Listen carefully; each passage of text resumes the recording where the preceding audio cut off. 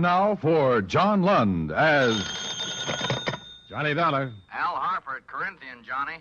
I have a case here you won't like, but the commission will be good if we beat it. How big is the policy? $200,000. I'm afraid to tell you the rest. Why? It's in Hong Kong. You'll have to travel. Well, you haven't scared me yet. Is there something you're leaving out? Policyholders are people we've had trouble with before. Remember the Trans-Pacific Import-Export outfit? Yeah. I sent flowers to the widow. Trans-Pacific was in Shanghai then. This is their Hong Kong place. Want to take a crack at it? No. But I will. Good. Al. Yeah? I'm scared now.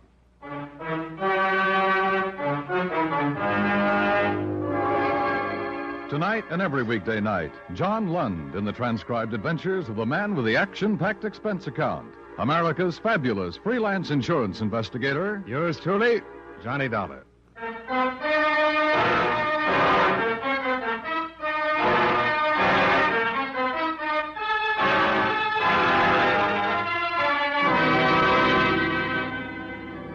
Expense account submitted by Special Investigator Johnny Dollar to Home Office, Corinthian Liability and Risk, Hartford, Connecticut. The following is an accounting of expenditures during my investigation of the Trans-Pacific matter.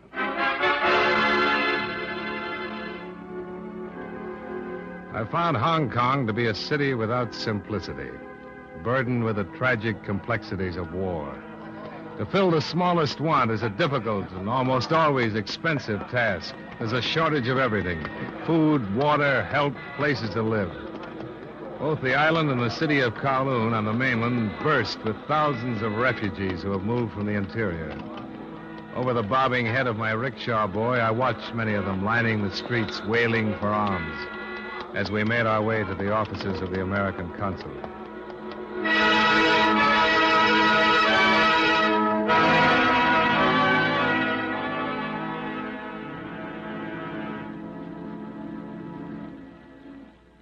Yes, it is true. Life is very difficult here. Where are they all going? Many of them do not know. Where is there for them to go? What do they do? How do they stay alive? Many of them do not.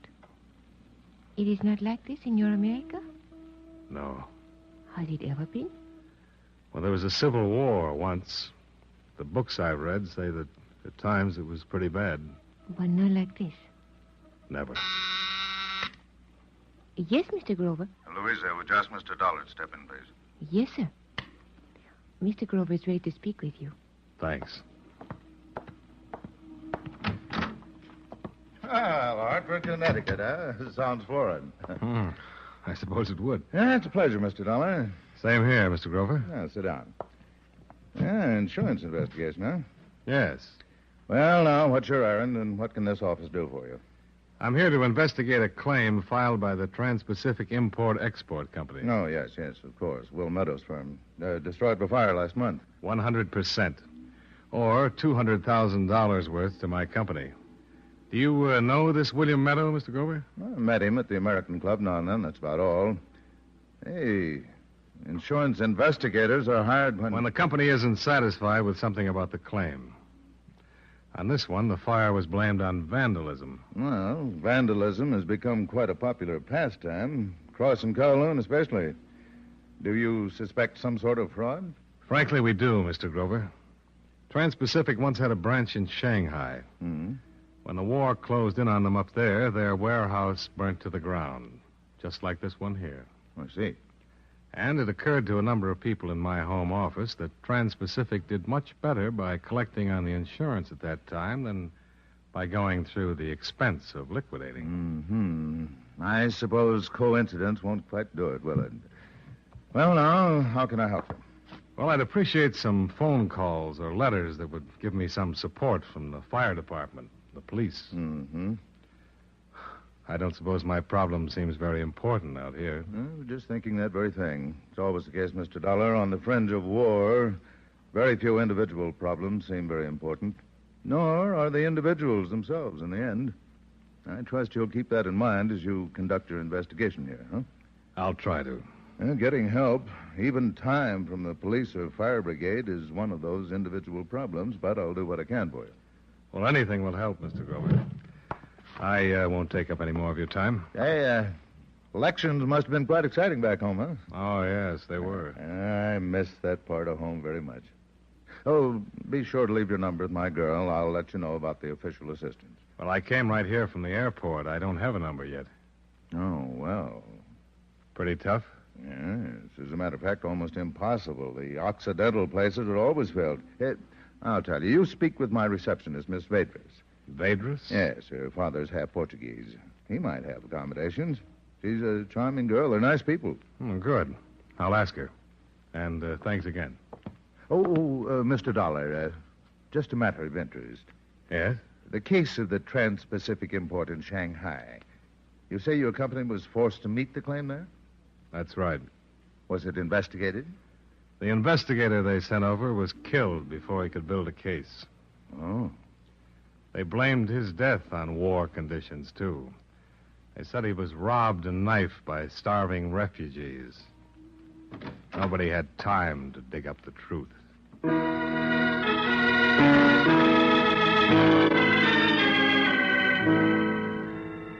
Miss Vadris arranged for accommodations at her father's place on a street called Sing Wong, a hill of steps that climbs from the waterfront to the plush European residences on the top of Victoria Peak. I had a room that looked out on an alley. There was an iron bed, a chair, and a pitcher of water on a bamboo table. There were no other non-Orientals in the building, but I seemed to be the only one that noticed it. The first night there, I was suffering from a combination of claustrophobia and loneliness. Feelings which at first made me glad to learn that it was she who knocked at my door. Hello, Miss Vadris. Hello, Mr. Dollar. Mr. Grover contacted a man named Harrison. He's at the fire control office here. Oh? Mr. Grover asked me to tell you that Mr. Harrison will see you tomorrow morning. Oh, that's good. Won't you come in? Are you comfortable? Oh, thank you. Yes, I am. This is fine. I don't have much to offer you. Cigarette? Scotch? No, thank you. I am very curious. About what? Why you are here? Business, if that's what you mean. It's better kept confidential right now. Is there danger in this business? Why do you ask that? Because you are followed here and you are being watched. How do you know? Oh, I know Sing Wong Street. I have seen this man, but not here. Where is he? Perhaps you can see him from the window. Wait a minute. You tell me where he is. I'll look. The shop on the other side. There are boxes piled near the door. Yeah. You say you've seen him. Where? I cannot remember that. I have just seen him. Uh-huh. Well, no need to worry. There won't be any trouble here. You seem sure of that. I have the advantage right now. He doesn't know that I know he's there. Well, thanks for telling me about him. Perhaps you know who he is. No. I didn't think anybody knew I was in town. You will let us go on, the watching? Not much choice. But let's talk about something else, huh? What's that music? Oh, that is love song. Two lonely people who meet near a river. Oh. In America, the songs are different. Oh, yes, I know. I like them. Do you know many Americans? Oh, yes. At the consulate office, I see them all the time. I want to marry one.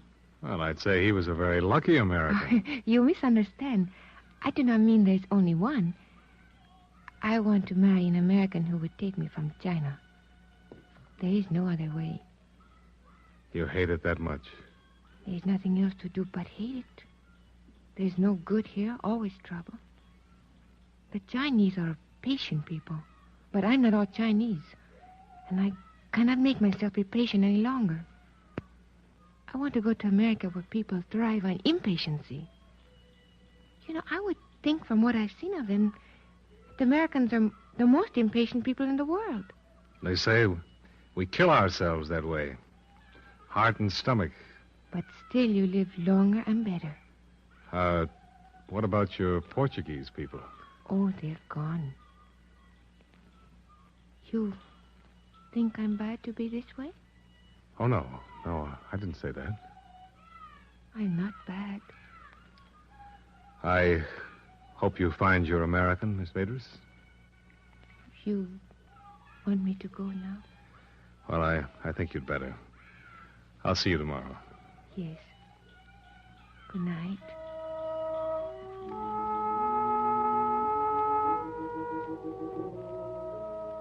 Three things interfered with sleep that night. The pleading in the eyes of the girl. The smells and sounds that drifted into my room from the restless, crowded city. And the watcher, who was still at his station across the street when I turned out my light. The toughest part of the case was that failure in Shanghai where the agent had been killed. It was a sobering memory. And for that reason, every face on Sing Wong Street was a suspicious one.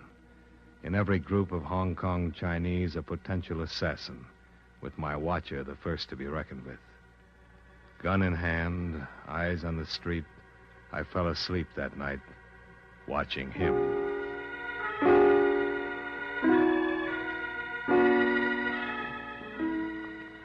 The next morning, there was a different man in his place. I was followed to the office of Harrison, the chief of the fire brigade, who, it developed, couldn't see me after all. So, with the morning on my hands, I decided to talk to William Meadow, the head of Trans-Pacific.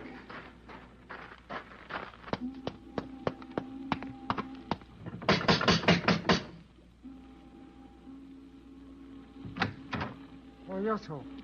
Mr. Meadow at home? Oh, yes, sir. You give name, please. Who is it, Lim? American gentleman. My name is Dollar, Mr. Meadow. I'm from Corinthian Liability, Hartford office. All the way from the States? That's right. Let him in, Lim. Oh, you come in, please. What did you say your name was? Dollar? Now, what's the matter with that company, anyway? This doesn't have to be They unpleasant, sit Mr. back Meadow. there in Hartford with nothing to worry about but Sunday's golf game. They don't know anything about the conditions we're working under. They do know that your fire here pretty much follows the pattern of the one in Shanghai. And of course it does. The conditions are the same. Including the starving refugees, the kill and rob the investigator? I tell you this now. Careless people are dying here every day. It can happen pretty easy. Now, say what you have to say to me and get out of here. It's very little, Mr. Meadow. I came here mainly to get my reaction to you. I have.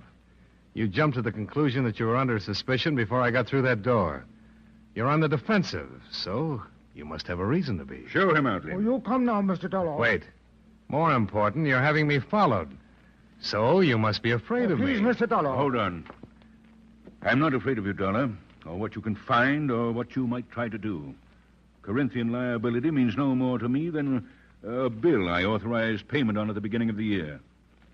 My firm burned down here, and that dandy little company of yours is going to pay the claim. True, I don't like you snooping around. I don't like you coming here to my house like this. And you know it. No man would. That's the biggest parcel of information you'll ever get from me. Then I'll go elsewhere. Good idea. Have your dreams, Dollar, but have them someplace else. Go snoop through the ashes. They're cold, mainly. Just get out of here. Oh, now, Mr. Dollar, please. I can find the door.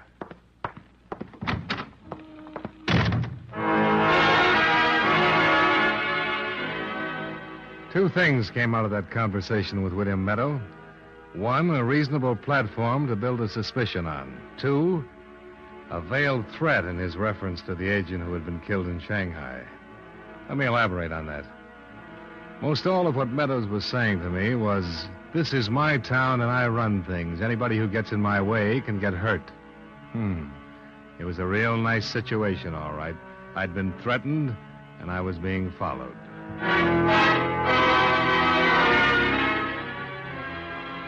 Expense account item 2, $7 for scotch. I rickshawed back to my hotel, locked myself in, and took up my vigil by the window. Same watcher, same kind of night. In a city where life was supposedly so cheap, mine began to grow expensive.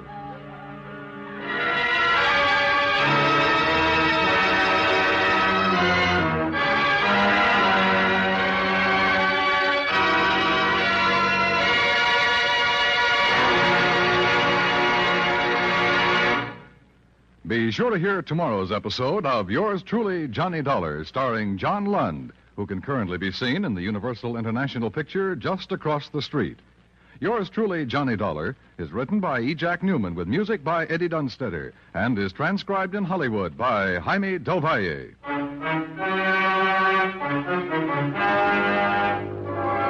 This is Dan Cubberly, inviting you to join us every day, Monday through Friday, when John Lund appears as... Yours truly, Johnny Dollar.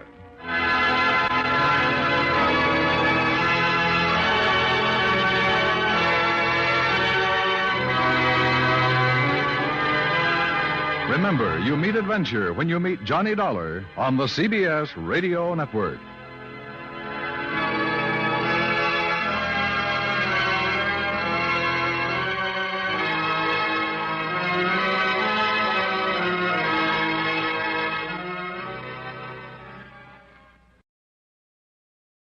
From Hollywood, it's time now for John Lund as...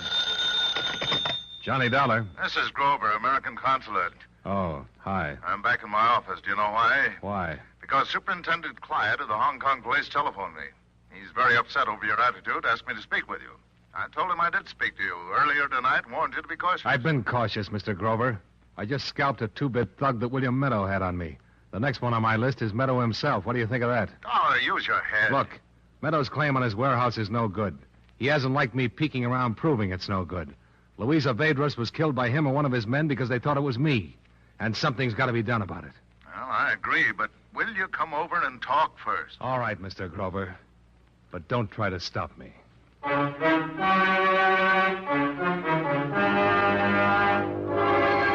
Tonight and every weekday night, John Lund in the transcribed adventures of the man with the action-packed expense account, America's fabulous freelance insurance investigator. Yours truly, Johnny Dollar.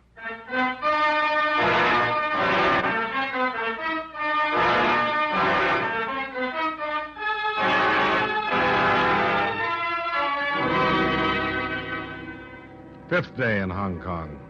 Expense account submitted by Special Investigator Johnny Dollar to Home Office, Corinthian Liability and Risk, Hartford, Connecticut. The following is an accounting of additional expenditures during my investigation of the Trans-Pacific matter. Expense account item 14, $48 American.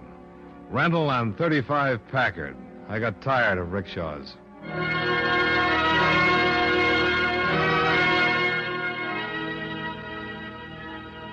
But I had a hard time driving through the Hong Kong streets. Anybody would. They were still jammed with humanity. Humanity on the verge of panic. Humanity living on the edge of a war. Only thing I could say for that Packard was that the horn worked beautifully, and hardly anybody paid any attention to it. Took me an hour to get to Grover's office.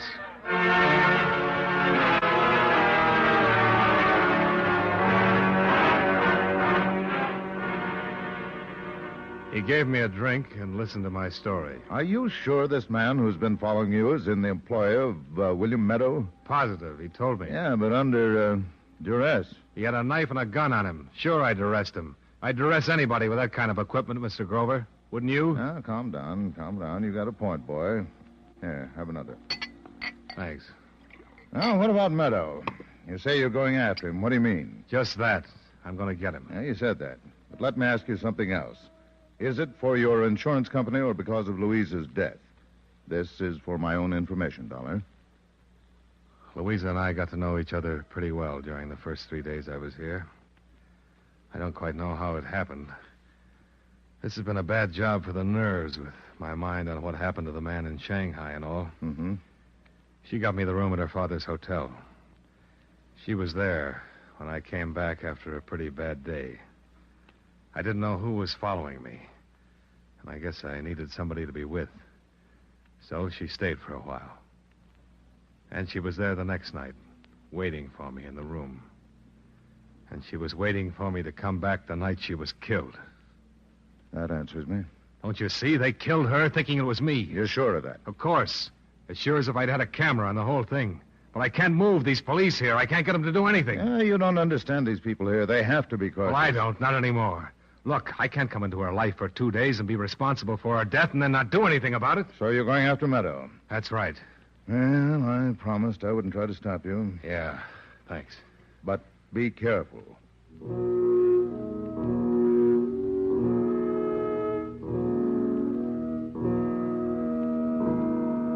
I'm glad he didn't say cautious. I had a big hate on for the word when I crawled back into the rented Packard and headed toward the south part of town where Meadow lived.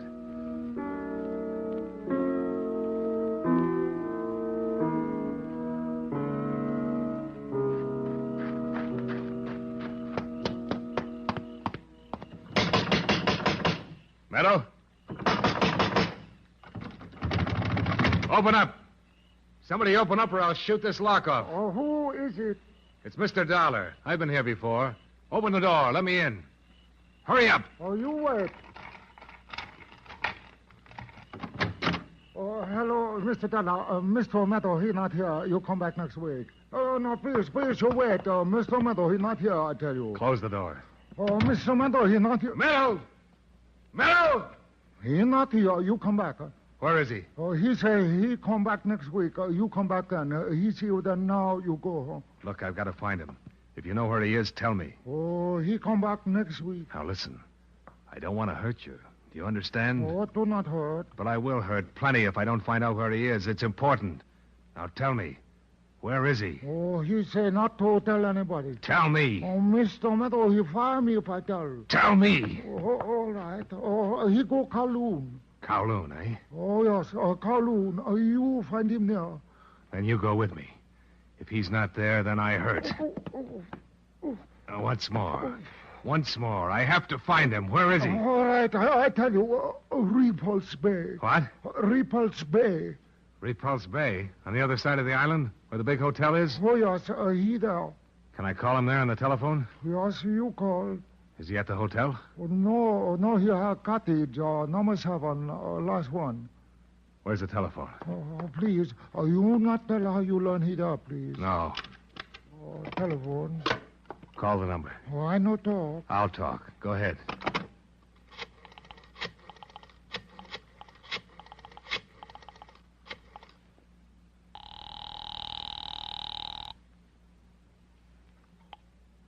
Repulse Bay Hotel? Oh, Mr. Meadow Cottage, please. Okay. Give it to me.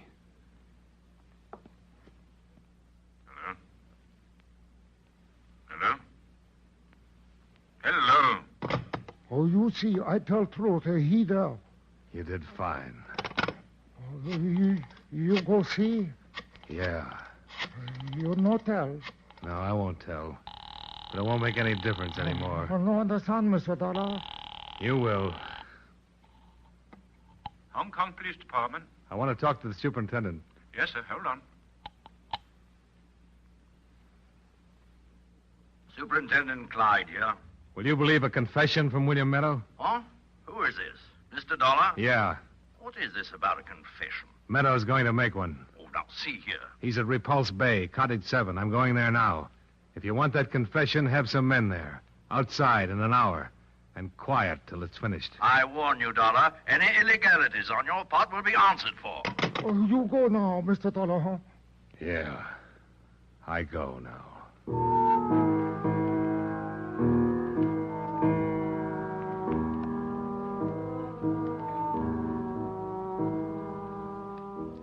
The Packard got me there in 40 minutes. And I was in front of Cottage 7 when the police cars slid in with lights and motors turned off.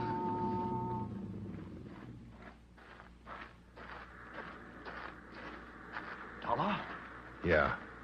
Let's get away from the house. Oh, Dollar, we came here not because of what you said on the phone about getting a confession, but to see to it that nothing happens here that would better be prevented. Thank you. Wait.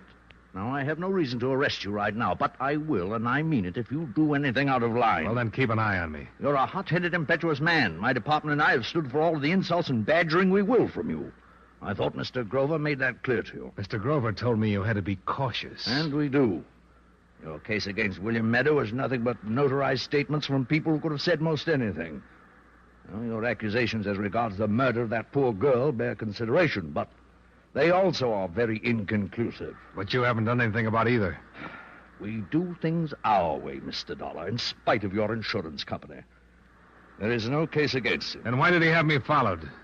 Oh, did he? Some pug who was waiting for a chance at me. I shook him down 2 hours ago and found out Meadow hired him. Well, that doesn't seem reasonable, Dollar.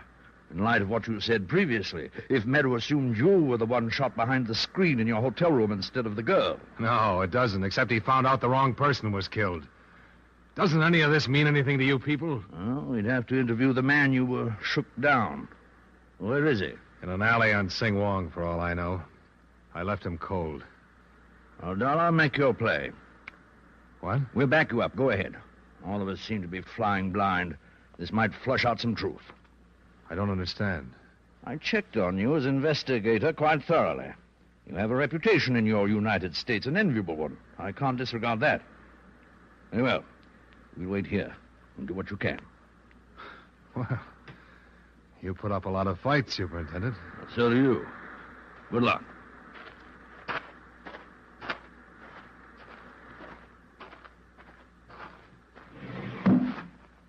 Who is it? It's Dollar. Who? Dollar. You know I'm still alive. You know that girl was shot instead of me at the hotel room? I don't know anything.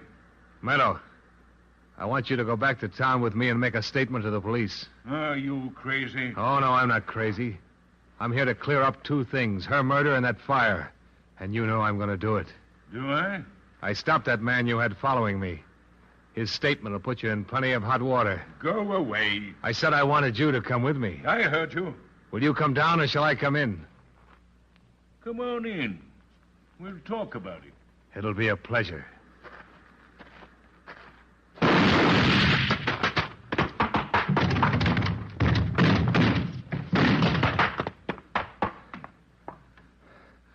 Meadow? Meadow?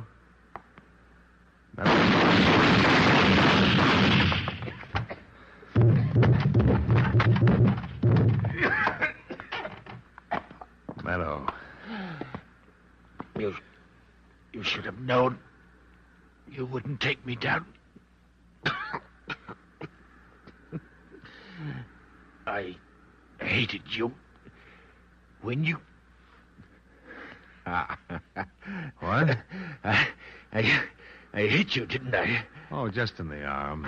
It'll be all right. Should have been your stomach. You're cashing in, Meadow. How about it? A statement. No. Tell it, Meadow, how you fired the warehouse. And about the girl. It can't hurt you now. I'll tell you nothing. Oh, you all right? Yeah. Meadow. Meadow. Should have got you it.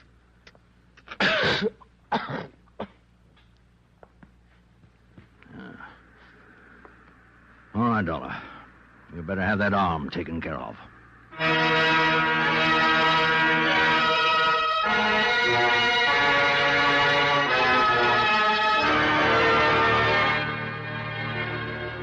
Expense account item 15.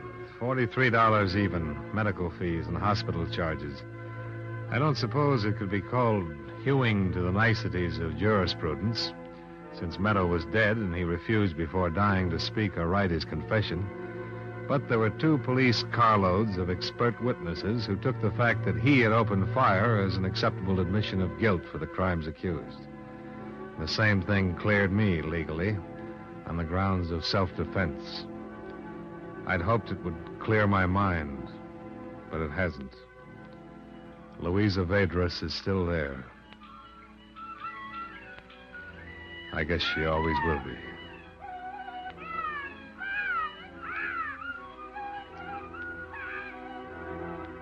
Nothing good came out of this assignment except saving your company some money it didn't know it had. Item 16, same as item 1, plane fare back to United States. Expense account total, $4,515. End of 5th day. Yours truly, Johnny Dollar.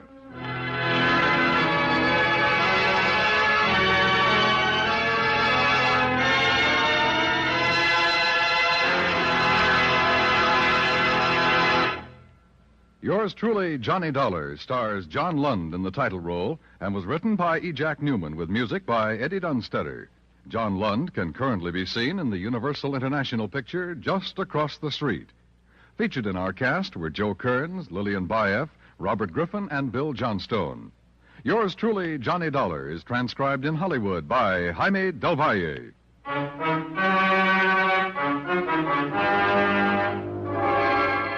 This is Dan Cubberly, inviting you to join us next Monday when John Lund appears as... Yours truly, Johnny Dollar.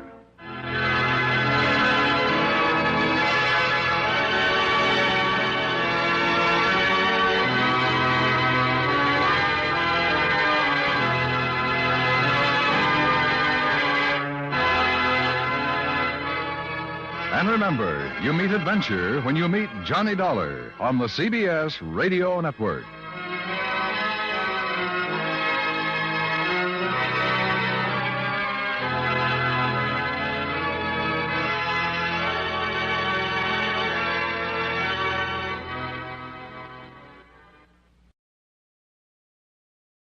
From Hollywood, it's time now for John Lund as...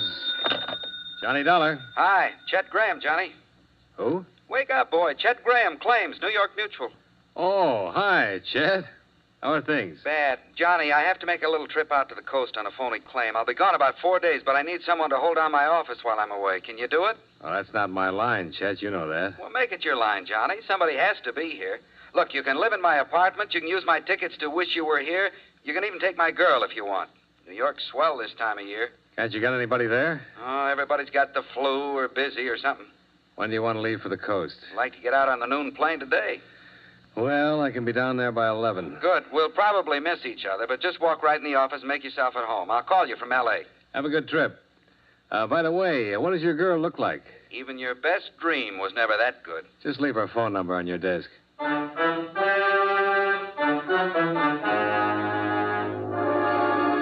John Lund, in a transcribed adventure of the man with the action-packed expense account, America's fabulous freelance insurance investigator. Yours truly, Johnny Dollar.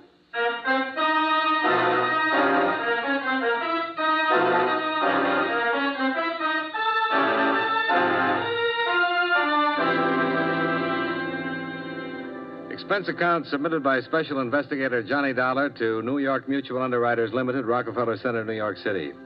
Attention, Mr. Chester Graham, Claims and Adjustments. Dear Chet, you probably read some of this in the Los Angeles papers, but they don't have the whole story. Maybe they'll never get it all. I hope not.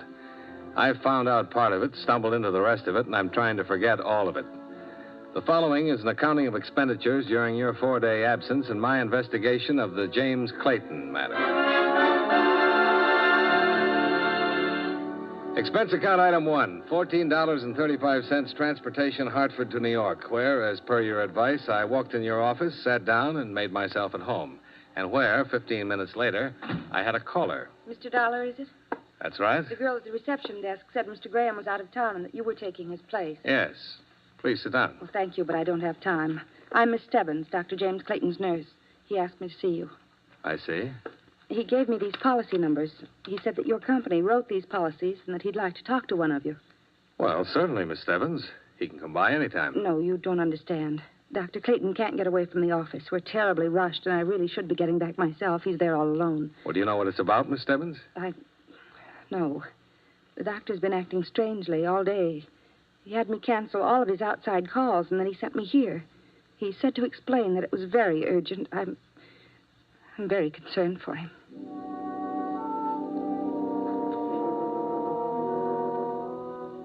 The tall, pale brunette girl in the crisply starched uniform and cape was certainly concerned about something. She bit her lip, forced out a wan, unprofessional smile, and started to cry. I pretended not to notice all this as we got on the elevator and went down into the street. However, 10 minutes later, when we arrived at a suite of offices in the Pelroy building, I had to notice Dr. James Clayton. He met us at the door. Most of his costume was medically correct, white coat and carrying a stethoscope in one hand. But in the other, he brandished a .32 Ivor Johnson. The safety was off. Oh, it's you. Yes, Doctor. This is Mr. Dollar from the insurance office. Claims investigation? Yeah. Oh, fine. Jane, this would be a good time for you to get some lunch, don't you think? Well, Doctor, I have all of those lab reports to No, write. go ahead, Janie. Like a good girl, I want to speak with Mr. Dollar alone. Of course, Doctor, if you say so. Goodbye, Mr. Dollar. Goodbye. Come in, Mr. Dollar. Sit down. Very fine girl, Jane. She's worked for me a long time. Very fine. Do you always meet her at the door with firearms, Doctor? Oh, this. Well, all I can say is this is a ridiculous mess. My life's been threatened by a man who has definite homicidal tendencies. This, I don't even know how to load it. I look foolish, I suppose. A threat on your life, Doctor, comes under the heading of police business. I know that very well. And I would go directly to the police, only... Well, it is a delicate matter. You seem dubious already. No, just curious. Go on, please. Well, several months ago, I attended a patient named Florence Harmon. A thorough examination disclosed that her poor physical condition wasn't based on any organic disorder, but rather upon an emotional instability. Now, this, I finally discovered, was brought about by her marriage to an erratic, ruthless, ill-tempered man, Benjamin Harmon. I could only advise that she divorce him immediately. Well, that's somewhat extreme, Doctor. Are you always certain of advice like that? Well, in this case, there's no other answer. I approached Mr. Harmon on the subject last night at his home. I explained that Mrs. Harmon's health, her very life, is in jeopardy. And more is involved here than keeping intact a union which has nothing but legality as a binding force. I see. But Mr. Harmon doesn't care for somatics, huh? He attacked me. If it hadn't been for the assistance of Mrs. Harmon and a servant, he might have choked me to death. When I left, he threatened me. Then you should have called the police. Yes, I've thought of that. But look, if you approached Harmon in the right manner, Dollar, he might discard his ideas of violence.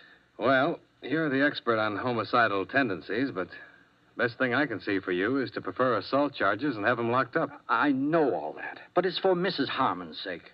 Please understand, she's been through a shattering ordeal. Look, Mr. Dollar, would you go see him and talk to him? If you think he means it, really, then I'll call the police and prefer charges against him.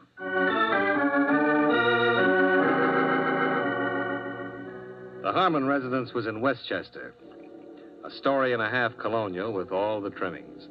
There was a 51 Cadillac in the open garage and a 52 Ford station wagon in front of the house. Yes? This one didn't have a white coat or stethoscope, but he had a gun. What is it? Mr. Harmon?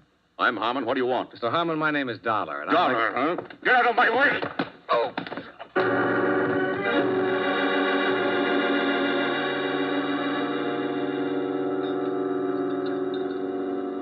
Here, Mr. Dollar. Drink this. Easy now. Oh. Take it, please. Oh, you had quite a blow. Try a little more. It should make you feel better. What was... Who? Oh, you can bring suit against him, against us. You can do anything you want to, Mr. Dollar. He's just ungovernable. He could easily have killed you. You, Mrs. Harmon? Yes. Your husband think I was the Iceman? Oh, I don't know what he thought. I just heard him yell at you, and when I came to the door, you were lying there, and he'd taken the station wagon and left. Why, last night he even attacked my personal physician and threatened to kill him. I don't know what's gotten into him. You'd better sit down. Oh, it's getting better. Where'd he go? Heaven only knows. Mad. That's what he is, Mr. Dollar. Mad. He's liable to do anything. I'm scared. I'm scared stiff.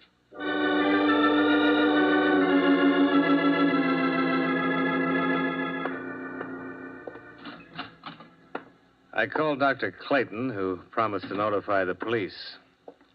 It was about 5:45 when I got back to his office. A broad-shouldered man in a tweed suit was in the reception room. Hi. You Dr. Clayton? No. Hey, don't I know you? I was thinking the same about you. Wait, Dollar? Yeah. Tom Bassman, Central Division. Oh, sure. How are you, Tom? Fine. Hey, you must be the one. What? This Dr. Clayton called downtown about a threat, said his insurance company had advised him to report it. That's right. Well, where is he? Well, he should be here, Tom. What's his nurse say? I rang the buzzer. No one around at all. What's this all about? A man named Benjamin Harmon's threatened the doctor's life. I met him myself. He's carrying a gun, and he looked dangerous to me. I just came from his house. He's still there? No. I better phone in and get a pickup out on him. When the doctor shows up, I'll get a complaint. Oh, hello. Hello. Why, Mr. Dollar. Hello, Miss Stebbins. Dr. Clayton here? This is Sergeant Bassman. We want to see him ourselves. You're a police officer? That's right, miss. I heard him talking to you on the phone. Is anything the matter? Just want to see him. Well, goodness, he sent me out to pick up these things. He was here when I left. Oh, What? perhaps he had an emergency. Well, is there any way we can find out? Well, if he had one, it would be right here on the pad because I always have to know. Oh, that's funny. What? He's on an emergency call, 1213 Alessandro Street. Can I see that, please? Uh-huh. There's no name on this, Miss Stebbins. Do you recognize the address at all? No, I don't. The doctor just wouldn't take a random emergency call unless it were very unusual. This might be unusual. Dollar, how bad off did you think Harmon was? Mad. Had a gun. Cracked me. Plenty rough. Well, this is in the warehouse district. Think we better go down there? I think so.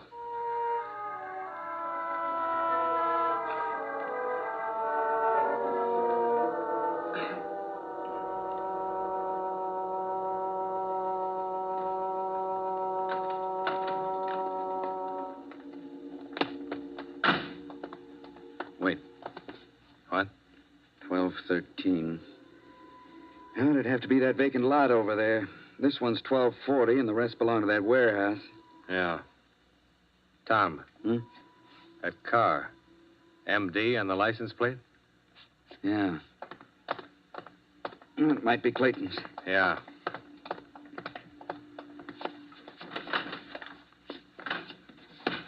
It's Clayton's car, all right. He must be around here somewhere looking for 1213. Yeah. Well, let's have a peek.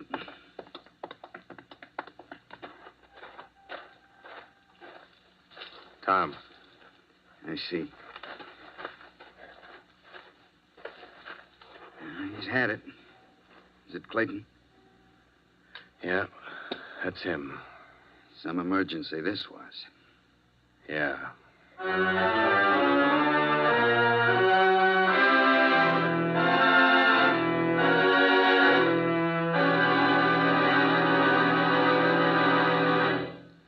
We'll return to yours truly, Johnny Dollar, in just a moment. On weekends, it seems everybody takes his car out on the highways. Some drivers are less experienced than others. They either speed or poke along with a whole stream of cars behind them. Both types are a menace to safety. Whatever you do, be moderate, be obedient to all traffic laws. Be careful, use your head, and don't take chances.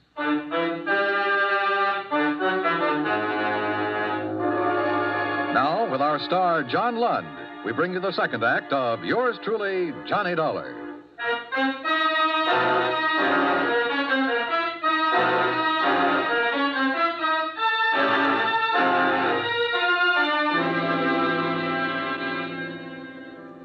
An hour of questioning in the neighborhood turned up two people who recalled hearing the shots.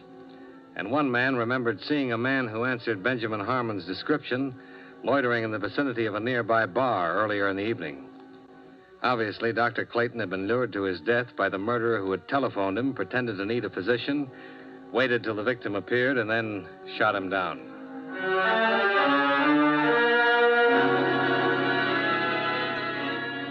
Expense account item 3, $11.65. A good dinner, 3 martinis, tip, and thinking at Toots Shores. After which, I strolled over to the Pelroy building. Expense account item 4, $5 even. Bribed watchman. I shouldn't be doing this, you know. Might lose my job over it. I appreciate it. But since you're from the insurance company, I guess you're all right. Just looking around is all. Too bad about the doctor. Nice fellow. Very. What do you think you'll find? A policeman been here till almost an hour ago, poking around. You know if they found anything? Sure. Well, what? Doctor's emergency kit. Heard him say he didn't take it with him when he went out on that emergency. Don't be too long.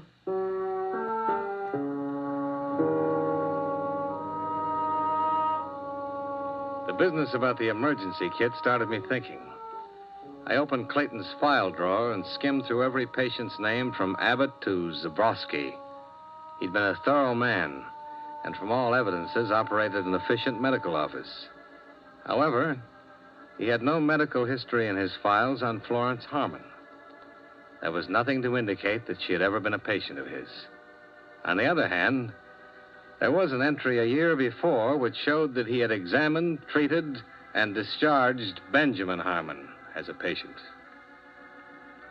I think these two developments supplied me with all of the curiosity I needed for a while. Nurse Jane Stebbins' home address was duly noted on Dr. Clayton's phone book. Oakdale House. Surprisingly enough, on Oak Street. Special rates for nurses, room 210.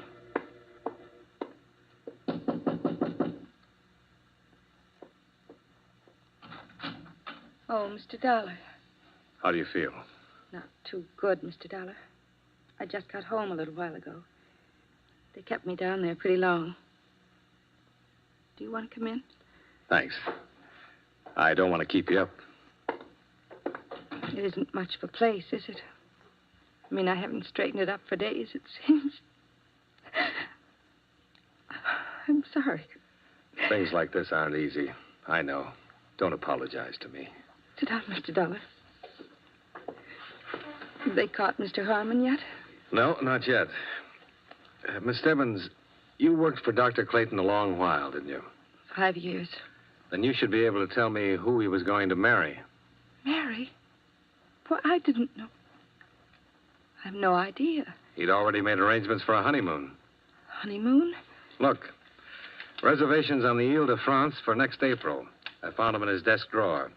Confirmed to Dr. and Mrs. James Clayton. Well? What difference does it make? I don't know. Seems strange that you've been with him for such a long time and didn't know about this. Or did you?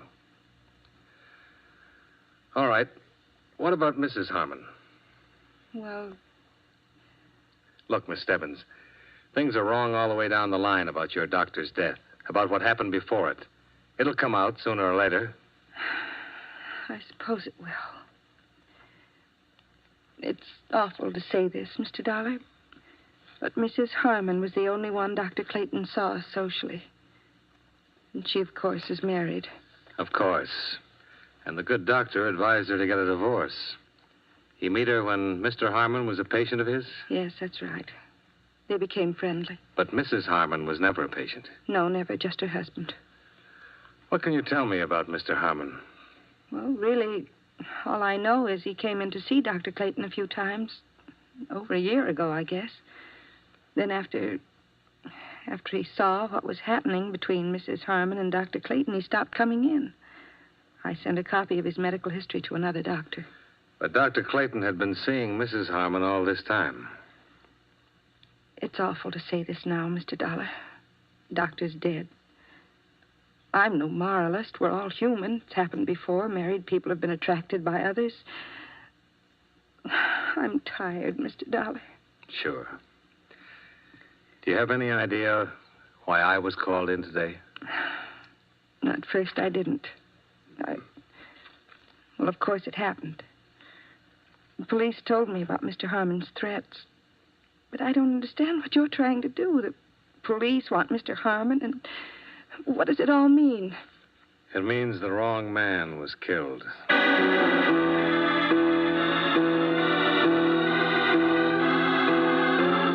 Please, Mr. Dollar. I should have tumbled to it right away, but your husband fit the part too well. Now, look here. I've been through quite enough today with the police looking for Ben. I don't have... You and Clayton. I was going to be the star witness when the state tried him for shooting your husband. Whatever I said as a material witness would back up his self-defense plea and get him off on a justifiable homicide. Isn't that it? I tell you, I won't listen. And you and the doctor would sail to France and live happily ever after. What's the matter? Wouldn't your husband give you a divorce? You won't listen. Go ahead. If you say it's that way, Mr. Dollar, and you know everything, I know you know everything, then it must be that way. Yeah, only it got fouled up. Your husband did shoot your doctor boyfriend after all. Get out of here. Get out of my house. You can't prove anything. You're right, Mrs. Harmon. I can't prove anything. Not a thing. They catch your husband and they'll put him away for it.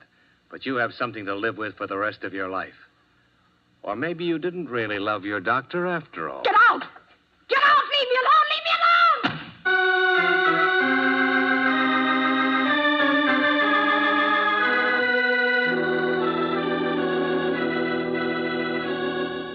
What? Well, that's it, Sergeant. I want to know if people can really get by with this kind of thing in our courts of law. If and when you pick up Benjamin Harmon, will he have any kind of defense? Oh, we'll get him, Dollar. The others I can't answer. What you just told me is really a thing. I don't see how any lawyer can do much for a guy who threatens another man's life and finally guns him down, do you? Supposing I could prove that Harmon was being set up as a patsy, that the doctor was really supposed to gun him down and plead self-defense. Up to the judge and the jury. When we get Harmon, he'll be arraigned and indicted on first-degree murder charges. Don't worry about that. And if it goes that far, it generally means he'll get the works. After all, we're pretty sure he shot and killed the doctor. Hang up, Dollar. Huh? You still there, Dollar? Hang up or I'll blow your head off.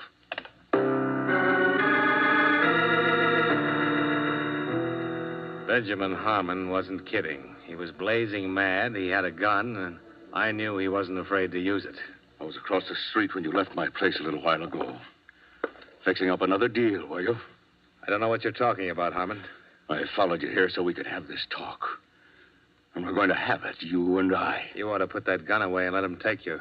They'll shoot you down if they see you. Nobody's going to shoot me down, not yet. Now, where's your office? Hartford, Connecticut. I mean here. Where do you practice here? Come on. I don't practice anything here. My office is in Hartford. This apartment belongs to a friend of mine. I'm standing in for him here while he's out of town. Where's his office? New York Mutual Liability. I mean his law office. I want to get down there and see how much... Hold on now. I'm not a lawyer. My friend's not a lawyer. We're insurance investigators. Where's the office? I tell you, Listen. Clayton called me this morning and said a lawyer named Dollar was on his way over to talk to me about divorcing Florence. If you hadn't started swinging that gun butt around, I'd have told you why I was there. I think I know why Clayton called you and told you that, but I don't... You and he were trying to pull something to take my wife away from me. I know that much. You're wrong, Harmon. I didn't know anything about that. Nobody takes my wife away from me. Now, that's the kind of temper that got you in all the trouble you're in. Look, you can shoot me here and I'll be number 2. But they'll get you real easy here. You know I didn't kill Clayton? How do I know you didn't kill him? You threatened him. Half a dozen people heard you threaten him. I have an idea why you did it, and you might have been right, but murder for any reason... Shut up!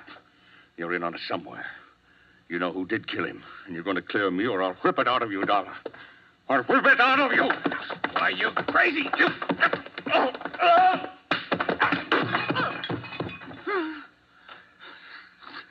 All right. Here. Try this. Go on. I'm tired of fooling with you. Now get on your feet.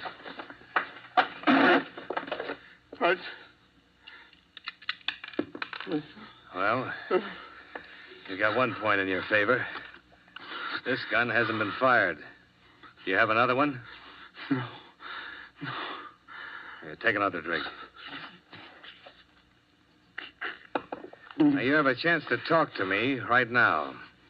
I don't think the police will be interested in much you have to say. I wanted to kill Clayton, but I didn't. Nobody will believe that.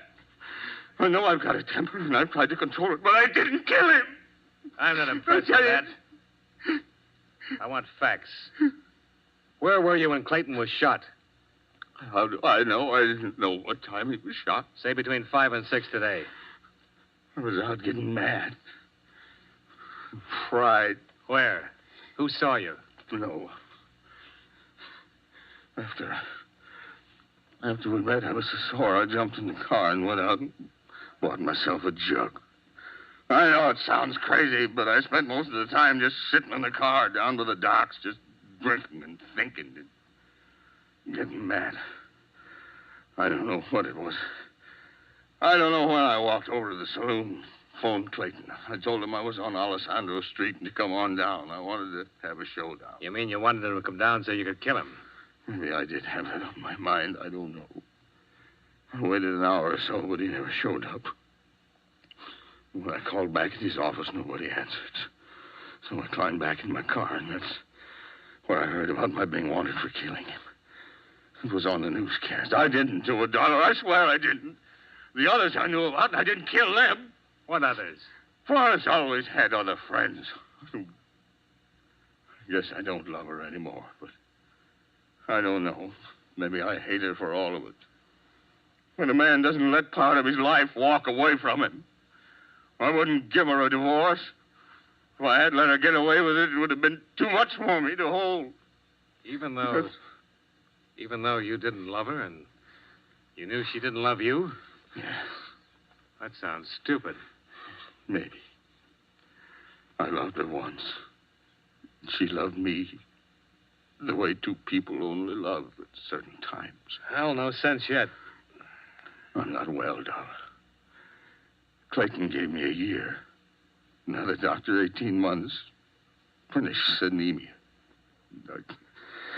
The two of them could have waited at least till I was dead, couldn't they? Couldn't they?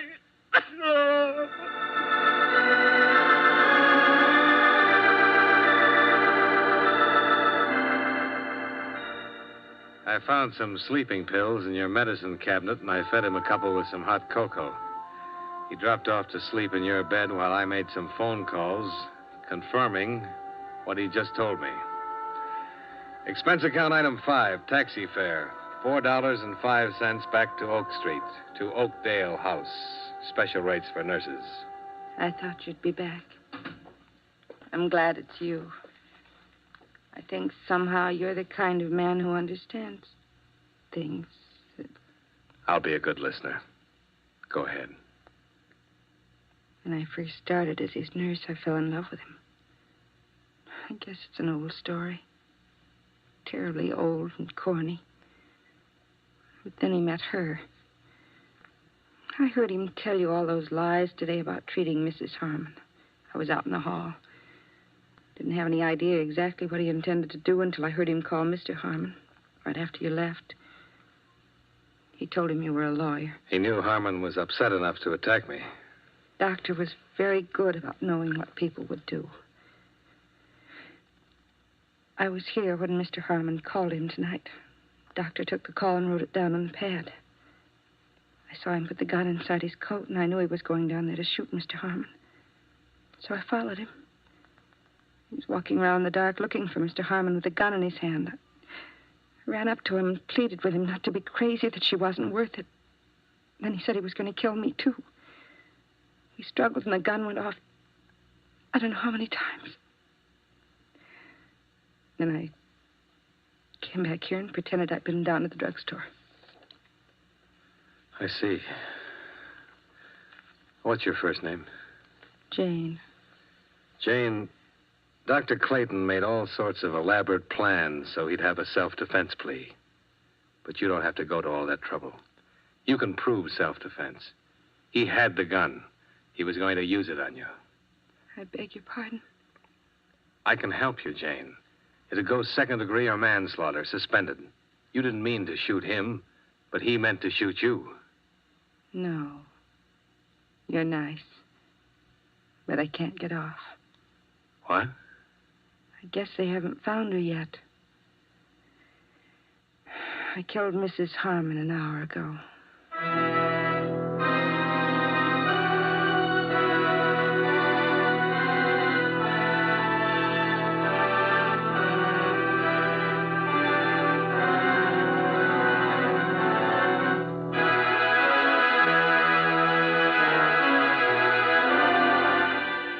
Expense account item 6, same as 1, transportation back to Hartford.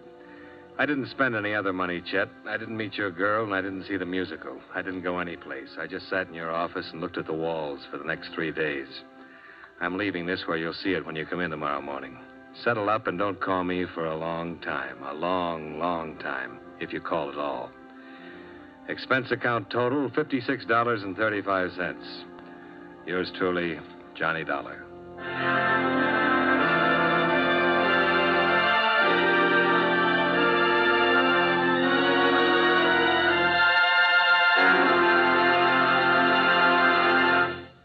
Yours truly, Johnny Dollar, stars John Lund in the title role and is written by E. Jack Newman with music by Eddie Dunstetter.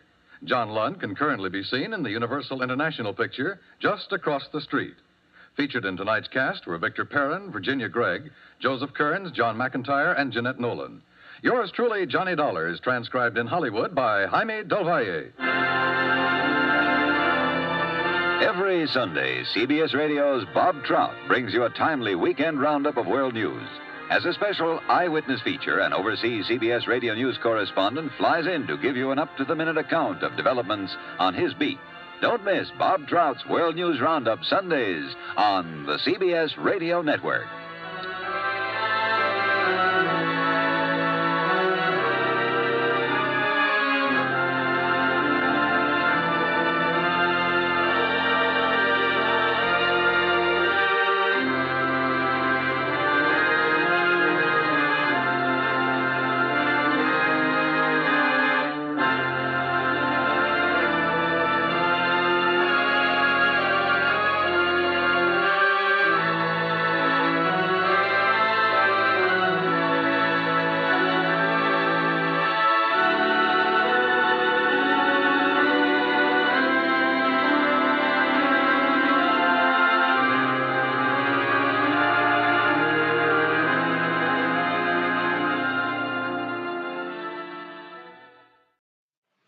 From Hollywood, it's time now for John Lund as...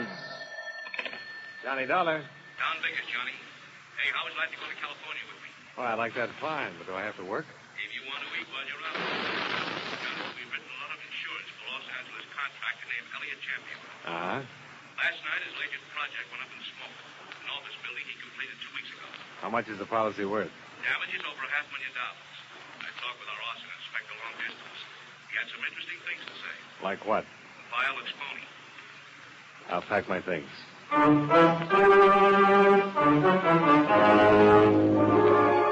John Lund in the transcribed adventure of the man with the action-packed expense account, America's fabulous freelance insurance investigator. Yours truly, Johnny Dollar.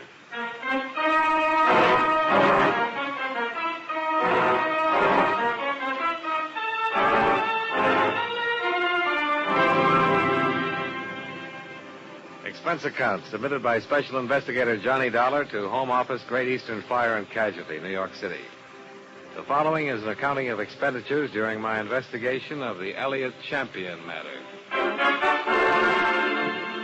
Expense account item 1, $38.87, train fare and incidentals between Hartford and New York, where I met Agent Don Vickers and we made arrangements to fly to California. Item 2, $28 even, one raincoat. Item 3, $199.15, transportation New York to Los Angeles. En route, Vickers filled me in on the details concerning Mr. Elliott Champion. I met him once, Johnny, when he was in New York last time. Uh-huh. Vickers, I said to myself, look well on this man. He may be the last of his kind. How's that, Don? Well, Champion's 60 or better now, and he's been everything in his lifetime. Sailor, soldier, lawyer, financier, Lord knows what all. One of those birds who started with absolutely nothing. He talked fast, worked hard, and what he couldn't get one way, he managed to get another. All in all, he's done pretty well. I didn't like him, Johnny. Go on. Well, maybe I was just jealous of his aggressiveness, or maybe it's that I've heard stories of how he ran roughshod over big and little. Well, it's about this office building. Yeah? Ives, the man who called me, has worked on several arson cases for us. Said the fire was of a definite incendiary origin. Can he prove it? Yeah. Nothing fancy. Somebody poured a few gallons of gasoline over some leftover building materials in the elevator shaft and threw a match on it. Well, pretty effective. What else? Well, Champion's in financial trouble. The insurance would be better than the building. Ives will probably have more for us when we get there. He's been working on it from the start. I feel like a patsy. Oh, how's that? Well, Norman Ives has always been the best arson man in the business since I can remember. And you're no slouch. What am I doing in this? Protection, Johnny. If Champion fired that building down to collect the insurance, I want to know about it. Ives might find the answer, you might find it, or I might find it. But where Champion's involved, it won't be easy. We'll all have to work. Are you scared of this guy? Yeah. Nobody's ever beat him.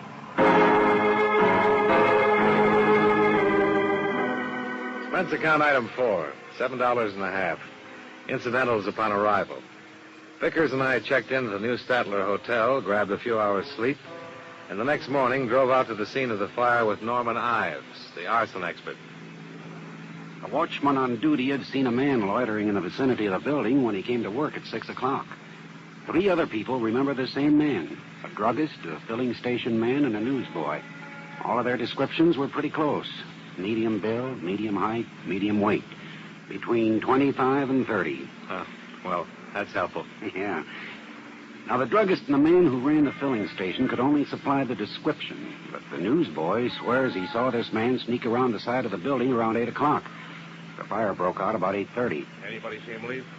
The newsboy says he saw him catch a bus on the corner right before the fire broke out. The bus driver on the line wasn't any help. The police have broken out every mug they can find in the arson files. Well, if the man with all the medium things about him is the man, this might not be so tough. No luck so far. I don't think they'll pick him up in the arson files, Dollar. It was an amateur job. I'll show you exactly how when we get there. What about the police lineup? Well, they've had 3 so far. One coming up tonight and one tomorrow. And I'd say that's a long chance, too. No professional, no firebug? There's a possibility, sure, but none of it seems right to me. A bug will plan it and perform it just like an expert. And he'll stand around and watch it burn. Maybe he'll call somebody up and tell him how happy he is. But I don't think our boy is any bug. There's something else in it, or I miss my guess.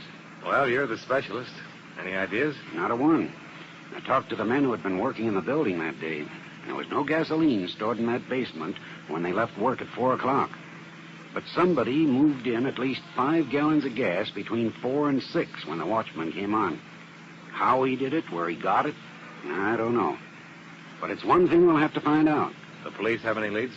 They're working as hard as they know how. It would take a long time to check every filling station and find out who bought a 5-gallon can of gasoline. Yeah. We're up against something here, and Has anybody talked to Champion? Not yet. All he knows is that the fire people are trying to discover how the blaze started. I thought it best to leave it that way until we get our bearings. Well, here we are. Sure looks like a mess. Yeah. Well, come on. I'll show you how much of a mess it really is.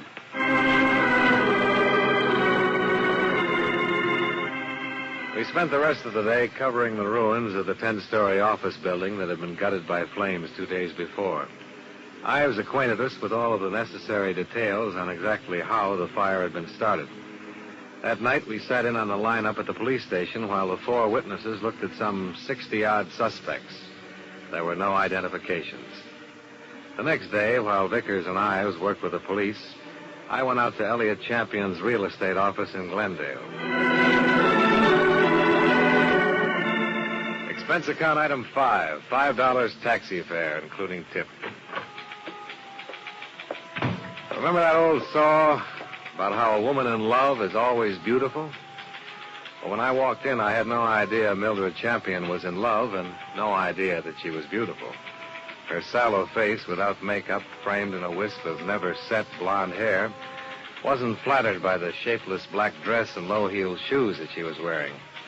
Certainly not the going idea of beauty. Nor did her conversation reveal anything to indicate love.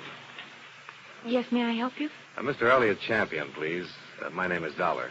Dollar? D-O-L-L-A-R? He's not expecting me. Your business, Mr. Dollar? Great Eastern Fidelity. It's about the fire. Oh, just a moment, please. Well, what is it, Mildred? Mr. Dollar is here, Uncle Elliott. I don't want to see anybody today. I told you that, you idiot. He's from the insurance company. It's about the fire. Oh. Now, send him in. You're going out to lunch. Yes, sir. All right, Mr. Dollar, straight ahead. He always like that? He's nice today. I see. Thanks, Mildred. Well, that's your name, isn't it? Oh, yes. Oh, straight ahead. Dollar? Yes, Mr. Champion. Come on in. I'm not going to ask you to sit down. I know why you're here. You have insurance investigator written all over you. Well, in that case, we can get right down to business, Mr. Champion. We certainly can. Do they know what caused the fire yet? They do. Somebody poured gasoline on some rubbish in the basement. It was deliberate. I thought so. Why? Because Joseph Harrison is out of prison now, and he swore he'd get back at me. Who's Joseph Harrison? Harrison worked for me at one time. Discovered stealing money from me, and I prosecuted him. He was sent to prison for 5 years. He's the one. You seem pretty certain of that. Of course I'm certain of it. I know what enemies I have, what friends. There are some witnesses who've got to look at the man who we believe started the fire. What does Joseph Harrison look like? I don't remember. I hardly ever remember faces. But you remembered his threat. What I remembered was the small story in the newspapers last week that he was being released from prison. Well, we'll certainly look him up and have a talk with him. Now, that's very good of you, I'm sure. Now, look, this can be a difficult thing all the way around, or we can cooperate, Mr. Champion. I understand you people have been over to my bank looking into my personal affairs. I don't think I have to beat around the bush with you, Mr. Champion. There's a lot of money at stake here. We'll have to hold up your claim until we get all the facts. You'll pay that claim, Mr. Dollar. I didn't say we wouldn't. But we'll have to be satisfied in all directions. Then satisfy yourself. Get Joseph Harrison. He burned down my building. A review of the trial and proceedings in which Joseph Harrison had been convicted of grand theft, his threats at the time of the trial, substantiated Champion's information. When 2 of the witnesses identified Harrison's mug picture, an APB went out. We worked with the police. When all the routine places had been covered, we branched out and went out after anybody.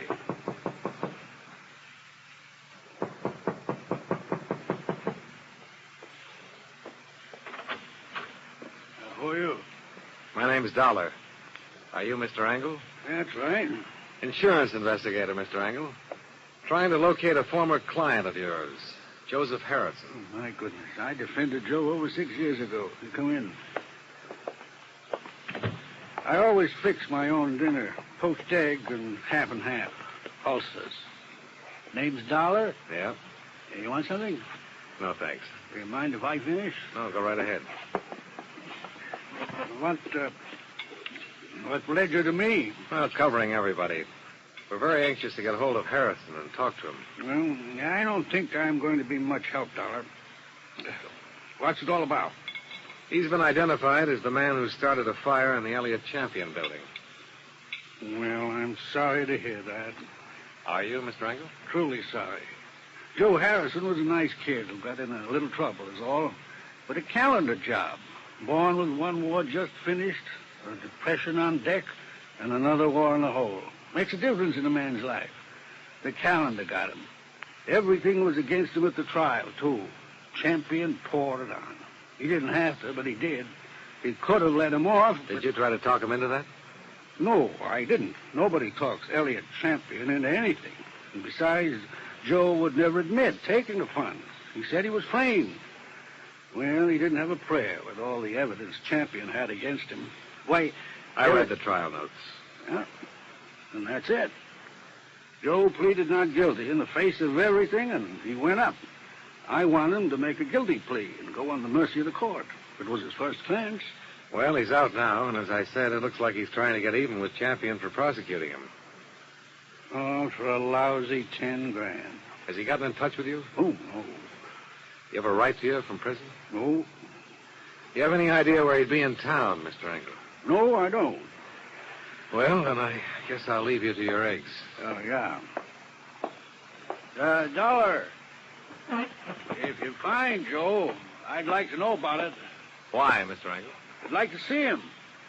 I wonder what 5 years in prison does to a kid like that. Yeah.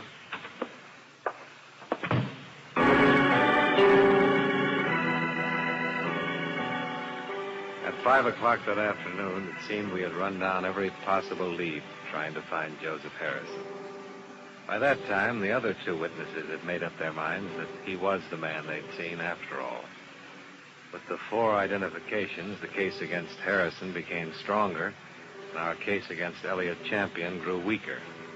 It was imperative that we locate Harrison and prove or disprove that he started the fire. Yeah, Johnny Dollar. This is Mildred Champion. Remember in my uncle's office? Yeah, I remember. Mr. Dollar, you're looking for Joe Harrison, aren't you? I know you are. You don't have to answer me. And I think I can help you find him, but he's not the one you're looking for. I live at 1038 Maragold Drive. I'll be home in another hour. We can talk there. At 5:30, I received another call. This one from Champion's lawyer. He advised me that Champion would bring suit if the claim was not honored immediately. Could have been a bluff, or he could have meant business. We never found out. I had a third call at 5:38. Johnny, this is I. Hi, how's it going? Champion's dead. What? I'm on my way out of the house now. Somebody shot him 10 minutes ago.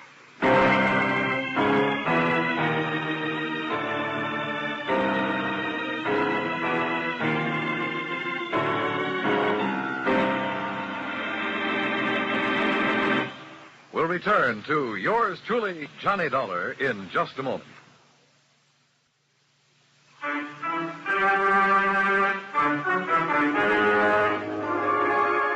Now, with our star, John Lund, we bring you the second act of yours truly, Johnny Dollar.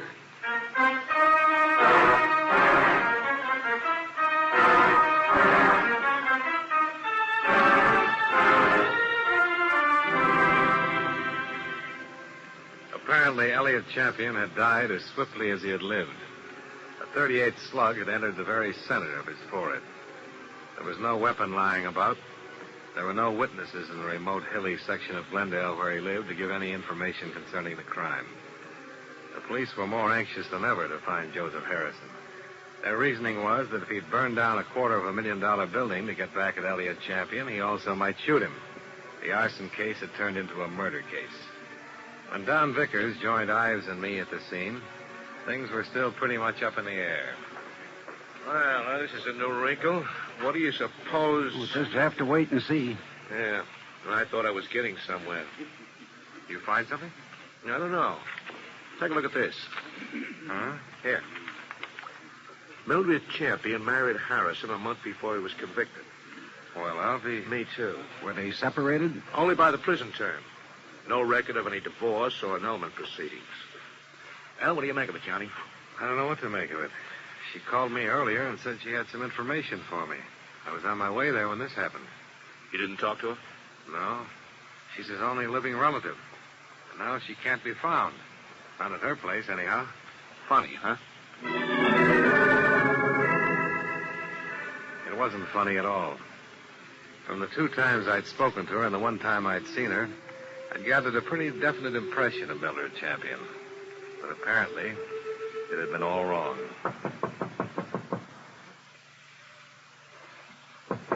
All right, I'm here. I'll be there. Why, Dollar. Hello, Mr. Engel. Never thought I'd see you anymore. What's up? Still looking for Joe? Still looking for Joe. Yeah, wish I could help you, Dollar. Elliott Champion was shot and killed in his home tonight. No. That's all you have to say? What else is there to say? Unless I ask, did Joe do it? Maybe. Well? Did you know Mildred Champion? I met her. Did you know she was married to Joe Harrison? Yeah. I'll throw one more thing at you, Engel. Champion wasn't always too good about paying his income taxes. Our accountants cover everything in a case like this. What do you want me to say? I'm here to get all of the story now. I think you're the man who can tell it. Why? You can tell me if Harrison was the kind of man who'd start that fire. You can tell me if he really was an embezzler. You can tell me if you think he'd kill Champion. I can't tell you anything, Dollar. All I have is my opinion. Well, I'd like your opinion. I really would, Engel. There's something about her being married to Harrison, isn't there? Yeah? A wife can't testify against her husband. Everyone else in Champion's office testified against him. I see. Now, the opinion. Come on, Engel. No, you're right, Dollar. I've got ideas, and all of them make me sick inside. Joe Harrison stood there and told me he was innocent. He said it 1,000,000 times if he said it once. And he told me he thought Champion was framing him. For the income tax shortages? Well, that's just surmise, Dollar. He was a green kid who was hired into the company by Champion. He might have been hired to be framed on a phony embezzling charge that'd give Champion a good excuse on his taxes for a while. I've been fooled a lot of times. Were you fooled with him? I don't know. I wish I could have gotten him off. I tried, Dollar. Believe me, I tried. You say he's out getting even. He's burned down a building and maybe murdered a man. Joe was a nice boy, Dollar. But now his whole life's gone. And for what? I hope you don't find him. I hope nobody ever finds him.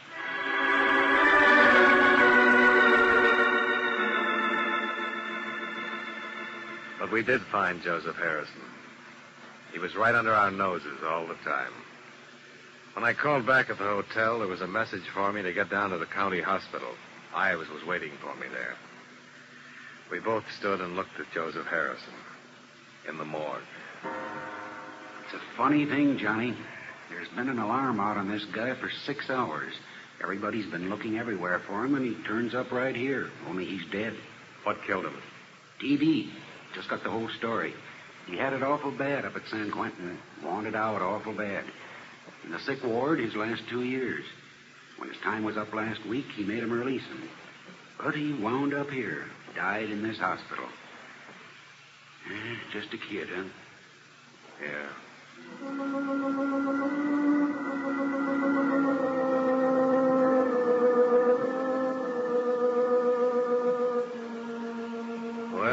right back where we'd started from, trying to make a case against Elliott Champion.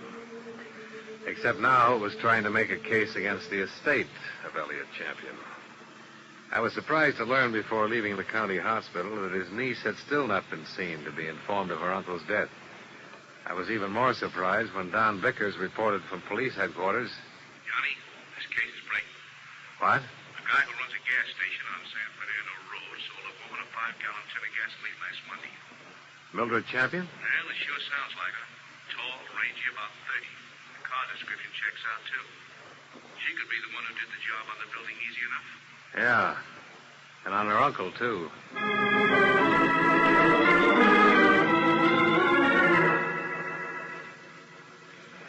Again? Yeah, come on. And close that and lock it. It's awful late for this. I know. Now what? We found Joe. He's dead. Oh, no. Oh, yes. And he didn't do any of the things we thought he might have done. I'm here to find out what you might have done. Oh, I don't get you. Engel, I don't know how to figure you. I haven't been able to since we met. Well, now, it doesn't make any difference what I think of you. But it makes a difference how you answer this question. A lot of difference to you. Well, what, Dollar? Did you help Champion frame Joe Harrison? No. I told you I defended him. I tried my best to get him off. That's the truth? I'm an honest man, if not a successful one. I told you the truth. Well, if you did, you're not in any trouble. If you didn't, you might get killed.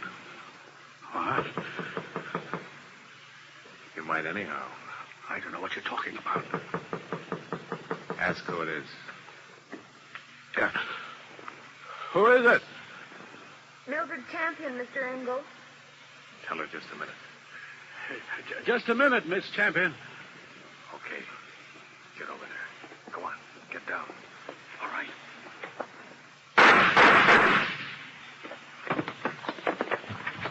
Call the police. Hold it up, Mildred. Hold it up!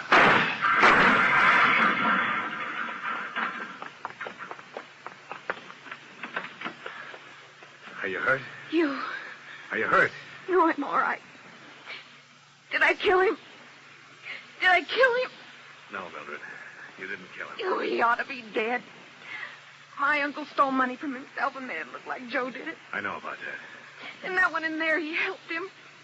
Why didn't you let me kill him, too? He didn't help your uncle. He tried to help Joe.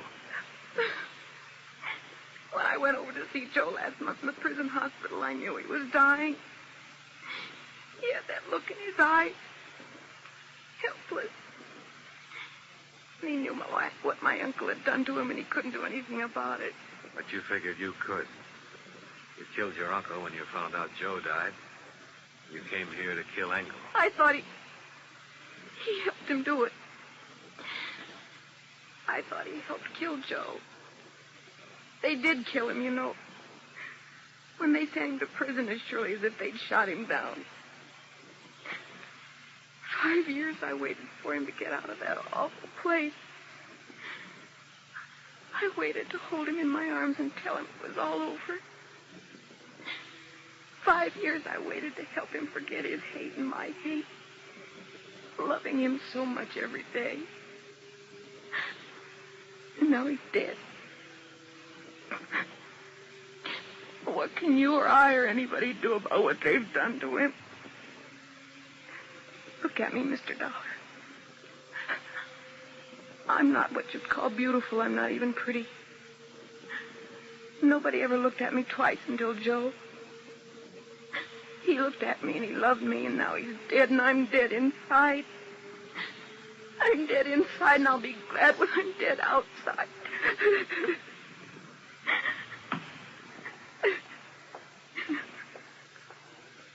Come on, Mildred.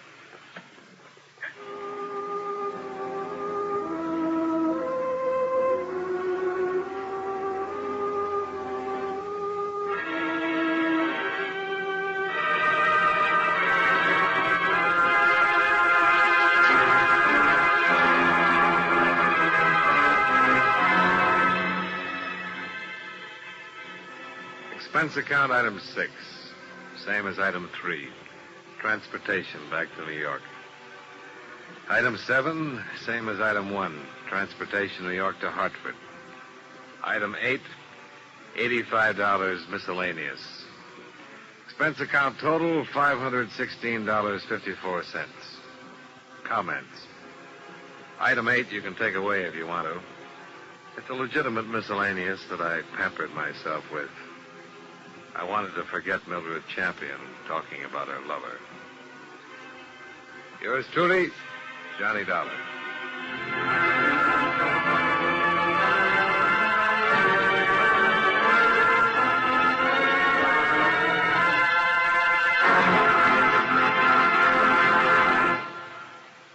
Yours truly, Johnny Dollar, stars John Lund in the title role and is written by E. Jack Newman with music by Eddie Dunstetter. Featured in tonight's cast were Eddie Marr, Joe Duvall, Joyce McCluskey, Francis X. Bushman, and Herb Butterfield. Yours truly, Johnny Dollar, is transcribed in Hollywood by Jaime Del Valle.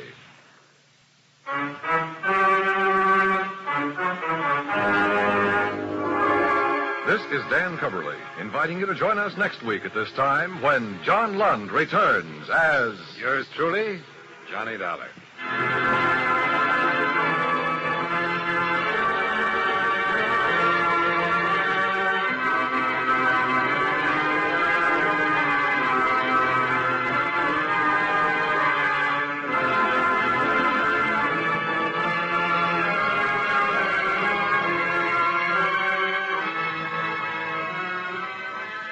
Tomorrow night at the Star's address, look up Danny Clover, detective in New York City's teeming Times Square area. Danny, born and brought up in the shadow of the Great White Way, knows its haunts and its people as few others do. Tomorrow and every Saturday night on most of these same stations, follow Danny Clover on CBS Radio's Broadway is My Beat. It's packed with thrills and human interest.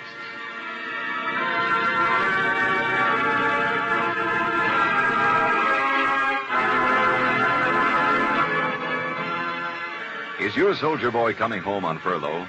You'll be glad to know Traveler's Aid is standing by to help him get home safe and sound. In bus, train, and airplane terminals, Traveler's Aid workers are constantly helping men and women in uniform, mothers with small children, all kinds of people. Traveler's Aid is really hometown insurance for people on the move. If you miss connections, get stranded in a strange town, or misplace directions, you can count on Traveler's Aid to help. Remember, your community chest gift supports Traveler's Aid and 159 other services. So give now to your community chest and give generously. And remember, America now listens to 105 million radio sets and listens most to the CBS Radio Network.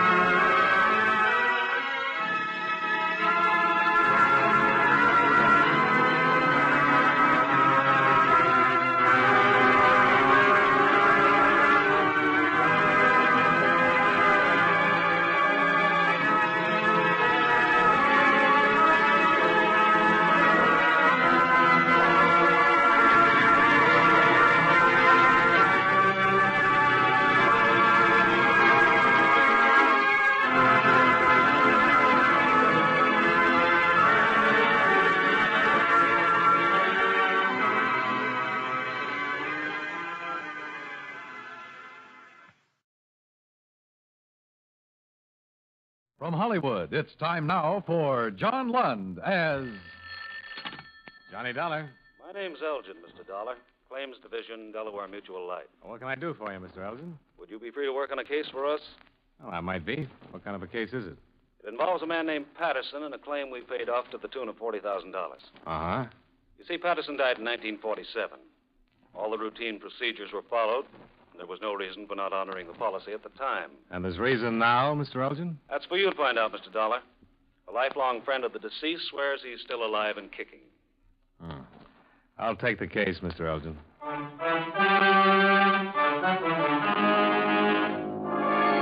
John Lund in a transcribed adventure of the man with the action-packed expense account, America's fabulous freelance insurance investigator. Yours truly, Johnny Dollar.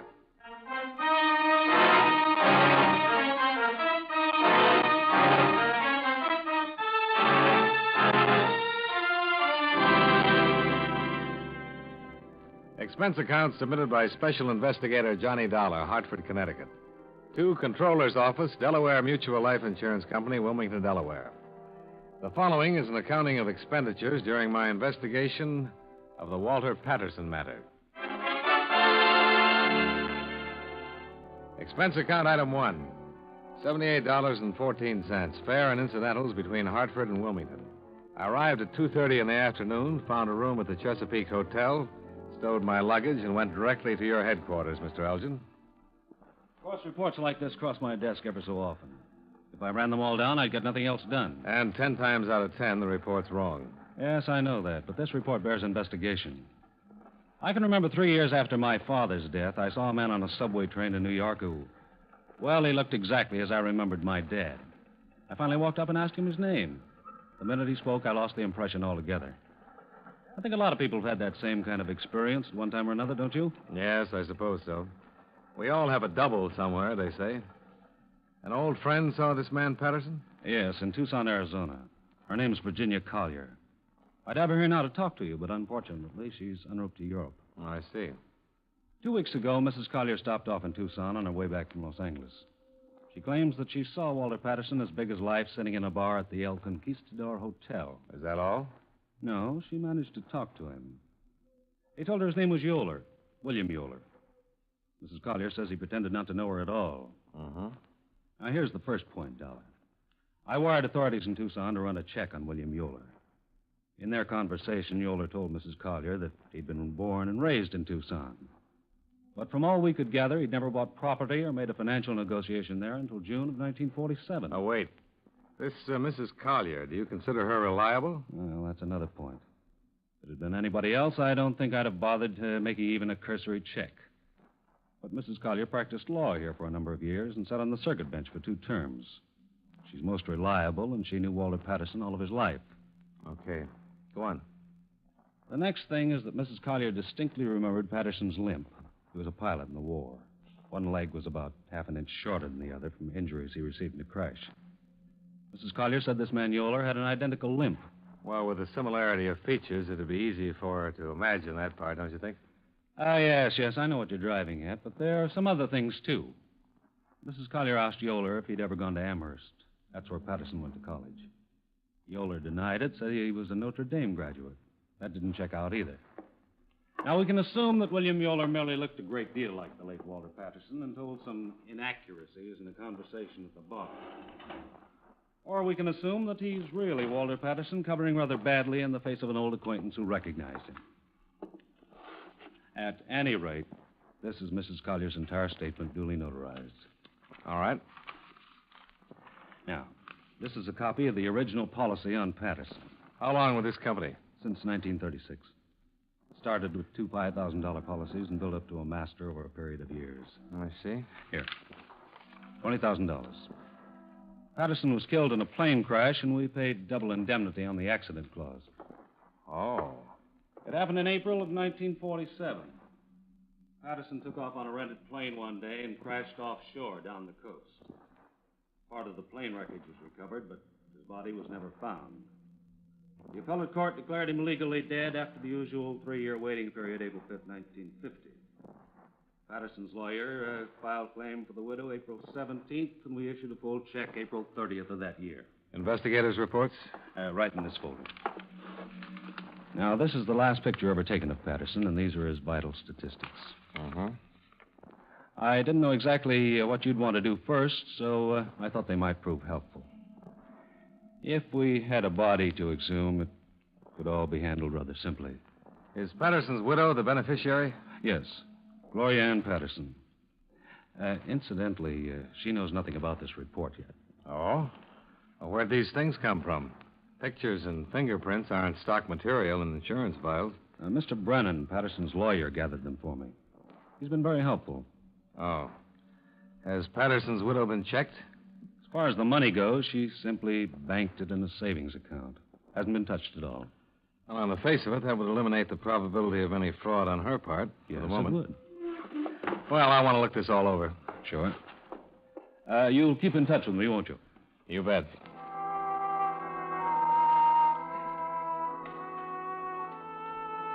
I spent the remainder of my day in and about Wilmington talking to the principals connected with the plane crash death of Walter Patterson. Number one was the radio operator who'd spoken to him last. Number two, a mechanic at the flying field. And number three, Lieutenant James Clayton, Coast Guard, who had conducted the search in the bay. See attached statement. We both agreed that an unreported rescue was possible but highly improbable. And when I left for Tucson that night, I was more or less convinced that all I'd find there would be a lot of desert sunshine.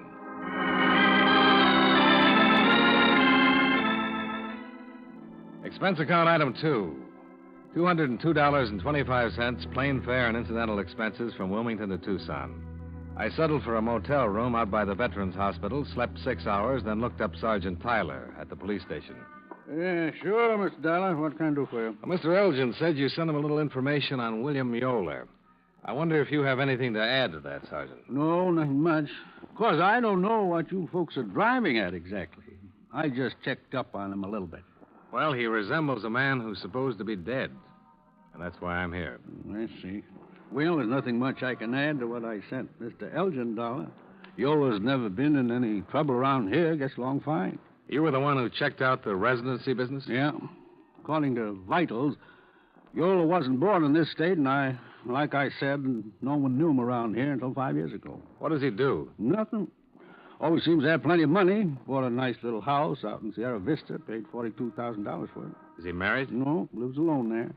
Putters around with clay and painting. Do you know if he flies? I couldn't tell you that. He might. How about his friends? Lots of them, Mr. Dollar. Little town like this, you get to know people fast. Now, really, you folks might be spending a lot of money for nothing. Will Yoler don't seem like the kind of fellow who's hiding out from anybody. Yeah, I agree. But I'll have to talk to him anyhow. Yeah. Here's his address. Sure a pretty day, isn't it? Sure is.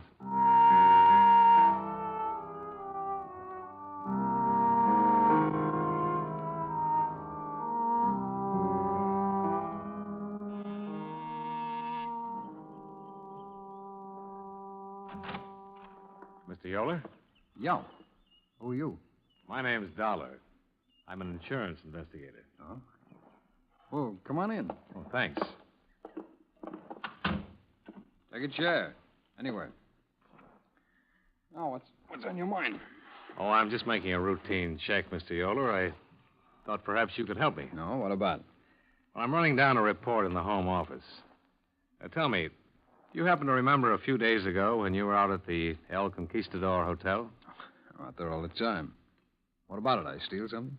No, you met a woman named Collier. Did I? Yes, it was at the bar. You had a drink with her. I might have. I still don't understand, though. Well, I know it seems confusing. Maybe this will help. Take a look at this.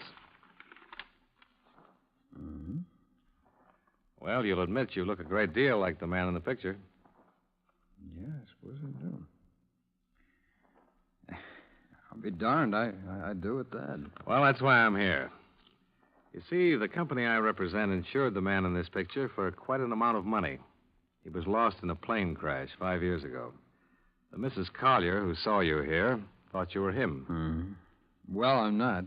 Oh, I wasn't in the Army. You want to smoke? Oh, thanks. Yeah. She was a lifelong friend of the man, Mr. Yoler. I have her sworn statement about the identity. Well? What years did you go to Notre Dame? I didn't go to Notre Dame. What is this? Well, that's what you told Mrs. Collier. Oh. Oh, now I remember that woman.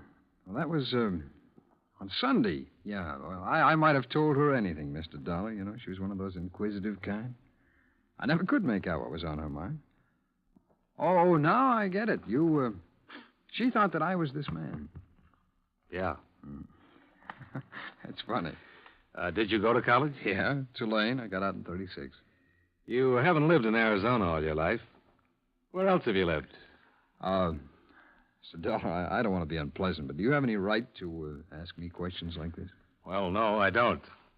But you'll help me a lot if you'll answer them, Mr. Yoler. All right, why not?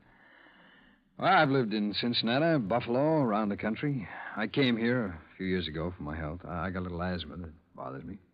Ever been married? Yeah, once, 1944. It didn't last very long. Anything else you want to know?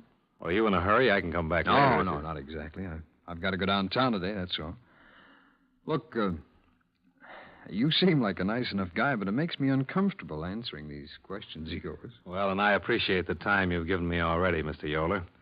Please understand, it's just a matter of identity. Well, you know who I am. I just told you. That's true.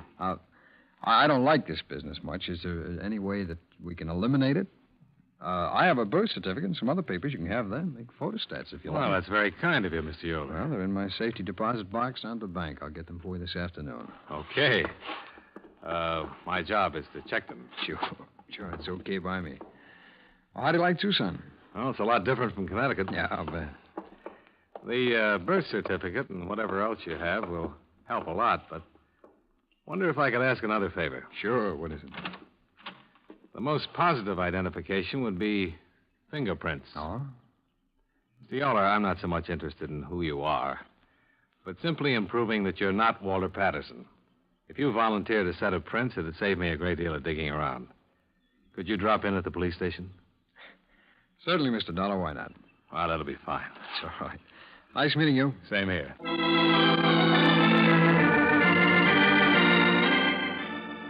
If he was trying to cover something, it certainly wasn't apparent from his conversation or his actions. He was almost too anxious to help me. By 5 o'clock, I'd made reservations to return to Wilmington because the set of fingerprints, see attached, which Mr. Yoler made at the Tucson police station later that day, in no way matched the right thumb and index prints recorded in your file for Walter Patterson. In short, the report seemed erroneous.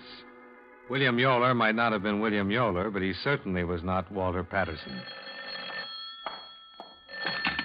Johnny Dollar. Will Yoler, Mr. Dollar. Oh, yeah. Thanks for the prints. Dollar, I've got to talk to you. Something wrong? Plenty. Do you know how to get to the Arizona Inn? Well, I can find it. All right, I'll be there in 20 minutes. From the tone of his voice, I felt compelled to get there in half that time. I sat down at the bar and ordered a drink and waited for him to show up. An hour later, I was still waiting. I called his house 3 times and received no answer. I began to get worried. Finally, I left word with the bartender and took a cab out to his house.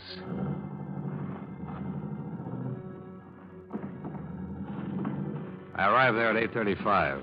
There were no lights on and apparently no one around. I walked up to the front door and found it partially open. Yoler? Yoler?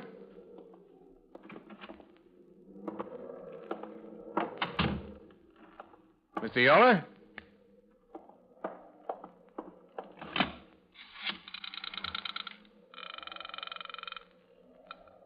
Operator, Give me the police, please. one moment.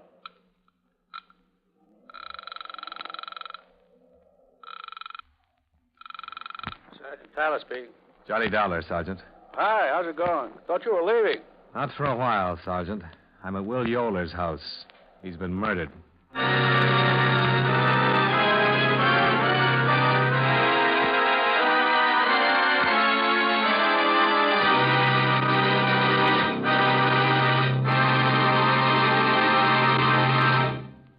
We'll return to yours truly, Johnny Dollar, in just a moment. Every Saturday on CBS Radio, Theater of Today brings you fresh, gripping drama, well-acted stories of human relations. Sometimes it's comedy, sometimes serious. Always, Theater of Today strikes a chord of response in listeners who readily identify the stories with their own experience, past or present. Remember to hear Theater of Today every Saturday in the daytime on most of these same CBS radio stations.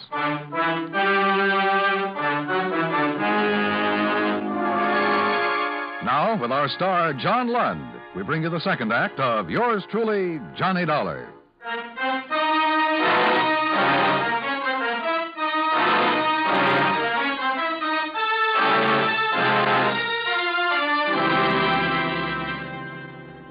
Turned out to be a long night. Sergeant Tyler and several homicide officers arrived at the murder scene within a matter of minutes and got right down to the matter at hand. Yoler had been beaten to death. There were signs of a violent struggle having taken place all over the house, kitchen, bathroom, living room. As far as the police could determine, nothing was missing. The motive, the name of the killer, and any probable suspects were all up in the air as Sergeant Tyler drove me back to my motel room. The whole thing's a mess, Dollar. You sure he didn't say anything else to you on the phone? Just asked to meet me. I'll admit he sounded frightened and worried about something. But I don't get it. Our business was all finished. He wasn't the man I was looking for. You going to be around for a while? Well, if I can help you, I'll stick around, sure. Otherwise, I'll get back to Wilmington as soon as I can. I'd like to have you around for a day or two. You have a particular reason, Sergeant? Yes, I do. What? I want to find me a killer, and I think you can help. Nobody walks into a man's house, fights with him, breaks up furniture and lamps, beats him to death without making a lot of noise about it. Well, the wind was pretty strong. I don't care if a hurricane was blowing. When people fight like that, there's always noise. Somebody heard something. Somebody saw something. Somebody saw someone. My men will cover every house in Sierra Vista if they have to turn up a witness. Bound to be somebody somewhere.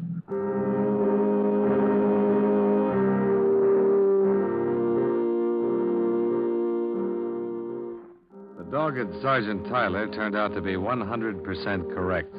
In fact, 300% correct. For by 11 o'clock the following morning, his men had located 3 different people who had information about the brutal murder of William Yoler. One of them, a Mrs. Lucas, gave us what turned out to be our best lead. I take a walk every evening after dinner. It's the nicest part of the day. And you were out walking last night, Mrs. Lucas? Yes. I told the officers everything. Would you tell us, please, Mrs. Lucas? I walked past Mr. Yoler's house on my way down the arroyo. What time was that, Mrs. Lucas? Between 7:30 and 8.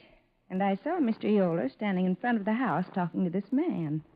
I spoke to him, and he spoke to me. Can you describe the man he was talking to? Yes, I saw him very well. He was a very large man, bigger than Mr. Yoler, and Mr. Yoler always struck me as a big man. Go on. Well, this man was a good 2 inches taller. He had on a top coat, a tweed one, and he had his hat in his hand. His hair was red. How old would you say? Not over 40. Have you ever seen him before? No. I noticed him when I walked by on my way down the arroyo, as I said. And then when I was coming back, I could see through the window, and he was still there. With the lights on in the house? Oh, yes, in the living room, and the porch light was still on, too. Would you know this man if you saw him again, Mrs. Lucas? Well, yes, I would. I'm sure I would. He was so big. Was there a car out in front of Mr. Yoler's house? I didn't notice one. There could have been. Was there a bus service that runs up Oh, there? no. Everyone who lives in the arroyo has to have a car. No buses up there at all. Sergeant Tyler issued an all-points bulletin according to the description given by the witnesses. In the meantime, his men checked the local cab companies and found out that one of the drivers had carried a fare to William Yoler's house at 6:30 the previous evening. The cab driver verified Mrs. Lucas's description of the suspect and the important information that he had picked up the suspect at the airport. When that was checked, it was found the man had arrived on a plane from the east at 5:45 in the afternoon. He had used the name Roger Bales. But except for a strong case against him, the whole thing was still very confusing from our point of view. Expense account item 3, $6.50. Long-distance telephone charges to your office. Well, I'll be darned. You have to stay there? Well, they've asked me to, Mr. Elgin. Well, as far as the insurance company's concerned, it's really none of our business, is it? That's right, Mr. Elgin. If I'm going to... Dollar. Oh, hold on. Yeah? Answer from Washington on your wire. Oh, yeah? Here. Let me see. Mr. Elgin. Yes? It is our business, after all. Huh? The War Department has a better sample of Walter Patterson's prints than you gave me. These check out. Slow down. I still don't understand. I wired a sample of Yoler's prints to the War Department this morning for a positive identification. They just answered me. Yoler was Walter Patterson. Uh-oh. Where did you get those prints that were in the file you gave me? Mr. Brennan, Patterson's lawyer, got them for me. From a pilot's license. Uh-huh. I'd better call Mr. Brennan. Oh, don't you dare. Well, what can I do to help you, Dollar? Don't open your mouth. I'll handle it when I get there.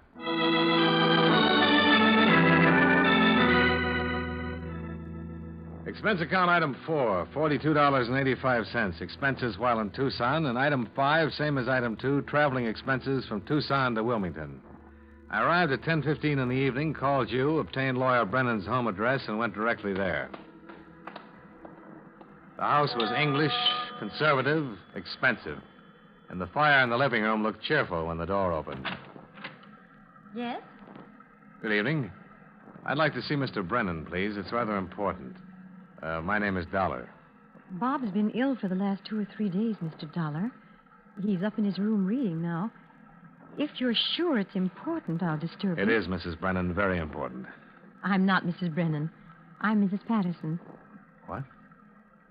Is there something wrong? Oh, no, Mrs. Patterson. Come Nothing in, at all. Mr. Dollar. If you'll excuse me, please, I'll see if he can see you. I watched Walter Patterson's widow disappear up a column stairway. I hadn't been ready to meet this attractive, well-groomed woman. But after I had met her and seen her for that brief moment, I was partially prepared to meet Robert Brennan, attorney at law. Mr. Dollar, Bob. Oh, hello, Mr. Dollar. You're a late caller. Yes, I'm sorry about that. Bob, I'll run along. It's almost 7. All right, dear. Good night, Mr. Dollar. Good night, Mrs. Patterson. Brennan, I just flew in from Tucson, Arizona. I'm an insurance investigator. Oh. Well, good night. Gloria, you'll be interested in what Mr. Dollar has to say. What? I don't understand, Bob.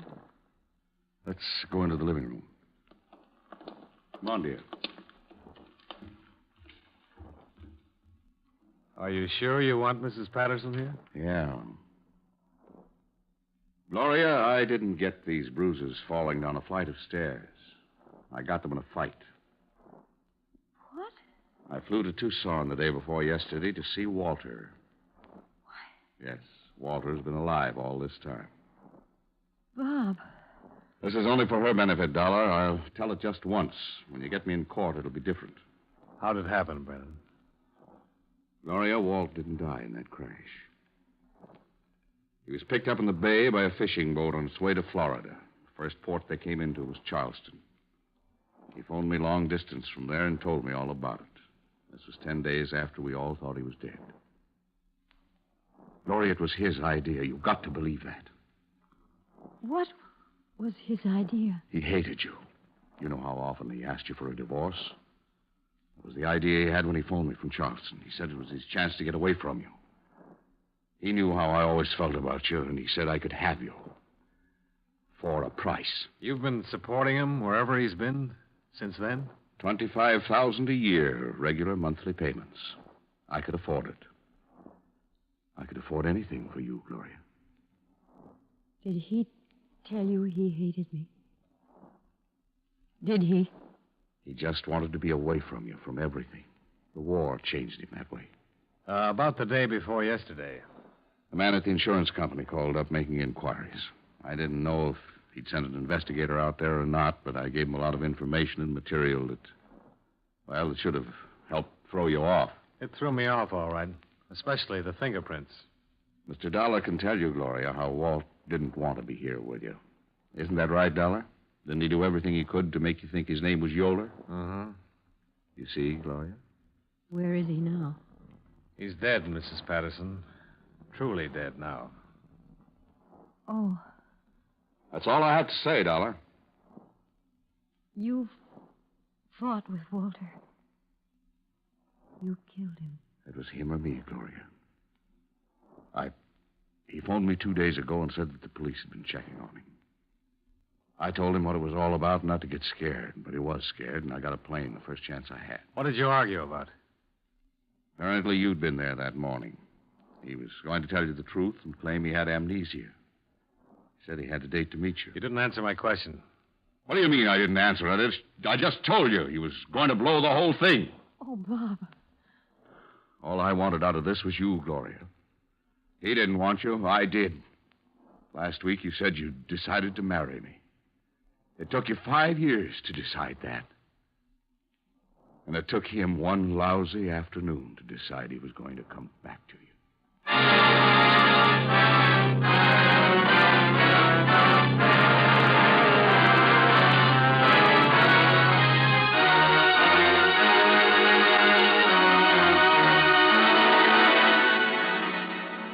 I realize that the confusion as set down in this report is worthless as evidence both to the police and your insurance company. The proof that Brennan killed Patterson will be a matter for the courts to decide. The proof that Gloria Ann Patterson is guilty or not guilty of a fraudulent claim is a matter for you to decide.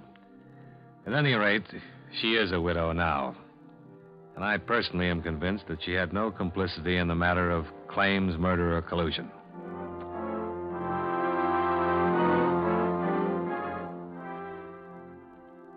Expense account item 6, same as item 1. Expenses from Wilmington to Hartford. Expense account total, $610.13. Yours truly, Johnny Dollar.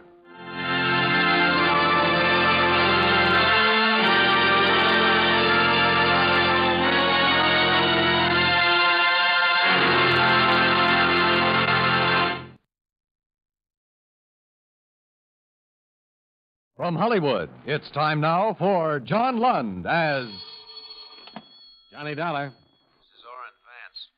Sent me up to Ossining 7 years ago, remember? Orrin Vance. Oh, the Zeman case? Now you got it. You know, Della, I thought a lot about coming out and killing you. Instead, I'm going to do you a favor. What's on your mind, Vance? I did all my time, and people don't like to hire ex-cons. I think maybe you and I can work out something. I haven't got any jobs, Vance. I'm not asking for a job. It sounds like double talk to me. I don't think you... Don't you give me any routine, Del. I've heard them all. You can help me and make yourself some money. It's legitimate. What do you say? I don't know what it's all about. Suppose I can come over and tell you. Okay. I'll be waiting for you.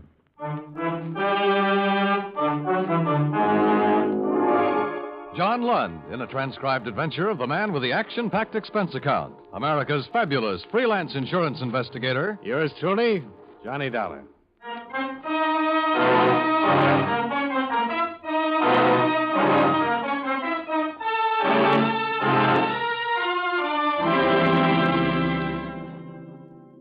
Expense account submitted by Special Investigator Johnny Dollar to All States Insurance Company, Wilmington, Delaware. Attention, Mr. Don Freed, Chief Investigator.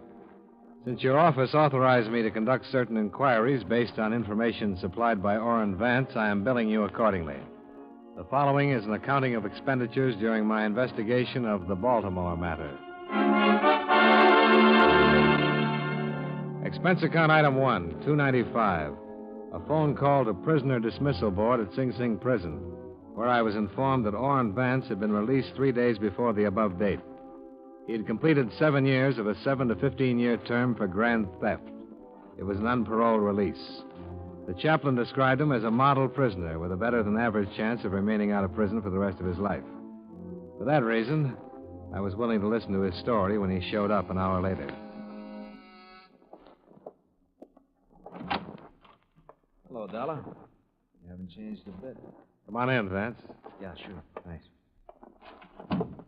Ah, nice place you get. I like it. Sit down. Tell me what's on your mind. Dollar, look. Don't treat me like a con, even if I am one, huh? I'll sit down. I'll have a smoke with you. I'll talk with you.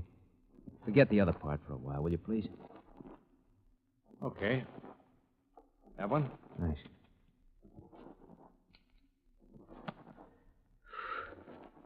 Just that everybody's doing that.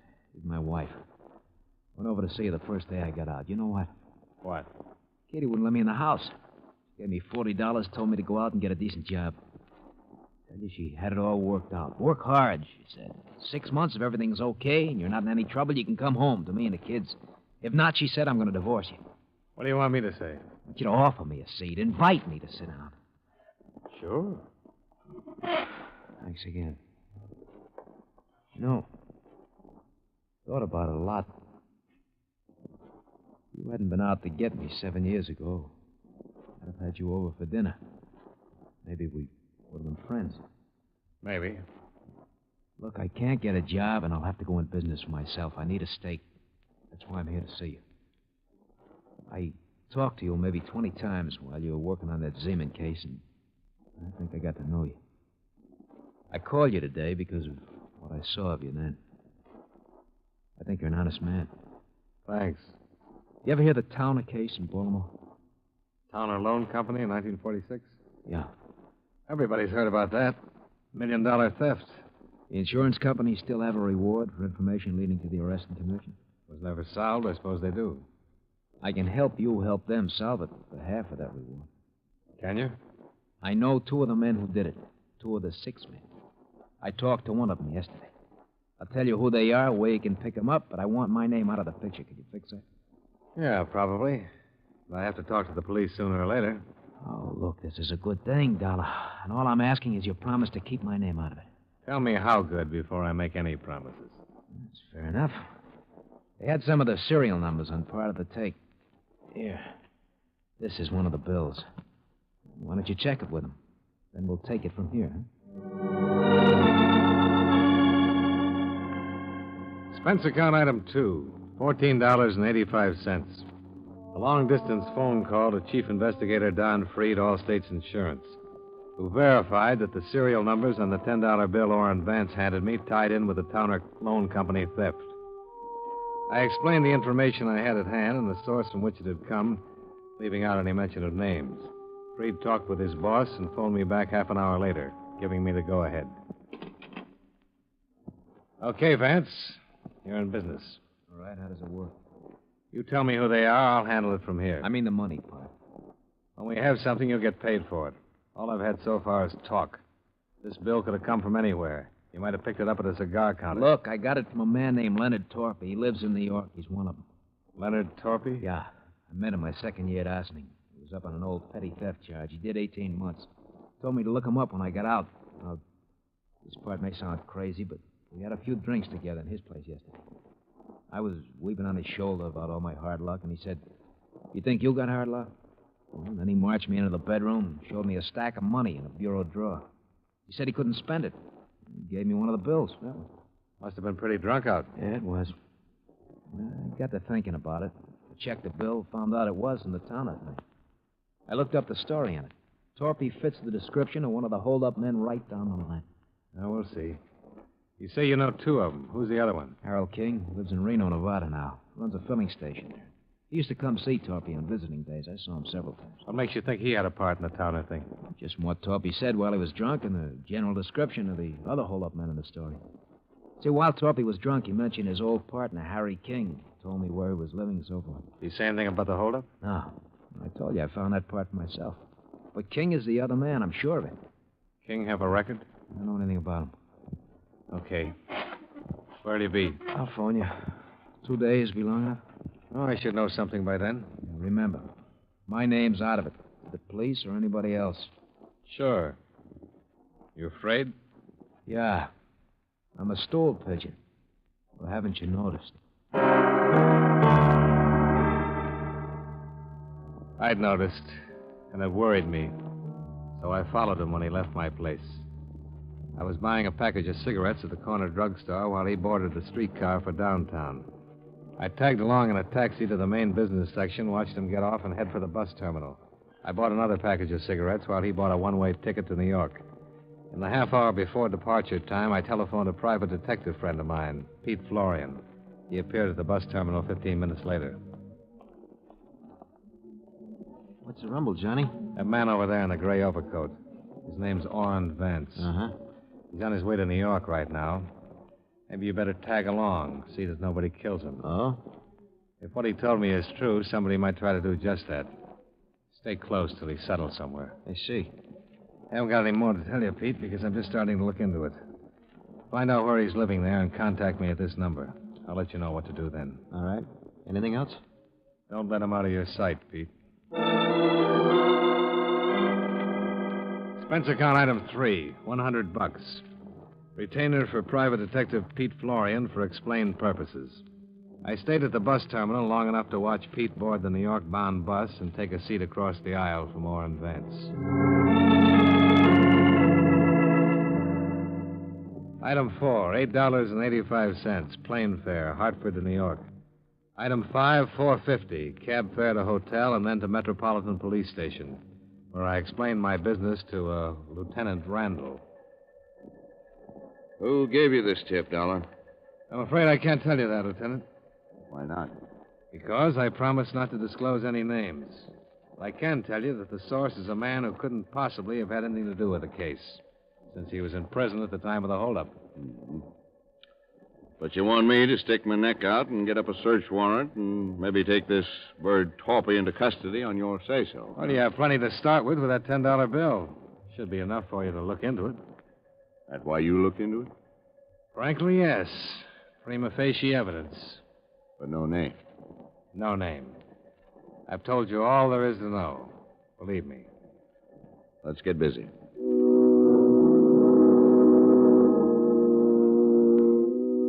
The mug folder on Leonard Torpy showed a balding 40-year-old man with a long record of theft and burglary. There was no record for a Harold King, although he was listed as an associate of Torpy's.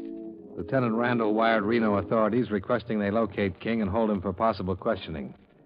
Once these preliminaries were accomplished, Randall and I went out to the address Orrin Vance had given me. But this turned up a blank.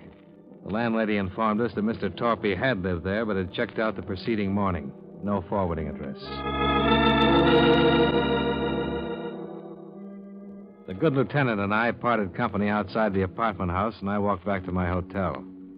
I was going to change clothes and grab some dinner, but the clerk waved me over to the house phone. A call had just come in. Johnny Dollar. Hi, Pete Florian, Johnny. How'd it go? When your boy got in town, I trailed him to a place on 155th Street. He's got a room with a view. He's up there now. Alone? Think so? Any visitors? No. Light went out about an hour ago. Might be sleeping. What's the number? 680. His room's in the back, first floor, number 10. Where are you? Drugstore right across the street. Expense account item 6, 160. Cab fare to the drugstore where Pete Florian was keeping a watchful eye on my nervous informer, Orrin Vance. I found the drugstore, but Pete was nowhere in sight. The girl behind the soda fountain recognized him by my description and said he'd stepped out a few minutes before. I glanced up and down the block and then spotted him standing just outside the shadow of a streetlight across the street. I walked over. Hi, Johnny. That's a room back there. Lights on? He's got a couple of visitors in there with him. Showed up about 5 minutes ago. Car? Taxi. What they look like? One's thin, medium-sized, dark suit. The other's stocky, dark suit, too. Both in their early 40s. Chauffeur wears glasses. Didn't make either one. Yeah. This one of them? Let me see. Yeah, he's in there. What's his name? Leonard Torpy. We better go in. Okay.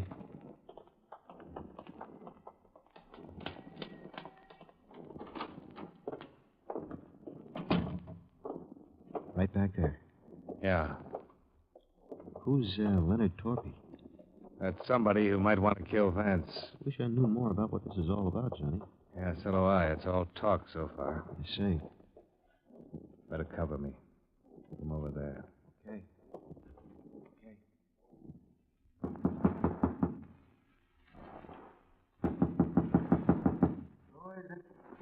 Mr. Vance? Orrin Vance? You must have the wrong number, buddy. Nobody by that name lives here. Well, are you sure? Positive. Why don't you try the manager? I did. He said Mr. Vance had this room. And he's all wet. Good night. Just a minute, Torpy. What? Hey, Johnny, look out! Before I went down, I heard it go off a couple of more times. Must have been 6 inches from my head. My eyes couldn't see and my feet wouldn't move. But I could hear. It was someone very close to me. And he was dying. Johnny. Johnny.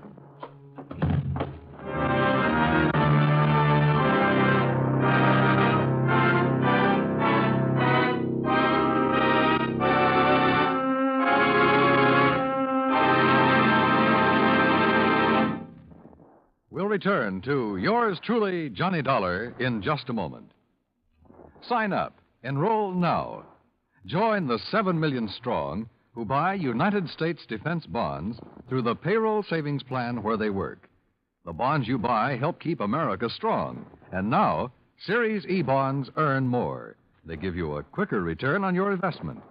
Through the payroll savings plan, you'll save the sure way, before you spend. So sign up. Invest more in United States defense bonds.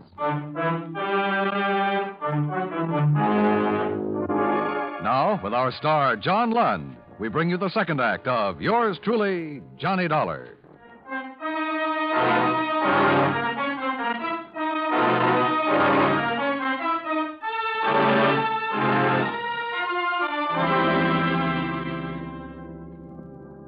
I won't talk about my operation, but I had one at the police emergency hospital. As a matter of fact, I had two. They prodded a .38 slug out of my neck and another one out of my shoulder. It was 48 hours before I was allowed to sit up in bed and talk. Naturally enough, my first visitor was Lieutenant Randall. He looked haggard, tired, worried. You say you hired this Pete Florian? Yeah, to keep an eye on Orrin Vance. This your tipster? It's okay to tell it now, I suppose. Yeah. Well, thanks. Florian died right there in the hall. 4 slugs hit him. Vance is on the floor beneath you, still hanging on. You keeping track of all this? What about Torpy? Did you get him? We didn't, but Florian did. Torpy's in the morgue. The other man got away. Quite a night. Yeah. Look, Dollar. You're the only one who can give me the story now.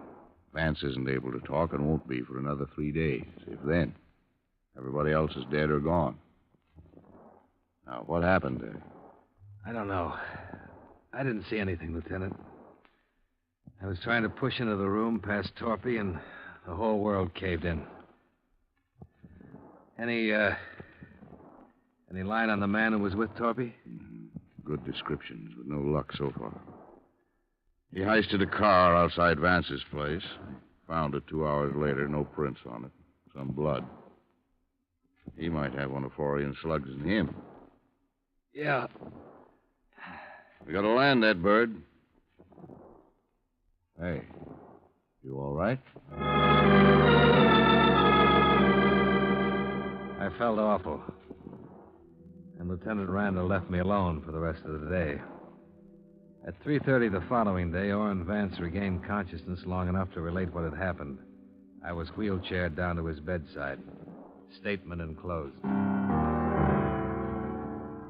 That was Harry King with Torpy. King flew here 3 days ago from Reno. He came to my place to find out what I'd done with the $10 bill Torpy gave me when he was drunk. I told him I spent it, but they didn't believe me. It was King who shot me. I've got reward money coming. I'm not gonna die. He was still hanging on 2 days later when I left the hospital. Expense account item 7, $14. Ambulance ride. From emergency hospital to my hotel. The doctors told me to take it easy for a month and I'd be all right. I had a phone call a half hour after I started to take it easy. Johnny Dollar. Are you interested in finding Harry King? Who's this? My name's Melva King. I'm Harry's wife. Oh, You want him or don't you? sure. I'm at Shraff's restaurant on 42nd off Broadway. Can you meet me? Yeah. How'll I know you? You won't, but I'll know you. Your picture's been in the paper for the last 3 days.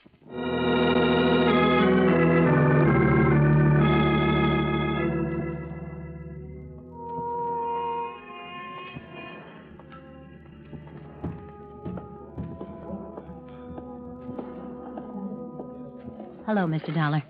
Mrs. King? Yes. Hey, you look pretty weak. I feel that way. Maybe we better sit down. The small, pretty brunette woman in the nice clothes looked like anything but the wife of a bank bandit and murderer. She looked more like a housewife on a shopping tour or a schoolteacher on a New York vacation. I listened while she cleared up some questions I had in mind. There's a reward posted, isn't there, for that holdup in Baltimore? $10,000, yeah. Will I get it if I turn Harry over to the police? Sure. How much? Half? Oh, that isn't much for giving up your husband. They'll get him sooner or later, Mrs. King. The other half spoken for. Oh, this Vance man? Yes. Wait, I'm just trying to figure. What about you? I'll pass it up. $5,000 for Harry. Providing he was tied in with the Baltimore holdup. That's what the insurance company's interested in. He was in it all right. I want to get something else straight. What happens to me? What do you mean? I'm his wife. I only had a part in that holdup for the last 6 months. I haven't said anything. Does that make me a party to it or something?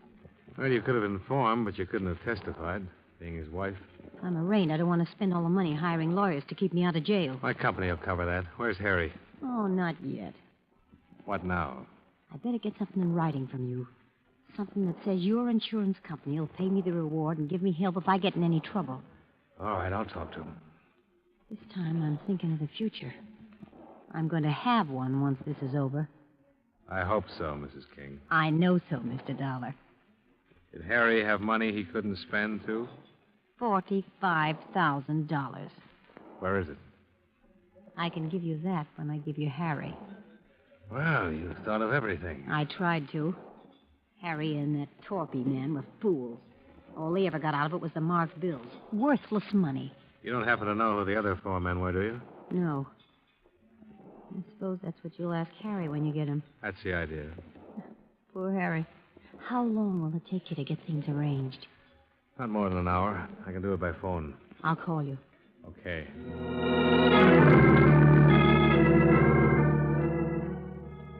I gave her a 50-second start before I left the table and went out in the street. I was just in time to see her climb into a cab. I was trying to hail one to follow her when a black coupe pulled up to the curb. Come on, Johnny. Hey. Hustle it up. Light will change. Wow. How do you feel? Terrible. What is this? When Vance told us it was King, we checked the airlines and found out he had his wife with him when he flew in from Reno. That is Mrs. King up there in that cab, isn't it? That's who she said she was. She wants to sell you her husband for part of that reward, doesn't she? Yep. Well, what's the delay? She wants to make sure she'll be handled all right. The money and all. So did Vance. Don't needle me, Randall. I don't mean to. This all figures. I thought she might try to get in touch with you for just that reason. I don't get it. Well, that's why I put a man on your hotel. Followed you when you came to meet her today, then he phoned me. We looked her up. Her name was Melba Thaler before she married King. Her old man had a lot of money in Minnesota, but she couldn't keep herself out of trouble and got disinherited. Money's always been her problem. It's everybody's problem. Not the way it is with her. Now King's worth a lot of dough to her if you pay off. He's no good to her now lying somewhere with a slug in him, and he hasn't been any good to her with the marked money he got in the Towner holdup. There's something else, Randall. What? She's stalling me, I think. She said she didn't know who they were. But if she was lying and she does know who the others were in that Towner holdup, King would be worth even more money. They'd want him dead instead of with the police talking his head off. That's right.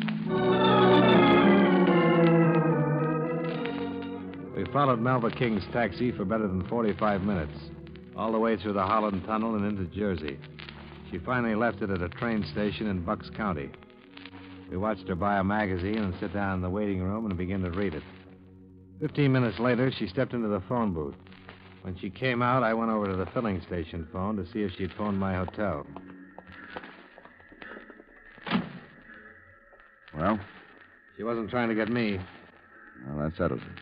She's contacted the others. She's going to sell to you or them, whoever pays most for him. Some operator, isn't she? Well, when you have time, look at the file we picked up on her. 16 arrests. 1 conviction for narcotics when she was 18. Well, we'll see what we will see.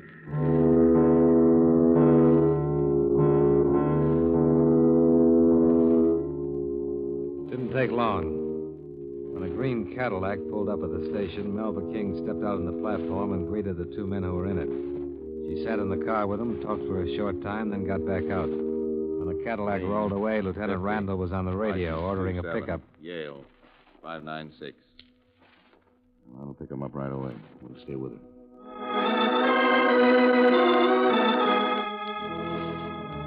When Melba King caught another taxi, we were right behind her. She took it to an auto court about a mile from the station. We saw her go into the cabin marked D. Randall radioed in our location. We were about to check the auto court office when the door to cabin D opened. Standing beside Melva King in the doorway of the cottage was a pale, stocky man who looked as though his legs wouldn't support him another minute. Then she saw us get out of the car. He'll kill me. He's got a gun on me. Don't do anything. Please don't do anything. That's right. Anybody gets in my way. You're hurt, King. You can't go far. I've come this far, and I'm still going to keep moving. Come on, baby, move. He was all ready for her when she got back. Yeah. Boys know I shoot. You especially. But you'll be dead now, Dollar. That's funny. I thought the same thing about you, King. Please don't do anything. Please. Shut up. King, listen to reason. I can tell you're hurt bad. You need help. Why don't you give it up? How much were you going to give her for me, Dollar? I wasn't... How much? Tell me. Half of it. Please, Harry. And how much will Woody and Al want to give me? I didn't talk to you. Oh, yes, you did. I passed out this morning. You got real busy. How much, baby? Oh, no. You're dying on your feet, King. Yeah? Well, that's a good place to die. On your feet. Maybe I won't make it. We'll still make it. This is gonna hurt. No. Harry, please. No! Yell if you want to. King, don't add another one to the...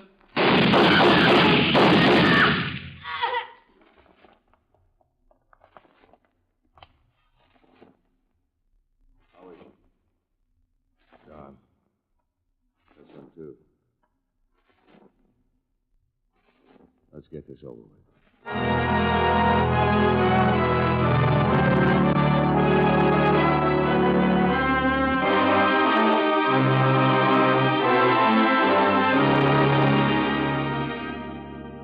Expense account, item 8. Same as item 2. Transportation back to Hartford. Item 9, $85. Doctor bills. Item 10, miscellaneous. $48 while in New York. Expense account total, $294.60. Remarks. As you know, the 2 men Melva King contacted were also part of the 6 who had held up the Towner Loan Company. They made a full confession and named the other parties involved. As far as the reward money goes, I think Orrin Vance deserves his $5,000. And I think Pete Florian's widow deserves my $5,000. Yours truly, Johnny Dollar.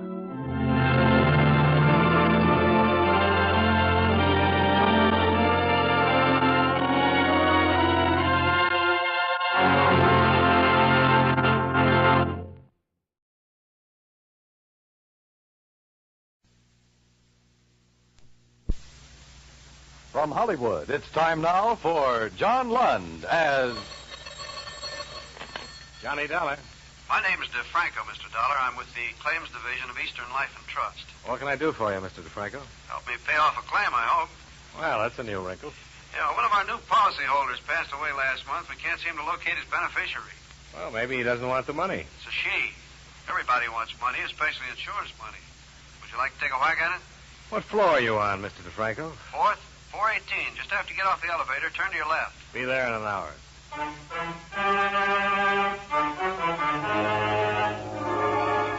John Lund in a transcribed adventure of the man with the action-packed expense account, America's fabulous freelance insurance investigator. Yours truly, Johnny Dollar.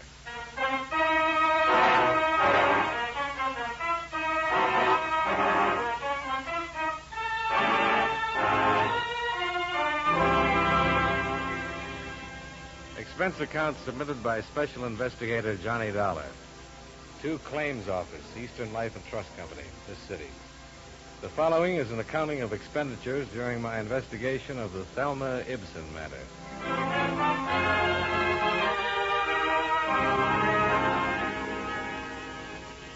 Expense account item 1, 15 cents, bus fare, from my apartment to Milton DeFranco's office, where we got right down to business. The deceased was a man named John Linden. He made his living selling papers in front of the Metropolitan Building. Oh, on 3rd Street? Yes.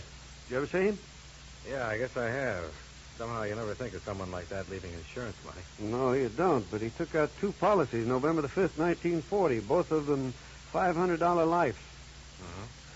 So he has an estate of $1,000 that we have to give to a person named Thelma Ibson. His daughter or something? No relation at all, just someone who stopped and talked to him one day. She must have had quite a line. Yeah, you'd think so, but I doubt it. She was only 10 years old at the time. Oh. I got all this from the agent who wrote up the policy. Used to buy his papers from old John. One day he told the agent he wanted to take out some life insurance so he could do something nice for a little girl he'd met that afternoon.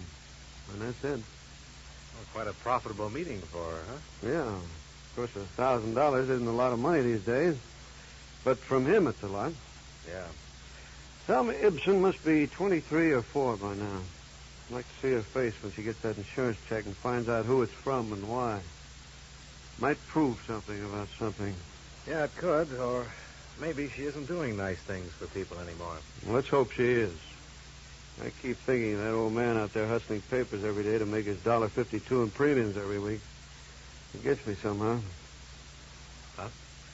He only saw her that one day in his life.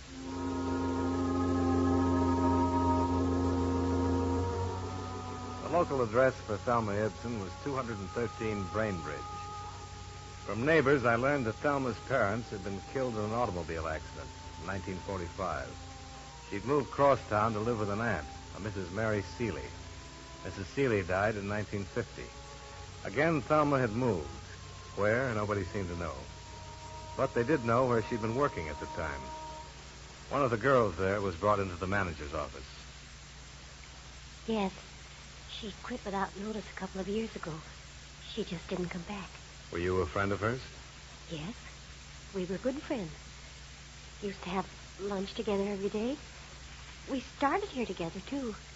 I see. Have you heard from her? No. Any idea where she might have gone? New York, I think. It's the closest place to go, isn't it? Funny she didn't write anybody or say anything when she left, don't you think? Yes, but Thelma was like that. Like what? Well, don't misunderstand me. She was a real sweet girl, but there was something you could tell about her right away when you met her. She had plans of her own, and she just kept them to herself. Mm-hmm. You don't suppose anything's happened to her? I'm just trying to locate her. Did she ever talk about going to New York? No. Or what did she talk about? Oh, about meeting someone and getting married. Was she going with anyone when she disappeared? Oh, a couple people around the office. Are they still around? I think so. You going to talk to them? I'd like to. They haven't heard from her either. No one has. She just plain left, bag and baggage.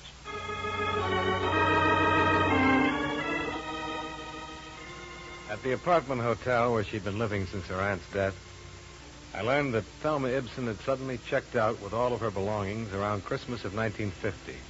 No forwarding address. The hospital, jail, and morgue records for the previous 2 years were covered. Nothing came up. A high school annual provided a fairly good picture of a tall, smiling girl with a pleasant face looking out from under a miter cap. The Motor Vehicle Bureau recorded a driver's license issued in her name. A right thumb and forefinger print came with it. The picture, the prints, and all available information went into a file. Thelma Ibson became a missing person.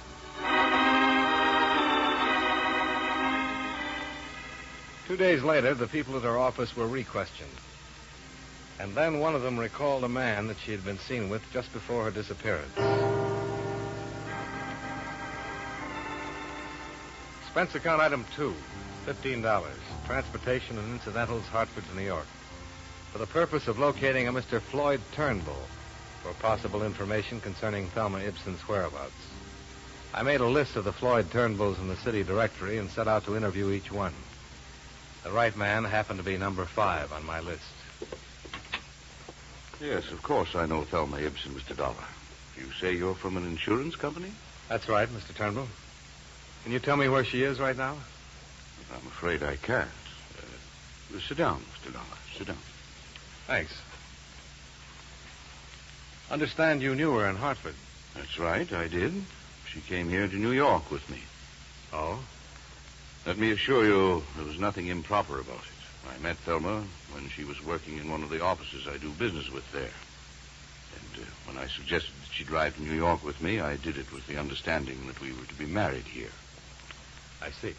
No one could have been more surprised than I when she disappeared. You mean here in New York? Yes. Well, when was this? It was Christmas Eve of 1950. Oh? Thelma was staying with my sister Edna in Westchester. I picked her up about 6 in the evening to go to a party. And we stopped for gasoline somewhere between here and Long Island. I left the car for a moment, and when I came back, she was gone. And you haven't seen her since? And I haven't seen her since. Well, did she leave a note in the car? A message of some kind? Nothing. Not a word. And she hasn't gotten in touch with you at all? No. She's never written? Never. I can't quite get with this. You were going to be married, and she disappeared in a filling station on Christmas Eve. Did you argue or something? No. I don't think I would ever have argued with Thelma. She was kind and sweet and gentle, and all things to me. Your appearance here and these questions bring back the memory very strongly. How long had you known her before you decided to get married? About 3 weeks.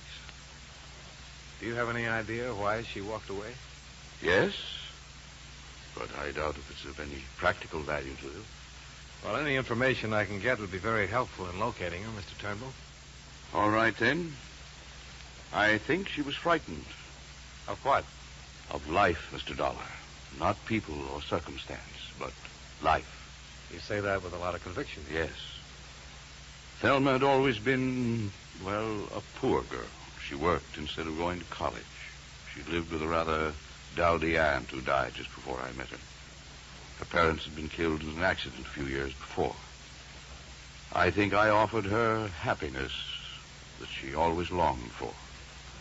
But she simply wasn't mature enough or adjusted well enough to accept it. But this is of no value, is it? Well, it might be. Did you know of any ambition she had? Maybe she wanted to go on the stage. She simply wanted to be my wife and live here. Oh, I can see what you're thinking. I'm old enough to be her father, but that's not the reason she walked away from that car. Believe me, Mr. Dollar, unless I'm terribly mistaken, that girl was very much in love with me and wanted to marry me. Tell me, have you tried to find her? No, I have not. I waited around the filling station that night hoping she'd return, but I didn't report the matter to the police. I intended to hire private detectives to locate her, but I gave that up, too. Well, I don't understand. If you loved her... Well, would this make it understandable, Mr. Dollar? Thelma was a rational, normal human being when I left her in that car. No one forced her away from it or me. The man at the station said she merely stepped out and disappeared down the street. She left of her own free will for her own reasons. Yeah, I think I can see your point. Thank you, Mr. Dollar. I've hoped that one day she'd appear at my door, contact me, come to me, but she hasn't. Is there any way I can help you more concretely? Well, if you could tell me the exact location of that filling station. I believe I can do that, but why? Last place she was seen alive. Oh, that word, alive. Just a word, Mr. Turnbull. Tell me, do you suppose she had any money when she left? Why do you ask? Well, she'd have had to go to work if she didn't. Maybe she I see. Yes, she had money, quite a bit. How much? $2,300. Oh? She stole it from me, Mr. Dollar. I left my wallet in my overcoat. She took it while I was gone. I would have given her all this, everything, but she had to steal it from me. She had to steal it like a common little thief. There's truly no fool like an old fool, is there, Mr. Dollar?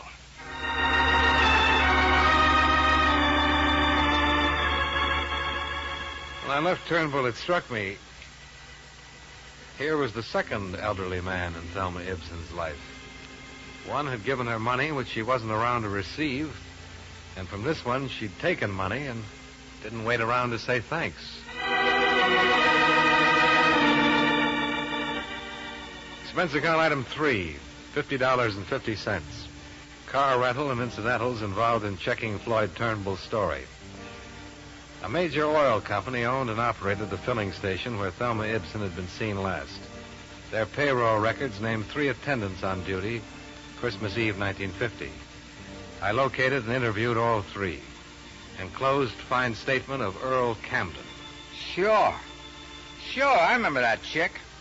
Better look in this picture, I'll tell you that. Well, anyways, she drove in with the old guy, see? He hadn't been away from the car more than 20 seconds before she was out and walking down the street as fast as she could go. Well, when he came back and asked what happened to her, I told him. Well, and he went back and sat in his car for maybe a couple of hours just waiting for her. I knew she was gone for good. I felt sorry for the old geezer. She shouldn't have run out like that. Christmas Eve and all. Edna Turnbull Spencer, Westchester, verified her brother's story. Thelma Ibson had left all of her clothes at the house. Mrs. Spencer had not heard a word from her since Christmas Eve of 1950. The matter went to the New York Police Missing Persons Bureau. A check on the morgue and hospital records was unsuccessful. However, the police fingerprint files turned up an interesting lead. Misdemeanor, drunk, disturbing the peace. She was fined $25 a night, court April 25th, 1951. What's the address? 1212 Yardley. 1212 Yardley. Okay.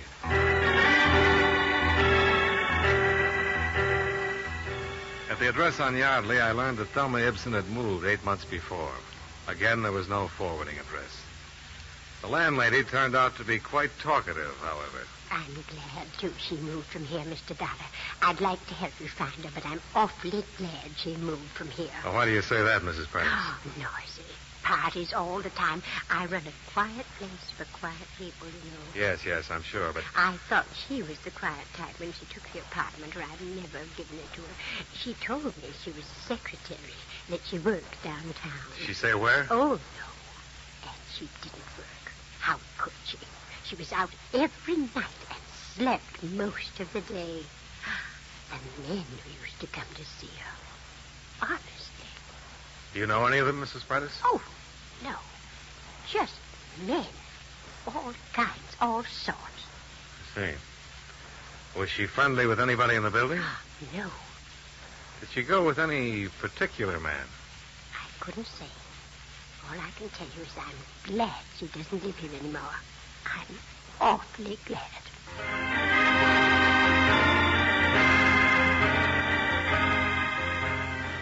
The more people I talked to, the more I learned about Thelma Ibson, and the less I liked what I heard. I went back to the city hall. It had occurred to me that hardly anyone is ever arrested for being drunk and disturbing the peace alone. I was right. The night court files revealed that Thelma Ibson had been arrested with 8 other people. I took down their names and began to check them out. Number 6 down the line was a man named Unger, who was in the hosiery business. Yes, he remembered Thelma Ibson very well. No, he hadn't seen her for 6 months, but he could tell me where she lived. He did, and I went there.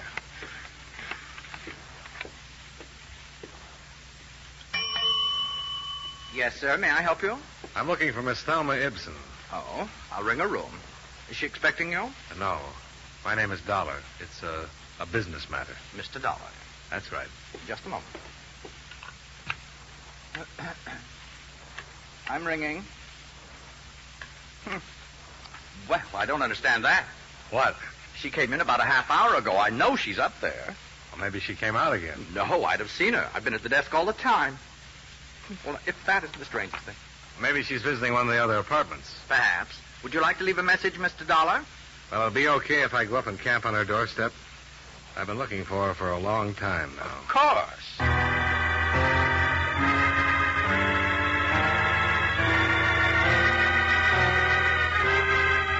I took the elevator up to the 15th floor and walked down the hall to Thelma Ibson's apartment.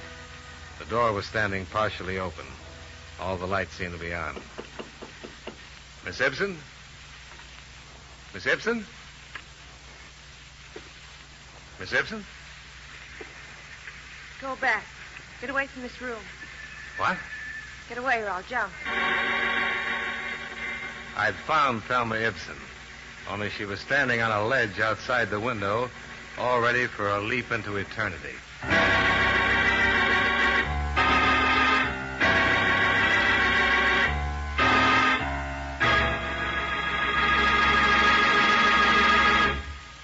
We'll return to yours truly, Johnny Dollar, in just a moment.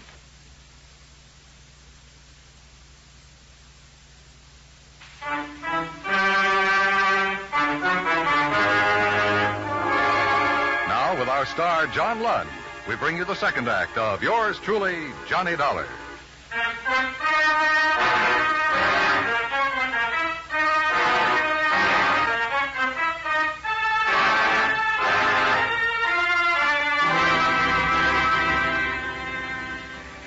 Don't come any closer. I won't. Thelma, What? you better come in now. You don't want to do this. I'm going to do it. It's cold out there. Don't you think you should come inside? I'm going to jump. Stay away now. Don't try to grab me. I'll do anything you say, Thelma. Okay. I never saw you before. How do you know my name? I've seen you. No, you haven't. I remember people. Watch. Just going to light a cigarette. Do you want one? No. Can I have one?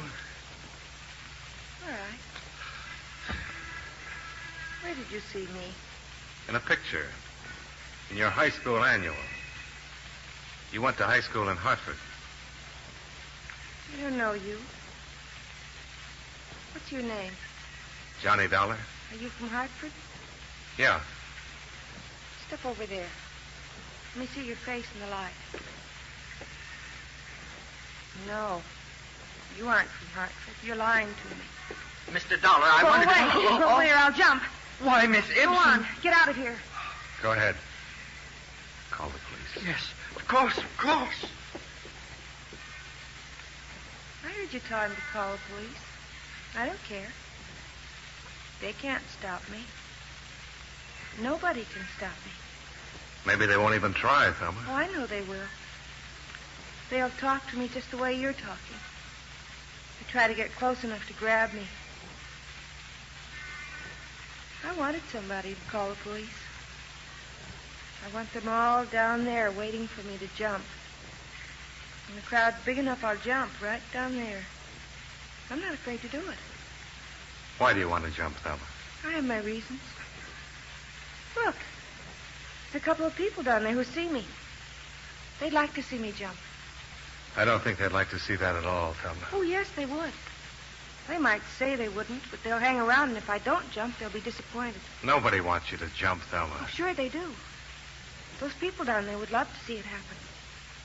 You'd like it, too. If I wanted to see you jump, I'd be waiting on the street with those people. But I don't want to see you do that. And neither do they. I want you to live, Thelma. That's more people down there now.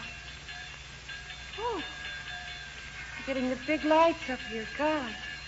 Thelma, look. If you're broke, if you need money, Don't come any closer, I told you before. I want to help you, Thelma. Nobody wants to help me. Nobody's ever wanted to help me. You're wrong about that. Floyd Turnbull wanted to help you. Floyd Turnbull? You met him? Yes. And he's still very much in love with you. After I stole money from him and walked out on him? The money meant nothing to him. He still loves you, Thelma. Thelma? I don't love him. I never loved him. He thought so. He was just nice. Why did you leave him that way? I'm no good. Never have been, you know. I've never been any good to anybody. Would you like to talk to Floyd? No. I don't want to talk to him or anybody. I know.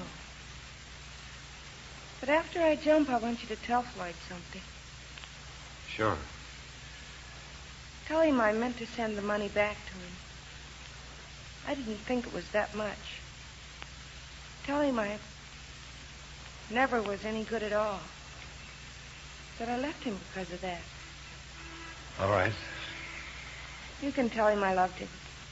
He'd feel good, I think. All right. Go back! I don't care who you are. Go back or I'll jump right now. Wait. Close that hall door. If you want to see me jump, you'll have to watch from the street down there with the others. Close it! Is he a policeman? I suppose so. I don't know. He looked foolish.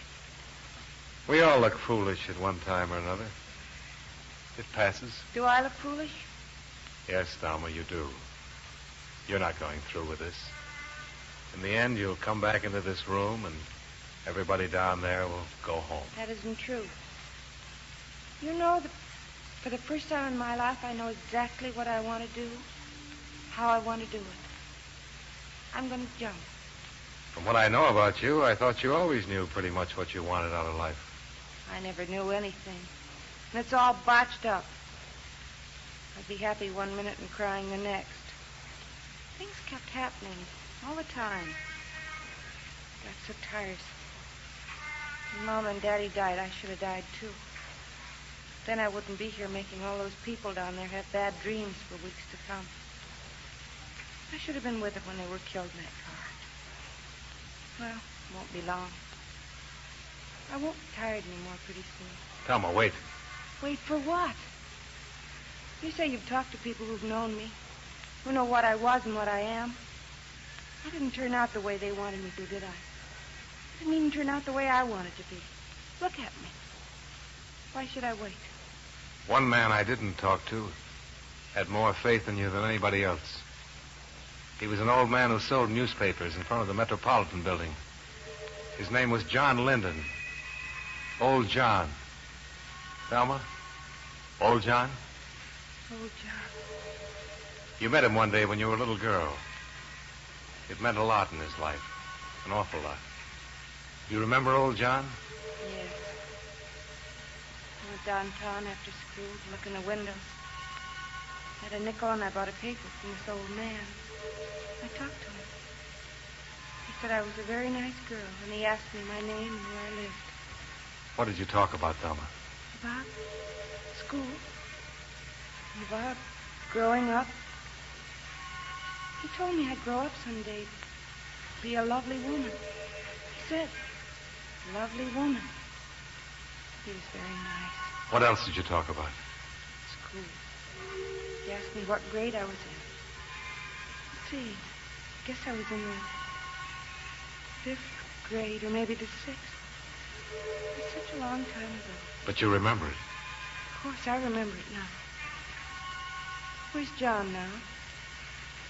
He died a month ago, Thelma. He left you all his money. What money? What money would that poor old man have? Insurance money. Comes to $1,000. You're lying. No, I'm not, Thelma. That's why I've been looking for you. It's my job to see that you get the money that he left for you. He wanted you to have it. But why? I didn't know him only that afternoon. But he wanted to help you. You're making all this up. It's all a lie. No. No, look. What? These prove I'm from the insurance company. Here. Throw them over. All right. You see?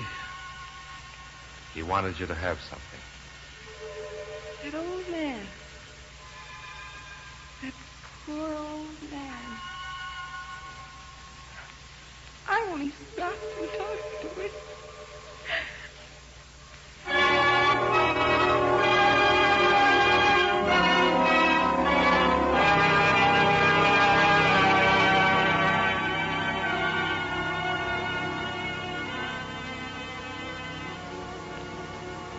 Expense account item 4, $3.50.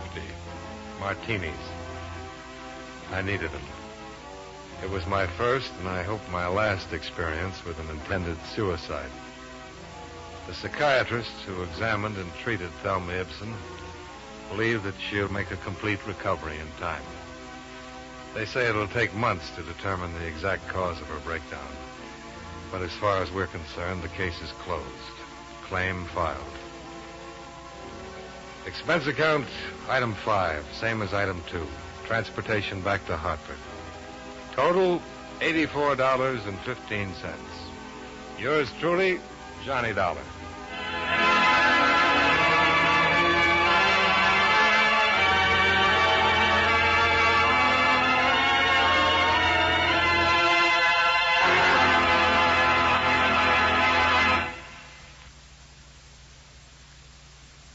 Yours truly, Johnny Dollar, stars John Lund in the title role and is written by E. Jack Newman with music by Eddie Dunstetter. John Lund can currently be seen in the Universal International picture Just Across the Street. Featured in tonight's cast were Tom Tully, Jeanette Nolan, John McIntyre, Joe Kearns, and Virginia Gregg. Yours truly, Johnny Dollar, is transcribed in Hollywood by Jaime Del Valle.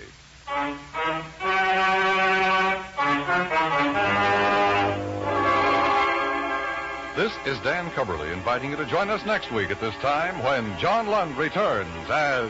Yours truly, Johnny Dollar.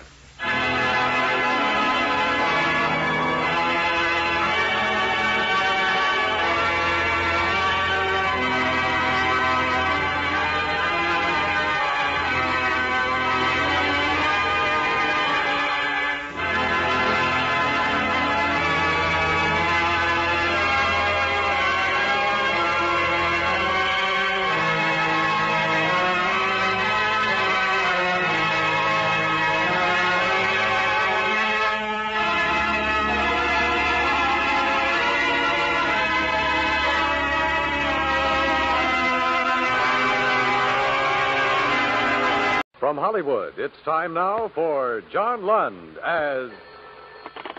Johnny Dollar. Ken Ralston, Johnny. Oh, hi, Ken. How's Kansas City? Take my word, in Hollywood it's better. Oh? You always liked Hollywood, didn't you, Johnny? You want me to? Now, there's a man there named Phil Gardner. He's up to here in Starlet. In what? Starlet, young girls with big careers in front of them. Phil Gardner's an agent for them. So he needs me? Oh, we do, Johnny. Twin State Insurance. Gardner's been calling me every half hour. It's like this, Johnny. Gardner's insured a few of these starlets with us. One in particular for $50,000. So? So, mostly Gardner's been babbling. He says this starlet in particular might not live. Babbles somebody wants her dead any second. You like Hollywood, Johnny? Commission? Fat. Real fat. Hollywood. I like it.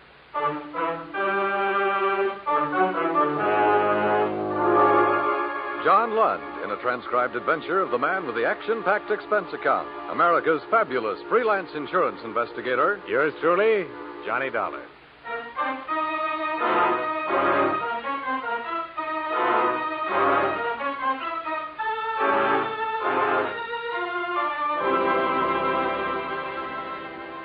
Expense account submitted by Special Investigator Johnny Dollar to Twin State Insurance Company, Kansas City, Missouri. The following is an accounting of expenditures during my investigation of the Starlet matter. Expense account item 1, $227.70. Airfare round trip on coach out of LaGuardia, flight 601, flying west.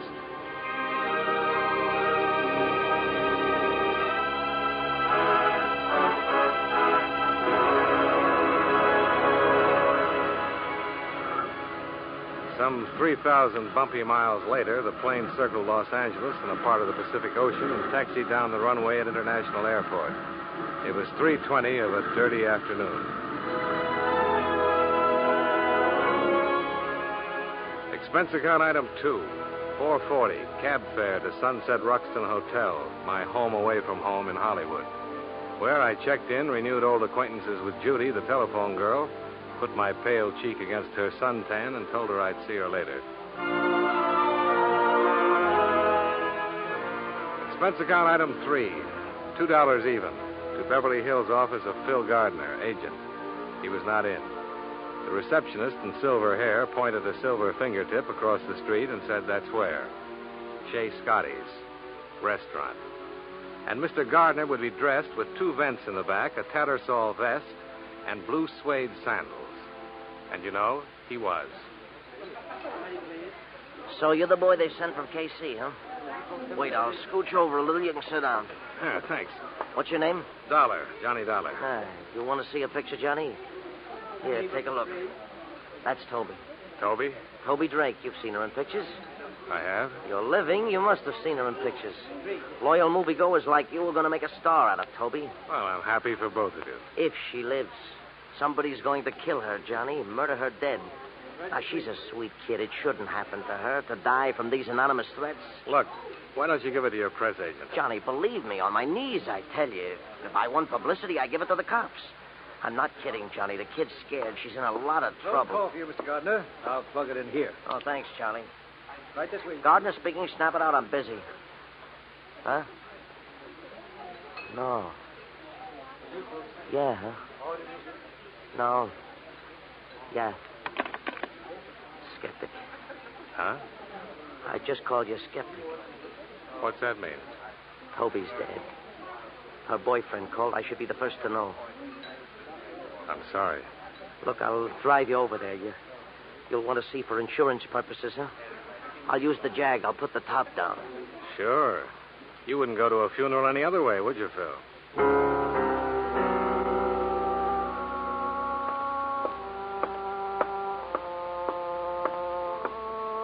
Here's where. John, get me something. A drink of water or something like that. The place swarming with things. Chintz curtains, plump upholstery, and Beverly Hills Oriental knickknacks cluttering the Grand Rapids highboy. I walked over to the three-piece sectional. Toby Drake was lying there, her hand trailing down to the floor. I couldn't see her face until the big man stood up. Somebody wrapped that black silk stocking too tight around her neck. You wrapped the stocking? Look, Buster, a call came to headquarters and said get here because there was a dead girl named Toby Drake. There is. And all of a sudden you're here. Why? Something they have around this town. An agent. He's Toby's. Oh, agent? Huh? Well. Talk to me, agent. Sure, Lieutenant. Just Detective Koska. Lieutenant I'll never make. Go ahead. Well, it was like this. Johnny and me sit there at Scotty's chewing fat, and the phone was brought over, and the man on the other end says it's Mr. Fulton. And he says his girlfriend's dead. Honest, I'm broken up about this. Well. You wrapped the stocking, agent? Johnny. He's Johnny Dollar. He's from the insurance. Well. You been hired, Dollar? Yeah. Twin City Insurance. And for me, too, Johnny. All the way. Find out for me who killed Toby. Hired, huh? These guys employ you, huh? Well. Little bulge there. You carry a gun, too. Well. Yeah. Where's her boyfriend? In the bedroom. Name's Roy Fulton. He hardly says a word to me. Go talk to him, Dollar. Go tell him it's okay. You can talk to him.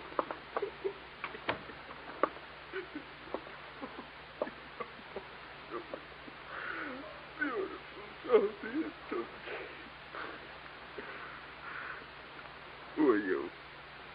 Johnny Dollar. I'm an insurance investigator. Toby's dead. She was murdered, Mr. Fulton. I'm trying to find out who did it. We had a date. I came here. I saw her. I didn't lose my head. I called her agent, and then I called the police. Did you kill her? No. But you should have been more careful. Girls like her. What kind of girl did you think she was? Very pretty. Just beautiful. Now no more. Toby. Just beautiful Toby. Mr. Fulton. Lost. Forever. Mr. Fulton. For always. Nowhere. Toby. Beautiful Toby.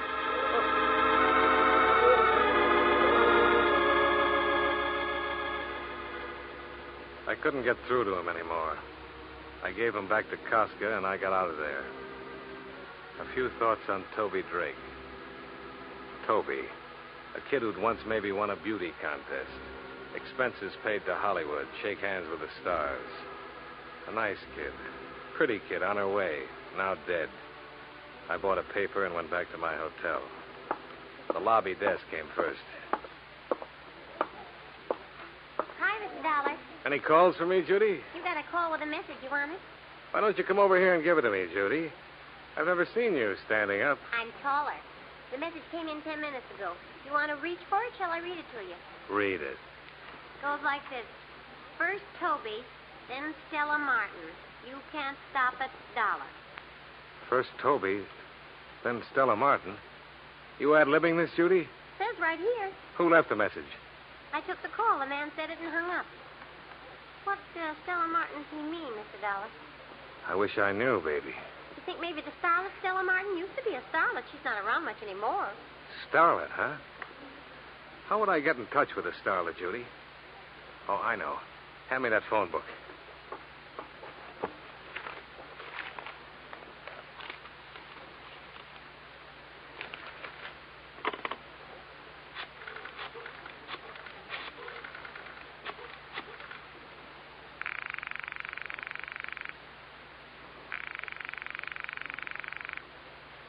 Come on, come on. Who are you calling? A man who knows starlets past and present. Agent Phil Gardner. Oh. Not in, huh? Why don't you try Hollywood Casting, Mr. Dollar? They'd know. Yeah. Thanks a lot.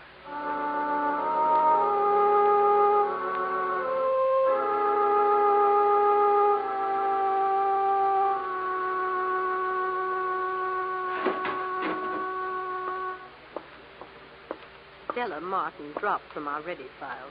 Non-payment of dues. Well, there must be an address where you dunned her. 2001, Magnolia Avenue, Westchester.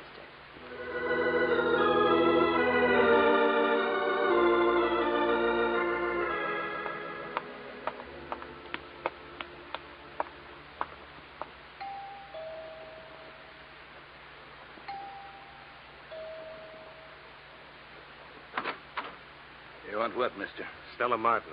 She live here? Uh-huh. You're who? Johnny Dollar. Investigations. You got a card that says that? Let's go inside, huh? Just you got a card, just show me. Miss Martin here? No card, huh? Suppose I say yes, she's here. And what happens? I said inside. Glad you did that, Sonny. Now I got a reason. Now cut it out. I just want to... You're smaller than you look. Oh, try me.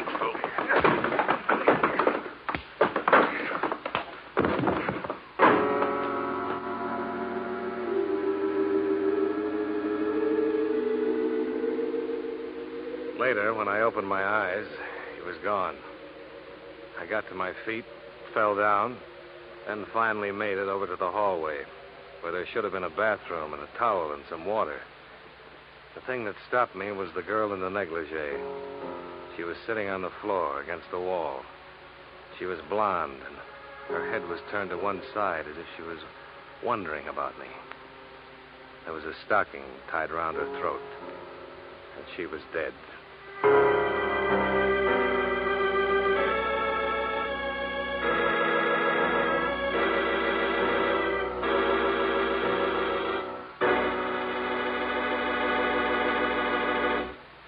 We'll return to yours truly, Johnny Dollar, in just a moment.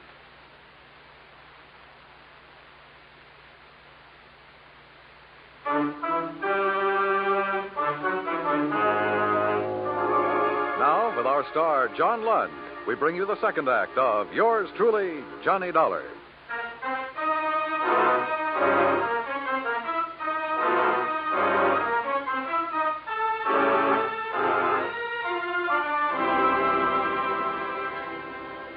I'd seen the dead girl a couple times. In the jungle picture, spliced between the main feature and the newsreel. The girl in the South Sea apron who gets chased by the gorilla. I stopped trying to convince myself it wasn't real. It was real, all right. I didn't need the pounding on the door to knock it into my head. I didn't need Detective Koska either. What is this, Dollar? You on a rampage?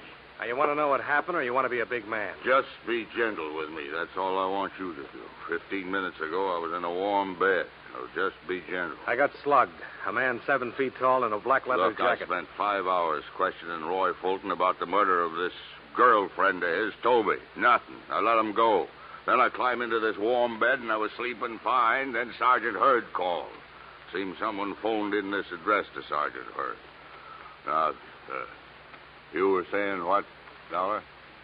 She's in the hallway, propped against the wall. Show me.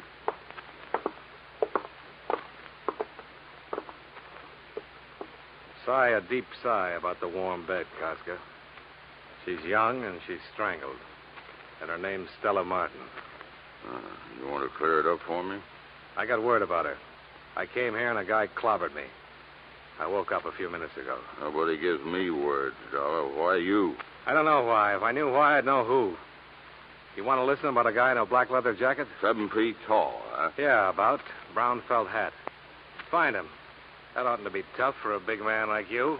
Don't be sour on me, Dollar. You took some lumps. You see this, kid? What? Yeah. She's holding something in her hand. What?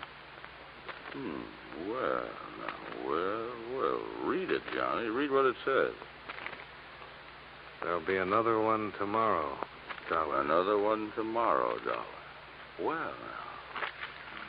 What makes me so popular, Casca?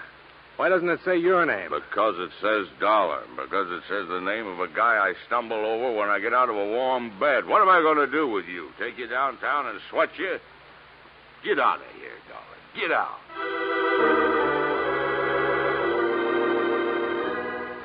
Then back into the rose-scented air and the suburban lawn, now littered with friends and neighbors. And under the bright neon of the corner cut-rate drugs and sundries, the night-blooming hack stand. I took a cab to my hotel. No more messages, so I went to sleep.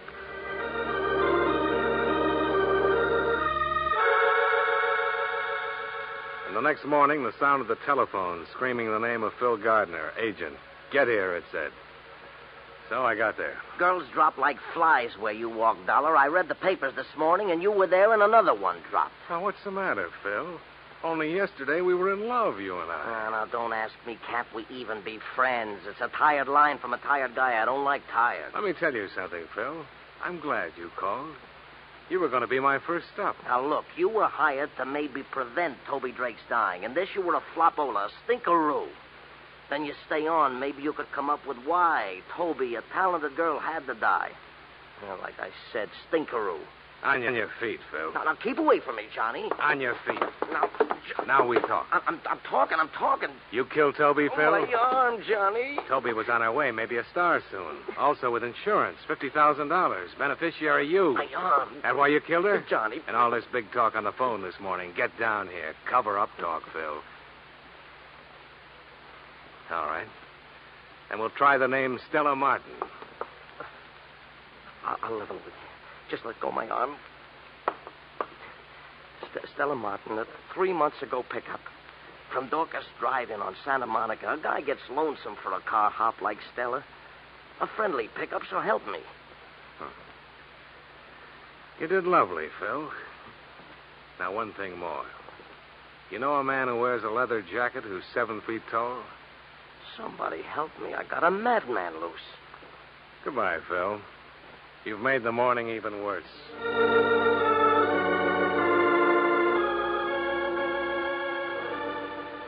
I got to the drive-in on Santa Monica. A cowgirl with a menu and a pair of heavy-duty sheer dungarees threw a card on my windshield that said Phyllis on it. Dorcas, she asked back. Why, that's old Melv over that way. I moseyed on over to old Melv. Howdy. Johnny Dollar, insurance investigations. Milva and Dorcas. Shout out a fella. Howdy. Howdy. You the manager of this place, Melv? Yeah. Top hand. What else? Huh? Oh, tenderfoot talk. Don't let it throw you. I need some information, Melv. Yeah, don't be a gravel kicker, son. Speak up. What's on your mind? Know a girl named Toby Drake, Melv? Knowed her. Used to work here. One named Stella Martin? Yep. Do the work this evening. She ain't gonna make it, though. She's dead. She and Toby. Choked. Seen it in the Gazette. I need your help, Melv. Deputize me. Well, I don't know. Just don't know. If you don't help, there's liable to be another dead girl. Peggy. Who? What's the matter, son? You got monkeys in your ears? I said Peggy. Peggy Bryan. On account of them 3 girls were thickening the bobcat's tail. Do tell. Yeah, thicker than that even. Peggy used to work here, too. Drove to work in Toby's auto. You know where I can find Peggy? North Hollywood she lives in. Yeah, you wait a bit. I'll dig up her address. You want to wait, son, or you got to be riding on? I'll wait, Mel.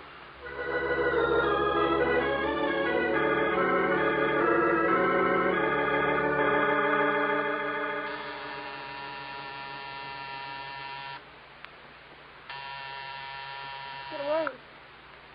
Get away from me, whoever you are. Get away. Listen to me, Miss Bryan. I've come to help you. I'll kill you. I'll kill you before you kill me. Don't be crazy. Give me that gun. There. That's better. To kill me. That's why you come to kill me. Now, let's scream inside. We don't want to make talk for the neighbors. Inside, Peggy. Now, hush, hush, baby girl. Hush. You see? I let you go. It's nothing to be scared of.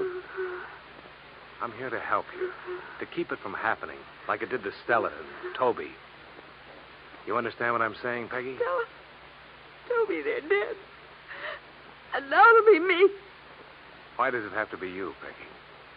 You don't know. You kill and you don't know why. Try to understand.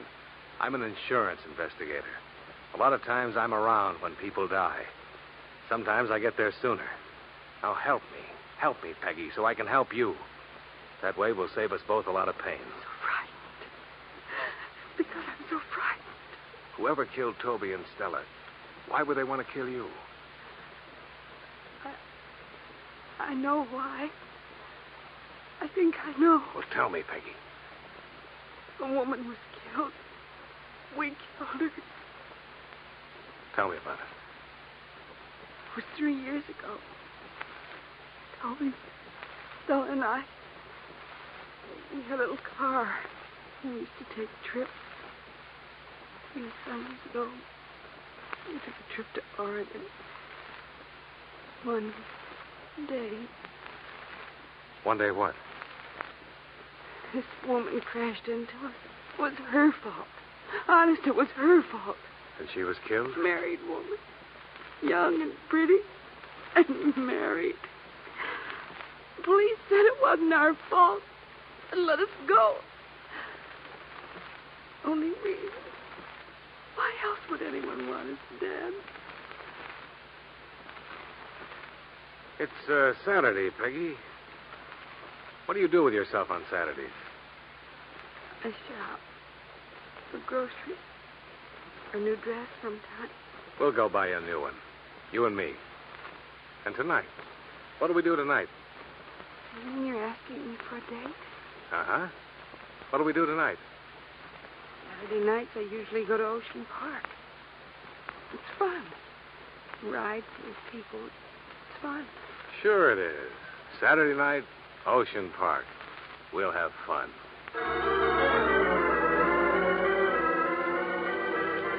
So I made a lot of phone calls. To my hotel to tell Judy I was going to Ocean Park with a girl named Peggy Bryan, in case anyone inquired. And I called Agent Phil Gardner and let him know where I was going. Finally, I called Roy Fulton, Toby's boyfriend, and let him know all about my plans for the evening. And then I went shopping with Peggy Bryan and then took her to Ocean Park. Peggy Bryan, Pigeon. Let's just walk for a while, Johnny. Whatever you say.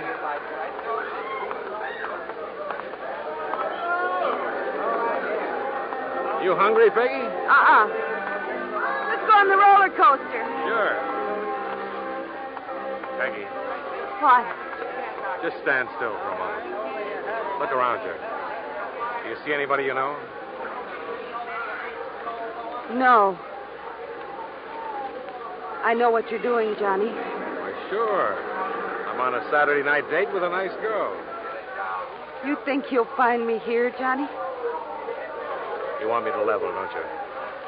Is he going to kill me? I'm going to try to stop him, Peggy. Come on, let's eat.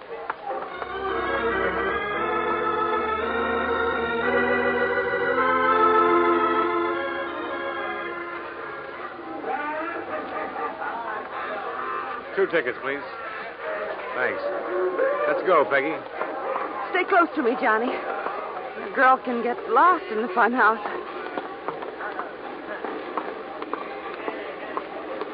Johnny. Oh, Johnny. What's the matter, Peggy?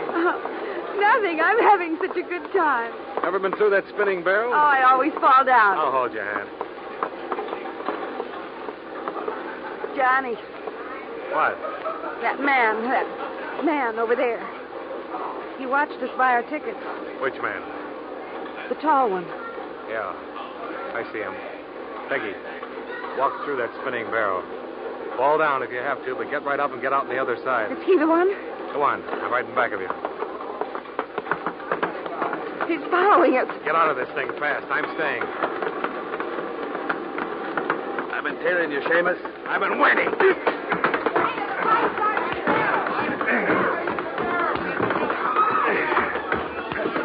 You had enough, Shorty? Yeah. Come on, I'll drag you out of here. Now talk. Talk or so help me. You're crazy, Seamus. Talk. You think I killed her? I didn't kill Stella. She was dead when I got there. I swear she was dead. Yeah, sure she And was. you came in. I went crazy. I wanted to kill. Something to get even.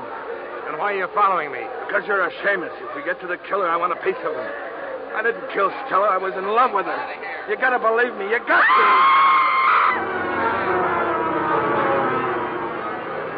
Peggy, what's the matter? The mirror!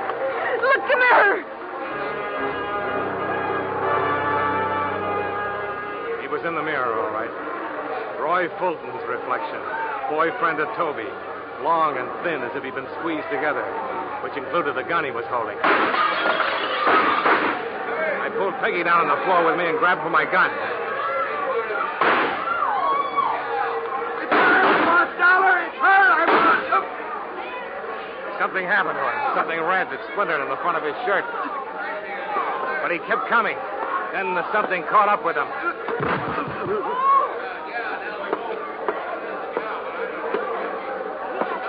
Fulton, are you... They killed my wife.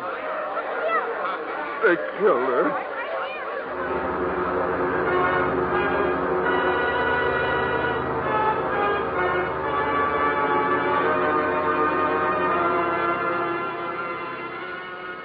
Expense account item 4, 1995. To dress a pigeon named Peggy Bryant. Item 5, $112 miscellaneous. Hotels, meals, roller coaster ride, funhouse, etc. Expense account total, $366.05. Remarks, pay Phil Gardner, agent, face value of $50,000 policy on Toby Drake. Well, all in all, from your point of view, my trip to Hollywood was a failure. From my point of view, I kept one girl out of 3 alive, and I was lucky at that. Luckier than you usually get in Hollywood. Yours truly, Johnny Dollar.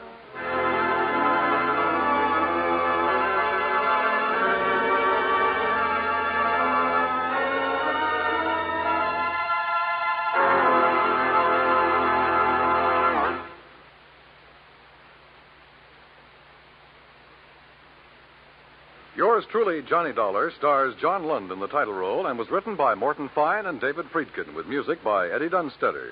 John Lund can currently be seen in the Universal International picture Just Across the Street. Featured in tonight's cast were Raymond Burr, Dick Ryan, John McIntyre, Sidney Miller, Victor Perrin, Virginia Gregg, and Jeanette Nolan. Yours truly, Johnny Dollar, is transcribed in Hollywood by Jaime Del Valle.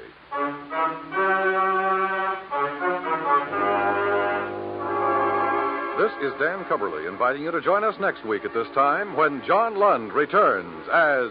Yours truly, Johnny Dollar.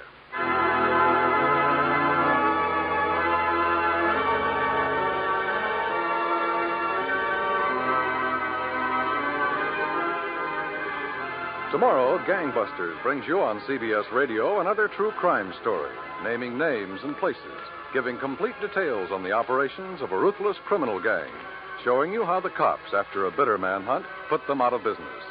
Every Saturday night on most of these same stations, hear Gangbusters, the program that gives criminals wanted descriptions that help the public enforce the law and often collect rewards for their good citizenship. Gangbusters, Saturday nights on CBS Radio.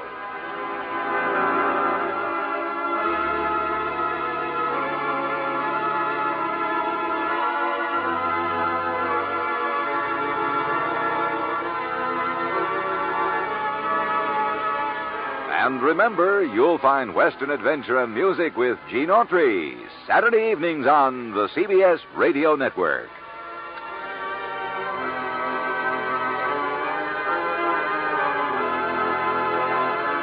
From Hollywood, it's time now for John Lund as Johnny Dollar. Dollar, my name's Younger. Lieutenant Walt Younger. I'm with the Maragold Police.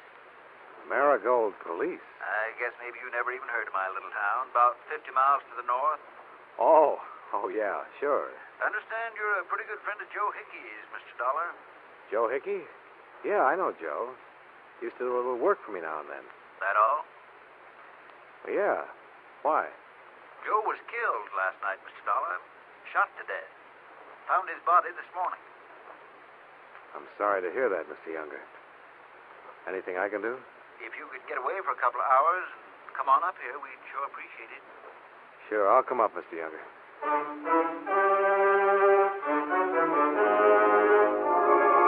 John Lund in a transcribed adventure of the man with the action-packed expense account. America's fabulous freelance insurance investigator. Yours truly, Johnny Dollar.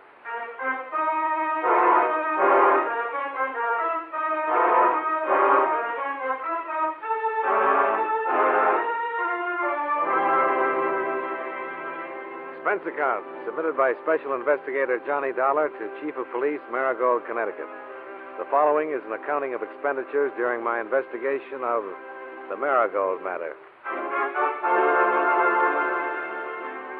Expense account item 1, $2, bus fare and incidentals, Hartford to Maragold, which turned out to be a little village settled in a sloping valley that was white and clean with fresh snow.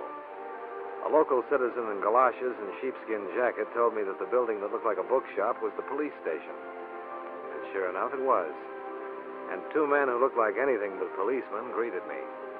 Hello, Mr. Dollar. I'm Walt Younger. I talked to you on the phone. And I'd get here. Sergeant Cherry. Mr. Dollar? Sergeant Cherry. Have a chair.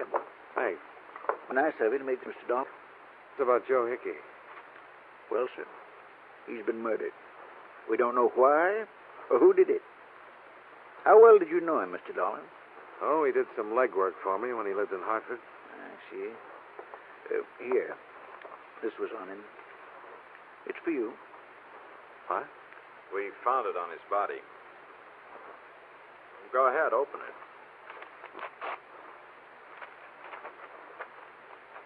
What's it say? Hi, Johnny. How are you? Good, I hope. I'm in the loan business up here now. You ought to come to see me. Besides, there are some funny things going on. And I could use some help from you for a change. Could you come up and give me a hand? Regards, Joe Hickey. Dated yesterday. Guess he never got to mail it. Yeah. When'd you hear from him last? Oh, it must be 2 years anyway. Any idea why anybody would kill him? No, none at all, Sergeant. Well, neither have we, Mr. Dollar. But we wanted to talk to you before anybody. With that letter and all, it looked like a pretty good place to start. Well, I'm sorry I'm not more help, Lieutenant. Wish I were. Would you like to be?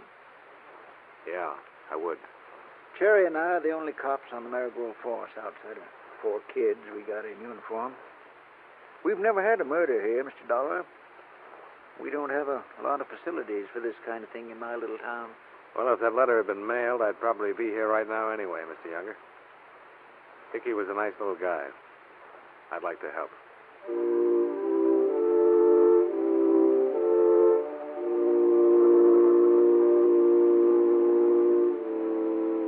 Sergeant Cherry stayed at the station while Lieutenant Younger and I drove out in the cold, crisp day to the scene of the murder. A bend in the road about a mile out of town.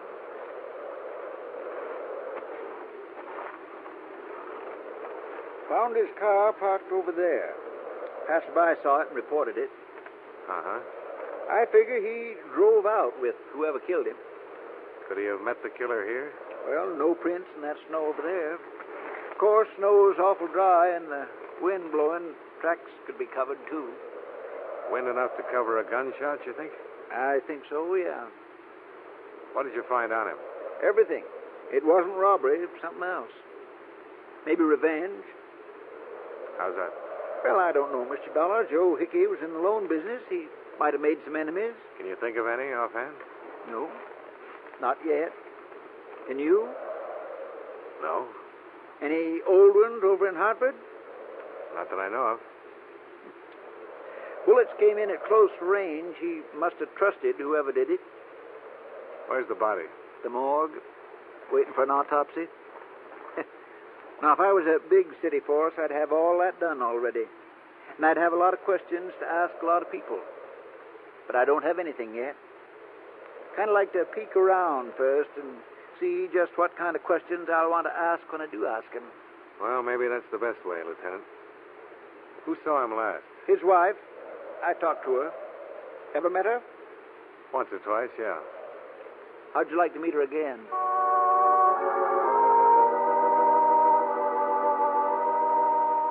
I didn't want to particularly, but I had a feeling that old Walt Younger wanted me to. He waited for me in the car as I went in to see Joe Hickey's widow. She'd aged a bit since my days, but not too much. It was sweet of you to come all the way out here, Johnny.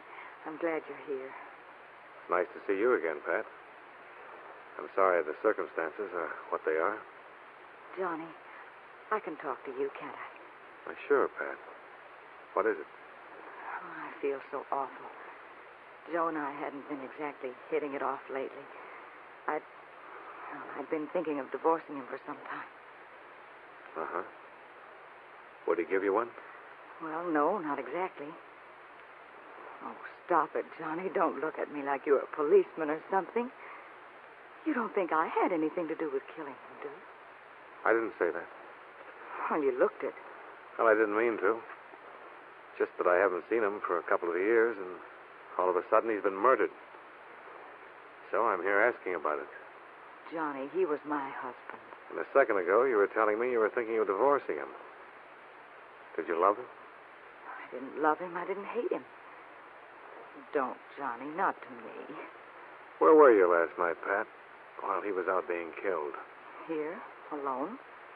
He left about 8 o'clock and said he had some business to attend to. He never came back. Anybody call you? Anybody drop in and see you, Pat? No. Did he happen to tell you why he was sending for me? No. Did he mention my name at all? No. Johnny. What? I've done nothing wrong. I'm sorry, Pat. I didn't think you'd mind the questions from me. Well, I do. Somebody's going to have to ask them sooner or later. I'd rather it wasn't you. I thought you were my friend. I am. And I was Joe's friend. Please go. Okay, Pat.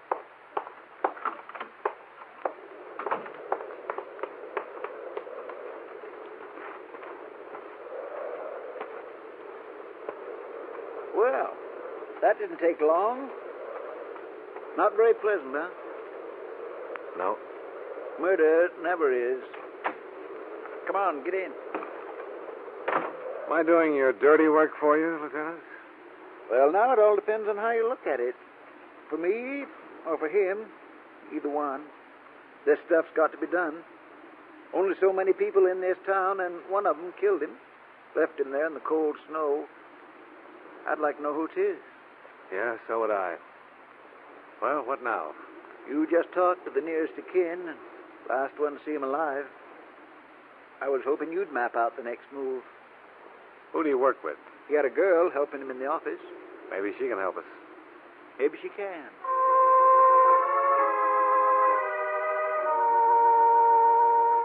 Her name was Vivian Asher. And like most of the people in town, she'd heard about the murder, was frightened about it, and didn't want to talk too much about it. What? I said, can you think of anybody who might have wanted to kill Joe Hickey? Everyone makes friends and enemies. Tell me about his enemies. You'll find that out for yourself, Mr. Dollar. You worked with him. You were around him all the time. Did you ever hear anybody... No, I didn't. Did you know that he was worried about some situation here and that he'd written to me? No. Did you like him yourself? Yes. Anything else? Don't be ridiculous. How long had you worked for him? 2 years. Did he treat you well? Fine. We got along fine. And incidentally, I didn't kill him. I was at the Shamrock Grill last night, from about 8 until 1. People saw me there. Oh. You're pretty efficient, after all. I try to be. I wish you'd loosen up on those people in town he didn't get along with. It'd help a lot. All right. What? I'll go through his files. Anyone there I can recall him arguing with or not getting along with, I'll make a note. Fair enough? Fair enough. I can't guarantee it'll be a complete list. I'd appreciate anything. Well, give me an hour.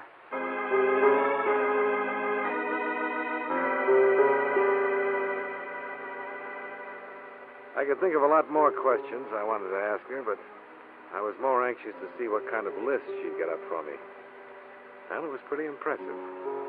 About 35 names and addresses. Lieutenant Younger took one half, and I took the other. After 2 hours of plodding through the snowy streets of Maragold and interviewing a dozen people, I was convinced that all 35 hated Joe Hickey because he'd been pressing them for loan payments. An occupational hazard, I guess. But I was also convinced that none of them hated him enough to kill him. However, when I chanced into the Shamrock Bar and Grill, I met a man who was not on my list. Teal. Jim Teal's the name. Sure, I knew Joe Hickey. What about him? Trying to find out who killed him. Oh, yeah? You don't seem much interested, Mr. Teal. Why should I be? He was a bum when he was alive. Being dead doesn't make him any better. Yeah, you've got a point there. But why was he a bum when he was alive? Lousy shark. That's what he was, a thief. Did he steal from you? He tried to. Yeah? When was this? Why, just last week. He came to me with a paper and said that I owed him $235 on my car. He said I had to pay it or he'd take my car away from me. I told him he was crazy. Well, if you owed him the money, he wasn't stealing. You don't get it, fella. I didn't owe him any money, not a dime. What? I paid off that loan months ago. You were just trying to pull something, that's all. Other people tell you the same thing. I've talked to quite a few others. None of them have told me anything like this. Then you haven't talked to enough people. What did you do when he tried to repossess your car? I told him to get away or I'd take care of him. And what happened? I hit him. As I remember Joe, he was about 140, dripping wet. What are you, 180? 87, mister. And it was all my pleasure. Yeah. Especially when he came back a couple of hours later and told me it was all a mistake. Imagine that squirt. Doing his best to beat me out of some money, then coming back and apologizing for it when he couldn't get away with it. Ever occur to you that he had made a mistake? What loan company makes a mistake? They invented bookkeeping. Mr. Teal glowered a few long seconds, chewed on a toothpick, and let me know more of what he thought of Joe Hickey as a person.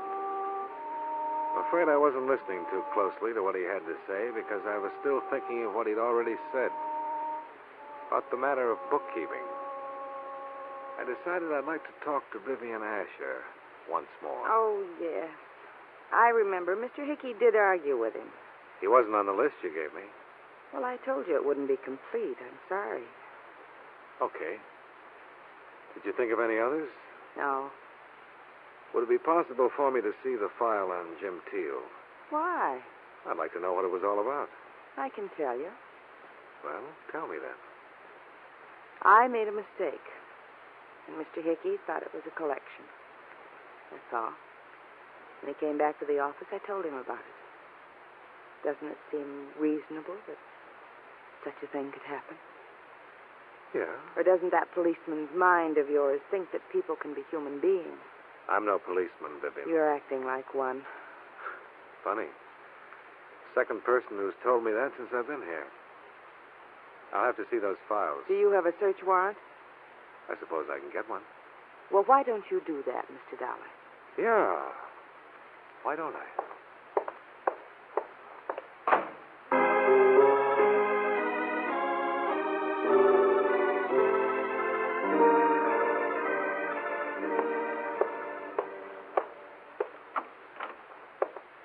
Oh, Mr. Dollar. Hi. Hello, Sergeant Cherry. Is Lieutenant Younger back yet? Not just yet. Can I help you? Yeah. Can you get me a search warrant for Hickey's Loan Company? You run across something, Mr. Dollar? Maybe. Well, I'll have to call Frank Pretorius. He's the county attorney. Might take till tomorrow morning. Oh. We're not incorporated here, you know. Not very fast. Yeah. Well, never mind. Look, I picked up this ashtray in Vivian Asher's office. There's some good prints of hers on it. Can you wire them out when you go over to the county seat? Yeah, sure. Do you think that she had it? I don't know. Just checking. Somehow I think that she might have a background. Really? After Sergeant Cherry left, I found myself holding down the desk in the Maragold police station. A light snow began to fall, and in an hour, the whole town was wearing a new blanket of white. Lieutenant Younger stomped in, reported no luck, but wondered if I'd like to revisit the murder scene with him. I said I would, and we drove out there once more. Warms up when it begins to snow. Ever notice? Uh-huh. I've been thinking about it all day, Mr. Dollar. Somebody made a real mistake. How's that? They didn't expect Joe Hickey's body to be found till spring. Look, we found it right there. But if he'd fallen down over there, why, he'd have been covered with 20 feet of snow before winter was over. Yeah. Seems logical. I think maybe we'll find out a lot when they dig those bullets out of him. If we ever get 'em dug out. Things in my little town must seem awful slow to you, Mr. Dollar. We're still trying to sober up the doctor so he can play coroner. Ain't that awful? Well, if we... Lieutenant Younger fell down. I went down with him. It was dark, and I didn't know who was shooting or from where. But I did know that somewhere along the line, among those people in town, Lieutenant Younger or I had already talked to the killer of Joe Hickey.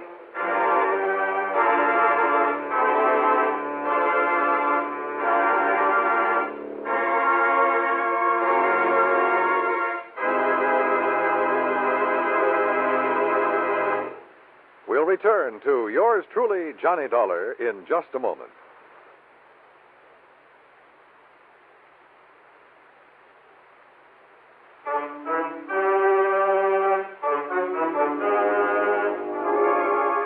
Now, with our star, John Lund, we bring you the second act of yours truly, Johnny Dollar.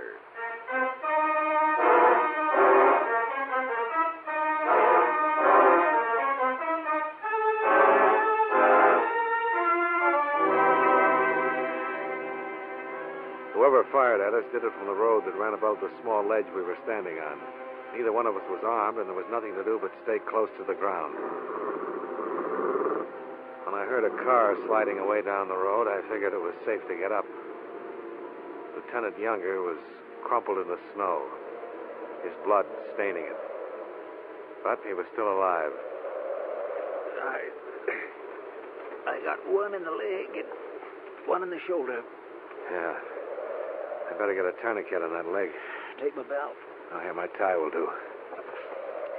This isn't a very safe part of the country to be in, is it? No, not very. There. Now, how's that? Fine as a fiddle. You think you can make it back to the car? Give me a little help. One good thing about this. What's that? Exhibit A is in my leg. I half carried him up the path to the road and put him in the car. didn't talk much the whole 50 miles to Hartford, where I turned him over to the medics in the emergency ward. After that, I returned to Maragold. There was one place I wanted to look at, search warrant or not. I didn't have too much trouble getting inside with a ring of passkeys. However, I didn't find much in the files that seemed important. When I jimmied open a locked drawer in Vivian Asher's desk, I came upon a good reason why she refused to let me look around. I dropped by her house to see her. What do you want at this hour? I know it's a hardship, Vivian, but it's a hard case. May I come in? All right. I've been floundering around here for almost 2 days, not knowing what I was doing or where I was going. Well, I can see. Somebody tried to kill Lieutenant Younger tonight. They nearly made the grade. They came awful close to killing me. He's out of the picture for the moment. I'm going to do things my way. As a matter of fact, I already have. Let's start with Teal. You forgot to tell me about him, didn't you? I'm not a walking file cabinet. Did you forget on purpose? Take a look at these. You were in my desk. Yeah, I sure was. What right did you have? Why are you after me this way? I'm after some truth. This is about $8,000 worth of delinquent loans, all recommended by you. What do they have to do with Hickey's death? Nothing. Absolutely nothing that I know of. Then why did you hide them? Because I don't know who killed Mr. Hickey. I don't know what delinquent loans have to do with it. All I know is I got scared and hid all the loans that I recommended. Go on.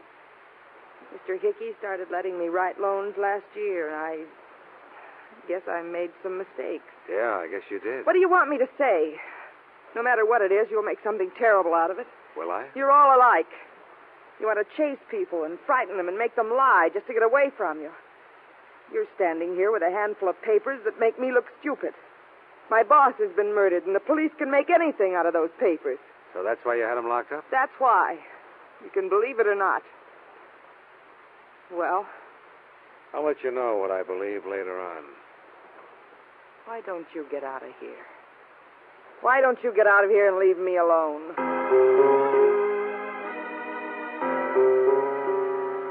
I got out of there, but I didn't leave her alone. Instead, I stepped around to the side of the house and watched her through the dining room window as she told her troubles to an unidentified party over the phone. When she hung up, I moved around to the front of the house and took a plant across the street. Nothing happened. About midnight, she turned out the lights and went to bed.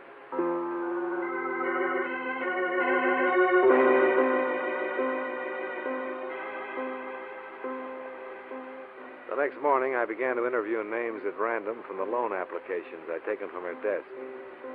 After 4 interviews, I quit, because all 4 parties involved vehemently denied being delinquent and furnished receipts to prove it. I spent an hour walking, talking to myself. Then I went back to the station with even fewer ideas as to how and why Joe Hickey had been killed. Gosh, where you been, Mr. Dollar? Oh, well, getting some things done. What's that? Just came in. Vivian Asher. Oh? How's it look? Not good. She's from Kansas City. Let's see here. 1940 and 41, 6 arrests. Conviction in 42 for car theft. 2 years. Another conviction in 45 for shoplifting. 6 months. And then this. She's still wanted. What for? Grand larceny. Denver police. It's pretty hard to believe, huh? She's lived here at least 2 years. Well-liked. Straight as an arrow. Well, not exactly straight. Oh. You find something? Yeah. She's been writing loans delinquent and pocketing the payments for a long time now. Do you suppose Hickey caught her and she shot him? Yeah, probably that's it. Well, guess there's nothing else to do but pick her up. Guess not. You mind holding it down here? I'd like to go with you, Cherry. Okay, Mr. Dollar.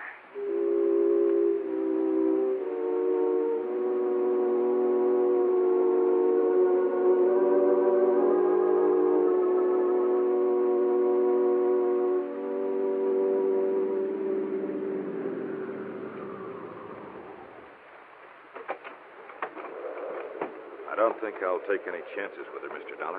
No, I wouldn't. No, sir. She's been acting up quite a bit. Hickey dead. Walt all shot up. Yeah.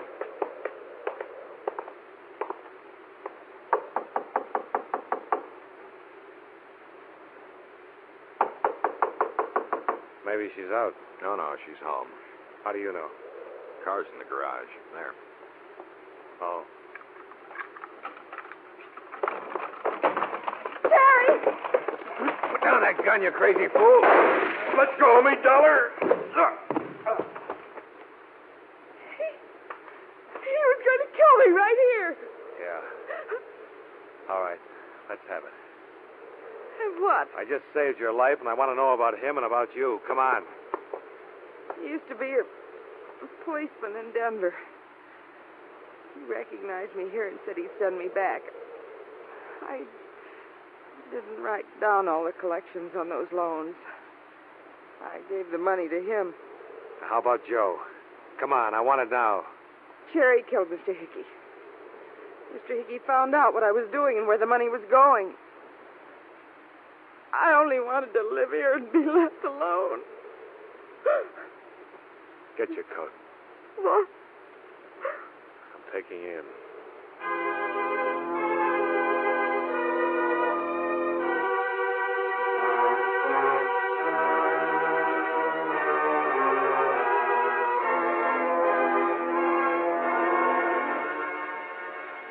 A check with the Denver police revealed that Cherry had been on the force there for a short time, then been discharged for conduct unbecoming an officer. A ballistic expert in Hartford matched slugs from Hickey's body and Walt Younger's leg.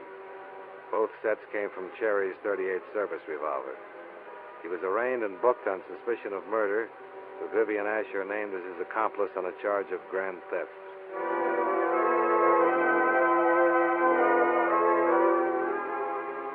Expense account item 2, same as item 1. Fare back to Hartford. Total, $4, even. Yours truly, Johnny Dollar.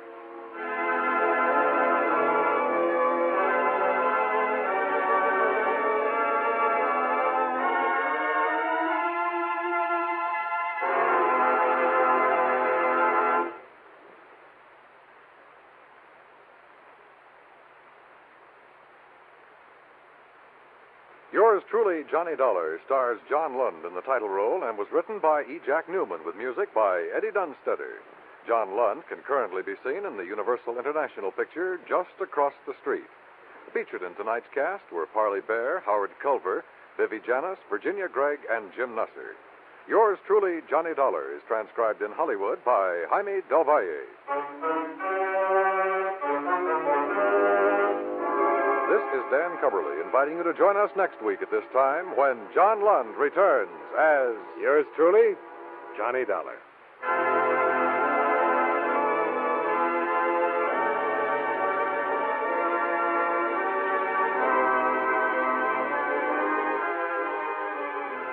If you like your thrills to be real, your adventures to be true to life, Gangbusters is the show for you.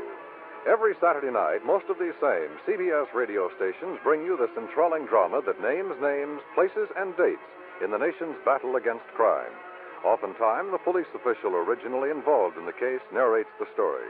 Full of action, bravery, and realistic excitement, Gangbusters brings you new thrills straight out of life every Saturday night on CBS Radio.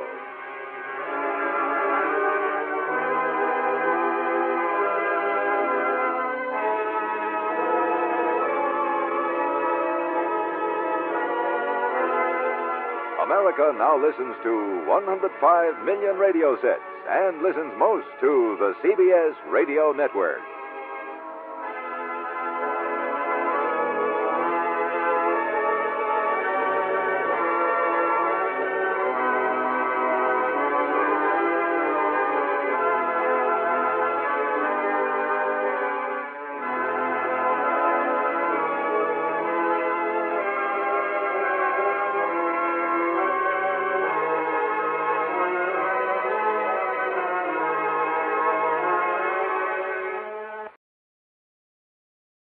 From Hollywood, it's time now for John Lund as...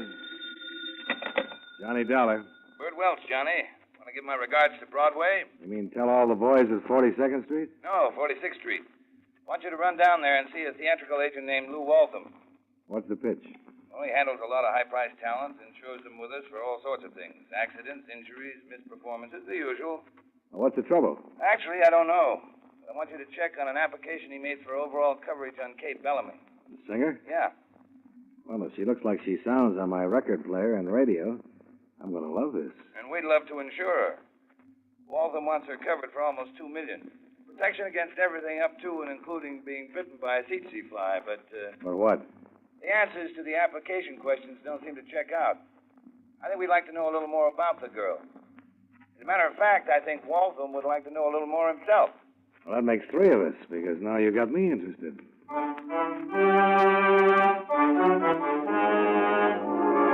John Lund in a transcribed adventure of the man with the action-packed expense account, America's fabulous freelance insurance investigator. Yours truly, Johnny Dollar.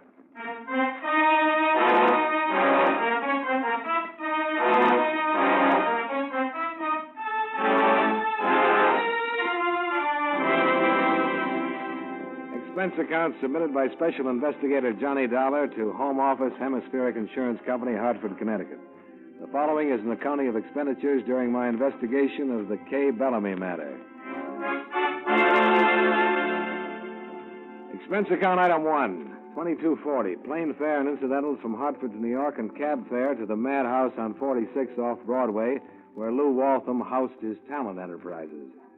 I ran the gamut of would-be thespians, and his haggard secretary covered my rear valiantly as I plowed my way from the outer office to the inner sanctum. You're the guy from the insurance company? Yeah. Is it always like that out there? I think I went suddenly deaf. Yeah, you're all right. This office soundproof. I'd go nuts if I had to listen to that yammering all day. There's Lou Waltham. Boy, Welch told me he was sending you down. About the policy you want him to write on Kay Bellamy. He doesn't think the application is as neat as it might be. Yeah, she's a valuable hunk of talent. I gotta have coverage. Well, then we need information. I need some myself. This time has been a headache from a word go. Maybe you better tell me about it. I'll give it to you straight. I picked Kay up, well, a little more than 2 years ago. She was nothing, nobody. Doing a stripping burlesque, singing a song, once in a while. I heard something in her voice, though, something them other guys missed. I signed her, had her trained, got her a good deal. Well, it's not that's my business. Sure. She knocks down $1,000 a week on her radio show, more on records. I could put her into the $5,000 class in no time, but... For what? Huh? Well, I'm going to tell you. See, she won't let me. She keeps sending me to the aspirin factory. Look, let me tell you this. 2 months ago, I get her a picture deal, Hollywood. Got it all sewed up. Big dough, billing. So what happens? I tell her and she screams like a banshee. No pictures. What is she, a screwball? Screwball? Take any nut in that outer office out there, and I'd lay 8 to 5 that handling them would be a vacation after Kay Bellamy. Yeah, I may be talking to myself right out of the policy I want. But listen, you want to know something? One of the things she does... Just Go one. ahead. Figure this, will you? In between her radio shows, she disappears for a whole week. For months, I couldn't never find her except on show days. Till I found out. Where did she go? So help me, you can sue me if I'm lying. She spends her time working in burlesque. What? Yeah, I mean, $1,000 a week on one radio show, but she goes around playing zip the rest of the time for $75 a week under the name of Don LaValle. Are you sure? I followed her. I seen her with my own eyes. You talked to her about it? I tucked myself blue in her face. She freezes and tells me to mind my own business. She'd go get another agent. You know, Mr. Waltham, I think you'd better get another insurance company. Now, look. I do a lot of business with your firm. No trouble. This girl is valuable property. Give me a break, eh? Maybe you could talk to her. Maybe she just hates agents. All right, Mr. Waltham. Where can I find her? Boston. Boston? Doing burlesque in Boston? Listen, there they need it. Hey, you on an expense account? Yeah, why? Well, I'll give you a pass to the theater up there. You can knock down the admission price and stick it in your kick, okay?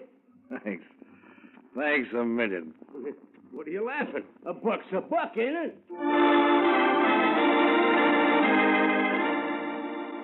Expense account item 2, $19.45. Cab and plane fares between Lou Waltham's New York office and the Burley Q Review in Boston, where Kay Bellamy, with a little Turkish veil hiding her face on the billboards, was dancing under the name of Dawn LaValla. The theater was closed in the later afternoon, but the sound of a piano came from the stage door alley. I walked backstage. There was no doorman, so I went through to the wings. Dawn LaValla was on stage, and the dance she was doing was enough to make me forget the inadequacies of the pianist and the despairing tone of the dance director as he tried to whip the lumbering chorus into a semblance of unity. All right. 1, 2, 3, 6. 1, 2, 3, 6. Keep in step, keep in step. Wait a minute. Cut it, son. Son, cut it. You, Lorraine, which is your left foot, darling? You only got 2. Make a choice. What do you want bucks a week? Vera Ellen, I'm tired. You're tired. Back it up, will you, Lexi? We're all tired. You don't need me for the rest of the numbers, do you? No, you're all right, Dawn, darling. Go get dressed, sweetheart. She walked into the wings, moving toward me in the semi-darkness. The piano had stopped, but she carried her own music with her as she moved. And it wasn't burlesque music. This girl was definitely on the symphony side. All right, girls, now get together and let's Miss Bellamy? Step 1 straight out. What did you call me? Kay Bellamy. All right, Sam. That is your name, isn't it? No, mister. Whoever you are. What are you doing back here anyhow? Get out of my way and let me pass. Look, I just want to talk to you for a minute. My name is Dollar. I'm from Hemispheric Insurance. Look, Farrell, maybe you didn't hear the lady. She told you to get out of here.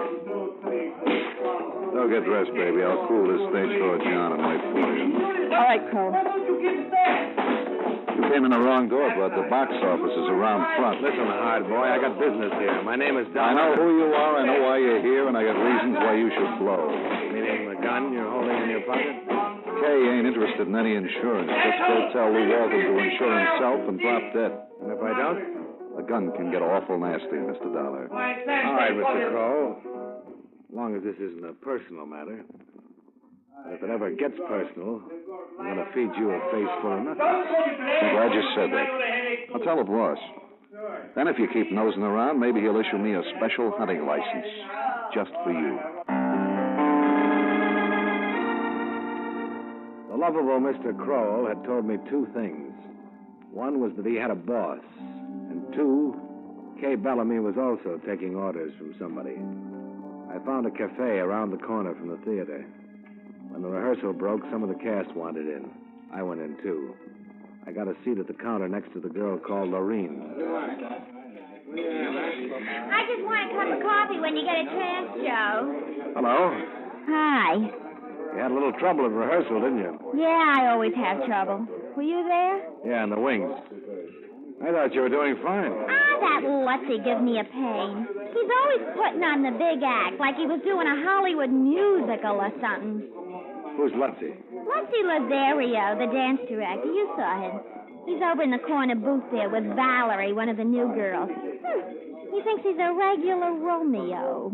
Continental type, huh? Yeah, Continental Brooklyn, if you ask me. He made a play for Dawn, but she brushed him fast. So Lutzy has a big crush on Dawn, huh? He'll forget it if he's smart. She's aiming for bigger moose than him. Like who, for instance? Some guy named... Oh, hey, that's my date honking for me. Never mind that coffee I ordered, Joe. I gotta go. I'm sorry I can't keep you company. Oh, that's all right, Lorraine.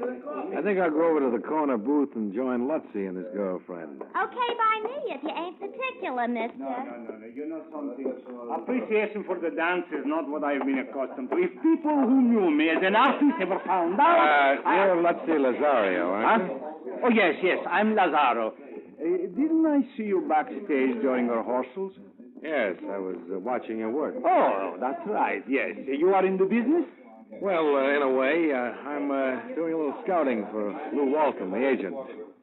He's got a chance to sell some talent for a big Broadway musical if he can find the right people. Well, sweetheart, won't you sit down, Mr. Dollar, Johnny Dollar. Yeah, Dollar. This is Valerie, Mr. Dollar. She's in the chorus. And this is a great pleasure, Mr. Dollar. Of course, you don't know it, Lazario, but I've had an eye on you.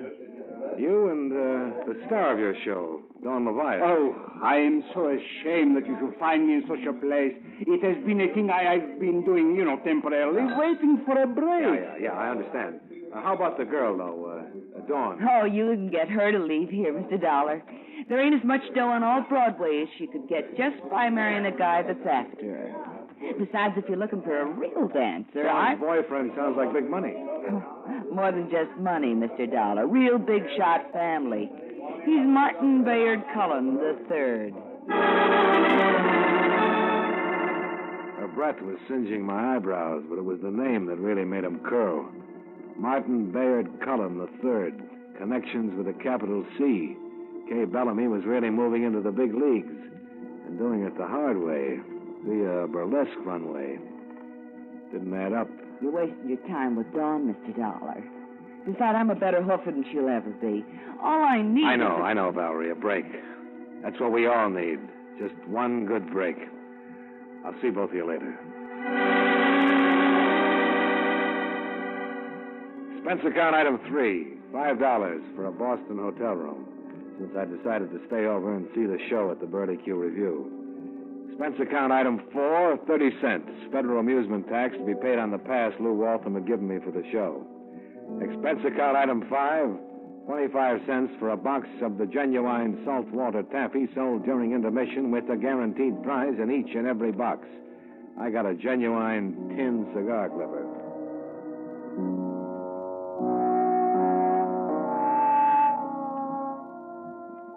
I watched Kay Bellamy, masquerading as Dawn Levia, take off everything the law would allow except the veil that covered the lower half of her face.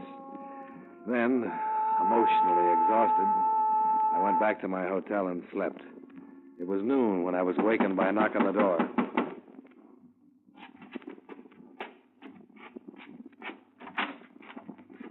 Surprised to see me? Well, a little, Miss Bellamy. You weren't happy with me yesterday. Well, I was angry with Lou Waltham for sending you. See, Mr. Dollar, I started out in burlesque, and frankly, for some reason, I like it, that's all. Oh, you must, to mix it with a $1,000 a week radio career. Sometimes a farm kid makes good in a big city, gets his own swimming pool. But when he gets a chance, he takes off his shoes and goes wading in the brook. Sometimes. That's the way it is with me. A lie like that ought to get your pretty mouth washed out with soap. Why should I lie to you? Besides, Lou Waltham has no right to insure me unless I want myself insured, does he? So why don't you forget it? And let's be friends. Johnny Dollar. Johnny, Bert Welch. I've had an awful time finding you. A few more minutes and I put through a call to you, Bert. I think you'd better forget about that Kay Bellamy policy Waltham wanted. The lady doesn't want to be insured. Even if she did, it wouldn't matter now. What do you mean? Lou Waltham is dead. What? He was shot and killed in his private office sometime this morning. Police just found the body.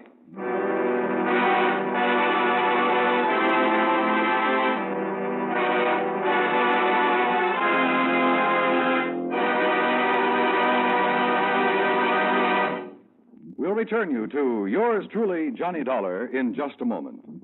Right now, our country is engaged in all-out effort to fight off aggression and preserve our democratic freedom. The future of America concerns us all. That's why we should all help to make that future as bright as possible.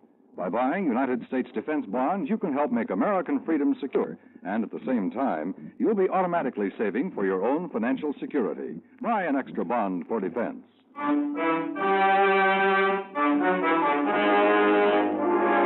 Now, with our star, John Lund, we bring you the second act of yours truly, Johnny Dollar.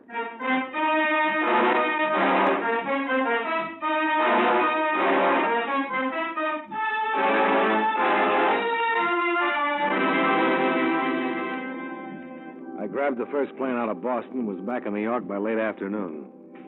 Charlie Dyer from the police lab was going over Lou Waltham's private office with dusting powder and camera.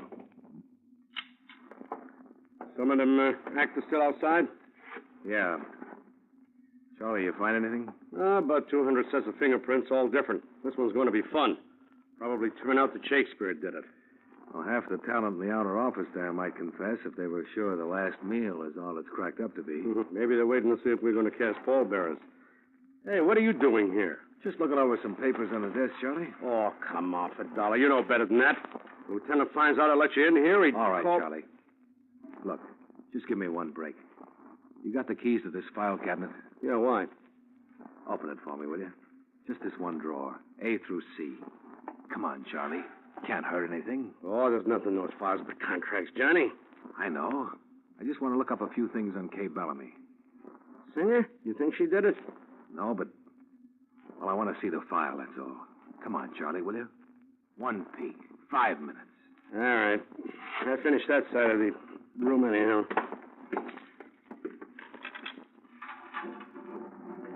Go ahead, take the folder you want, Johnny, but I want to see what you're doing.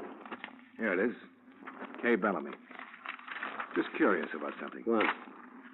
Why a doll with her voice and face and figure isn't on television? Oh, for crying out loud. Go out and take a seat on the bench with the rest of those nuts. I didn't even hear him. Kay Bellamy's contract with Lou Waltham was a dilly. No personal appearances, no club dates, no publicity pictures released without her approval, no studio audiences permitted at her broadcast, no television shows. Look, Johnny, will you finish that and get out of here? I'm finished, Charlie. Why, she ain't on television. If you ask me, she must have a face that'd blow out the transmitter. What makes you say that? Pictures of her in the photo file. Where? Bottom drawer there says photos.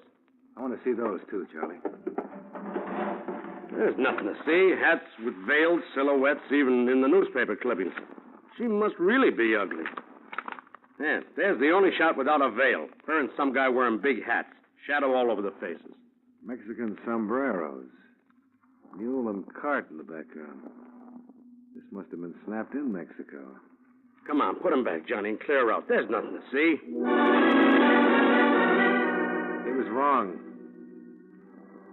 There was something to see in that Mexican photo, all right. Not Kay Bellamy's face, but her hand, holding the rim of the sombrero. And on the hand, a wedding ring. Expense account item 7. Same as items 2 and 6. 1945, cab and plane fare between New York and Boston. I made the plane just in time and then got another little shock. There was a vacant seat on the aisle. I took it. The window seat was occupied by a dancer named Valerie. Well, I fancy meeting you here, Mr. Dollar. You better fasten that seatbelt. You're a long way from Boston, aren't you? Well, I flew down this morning. He said Mr. Walton was looking for people for a show, so I thought I ought to see him. Did you? No, well, you must know about the murder and police and everything. I know about the murder and the police, but not everything. You want to fill me in? I don't know what you're talking about. What time was it when you went to see Waltham? I don't remember exactly.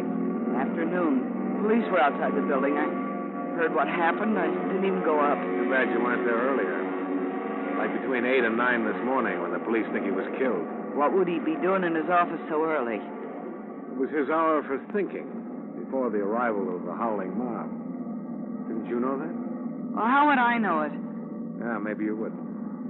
It was a thing that was known only by his better clients, like Fay Bellamy, or friends. Which plane did you take from Boston to New York this morning? Why don't you ask the airlines? Leave me alone. I'm in mourning. For Lou Walton? Maybe for you, honey. Maybe for you.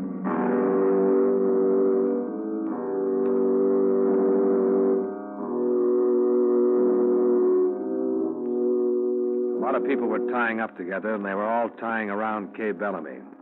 But there was still no sign of the payoff. I had to find out where Martin Bayard Cullen III came into the picture. When we reached Boston, I taxied out to the exclusive Back Bay mansion that had housed the Cullens for generations. Martin III received me in the library.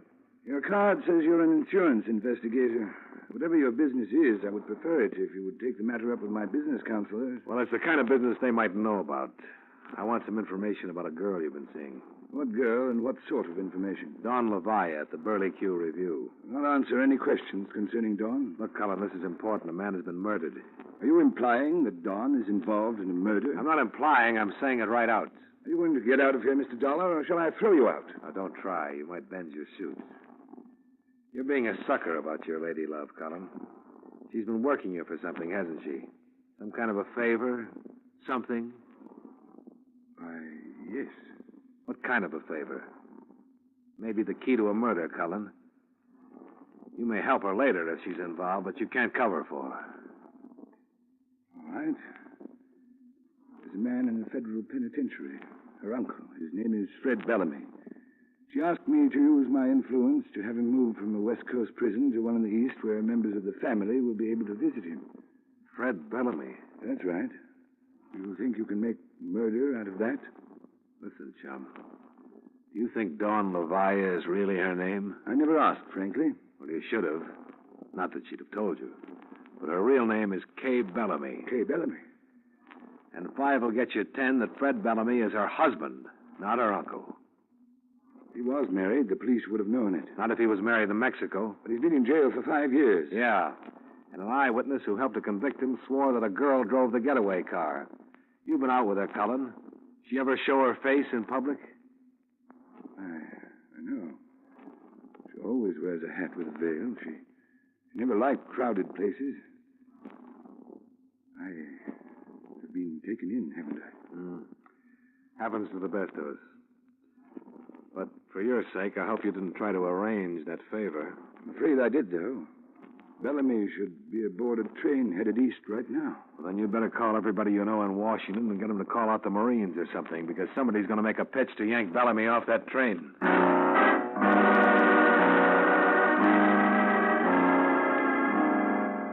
But it still didn't solve the murder of Lou Waltham. He'd found out the same things. That was certain. But how? I kept thinking about it on my way down the gravel driveway from the Cullen house. Then I reached the street and started to think of another murder. One that looked like it was just about to take place. My own.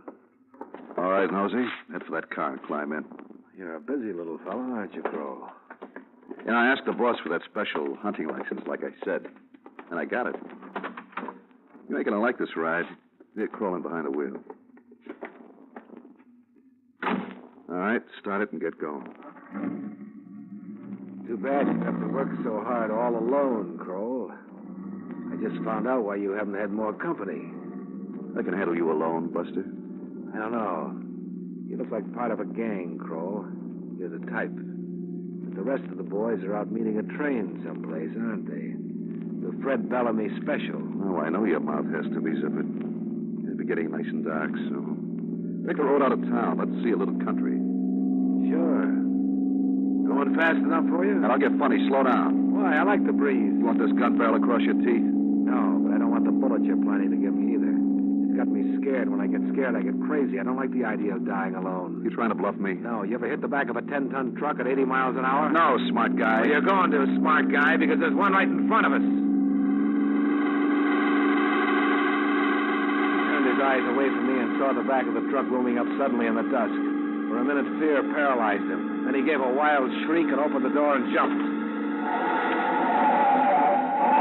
I yanked the wheel hard, and the car missed the truck by inches. But Kroll didn't. His leap had smashed him right into the back of it. I felt my heart kicking up at something in my throat. I turned the car around and drove back to the Burley Q Review at 15 miles an hour.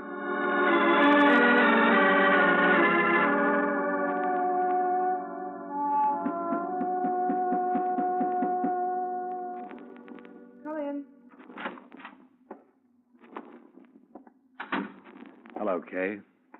Oh, it's you. Yeah. Tired of running, Kay? Yeah, tired. Your husband isn't going to get off that train. The gang will be picked up, too. I know. I just had a phone call from Martin Bayard Cullen III. He made me feel like it was rotten. I did it because I had to. Your husband wasn't going to let you enjoy the comforts of life while he rotted away in jail, was that it? Yes. He let me take the radio job because he thought he might be able to buy his way out with the money. Out of a federal pen? He was dreaming. I'm glad it's over. He had Kroll and the other boys watching me. Told him to keep me working in burlesque. Make things rough for me. So I'd never forget what a bad time he was having. I'd better call the police, Kay. You don't have to, Mr. Dollar. I called him myself 2 minutes ago. I'm just waiting. Okay, you've seen the farewell performance. Now, why don't you leave me alone? Please. Sure. Oh, Mr. Dollar. Oh, hello, Butsy. Oh, say, I heard the terrible news about Mr. Walton. Such a terrible thing. Yeah. I know you work for him. I know how badly you must feel. Oh, tell me something. Are you taking over the business? Will you be looking for the people for that show? I'll let you know. Is Valerie around? Yeah, in the manager's office, just over there. Mr. Kroll's office. You know Mr. Kroll? Yeah. I met him around a couple of times. Thanks.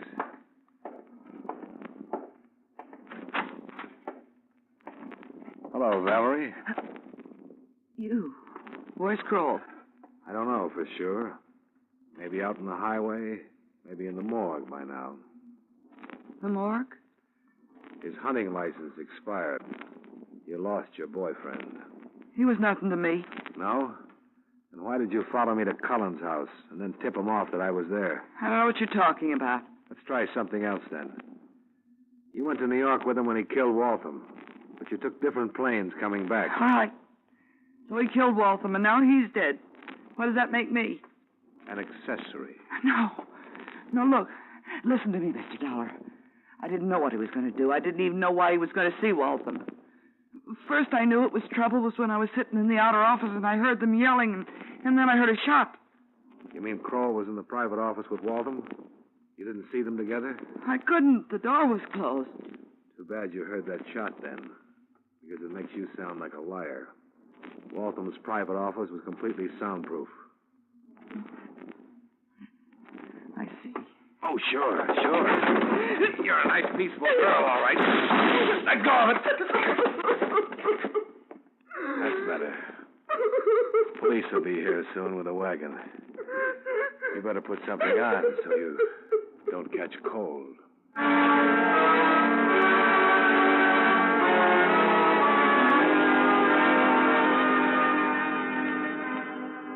And that's about it for the bump and grind artists.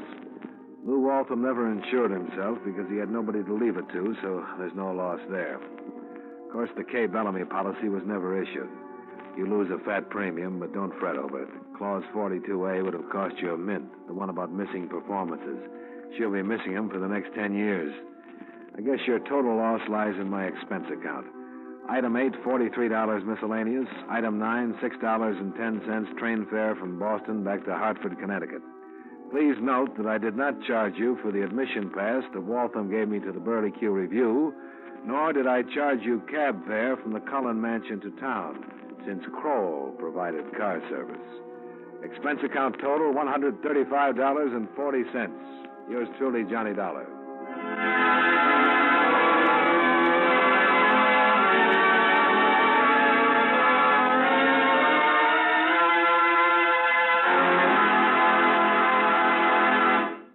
Yours truly, Johnny Dollar, stars John Lund in the title role and was written by Joel Murcott with music by Eddie Dunstetter.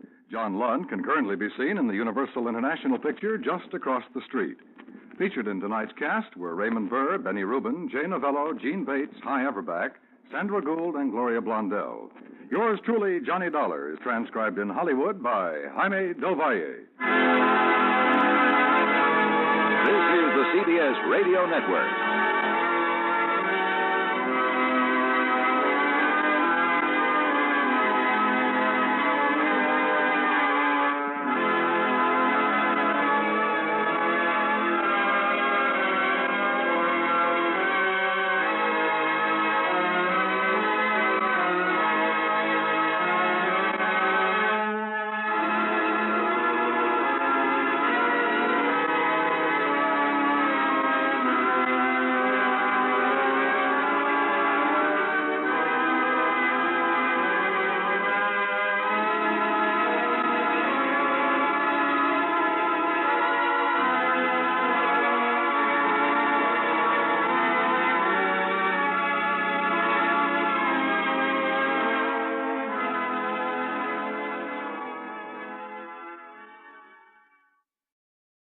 From Hollywood, it's time now for John Lund as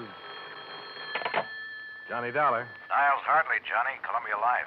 Niles, how are you? I thought you were in Chicago these days. I am. This is long distance. We have one here that's a pip. Tell me about it. One of our brokers wrote a $50,000 straight life policy on a man named Lane. Mr. Lane up and dropped dead a couple of days ago. Uh-huh. And you'll never guess why. Why? He starved to death. What? Honest. He died of malnutrition. A man could afford to buy that much life insurance, but he couldn't buy himself a hamburger? Interested? Very. Get yourself an airplane, boy. I'll be waiting for you.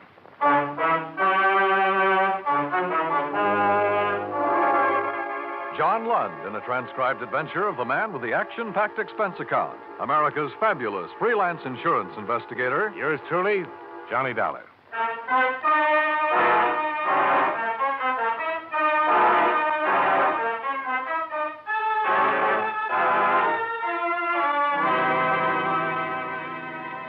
Expense account submitted by Special Investigator Johnny Dollar to the Columbia Life and Accident Insurance Company, Meston Building, Chicago, Illinois.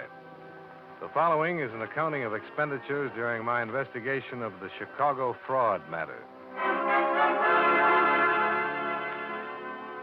Expense account item 1, $78.13.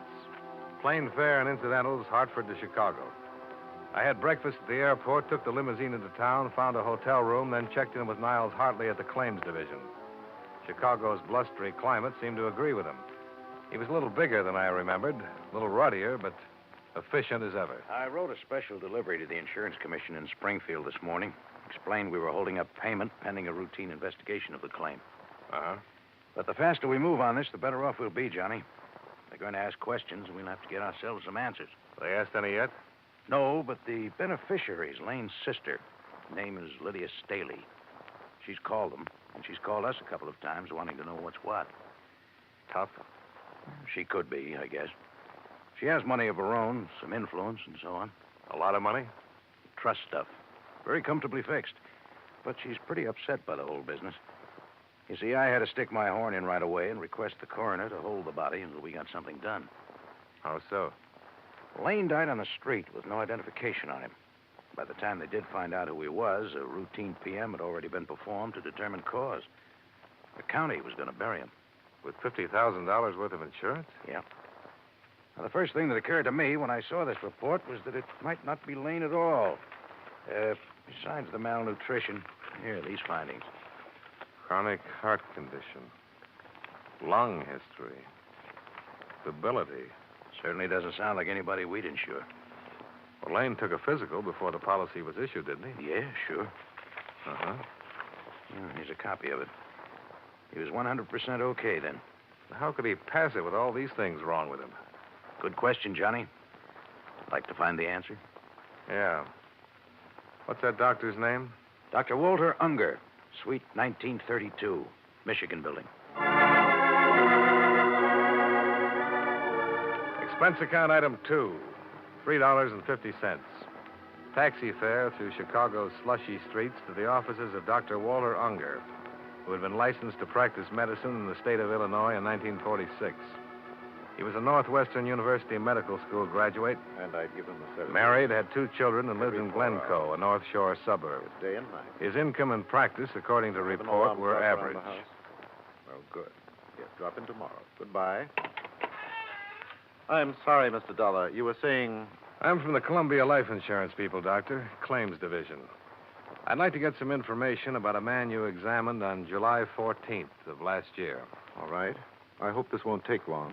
What is it you want to know? The man's name was Christopher Lane. You happen to remember him? Christopher Lane. No, I can't say that I do, Mr. Dollar. What about him? Well, first I'd like to know, is this your signature? Yes. Those are my letterheads. I suppose that's my signature. Aren't you sure? How many people are certain of their signatures? It looks like mine, Mr. Dollar. I can't say for sure that it is or isn't. Well, assuming that it is, what about these notes? Are these in your handwriting? Yes, I would say that was also my handwriting. Mr. Dollar, I'd appreciate it very much if you'd get on with whatever business you have here. According to this, you gave Mr. Lane a complete physical and pronounced him sound. I did. Anything unusual about that? He died 2 days ago, Doctor. I wish you insurance people would buy some books on heart diseases and read them and know them and not take up valuable time. Look here. This patient was 41 years old. If he had no heart condition when I examined him, and obviously he didn't, according to my cardiographic findings, it's entirely reasonable to assume that he could have developed one in a very short time. You people gauge that in your premium. Mr. Lane didn't die of heart trouble, Doctor. He died of malnutrition. Malnutrition? That's what the pathologist at the coroner's office says. Here, look for yourself. Well, he should know. Was it possible for you to overlook that condition at the time you examined him? No. No, if he'd been suffering from malnutrition in any degree, I would have discovered it. According to the coroner's report, he'd been ill for a year or better. Can you explain that, Dr. Unger? No, I can't explain that. I wish I could. All I can say is that I did my job. I examined the man, reported my findings. How about this? Angina. I could have missed that, I suppose, but it's unlikely with the degree of aggravation noted here. Did you X-ray, Mr. Lane? Well, certainly, it's part of the examination. Have you had much experience reading chest X-rays, Doctor? Mr. Dollar, I know my business. If there'd been any lesions in that man's chest, I would have reported. Doctor, just bear with me, please. Again, the coroner's man said they were old lesions. So I notice. I can't explain that either. Well, you can understand why we want to be thorough about this. Yes, I do. And I wish I could help you. You keep a file copy of all examinations? Yes, certainly. I'd like to see your file on this one, if I may. Of course. Anything else? Yeah. Another hour of your time. What for? I'd like to have you look at Mr. Lane's body, Doctor. I could get an injunction. All right. I'll be finished here at 7 o'clock.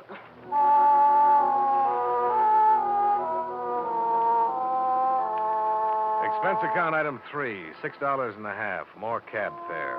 To and from City Morgue. Dr. Unger viewed the mortal remains of Christopher Lane and was unable to state definitely whether he'd ever seen the man. The next day, all of the personnel connected with Dr. Unger's office made a trip to the morgue. None of them recognized the body either. However, I had better luck with the elevator operator in Lane's apartment building.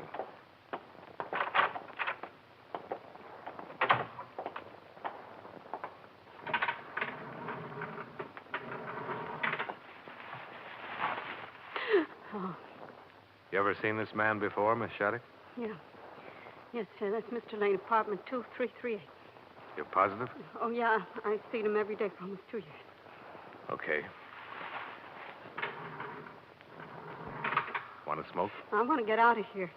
Sure. I don't know why I'm acting this way. I've seen him that way 100 times. What? I mean, almost like that, out, stoned. Only I guess it's because I knew he was just drunk then, not dead. Oh, I see. Well, he was crazy. Was he? Carrying on the way he did. Oh, feels good to be out here again, cold enough. Yeah. I'll take that smoke now, Mr. Dollar. Oh, sure. Thanks. Yeah, he used to get up around 10 every morning. I'd take him downstairs. It'd look awful, but he was always kind of nice, polite, you know. Mm-hmm. He'd go out to the store and come back in a little while with a sack of groceries, a pint of milk for his cat, some donuts for himself, and some booze. Then he'd just lock himself up in his apartment, stay there all day. Drinking? Oh, yeah. Fried to the ears by noon. I think it was wine.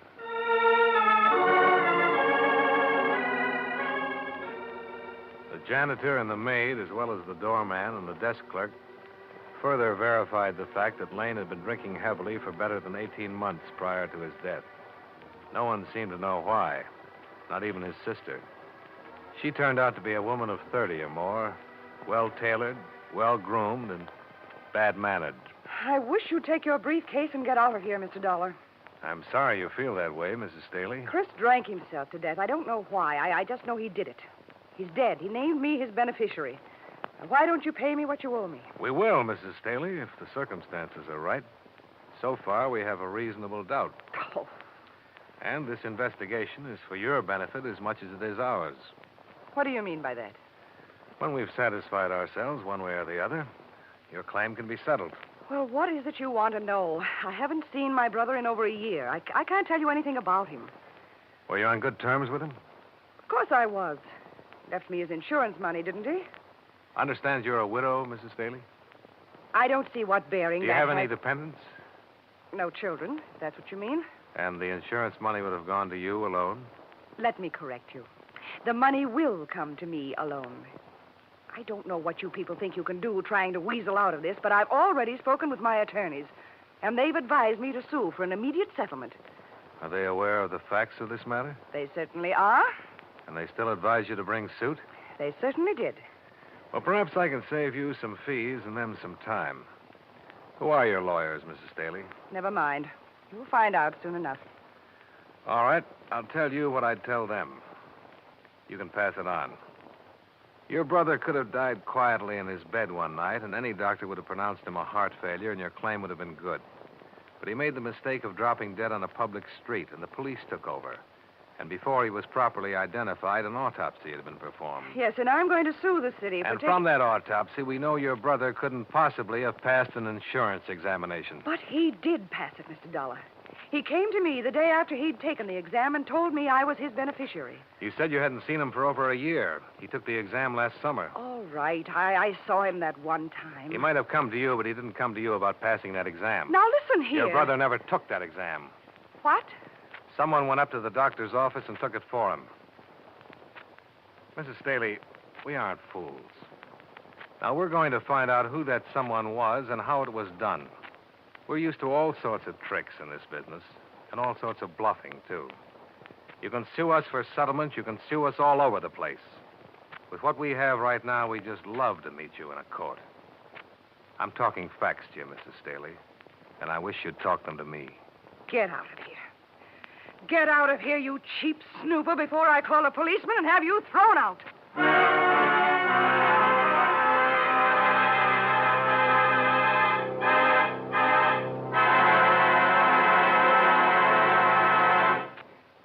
We'll return to yours truly, Johnny Dollar, in just a moment. Out of the jungles and into your homes comes Tarzan every Saturday night on CBS Radio. Yes, in the comfort of your own radio side, you can enjoy the fascinating experiences of the man whose friends are jungle beasts, whose power and cunning have been developed to an astonishing degree by dangerous environment.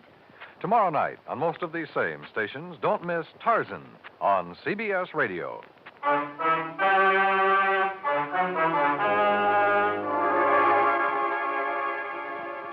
Now, with our star, John Lund, we bring you the second act of yours truly, Johnny Dollar.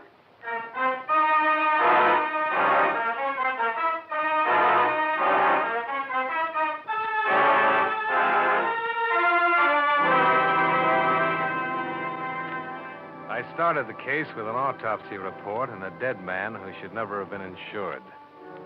The doctor who examined him and passed him couldn't explain why. His sister, the beneficiary, explained even less. I left her under the surveillance of a leg man provided by Niles Hartley and decided to talk with the insurance broker who'd written up the policy. His name was Rutherford, and he looked insurance from the top of his iron gray hair to the tips of his highly polished brown shoes.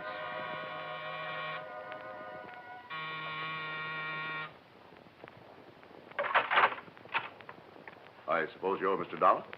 Mr. Rutherford? Yeah, come in, come in. I was surprised when you called me. We're trying to wrap this thing up, Mr. Rutherford. I understand. I'll tell you, I've been writing insurance for 17 years, Mr. Dollar, and this is the first time anything like this has ever occurred to me. Sit down. I believe you, Mr. Rutherford, and your record. Oh? You've looked into me? Well, you know, we have to on a thing like this. Just a matter of routine checking. Yeah. I'm here to find out all I can about the circumstances under which you sold the policy to Mr. Lane. Mm-hmm. He was a bachelor. He lived in a fairly nice apartment on the Gold Coast. No dependents. I'd like to know what made him a prospect. Well, actually, it's more of a personal thing, I suppose. Mrs. Rutherford and I were interested in buying a home in Wilmette a couple of years ago. It was one we liked on Sheridan Road. The agent happened to be this man Lane. That's how we became acquainted. Oh? Lane was in the real estate business, on and off. Actually, he didn't really have to work for a living at all. He had a fairly comfortable income from trusts set up by his father. Did he do very well in real estate? Well, I don't really think so. I don't think he worked hard at it. You met him when you were out to buy a house. Did you buy it? No. My wife died suddenly, and I had no need to buy a house. But he bought insurance from you. Yes, eventually. You say this was a couple of years ago. Mm-hmm. Did you try to sell him right away? Oh, I don't recall. I called him now and then, had him over for dinner. I was surprised, frankly, when he decided to buy. Uh-huh. What kind of a man was he? What do you mean? Well, your opinion, Mr. Rutherford. Well, just a client, Mr. Dollar. I treated him the same as any other client. How did he look? Hmm? Oh, pale, thin, healthy, emaciated. What? He looked fine to me. I noticed you arranged for the examination. Yes. How well do you know Dr. Unger?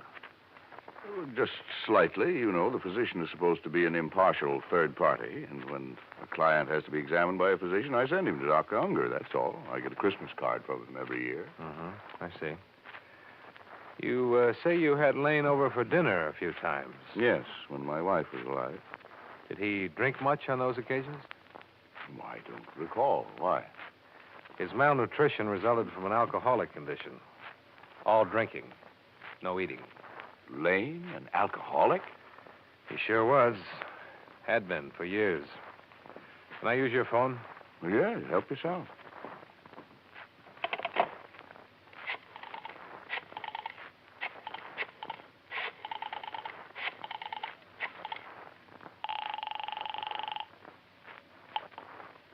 Hello? Johnny Dollar, Niles. Oh, glad you called, Johnny. I'm trying to reach you. What's up? Mrs. Staley's fighting back. Huh? Her lawyers served notice on us an hour ago. Well, nothing to worry about there. Just a bluff. Oh, but this wasn't. She made the coroner release her brother's body. Took it to a crematorium. Exhibit A is a pile of ashes by now. Oh. I can try something here. We'll try it. Right. Mr. Rutherford. All finished? Yeah. Mr. Rutherford, I'm afraid you're in a little trouble. Well, what are you? You couldn't have written that policy or known Christopher Lane without being aware of his drinking habits. Now, see here, Dollar. I've been an insurance broker for a good long time, and no one has ever questioned my integrity. And I think that's what you were banking on, your reputation. I'm sorry for you, Mr. Rutherford, but there had to be a collusion here, and you're the logical party. You arranged for someone to take Lane's examination. You were going to split with... Oh!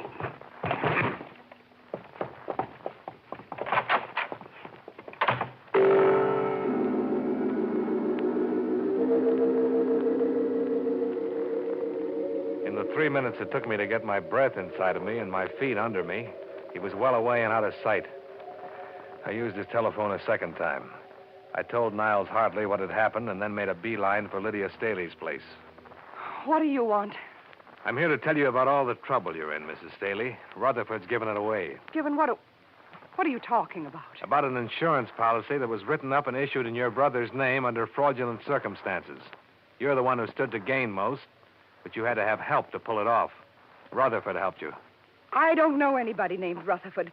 Now, look here, you look here. Rutherford just slugged me and beat it, but he isn't going to run far. Principally because he doesn't know how to run. He'll cool off, and he'll begin thinking about all this business in a new light. A few minutes ago, it dawned on him what he'd done. He'd kicked his whole lifetime right out the window. He's been found out. He's lost all around.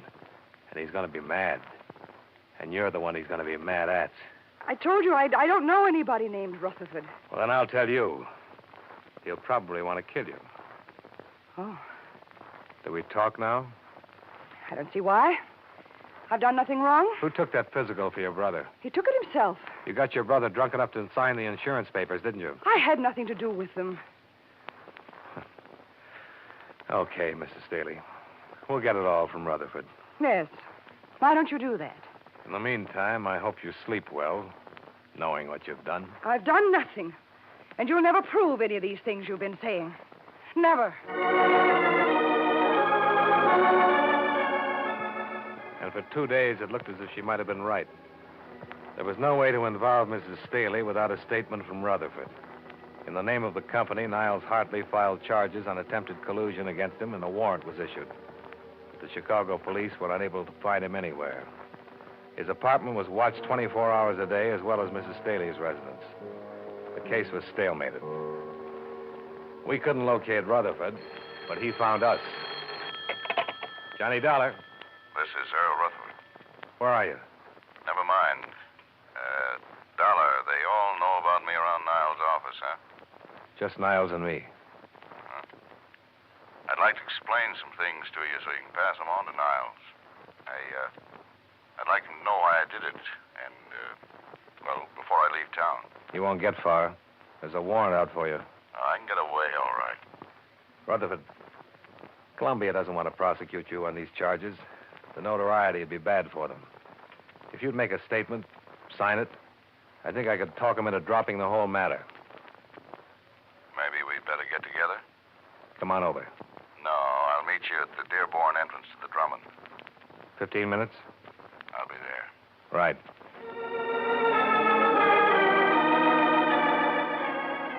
When I pulled up in a cab 12 minutes later, he was waiting for me at the curb in front of the Drummond. He was still wearing the same clothes he'd had on in his apartment. He needed a shave, and judging from the circles under his eyes, he hadn't slept much. He was pale and shaken.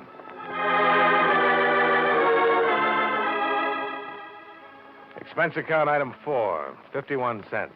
Coffee and donuts for both of us. I met Lydia right after Miriam, my wife, died. My children are both grown and married and have lives of their own. I guess I was very lonely. Sure. I became interested in Lydia, and we had a great many things in common. Seemed like the thing to do. I asked her to marry me. Nothing wrong with that. You don't understand. She laughed at me. No, I don't understand. I guess I'm not an exciting man, a witty one, or... She made me feel as though all my life had been hopeless, a waste. And I'd missed a great deal. I asked her, Mr. Dollar, what is it? What do you want out of life?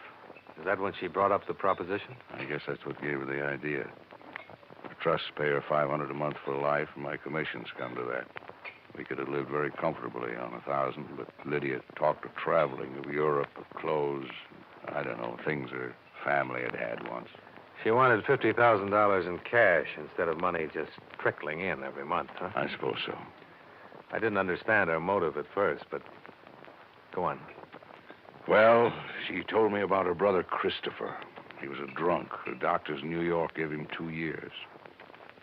I paid a man $100 to go to Dr. Unger's office and take the physical. What's the man's name? I wouldn't tell you that, Mr. Dollar. He's not involved in anything, and I don't want to get him into any trouble. After Lane was insured, you were going to wait for him to die? That was the general idea. Once I'd done it, it was too late to turn back. I mean, I wanted to at times, but a cancellation on a policy that size would have been hard to explain. You're leaving something out. She had you, didn't she? Hmm? You were the goat. Legally, she was clear, right? Yes. She still is, isn't she? Unless you write all this down, and we can hold it over her head to prove collusion. You speak to Niles? He'll go along. The charges will be dropped if you'll make a statement. Okay.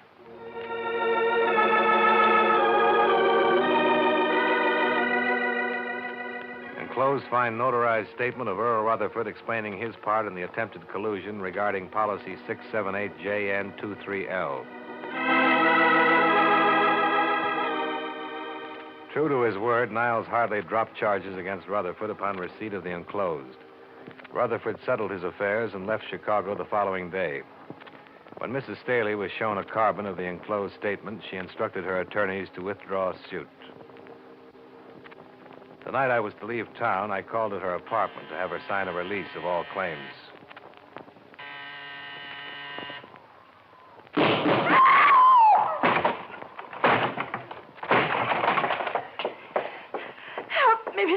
Which way did he go? Help me. Please help me.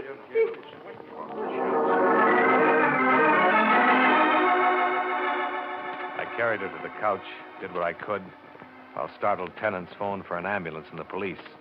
After that, I began looking around. I found a dark stain on the windowsill leading out onto the fire escape, and on the floor, a blood-stained letter opener. There was no gun anywhere in sight. I decided that if I'd been stabbed with a letter opener, it'd be easier to try 3 flights up to the roof than 14 down to the alley. I was right. Earl Rutherford was hanging over the top ledge of the building, firing down at me. I ducked into a window frame, 1 flight away from him. Get away from me, Dollar! You know I won't, Rutherford. You missed by a mile. You'll have to come down. It's the end of the line for you. Don't do anything foolish! I'm coming up after you. Come on, then. I'll be waiting for you.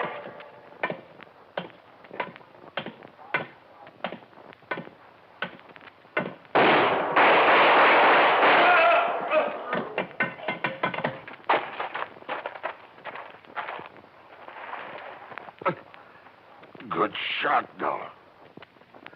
Can you walk? No. Why did you do it, Rutherford? You were clear. You were free. You didn't have to... I didn't tell it all, Dollar. She told me tonight. Laughed at me. Said she was planning to run away with someone else when she got the insurance money. Oh, I see. She just used me all along.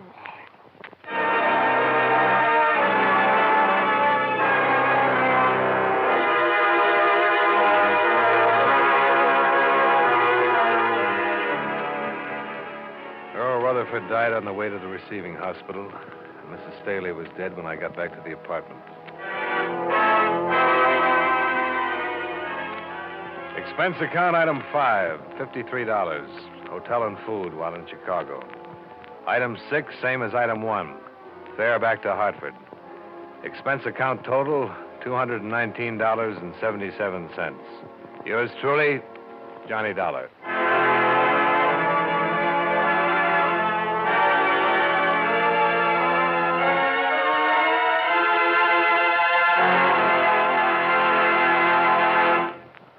Yours truly, Johnny Dollar, stars John Lund in the title role and was written by E. Jack Newman with music by Eddie Dunstetter. John Lund can currently be seen in the Universal International picture Just Across the Street. Featured in tonight's cast were Jack Moyles, Edgar Barrier, Peggy Weber, Mary Lansing, and John McIntyre. Yours truly, Johnny Dollar, is transcribed in Hollywood by Jaime Del Valle.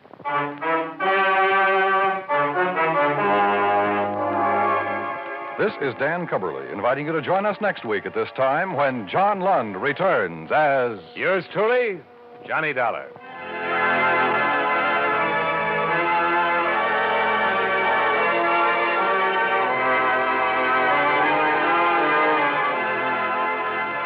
If you like your thrills to be real, your adventures to be true to life, Gangbusters is the show for you.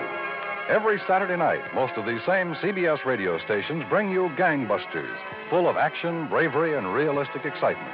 Listen for new thrills on Gangbusters, straight out of life, every Saturday night on CBS Radio. America now listens to 105 million radio sets and listens most to the CBS Radio Network.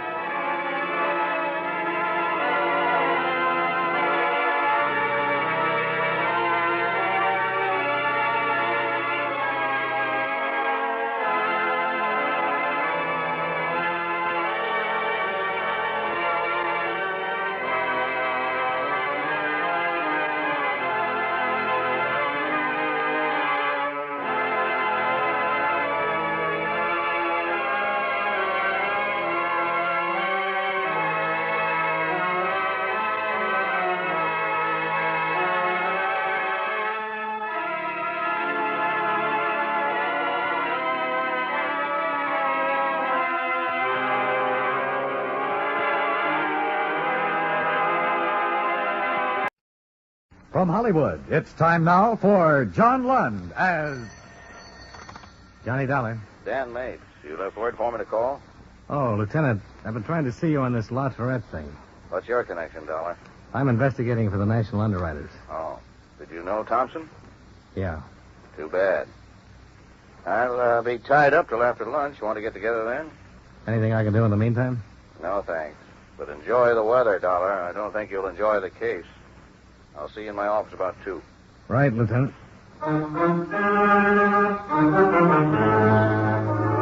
John Lund in a transcribed adventure of the man with the action-packed expense account. America's fabulous freelance insurance investigator. Yours truly, Johnny Dollar.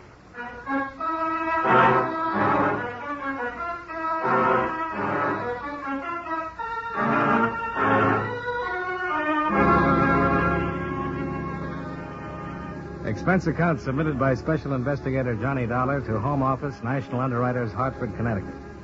The following is an accounting of expenditures during my investigation of the La Tourette matter. Expense account item 1, $97.50. Airfare and incidentals between Hartford and Denver.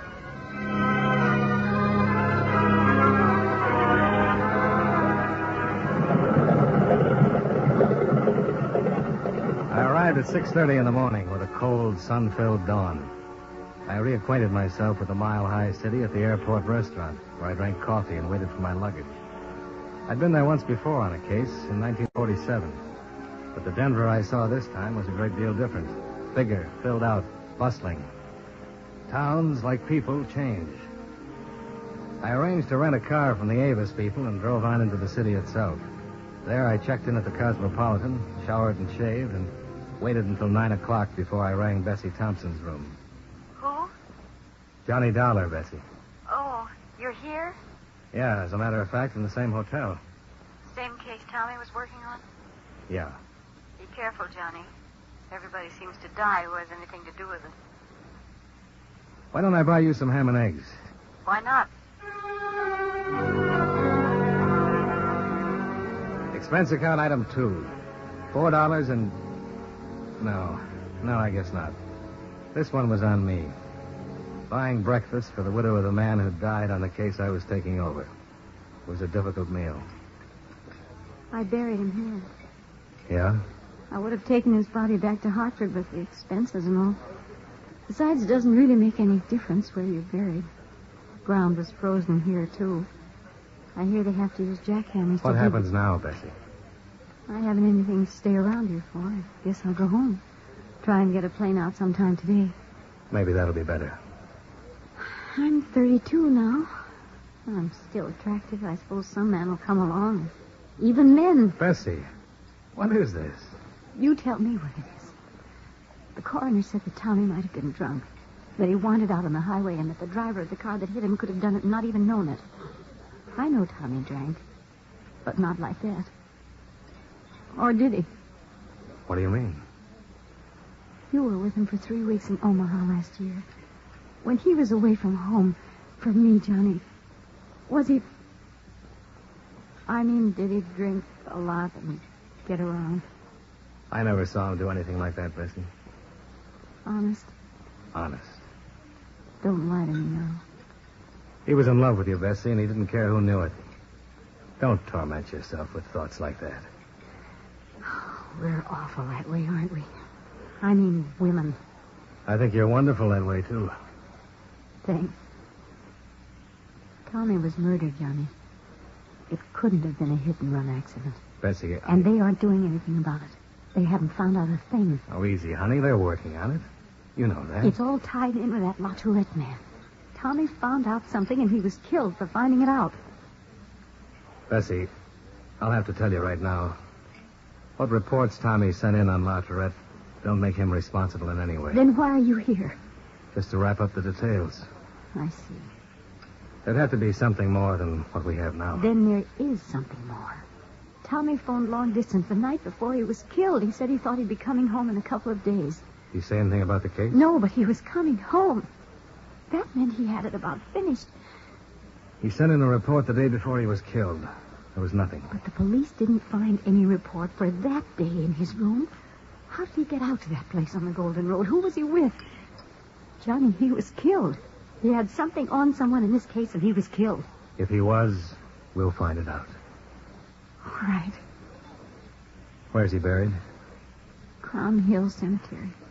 I'll send some flowers out there. Get the man who ran him down. He'd like that a whole lot better. Yeah, I guess he would.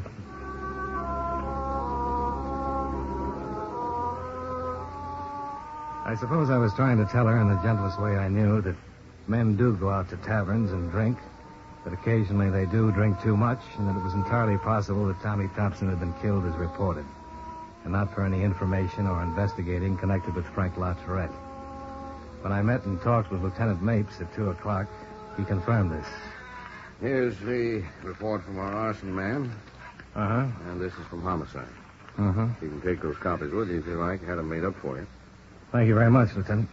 The fire was reported by a passerby about 2 o'clock last Wednesday morning. By the time the trucks got there, the whole bookstore was in flames. When they broke in, they found Mrs. LaTourette's body. She'd suffocated in the smoke. Her husband said she'd been there working on the books. Uh-huh. There was no evidence that her death was anything but accidental. And in the opinion of our arson man, the fire was caused by her cigarette. She fell asleep working in the office, and the place caught fire. But your man Thompson probably sent you all this, didn't he? Yeah, the fire policy had to be investigated. Mm-hmm. Now, as far as Thompson's death goes, we're looking for a hit-and-run artist. The people who operate the tavern out there said he absolutely was not in there that night. Mm-hmm. At any rate, we'll have to go on that assumption because we haven't been able to dig up anyone who can say he was there that night. The tavern people could be lying. Thompson could have gone in there, gotten himself loaded, and walked out in front of a car. They'd be in license trouble if that happened. Yeah, sure. On the other hand, we'll just have to assume Thompson wasn't in that tavern at all. Then what was he doing out on the Golden Road? I don't know. You know how he got there?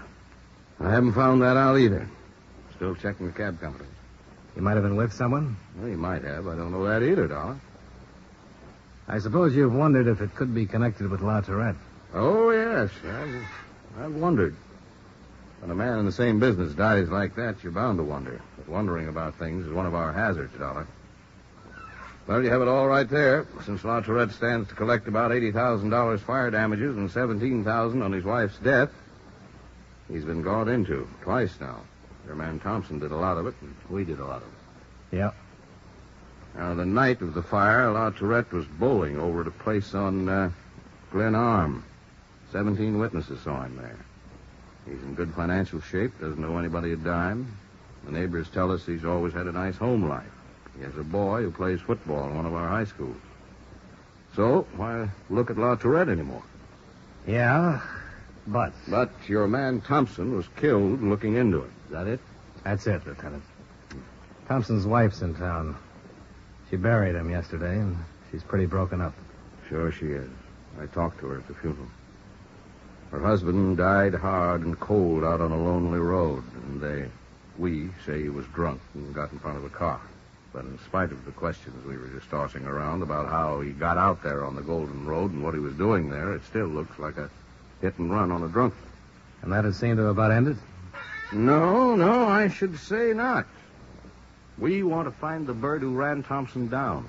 And if there isn't enough in those reports to satisfy you that the fire was an accident, that Mrs. LaTourette's death was an accident, and that Thompson's death was what we say it is, then just sound your horn. I'm around all day, and I'm open to any kind of suggestion. Okay? That sounds fair enough, Lieutenant. I might give you a ring. Right.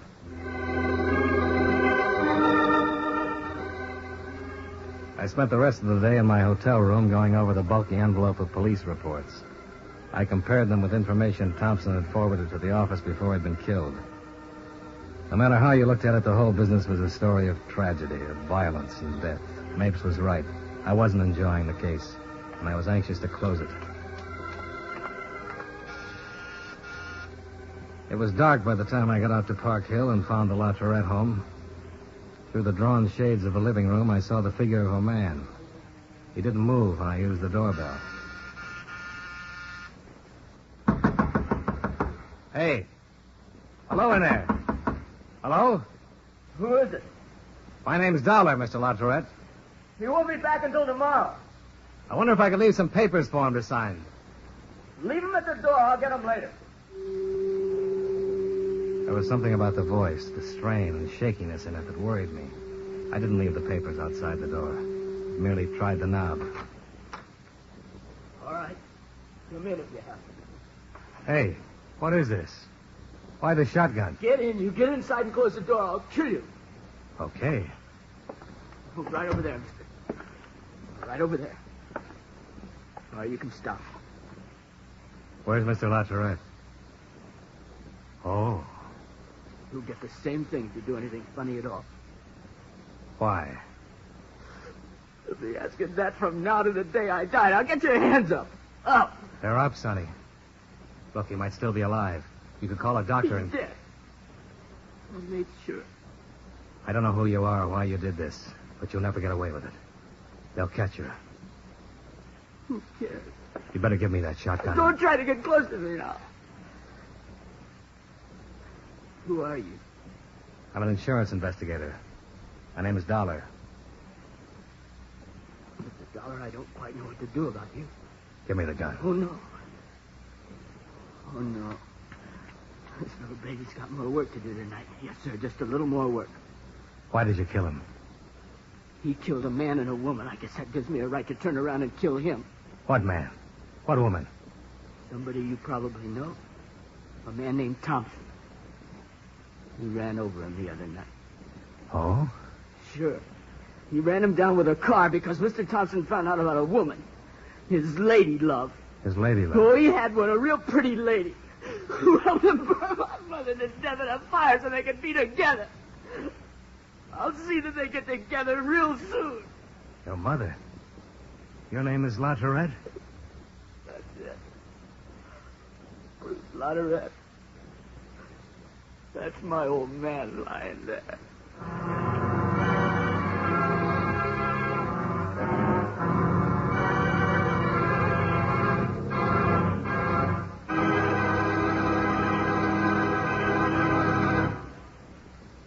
We'll return to yours truly, Johnny Dollar, in just a moment.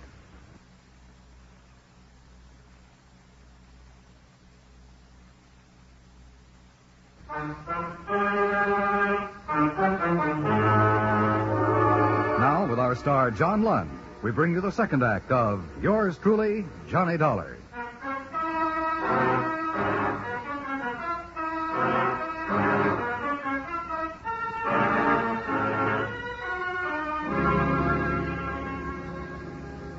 Bruce Latorette was young, and he was obviously out of his head with fear. But in spite of it, he held on to the shotgun. Turn around. Look, Bruce, this won't do you any good. You can't get away with a thing like this. Turn around now. Turn around. Go on. If you're going to shoot me the way you did him, you're going to have to work on it a little harder.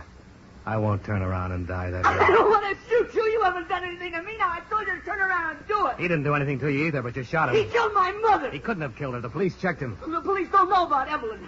Nobody knows about Evelyn but me. She burned the store down, and he might as well have done it. Evelyn? Evelyn who? I'm going to kill her, too. And I'll shoot you if you don't stop right where you are. I don't want to, but I will. That's better. Now stay there. Bruce. Bruce!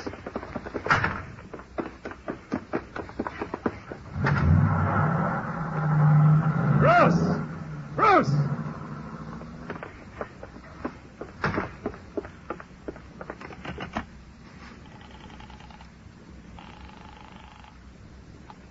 Operator. Give me the police. Hurry.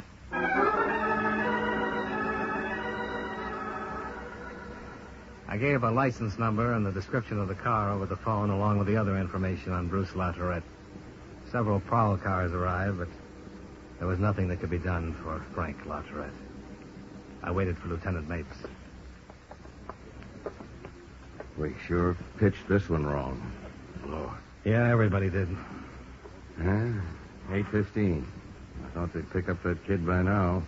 APB's been out since you phoned. Shouldn't be too hard to spot. He wants to kill somebody named Evelyn, and he looked pretty determined. I never saw such a thing in my life.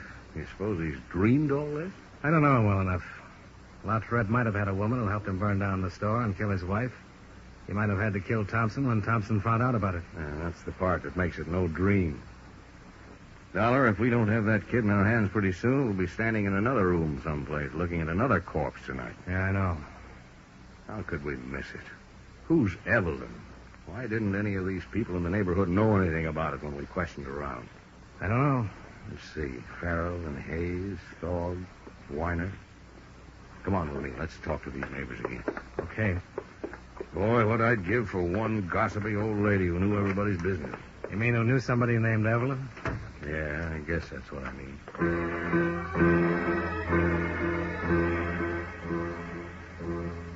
An hour of questioning in the neighborhood revealed no one who had any knowledge of Frank LaTourette's association with a woman whose first name was Evelyn.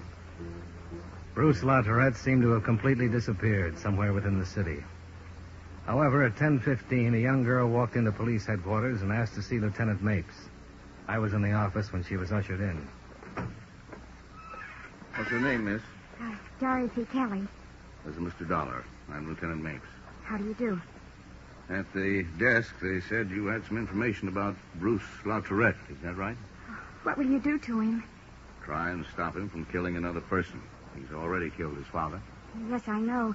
I heard it on the newscast at 9 o'clock. Want to sit down? Thank you. You know Bruce? Yes, we go to school together. Uh-huh.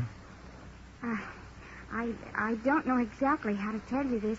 It isn't easy, I mean. I've heard Bruce talk about it ever since his mother was killed in a fire last week. Maybe I shouldn't have come down here at all. Well, if it'll help us stop him from killing someone else, you did the right thing. Do you know where Bruce is, Dorothy? No, honest, I don't know that. I'd tell you if I knew. What has Bruce been talking about, Dorothy? Well, he was pretty upset about his mother's death. He took it pretty hard. Yeah, sure. He was out of school all last week, and then when he came back this week, we had lunch together one day. He hardly ate anything, just sort of sat there staring out, you know? Uh-huh. Did he say anything? Not at first. He used to talk to me all the time. I mean, we're pretty good friends. Oh, gosh, if my mother knew I was mixed up in this... We'll talk to your mother, Dorothy. Go on. Well, Bruce was sitting there, and all of a sudden he said, they killed her. I thought he was crazy.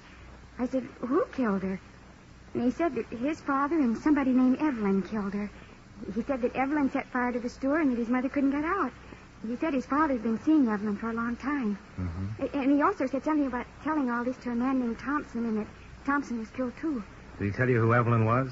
No, sir. Did he say where she lived? No. Did he mention her last name? Gosh, I don't remember. I think he just called her Evelyn. Nothing else about her? No, sir. Oh, wait. What? She teaches skiing. What? Well, he said he met her once with his father when he was skiing. She's a ski instructor somewhere.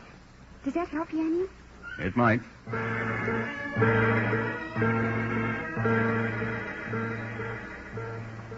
It did help. 3/4 of an hour later, the owner of a sporting goods store remembered a woman named Evelyn Warder, who had skiing classes on weekends. He located an address for her in North Denver, and I drove out there with Lieutenant Mapes. She was a tall, plain-looking woman in her early 30s. What is it? Miss Evelyn Warder? Yes? Police. I'd like to talk to you for a minute. What about? May we come in? Well, yes.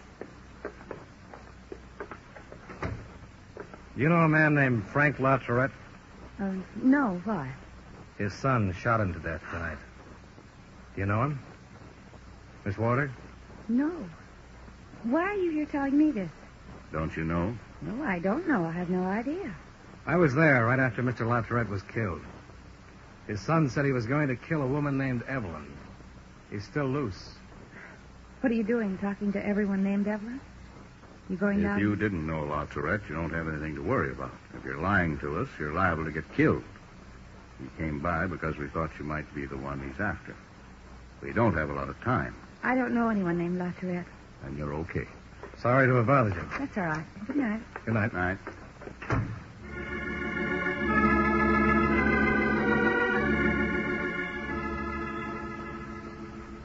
The pouting mouth, the plain face, the tall, ungainly person of Evelyn Warder didn't fit the role of a homebreaker or murderess. But we sat in the car across the street from her house. Mapes put in a call for 2 more cars to come out. It really didn't get sunny all day today.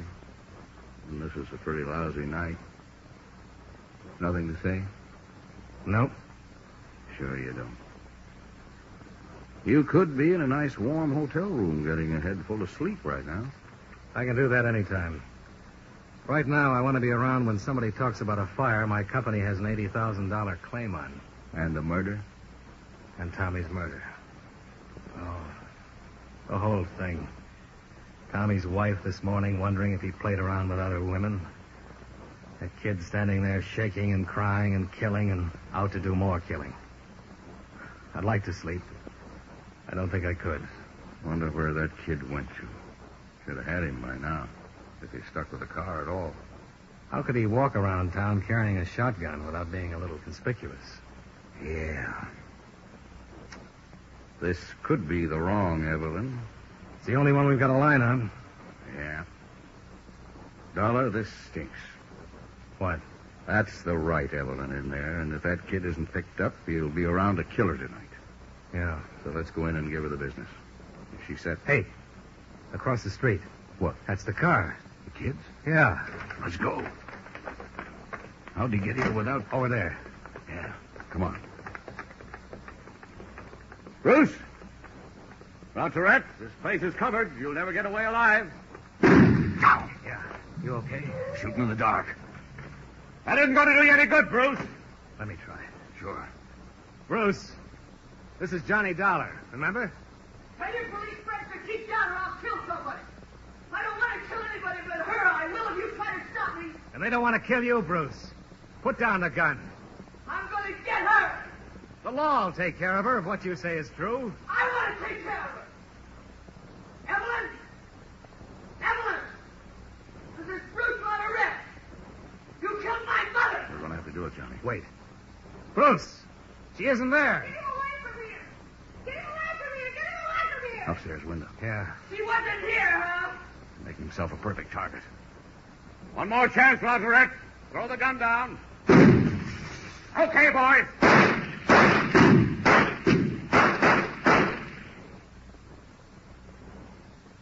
Well, that did it. Yeah.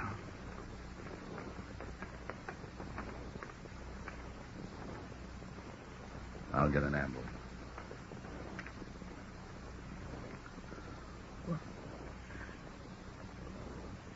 Why didn't they let me get her? Take it easy. They'll get her.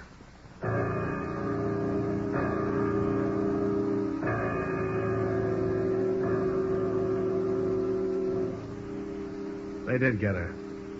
She was taken down and charged with suspicion of murder and arson. Bruce Lauteret was removed to the emergency hospital and died there 3 hours later. I was in his office when Lieutenant Mapes had a stenographer take a confession from Evelyn Warder. All right, Miss Warder. I met Frank 3 years ago skiing. He asked me to have dinner with him one night in town. Later, he'd see me every now and then. It was his idea. Killing his wife? That? No, that was mine. You figured out how to do it? Yes, why? You mind telling us about it? I knew she worked on the books in the store at night. I had a key to the store. I just went in there and saw she was sleeping and started the fire. How? Wastebasket. I knew the smoke and that little office would do the rest. Had you ever met her before? Oh, no. You never talked to her at all? No. Did he? I mean, about a divorce? He said he did, but I know he didn't. He didn't want to divorce her from me. So you killed her? I guess I did. The insurance man, Thompson? Yes. I guess the boy told him about us. He followed us out to the place on the Golden Road. I told Frank we'd have to get rid of him. And we did. Who was driving, Evelyn? I was. Your car? Yes. You killed them both, then? Mrs. Lauteret and Thompson? You don't think Frank could have the nerve to do anything like that, do you? I don't know why I went for him. I really didn't, I guess. He has money, but no nerve. Okay, Evelyn. Anything else? What happens to me? That's up to the court, Evelyn.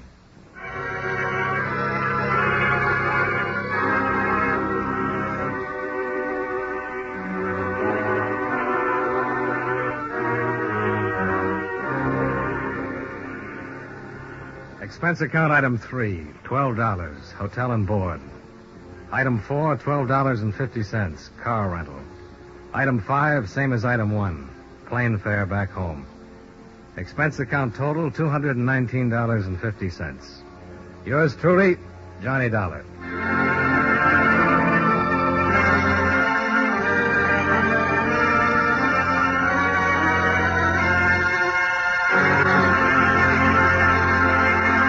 Yours truly, Johnny Dollar, stars John Lund in the title role and was written by E. Jack Newman with music by Eddie Dunstetter.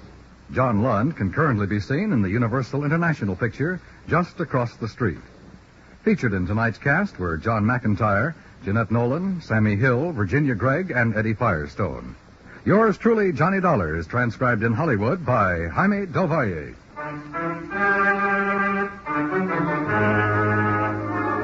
This is Dan Cubberly inviting you to join us next week at this time when John Lund returns as Yours truly, Johnny Dollar.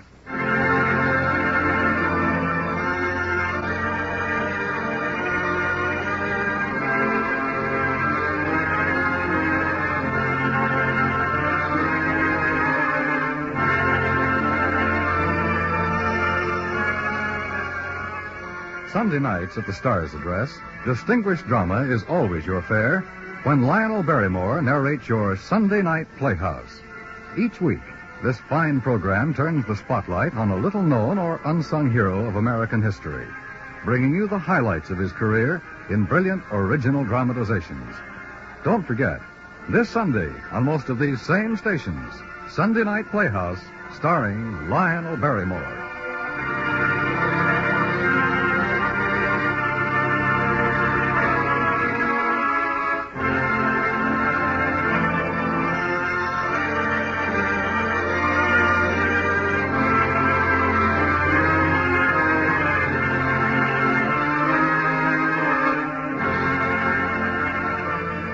America now listens to 105 million radio sets and listens most to the CBS Radio Network.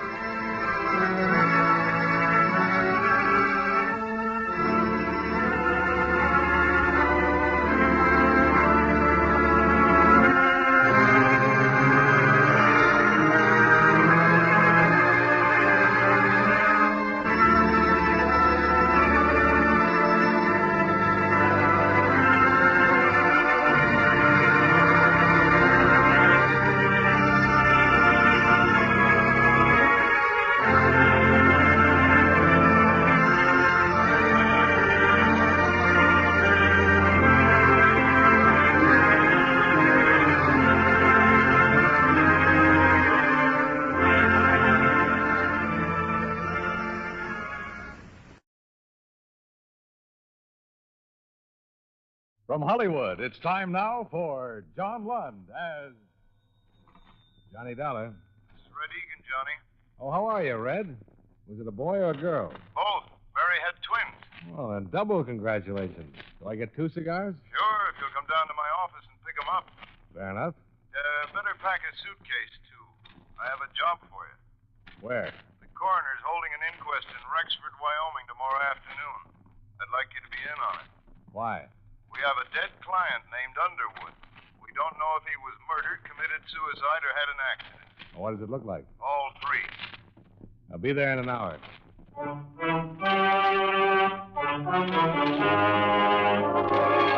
John Lund in a transcribed adventure of the man with the action-packed expense account, America's fabulous freelance insurance investigator. Yours truly, Johnny Dollar.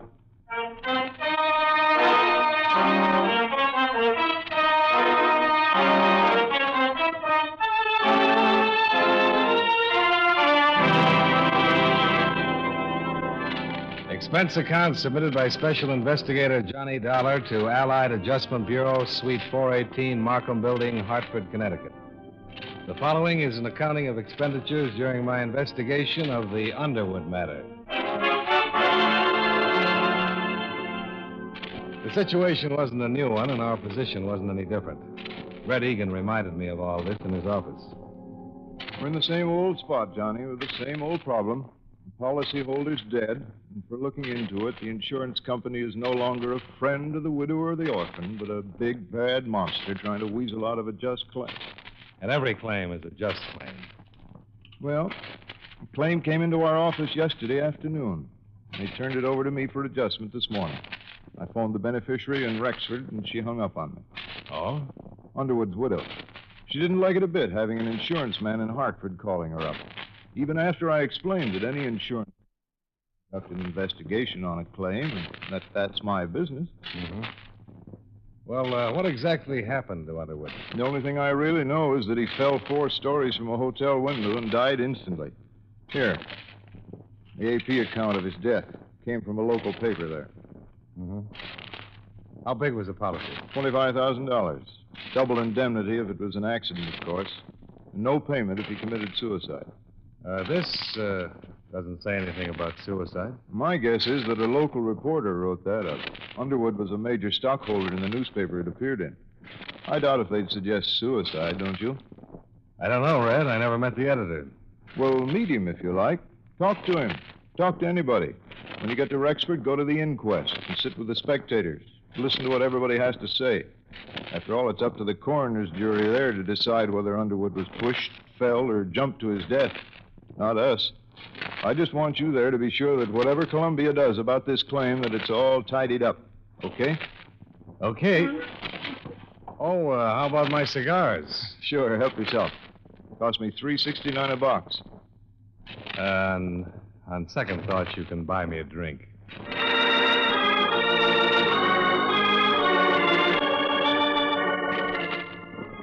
Expense account item 1. $214.65. Plane fare, train fare, bus fare, and incidentals between Hartford and Rexford. I arrived at 11:30 in the morning and checked in at the same hotel where Raymond Underwood had met his death. I had some lunch in the coffee shop, and after that I struggled my way against a belligerent north wind to the city hall and the inquest. There I sat with the reporters and listened to a bellhop, a desk clerk, and a chambermaid give their versions of what had happened the day Underwood met his death. I was most interested in what Mrs. Underwood had to say. Down, please. When did you last see your husband, Mrs. Underwood? Last Thursday morning, About what time? 12 o'clock. A little before, I guess. Where? At the Pioneer Hotel. In his room there. The same room he occupied prior to his death? Yes. Were you alone? Yes, just with him. And what time did you leave? I was only there 15 or 20 minutes. Must have left before 12:30. I had an appointment. That was the last time you saw Mr. Underwood alive? Yes. They called me about 3 in the afternoon and told me that it had happened. What did you talk to your husband about, Mrs. Underwood? We were talking about being divorced. Was the deceased in good health? Yes. Had he been drinking? Some. Not much. I guess he'd had a couple before I got there. She was a tall, dark-haired woman in her early 30s. Her clothes were New York, the perfume Paris, the rings Tiffany's. She answered the questions of the interrogator without hesitation, without emotion. It had been previously established by the desk clerk that she'd left the hotel room a full 15 minutes before Underwood had plunged into bed.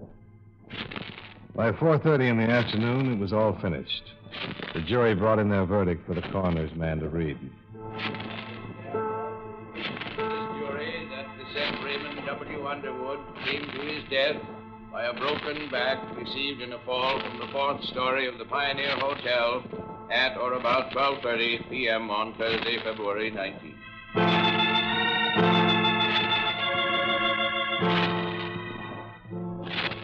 I left the city hall and went down to the Western Union office and wired the news to Red Egan. After that, I looked up Sergeant Hannon at the police station. He gave me a copy of the coroner's verdict and the death certificate. Here you are. Thanks. How much you stuck for? $50,000? That's the way it goes, huh? Yeah, I suppose so. Sergeant. Yeah? Where's Mrs. Underwood from? Here. All her life? all her life. Born and raised right here in Rexford. Of course, she went to school in the East, and she's been in Europe a couple of times, but most of her life right here. Mighty pretty widow. Mighty rich one, too. Underwood had it. I know. This divorce. Everybody in town knew they weren't getting along. Never did get along. How could they? Alice is 28, and Ray was over 50. He could have been her father. As a matter of fact, he almost was. How's that? Well, he raised her from the time she was 14. He paid for all her schooling and growing up. She didn't have any folks after her old man died. Ray was pretty good to her. I see. We went over what you were thinking, Dollar. Sure, anybody would. But they were talking about divorce. The papers had been drawn up for a settlement. She'd got a lot of money in alimony and so on. Alice had no call to push him out of that window or have anybody else do it. What about the possibility of suicide? The jury said accident. Besides, everybody here knew Ray. He wasn't the suicide type. Nobody's the suicide type till they come to the end of the line, Sergeant. Then it's too late to interview him and ask him about it. But it's already been said as an accident, so I guess I'm just throwing words around. You have a right to do that if you aren't satisfied with the verdict, Dollar.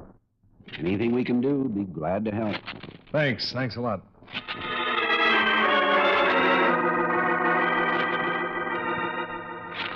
Expense account item 2, $10.80, public stenographer.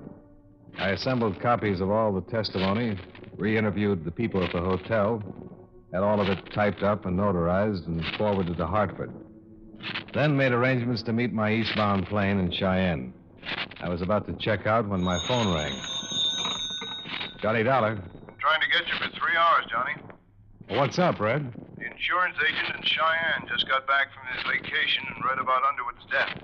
He phoned Columbia long distance with some information. 2 days before it happened, Underwood phoned this agent. He said he wanted to change the beneficiary on his policy. He didn't say who to. Uh-oh. And now, get this. The morning Underwood died, he phoned and said to never mind, that Mrs. Underwood was still his beneficiary. What do you make of it? I don't know. Maybe I'd better find out.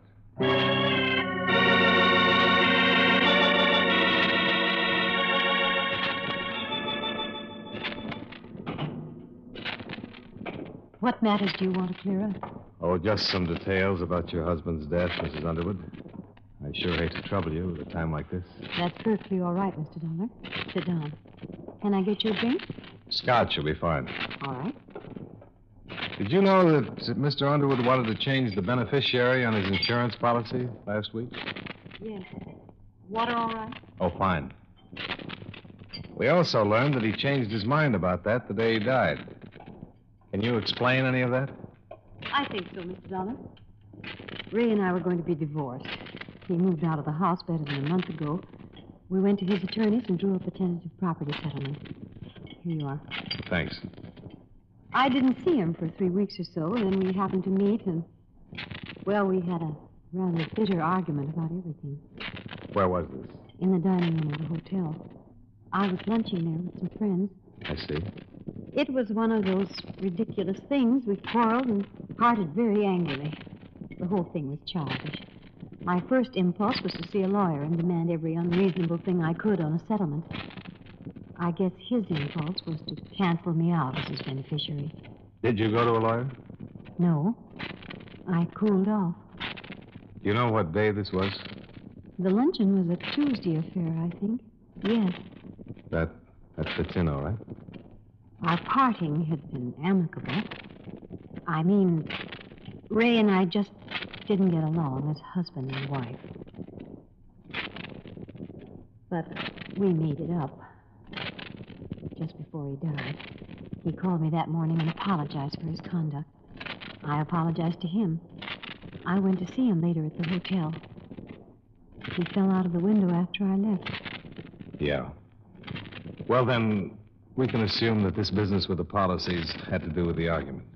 I can't think of any other reason. You had no other heirs? No. Why? Well, you see, Mrs. Underwood, it's kind of hard for us to believe that a man involved in divorcing his wife would still name her as his beneficiary. Why do you say a thing like that? Well, because of past experience, I suppose. It's unusual. I see. Of course, I was the last one to see Ray alive. Mm-hmm. And I could have told you that we were reconciled, that we were going to drop the whole matter, that he was going to move back into the house. Yes, you could have told me that, Mrs. Underwood. But I didn't. I told you the truth. I haven't lied to you, Mr. Dollar. When Mr. Egan called from Hartford a few days ago, I was very upset. I've never been a widow before. You're still looking at me with a question, Mr. Dollar. I hate to be stubborn, but I'd still like to know about the other matter. Why I am still his beneficiary? Yes.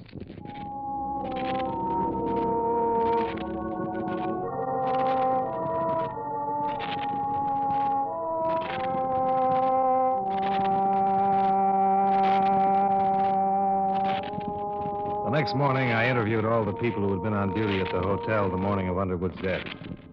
Then I dropped in to see Sergeant Hannon once more. Well, here it is, right here. I went over the room myself with two of my men. Personal effects of the deceased included 4 suits of men's clothing, 14 shirts, 5 pair of men's hosiery. Was there a bottle in there? Liquor? Yeah. Nope. How about a flask? Nope, nothing like it. Just a glass. Hannon, I talked to all the people at the hotel before I came over here. Underwood left a call for 11:30 the morning he died. They called him. 5 minutes later, he phoned the insurance agent in Cheyenne. And that's the only business he conducted all day, outside of calling his home. We know he didn't leave the room, and we know Mrs. Underwood visited him there about 12. Yeah. But more important, Underwood didn't call and have a bellboy bring him a bottle. Room service didn't send him any drinks. The chambermaid swears there was no bottle of liquor of any kind in his room all the time he lived at the hotel. Ray didn't drink much. Well, that adds to it. What light drinker takes a drink before breakfast? He only had time to get up and shave before his wife showed up. Who said he had a drink? Mrs. Underwood. Hmm? On the witness stand, under oath, she said that her husband had had a couple of drinks. Mind you, she didn't say he was drunk, but she did say he'd been drinking before she got there. You know what I think, Hannon? What? I think she just threw that in because it's a little hard to believe that a cold, sober man would walk out of a hotel window and kill himself accidentally. But you and I and everybody else at that coroner's inquest got the impression that Underwood was slightly tipsy. I want to know where he got the drink. I want to know who gave it to him. That's what I want to know. Where'd he get the drink? If he had one. It's a pretty good question, Dollar.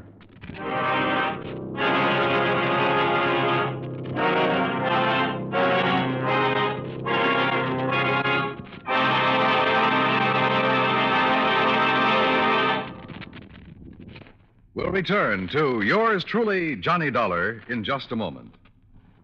Every Saturday in the daytime, CBS Radio presents City Hospital, just one of a thrilling lineup of weekend dramatic programs at the Star's address.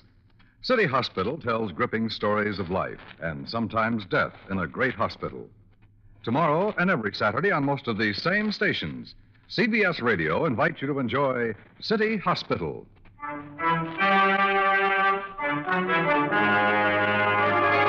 Now, with our star John Lund, we bring you the second act of yours truly, Johnny Dollar.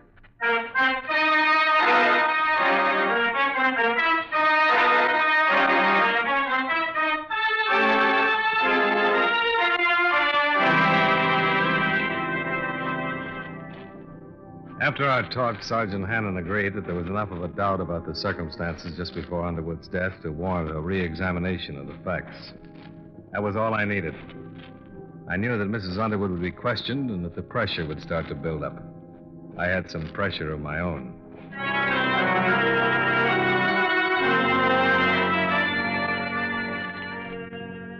Expense account item 4, $13.25. Another long-distance phone call. This one to Hartford and Red Egan. I explained our position to him. What? The best thing right now is to move fast. Deny liability on the grounds that the accident is not proved. Suppose she sues us. Let her. The burden of proving that it was an accident would be on her. Red, he didn't have a drink that morning. All right, she made a mistake. He had a heart attack. got dizzy and tumbled out of the window. He might have, sure. But there's no doctor in town able to tell us he had any trouble along those lines. And there's Mrs. Underwood herself. What about her? She was ready for that coroner's jury yesterday, and she was ready for me when I called on her last night. The only one she wasn't ready for was you when you phoned her a couple of days ago, and she hung up. She halfway apologized for that. But she really couldn't think of anything to say to you. Okay, but I want to tell you I don't think the Columbia insurance people will play it that way. They have a matter of public confidence to think of. Suppose it's a just claim. I tell you it isn't. Why? Do you have anything else? 3 things. Instinct, experience, and statistics. She's a young woman. She was married to a wealthy older man. With him out of the way, she has all his money, everything, not just alimony and a property settlement. And what he left her in the way of property and other things, not to mention the insurance, is something to consider. It's the kind of stuff she can go places and do things on. All right. I'll tell them that. What else? Tell him I'm working for evidence, and the best way to get it is to bring her out in the open. File a complaint against her to the district attorney's office. What charge? Suspected murder. Johnny, that'd get us a criminal libel suit. Remember the drink. He didn't have the drink. All right, but she had an alibi. She had help. Somebody got into the hotel without being seen and pushed Underwood out of that window. You're convinced that it's murder? You bet your boots I am.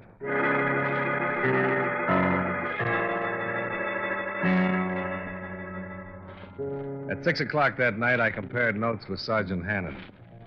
He reported that after questioning Mrs. Underwood, she admitted that she might have been mistaken about her husband drinking the morning of his death. She wasn't sure. But Hannon said what we both were thinking. He was sure enough in front of that coroner's jury to give a misleading impression, Dollar. We better find out who helped her pull this off.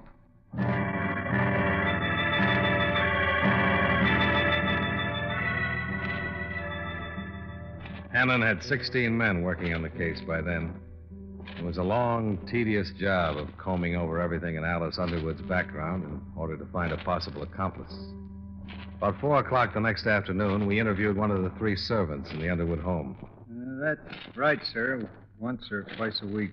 Do you know where she drove to? I have no idea, sir. She'd generally get up early in the morning and be gone all day. How do you know she went out of town? Couldn't she just have gone and visited a friend somewhere nearby? Oh, I suppose so, Mr. Dollar, but then she'd generally take a small suitcase, a change of clothes. You don't take those when you're visiting a friend in town, do you? You might. Wait a minute. What car did she take? The Cadillac. And I knew it'd come back covered with mud and ice. Always have to be washed up. I see. Mr. Underwood used to complain about it a whole lot. About the car? Oh, no. About the trips. They had some pretty good arguments about them. Could you repeat anything that was said? Well, I don't guess I could, word for word. Do you know what they were about? Yes. It's about the same all the time.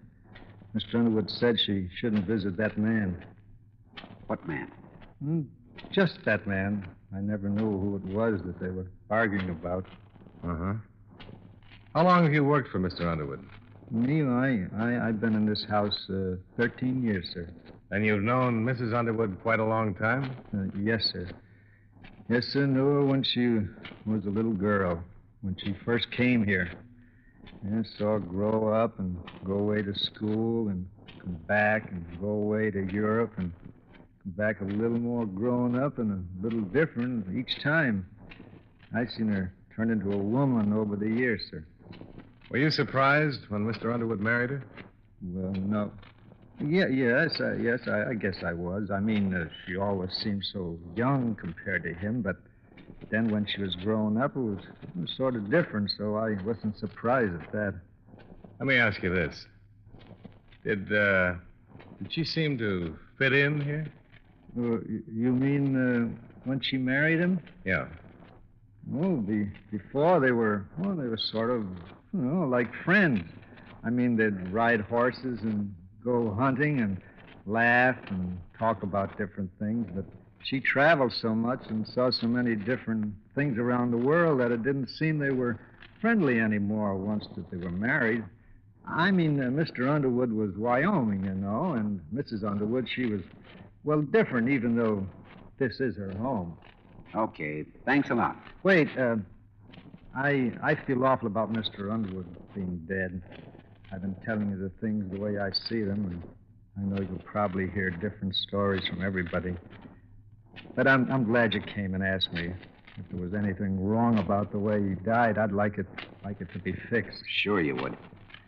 Mrs. Underwood probably would fire me for talking like this, but no, I don't care. This house isn't the same anymore.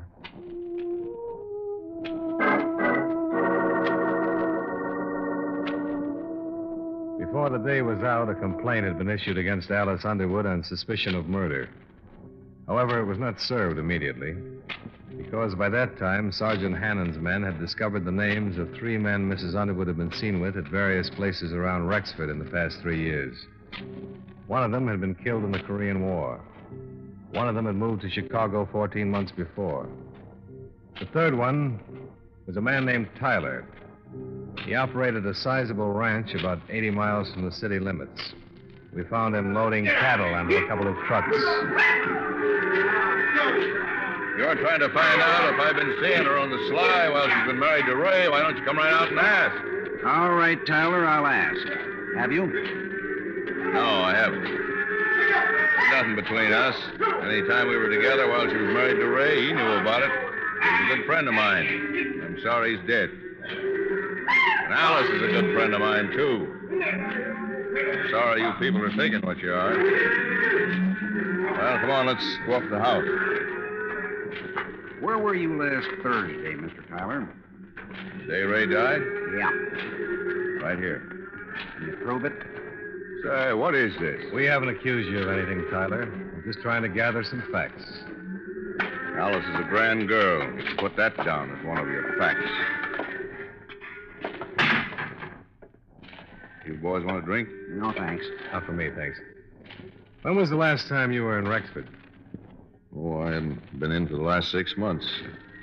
Wait, I was, too. I came in one day around Christmas to do some shopping. Most of the time, my cook or somebody goes in and handles the supplies there. Okay, Tyler. Mind if we talk to some of your help around here? No. What do you want to talk to them about? First, about where you were last Thursday. If you were here, they'd be the logical ones to verify it. Second, about Mrs. Underwood. What about her? What we ask you. Just checking it, Tyler. She's been taking trips and visiting somebody around here. We thought maybe it was you. It wouldn't look good if she was visiting me, is that it? It depends on the circumstances. Yeah. Tell me something, will you? Have you taken any action against her yet? Not yet. My company's filed a complaint. Suspicion of murder. I see. I'd like to tell you something. Okay. Both of you know her, huh? Yeah. Her daddy was a drunk. When he died, Ray took over and gave her everything. If it hadn't have been for him, she'd have been tossing ash in some restaurant around here, kidding the customers and married to a truck driver. What's this got to do with Let me go on. Sure, she loved Ray for giving her all that, but any woman needs more than that kind of love. I lied to you a few minutes ago. There was something between us. It was bound to happen to me or somebody else closer to her age. I was glad when she and Ray finally decided to be divorced. It was my chance to marry her. You can talk to my people around here. They'd lie for me and say I was here last Thursday all day, and they'd tell you that Alice never came here to see me. They'd lie right on down the line for me, but I can't let you take her into custody for something I did. Something she didn't have anything to do with. I killed Ray Underwood. How did it happen, Tyler? I didn't mean to. One of my trucks was delivering some beef to the restaurant at the hotel. I rode in with the driver and went in the back way. I went right up to Ray's room because I wanted to talk to him. What about? Wasn't the divorce settled? Yeah, it was all set. All set. He called me the night before, and he'd been kind of sore about Allison. I just wanted to go in and tell him what I told you. We didn't plan to fall in love. We didn't want to hurt him. We both loved him. When I got to his room, he wouldn't let me talk at all. He tried to swing on me. So I shoved him, and he went out the window. That's all.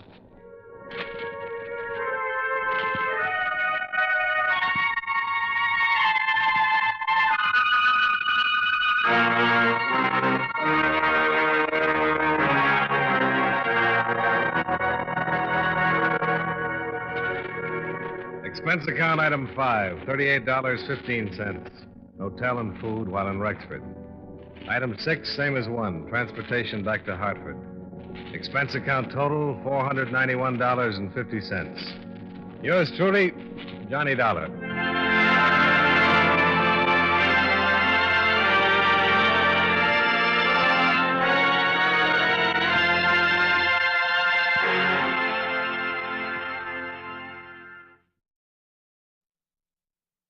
From Hollywood, it's time now for John Lund as Johnny Dollar. We're ready on your call to Boston. Go ahead, please. Hello? Yes? Mr. Semplin? Yes, but I don't believe I remember you, Mr. Dollar. Oh, we've never met. Your company hired me here in Hartford to investigate the Jean Maxwell death. Oh? It's odd that they didn't advise me. Oh, they probably will.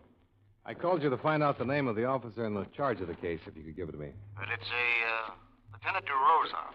DeRosa, huh? Do you happen to know what their theory is, if any? Theory? Well, I don't think they've arrived at a definite theory. Still a toss-up between murder and suicide, huh? Okay, Mr. Semplin. I'll be in touch.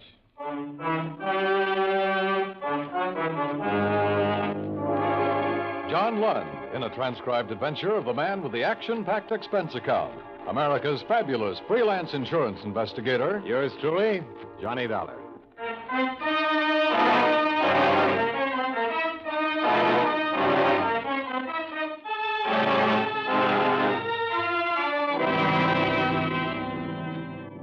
Expense account submitted by Special Investigator Johnny Dollar to Home Office, Corinthian Life Insurance Company, Hartford, Connecticut. The following is an accounting of expenditures during my investigation of the Jean Maxwell matter. Expense account item 1, $175. Phone call to Boston advising your manager there of my assignment. Item 2, $28. Car rental and mileage for my Hartford apartment to Police Headquarters, Boston.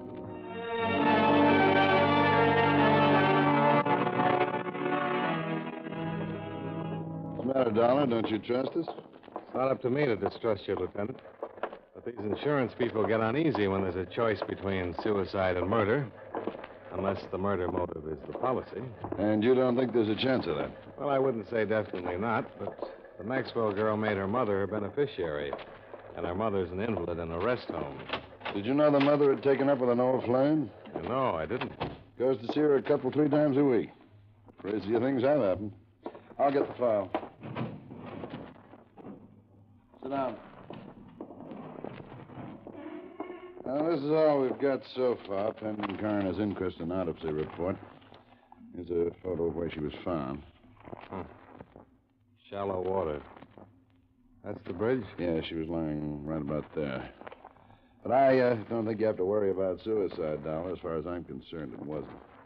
I'll buy that, too. Wouldn't say this bridge is a suicide type. It's too low. Yeah, and there's another thing. I've been on the force for more years than I like to count. I've run into my share of suicides. Never known a woman to do it this way without taking off her coat. Oh? Usually shoes, too. I've learned that's part of a generally accepted pattern. The Maxwell girl didn't fit the pattern. Well, here's the way she looked. Coat on, belt still tied, shoes. Purse is missing. Searching the stream for it. How old was she? 21.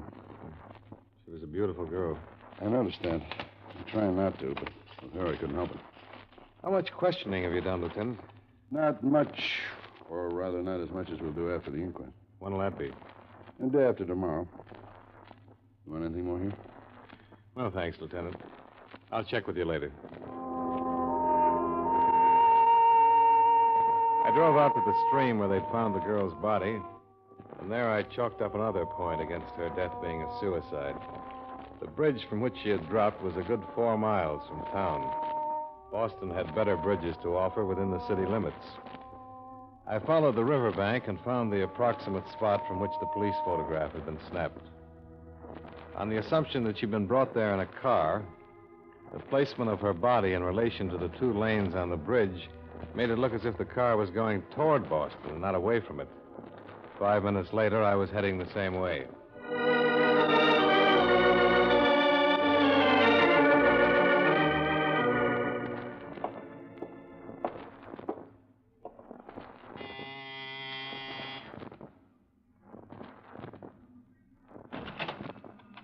Hello?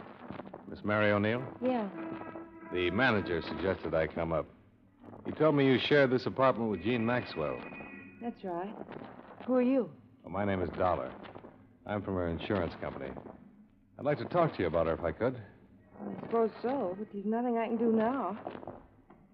This is the biggest shock I ever had. I always said there'd be trouble, but I never thought she'd do anything like this. Maybe she didn't. What's that supposed to mean? Well, there are signs that say maybe she didn't commit suicide. There are? Do you think she had any reason to?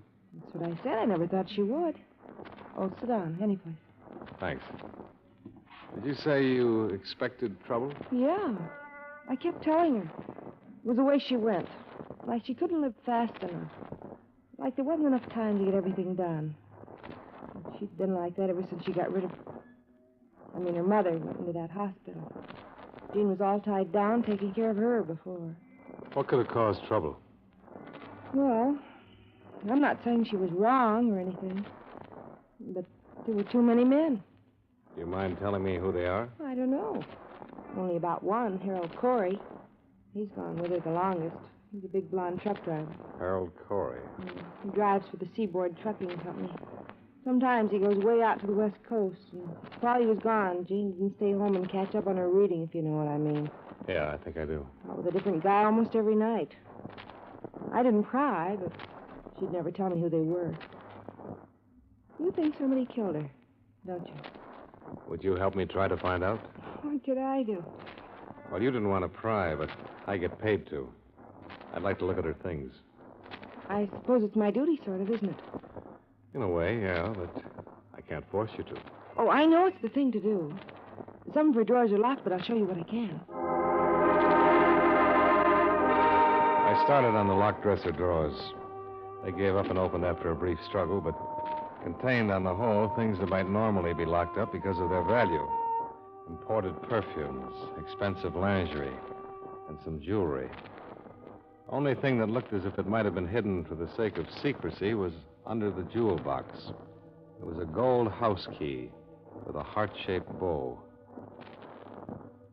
I never saw that before. Never saw the perfume before either, but I smelled it. That's a few $100 worth of scent. And the rest of it there. Was Jean used to such expensive things? Not that I knew about. Harold Corey sure couldn't shell out that kind of money. And that heart-shaped key. That's cozy. I'd like to keep it if I could. Oh, I don't know about that. After all, it isn't mine. I might get into trouble. Oh, you won't, I promise you. I'm working with the police on this thing. I want to find out where it was made, if I can, and who ordered it. Oh, I get it. Sure, I wouldn't stop you from doing that. Even if I could. A phone call to the Seaboard Trucking Company gave me the information that Harold Corey was out on a run to Philadelphia. It was expected about 3 in the morning.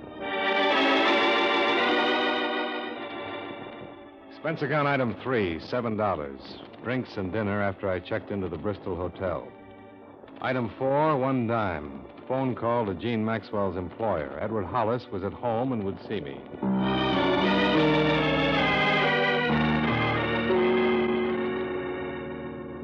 Come into the living room, Mr. Dollar.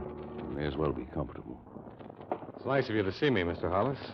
I thought it would be better to do it this way rather than bother you at work. Of course, and I appreciate it. The atmosphere at the office has been gloomy enough. Oh, this is Mrs. Hollis, Mr. Dollar. Well, how do you do? Quite well, thank you. I didn't know the poor girl, but it's a dreadful thing. Yes, I'm afraid it is. I simply don't understand. A young girl like that with everything to live for. May even be worse than that. Worse? How could it be worse? Looks more and more like her death was not a suicide. Mr. Dollar. I didn't mention it on the phone. The police think it was murder. So do I. I thought it'd be better to save the blow until I got here. Murder's pretty messy. I can't believe this. Why do they think that? Well, almost intuition, not quite. They know how people commit suicide. On an average, all suicides do certain things. The Maxwell girl didn't do any of them.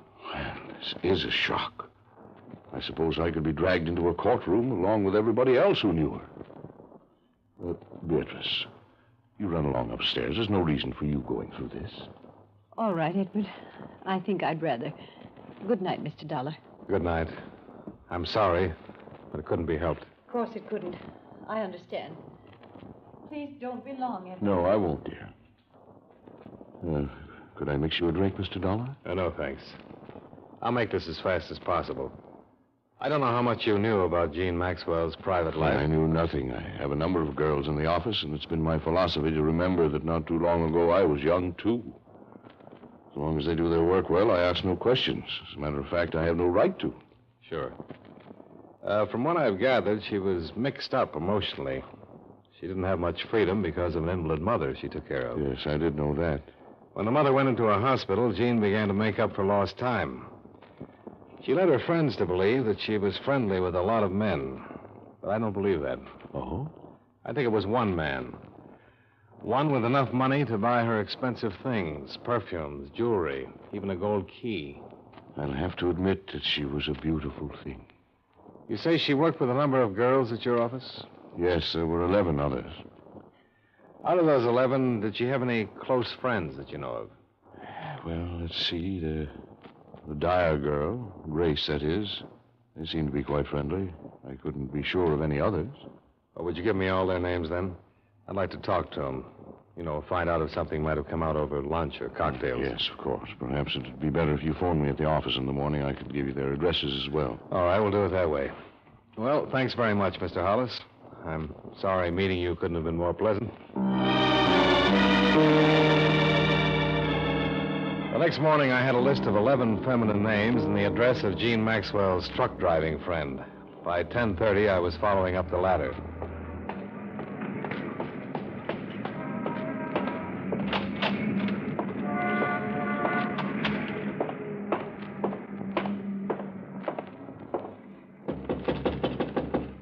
Come back later. I can't see anybody now. I'm an investigator from Jean Maxwell's insurance company. I want to talk to you about her. Wait a minute.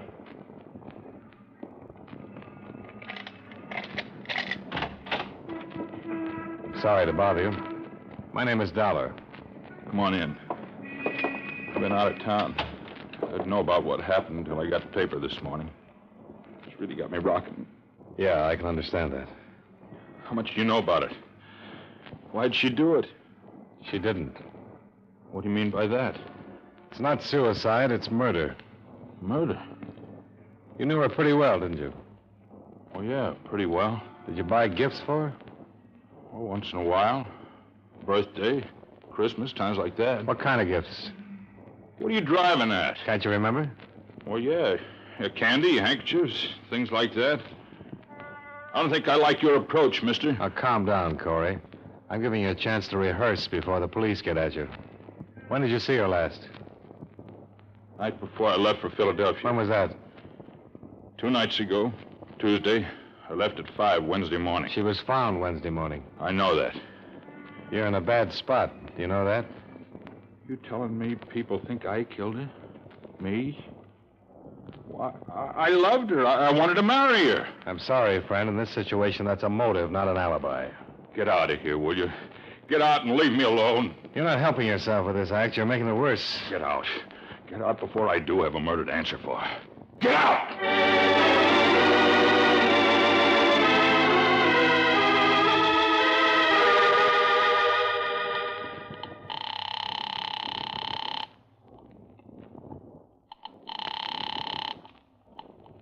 Lieutenant DeRosa. This is Dollar, Lieutenant. I just left a friend of the Maxwell girl. Name of Harold Corey. Dollar, I've been kicking myself on not getting the name of your hotel yesterday. I didn't have one then. Well, I've got a few things to pass along to you now. Oh, that's what I meant. If I could have located you, I could have saved you the trouble. What do you mean? The death was suicide after all.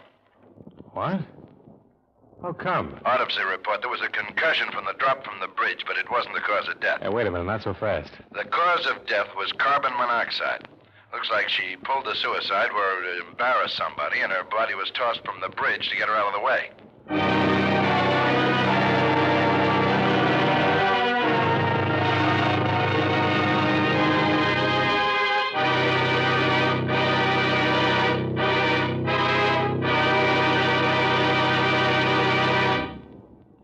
We'll return to yours truly, Johnny Dollar, in just a moment. Tomorrow night, Gangbusters brings you authentic, hard-hitting proof that crime does not pay. All the facts right out of police files. The program names names and describes actual manhunts just as they took place. It's a Saturday evening event for adventure fans right here on CBS Radio. Don't miss Gangbusters, tomorrow night over most of these same CBS radio stations. Gangbusters.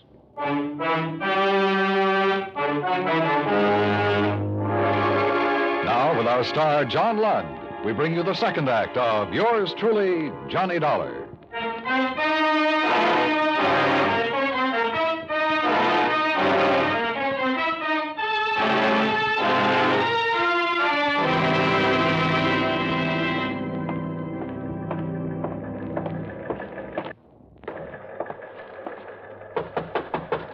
Come on in. All right, Dollar, sit down. Thanks. This, new theory of yours. What's the matter? Don't you like it? Well, I thought I was making progress in the other direction. Give it to me again, will you? Yeah.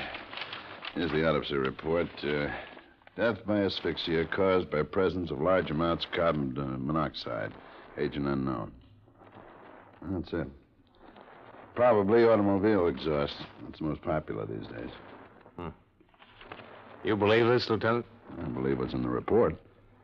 And how did you say she got into the river? Oh, I said maybe she committed suicide somewhere so that somebody would get involved. Get rid of her, she was probably dumped in the stream. What's the matter, Dollar? I thought you'd be happy with the suicide evidence. The insurance company hired me to dig up the facts. If it was suicide, all right. But if it wasn't, they want to know that, too. And I still don't think it was. Why not? From what I've learned, she wasn't the type. She liked to be alive. And she played it hard enough to leave some motives lying around. Jealousy, for one. That boyfriend of hers, Corey? He's a possibility. I talked to him, and for my money, he deserves checking. And then there's this. When is this unlocked? I wish I could tell you. It was undoubtedly given to her by somebody. I'd like to know who. You think you could put a couple of men on it? Find out where it was made? All right, Dollar. I'll stick my neck out that far for you. I'm under orders, you know. I'll have to be assigned before I can investigate. Sure, I understand. Well, I'll take your story upstairs and see what the brass says. Let me know what else you find, huh? Yeah, I will. Oh, do you have the address of the old flame you mentioned? The mother's friend? Still like to settle for fraud, wouldn't you? Now, the desk sergeant will give it to you. His name's Paul Anderson.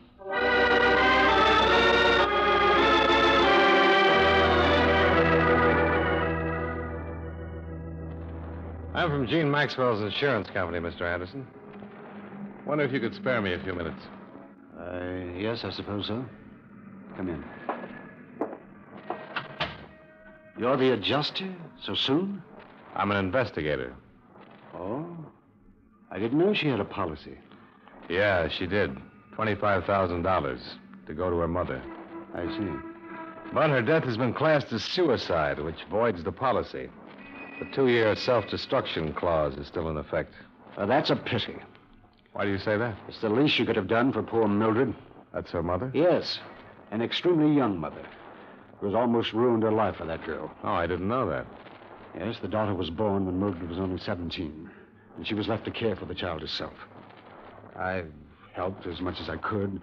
Oh, I don't want you to misunderstand. There's nothing to be hidden. I suppose it is unusual. I did meet Jean first. But when she took me to her home and I met her mother, I realized that Jean was no more than a cheap little opportunist.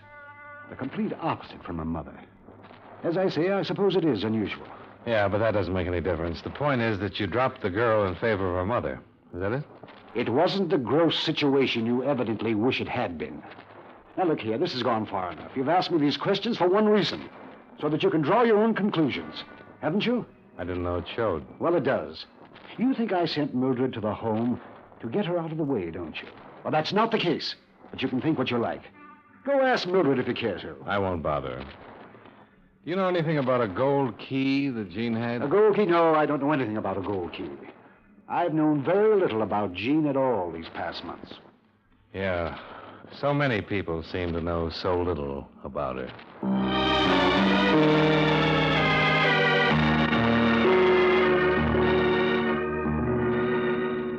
Hello, Mr. Dollar. I've been wondering how you were making out. How are you, Mary? The police been here yet? No. I'll be scared to death if they do come. I feel guilty the minute one looks at me. That's common enough. Have you remembered anything that might help? No, not a thing, Mr. Dollar. I hardly slept last night. It's creepy. With her room just like it was the last time she left it. I've got to either move or get somebody else in there. Yeah. Mary, did Jean ever mention a Paul Anderson to you? Anderson? No, I don't think so. Not that I can remember, anyway.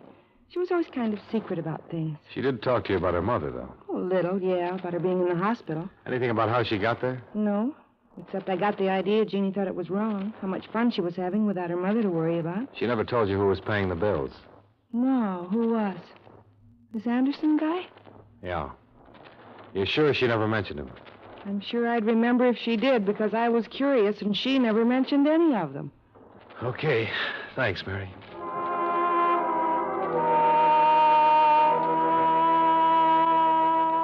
It was 4 p.m. then, and at 5, I was standing in front of the Seaboard Trucking Company building on Columbus Avenue as Harold Corey backed a big rig into a parking area and headed for a short-order restaurant across the street.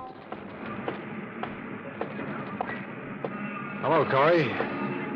What this time? The dispatcher tells me you're going out on another run. Pretty short layover, isn't it? Yeah.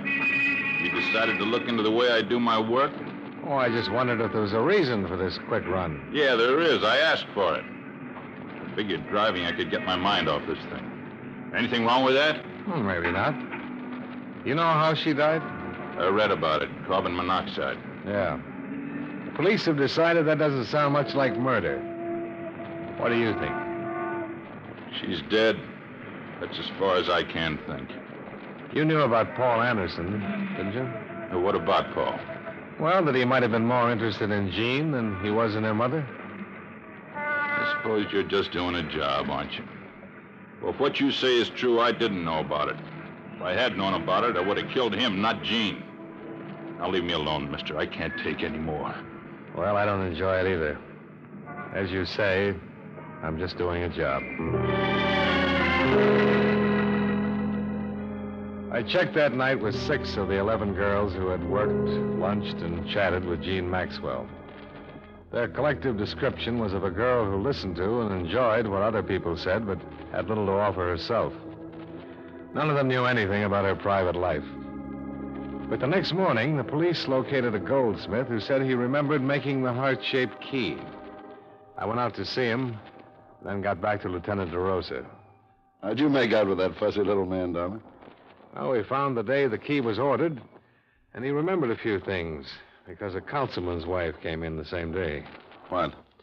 The customer, J.E. Carter was the name he gave, mentioned a cottage on the bay. That's east. The girl's body was found northwest of here. I think she was dumped from a car coming toward Boston from out there. So, I think the cottage is in that direction. Deduction yet. Well, if I were going to dump a body, I wouldn't carry it through town to take it to that bridge, would you? I'm being paid to think about another case. I couldn't sell the murder pitch upstairs, but I tried, and I'll buck for promotion if you're right and upstairs is wrong. I don't suppose you could earn that promotion by assigning some men to cover that northwestern section, could you? Not a chance. That's county. Division of responsibility. Yeah. And we'd all be surprised to know how many criminals take advantage of that.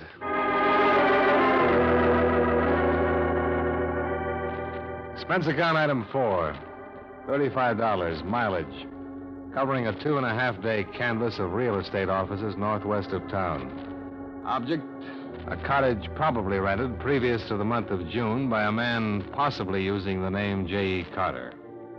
It was a vague lead that meant morning to night legwork, but on the third afternoon, it paid off. Yeah, we don't rent much up here, that's why I remember. She was a dark-haired girl, is that right? That's right. Yes, the Anson place out on Butch Road. Has anybody been there in the past few days? Not that I know about. It used to be there every 2 or 3 days, too. How was the rent paid? Cash or check? By, cashier's check. Or was it regular? Definite day of the month, I mean? And do you know the bank? Yeah, between the 1st and 5th of each month since May. Check on the commercial bank. Oh, thanks. Now, I'd like to ask one more favor. Would you take me out to the cottage? I certainly will. If it's a police affair, I'm not the one to stand in the way. Well,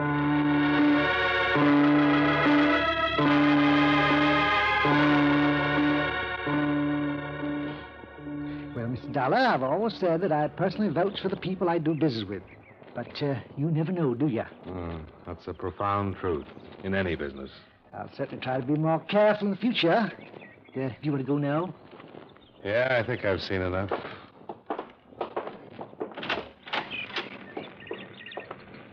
Let me lock it. I want to see if this key fits. It's it. Yeah, it did.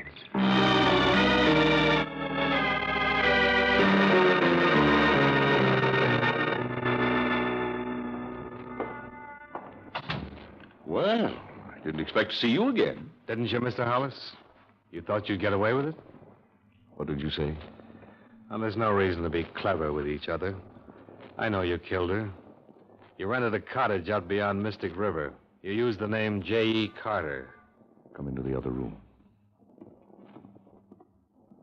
Yes, you're right. I did become infatuated with her. If you'd known her, you'd understand. I realized last week that it had to stop, and I told her. She'd been with that young Corey boy.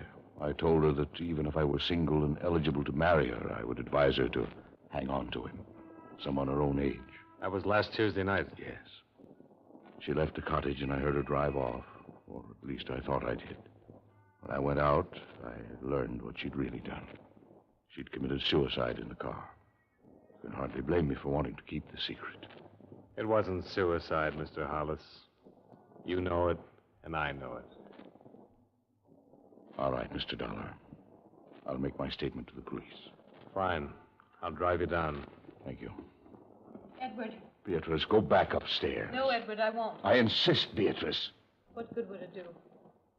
After what I've done because I lost you, why should you ask me to go upstairs while I lose you again? I forbid you to say another word. Mr. Dollar. She had taken him away from me because she was beautiful, and I no longer am. I was waiting in their cottage. When they came in, I struck her. Is this true, Mrs. Hollis? Yes. I killed her. And since there was nothing left of our lives, we carried her to the guard. Beatrice, what have I done? What have I done?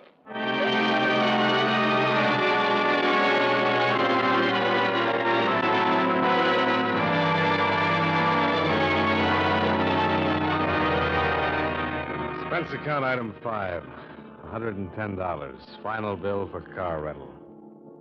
Item 6, $85 miscellaneous. Expense account total, $266.85. Yours truly, Johnny Dollar.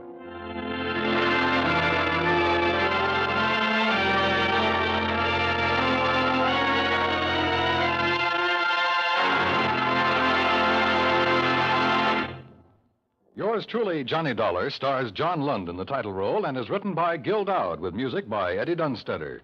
John Lund can currently be seen in the Universal International picture Just Across the Street. Featured in tonight's cast were Jeanette Nolan, Howard McNear, Ted DeCorsia, Virginia Gregg, John McIntyre, Barney Phillips, and Dick Ryan. Yours truly, Johnny Dollar, is transcribed in Hollywood by Jaime Del Valle.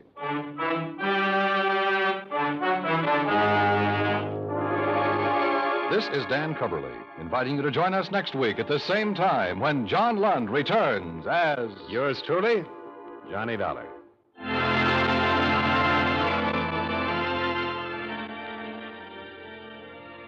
And remember, Tarzan brings you his adventures Saturday evenings on the CBS Radio Network.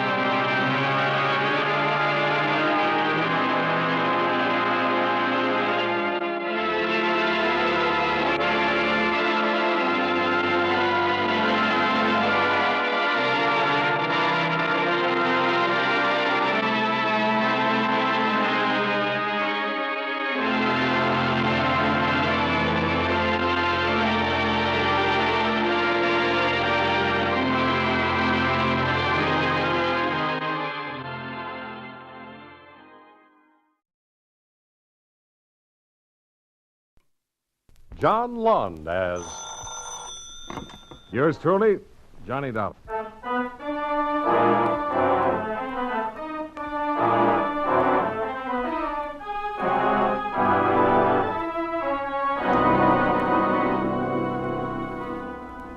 Expense account submitted by Special Investigator Johnny Dollar to Home Office, Eastern Indemnity and Insurance Company, Hartford, Connecticut. The following is an accounting of expenditures during my investigation of the King's Necklace matter. Expense account item 1, $134.70. Airfare and incidentals between Hartford and Miami. Waiting at the airport, as promised, was your Southern States Agency manager, Marty Fenton. Over a cup of brew in the coffee shop, he briefed me on the assignment. Ever hear of King Rawlings, Johnny? King Rawlings? Financial tycoon, wasn't he? Retired some 15, 20 years ago? That's the lad. About a year ago, he wrote a policy on a $250,000 necklace that he owns. Which has suddenly turned up among the missing? Not yet. You expect it to? Well, we got a letter from him day before yesterday. Claims somebody attempted to break into his safe. Thinks they were after the necklace. Well, I'm usually sent for after the crime's been committed. True, my lad, true. Oh, pass the sugar, will you, please? Sure. So what am I doing here now? The policy's coming up for renewal, Johnny. And there have been nasty rumors circulating around about Rawlings' present financial condition. Afraid he's starting a build-up to put in a fraudulent claim? It's been done before. The boys in Hartford get pretty stuffy about that kind of skullduggery. We want you to check around Los Banos and see what you come up with. Is that where the gentle sea breezes waft through the palm trees? 2,000 imported ones. Los Banos is Rawlings' own personal island off the coast of Cuba. He's lived there for 20 years, surrounded by his memories, his trees, and his collection. Of precious stones? People. Oh, your plane's waiting, Johnny. I hired a little amphib to fly Let's you not down. brush off the collection of people, Marty. Who am I to prejudice a stalwart investigator about to brave the dangers of Rawlings Isle? On your way, lad.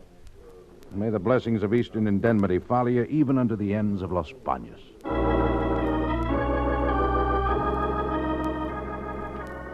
After 1.5 hours of white clouds and blue sky, the plane put down in an even bluer sea and taxied over to a landing dock on a picture book island. King Rawlings had collected palm trees, all right, but I didn't know about the people. From where I stood, there was nothing to be seen but the landing dock, a gravel path, and those trees. The path led through a seemingly deserted tangle of exotic flowers, sweet-scented vines, and the ever-present palm trees. It was like a tropical paradise, peaceful, serene, untouched by men. I just about decided that nobody on this island ever made use of this lush garden spot when I learned that I couldn't have been more wrong. Over here, please. Well, hello, wherever you are. Over here, in the clearing to your right. Hello. Who are you? My name's Johnny Dollar. I am Nita Valdez, Mr. Dollar. Well, I'm glad to know you, Miss Valdez. You are the man who arrived on the plane a few minutes ago, no? I didn't think anyone had heard. The hospitality is overwhelming. You will become accustomed to it. Everyone here is too occupied with himself to bother concerning anyone else. Like me, I have been too busy sunbathing. Yes, so I noticed. If it bothers you, you could hand me my robe. Oh, no. That won't be necessary. Sit down, Mr. Dollar. Thanks. You have come to see the king about the attempt to steal his necklace? Apparently, sunbathing hasn't interfered with your learning about that. You obviously do not know King Rawlings very well. Why do you say that? Everyone on this island has been accused of attempting the theft. Including you? Why should I be an exception? Oh, just wondering. Because I'm young and beautiful, you think perhaps I hold some special place of esteem in King Rawlings' affections? Well, do you? Can you reach that bottle of suntan lotion? Yeah, sure. The back of my shoulders. Would you mind? It is a difficult place for me to reach. Oh, I'll be glad to. About the necklace, Mr. Dollar, I would not be too concerned about it if I were you. Oh? Why not? Well, if anyone had actually made an attempt to steal it, the king knows who he is. But he still accused everybody here, huh? It affords him a great deal of pleasure to make others squirm and be uncomfortable. You don't like him very much, do you? I hate him. Then why do you stay here? Same reason as everyone else. Money. Oh, that will do nicely, thank you. You're welcome. You mind explaining that bit about money, Miss Valdez? Later, perhaps.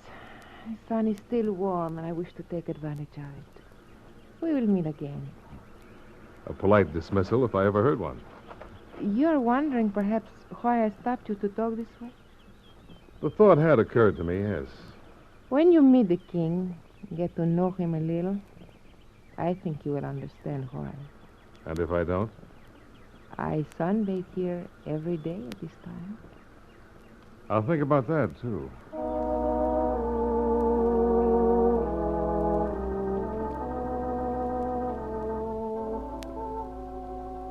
I found that Rawlings, like all good kings, lived in a castle. This one, obviously imported, stone by stone, from some Moorish province.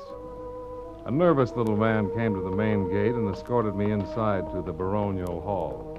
Harley is my name, Mr. Dollar. Timothy B. Harley. I'm Mr. Rawlings' secretary. In here, please. Mr. Rawlings, steady. He'll be down to join you shortly. Thanks, Mr. Harley. I presume you're here about the necklace, Mr. Dollar? A favorite topic of conversation around here, isn't it? I beg your pardon? The necklace. Oh, yes, of course. Well, under the circumstances, you see, the attempted theft and all, it, has someone else mentioned it to you? Any reason why they shouldn't? Oh, no, not at all. No, it was just that, well, was it Nita Valdez by any chance? What makes you think so? Oh, nothing. Oh, no, nothing at all. Only, you see, it was, well, to tell you the truth, I've suspected something for a long time. It's come to my attention. You talk too much, Harley. Oh, Mr. Rawlings. Oh, I didn't hear you come in. I was just telling Get out. Oh, well, of course, Mr. Rawlings. Of course. You're from the insurance company? That's right, Johnny Dollar. Why you instead of Marty Fenton? He's an agent. I'm a special investigator. I didn't request an investigation. You made a report of an attempted robbery. What do you want me to do? Have you declare the policy void because I didn't? What do you want us to do? Thank you for letting us pay out $250,000 if the necklace turns up missing? Over here, darling. There's the safe I keep it in. Pretty substantial job. Fenton supervised the installation himself. Those scratches near the combination, those what made you think somebody tried to force it?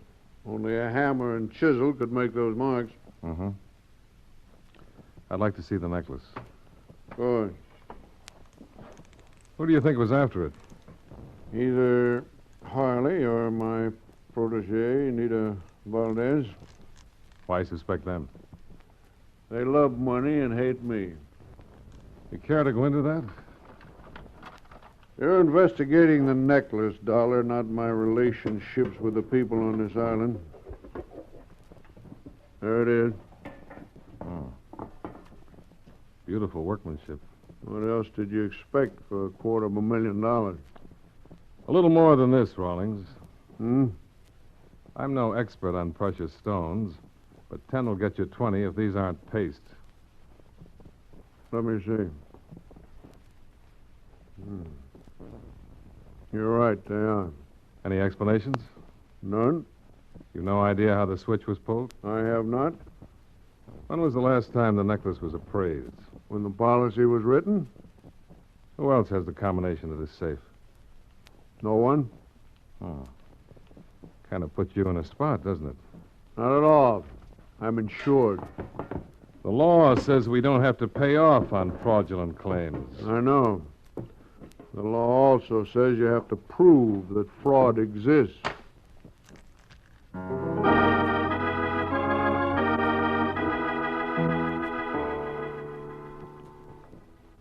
I broke the news to Marty and looked around for something to improve the shining hours while waiting for him to arrive. I found it.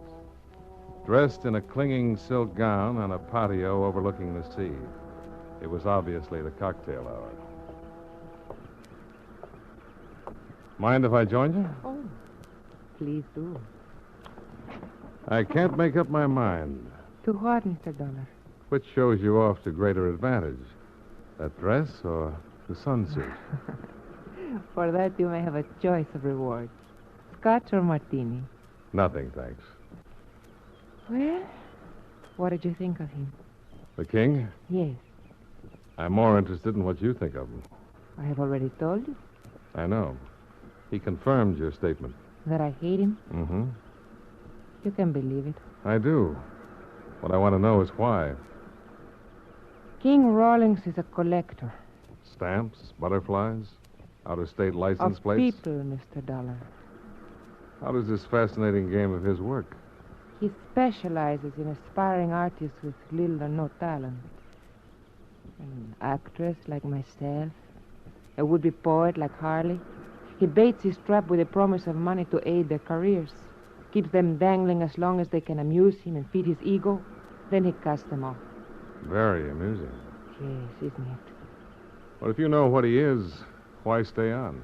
Oh, it's much easier to cling even to a remnant of a dream than to face the harshness of reality. How tough would it be to face reality with $250,000? The necklace is gone? Does that surprise you? No. It was too great a temptation. For you or Harley? For either of us, if we had known the combination to that safe. No, Mr. Dollar, it was the king himself who was tempted. Well, that doesn't figure. Not with his money. If he still has it. Why do you think he hasn't? What other answer could there be? Might be interesting to try to find out. Oh, you would be wasting your time, Mr. Dollar. I've got some to spare. Perhaps I could find use for it. I don't have any money. Oh, that was rather cruel.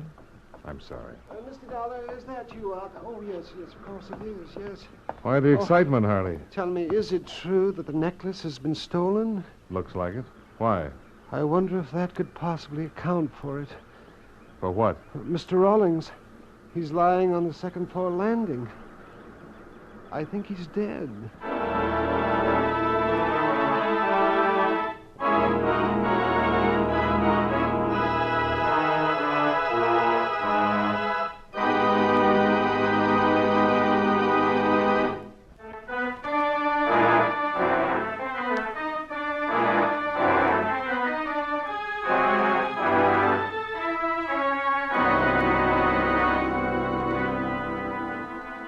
Timothy B. Harley couldn't have been more right.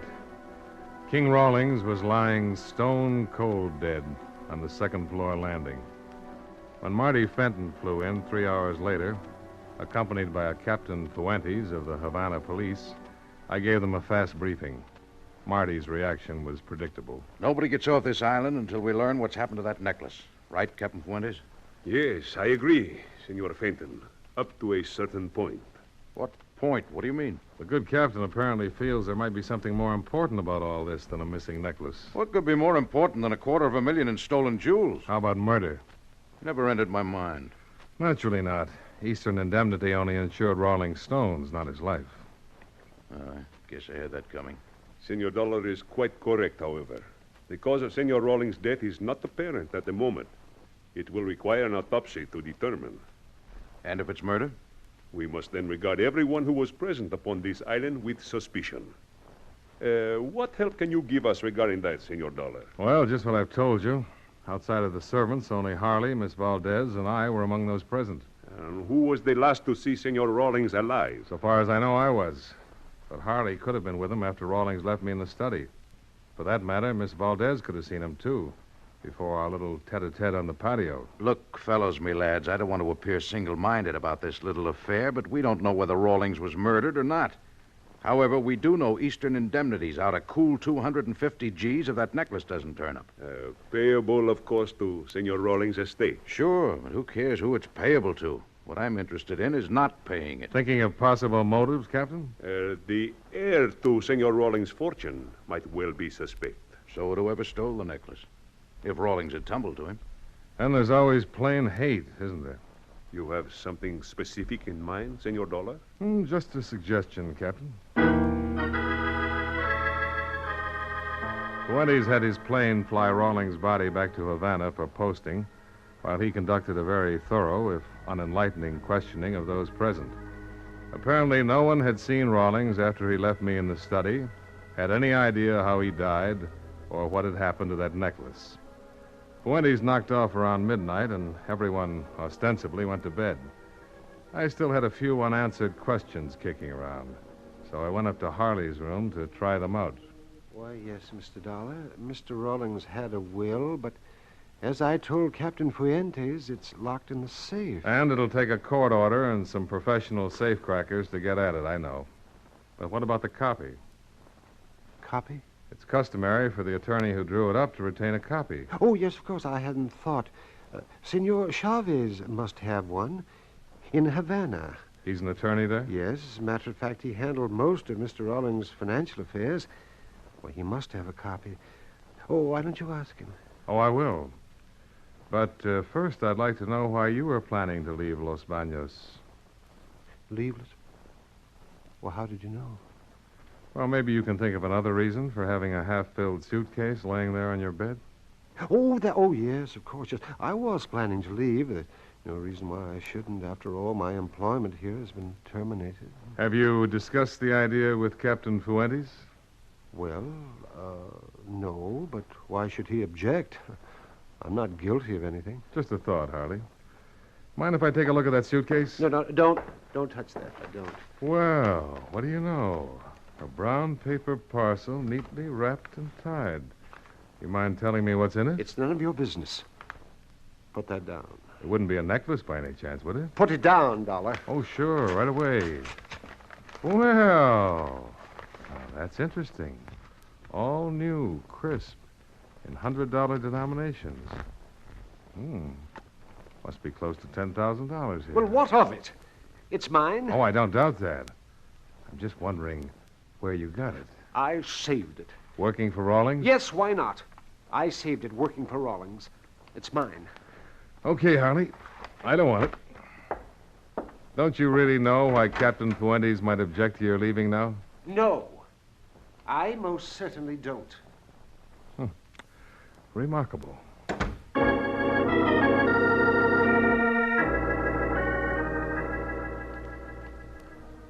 There wasn't anything I could do before morning rolled around except smoke a last cigarette and try to think things out. So I went out in the same patio where Nita and I had had our talk and lit up. The one cigarette turned into two. Then I started to light a third one. That was a mistake. I saw the muzzle flash. It came from somewhere inside a clump of palm trees. But with a full moon behind me, I wasn't going to get heroic about it. I made a dive for a concrete retaining wall. I didn't think the shots I'd snapped out had done any good, and I had no intention of finding out, not with that moon lighting things up. So I made myself comfortable with my back to the wall and waited for the Cuban Marines in the person of Captain Fuentes to come charging to the rescue.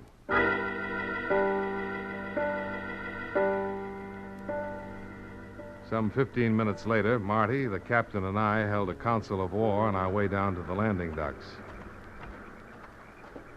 I found these two empty shells under one of the palm trees, Senor Dollar. But that was all. No trace of the person who fired them. What about Harley? He's not in his room. So far, I've been unable to locate him. Well, hardly seems reasonable, Johnny. What could be so important about that money you saw to make him want to kill you? I don't know that he did, Marty. But I'd like to ask him a couple of questions about it. But why come down here to the boathouse, senor? Well, with your plane gone, there's only one way off this island. Rawlings speedboats. We'd better make sure they're locked up tight.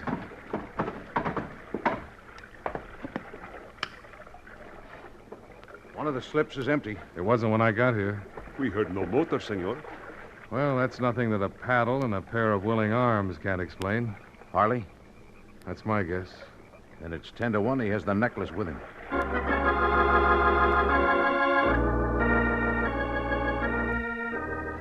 Expense account item 2, $5.65.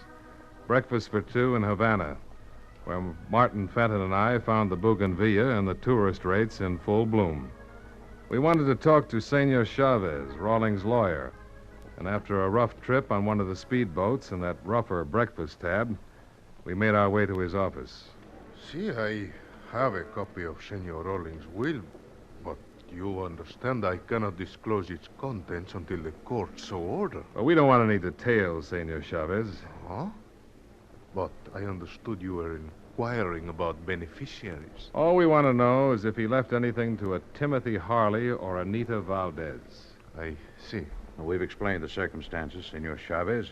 It can't violate any professional ethics to give us a yes or no to those two names. No, I do not believe it is unethical to tell you this much.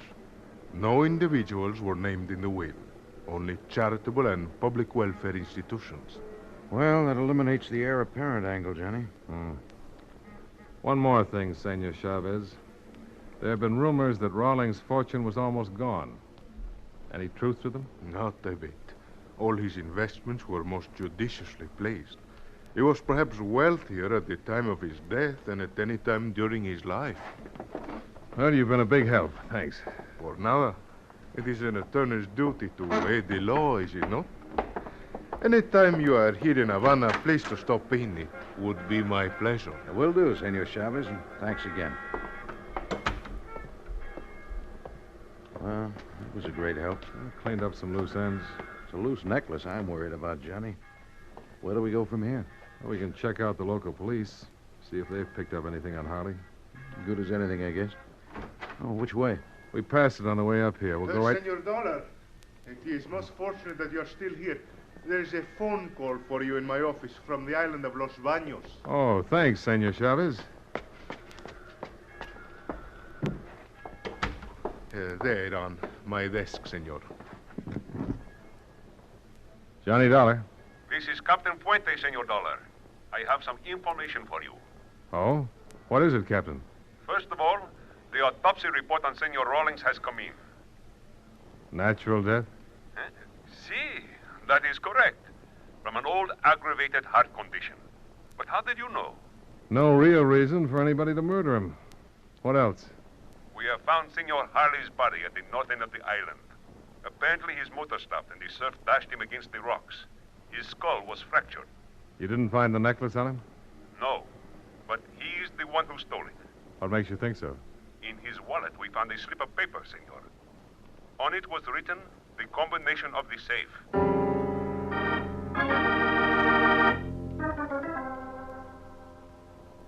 Expense account item 3, $35. Transportation of speedboat back to Los Baños.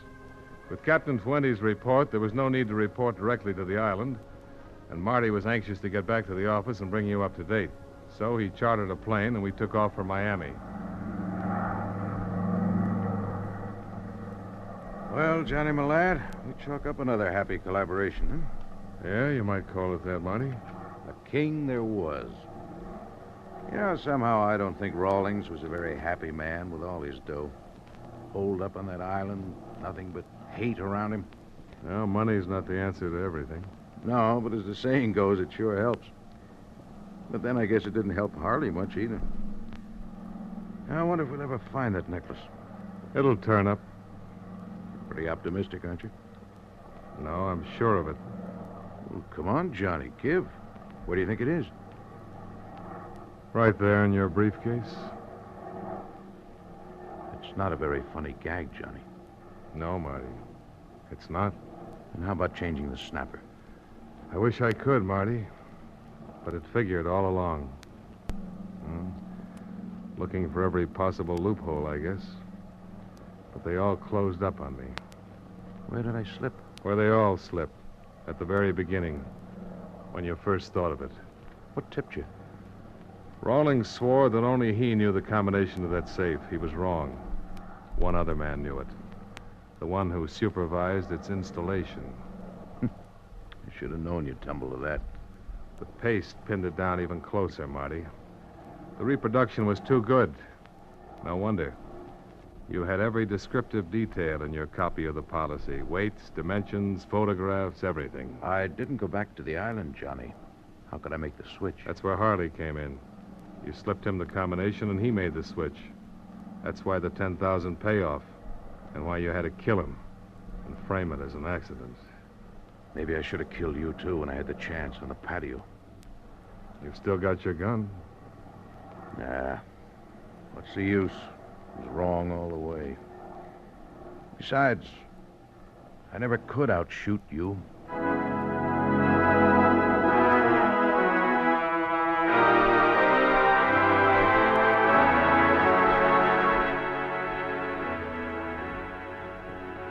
Expense account item 4, $32.15.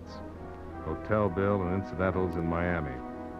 Item 5, $141.10. Plane fare and incidentals back to Hartford. Expense account total, $348.60. Remarks: with all due deference to my chosen profession, sometimes this is a lousy business. Yours truly, Johnny Dollar.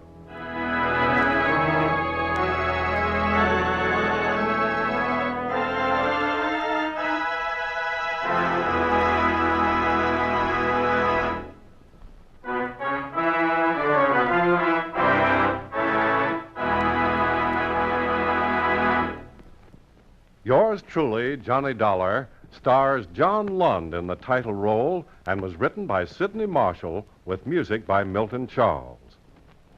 Featured in tonight's cast were Jack Moyles, Lillian Bayef, Tom Tully, Howard McNear, Nestor Paiva, and Don Diamond. Yours truly, Johnny Dollar, is produced and directed in Hollywood by Jaime Del Valle.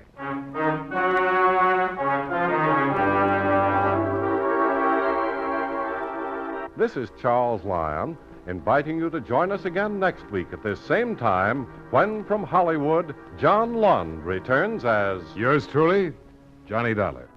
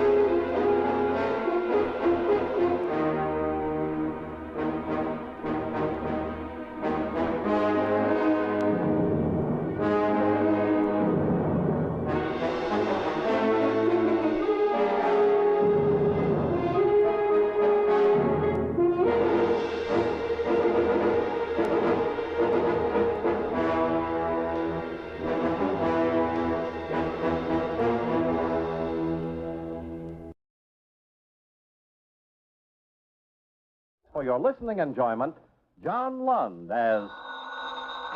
Johnny Dollar. Mr. Dollar, this is Wilbur Runyon. I planned to meet you at the Dallas airport, but by the time I had you paid... Oh, it's all right. Sorry you went to that trouble. I took a cab in. Are you at your office now? Yes. I'll be right over. I hope the Home Office didn't think I was foolish asking for your help in this matter, but... Oh, no, they didn't. Not after paying off 4 policies in one employee group in so short a time. Well, that's the way I figured it. Accidental deaths at the oil wells are one thing, but, well, murder puts a different light on it. Yeah, it usually does. I'll be there in 10 minutes.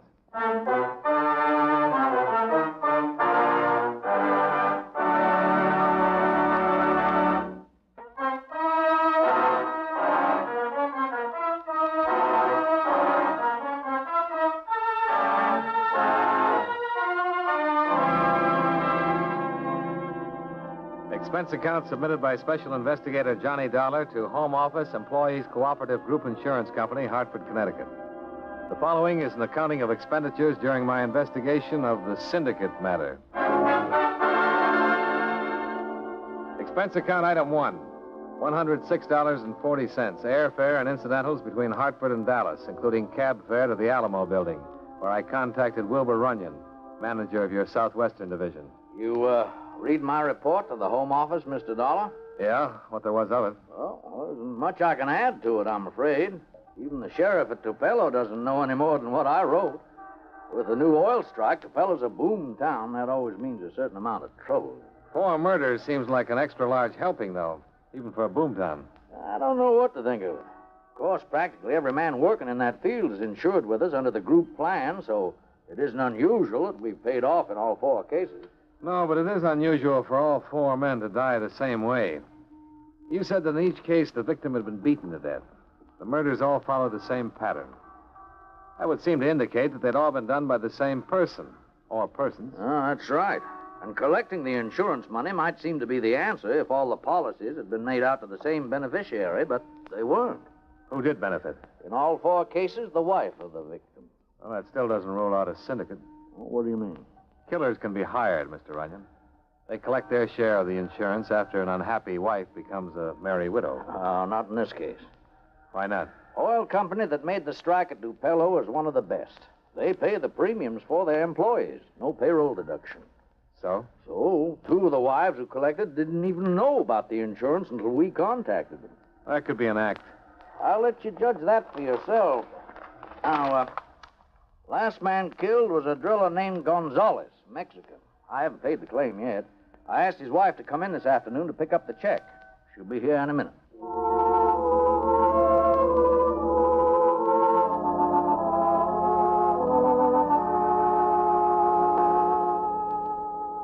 This money comes from the men who killed my husband? No, Mrs. Gonzalez. It's insurance, life insurance the oil company paid for. $2,000? Well, that's right, ma'am. You have a family, Mrs. Gonzalez? Somebody you can go to? My mother, my brother in Sonora. But my husband, Manuel, he always wanted the baby to be born here in Estados Unidos. Everything was going to be so good. Did your husband have any enemies? Enemies for what, senor? He never hurt nobody. There were 3 other men killed, Mrs. Gonzalez. Did he know any of them? I don't know. No, I don't think so. We were in Tupelo for only 3 weeks. 3 weeks? I forgot to mention that in my report, Dollar. All the men killed have been newcomers to the Tupelo field. Where'd they work before they came there? They all come in from the same job someplace else? Oh, no, all came from different places. None of them had worked for a couple of months before hitting Tupelo, according to employment records. Was your husband out of work for a long time before you went to Tupelo, Mrs. Gonzalez? Senor, we have no money. He worried all the time. Did your husband drink or gamble? Oh, no, senor. He was a good man. He tried hard to work every day, even when he was hurt. Hurt? Where? How? Well, it was some accident at the well. You know anything about that, Runyon? No, but one of the other women mentioned the same thing. An accident the week before the killing. What did your husband say about his accident, Mrs. Gonzalez? Well, he tell me he falls off, but he has marks all over. For 2 days he stay in bed. I tried to make him stay longer, but he cried. He said he must get up and go back to work. He said he's afraid he will lose the job. Well, not for an on-the-job injury, he wouldn't. Well, there isn't any record of an on-the-job injury, Dollar. He was afraid for something. He wouldn't tell him, but he was afraid. How do I get to Tupelo? Trailways bus depot right across the street. But like I said, even the sheriff is stumped on this one. I'm not going to see the sheriff. I'm going to get myself a job in that oil field. Oh, I see. Want me to contact the company, make sure there's an opening? No, don't contact anybody. We already know of 4 openings.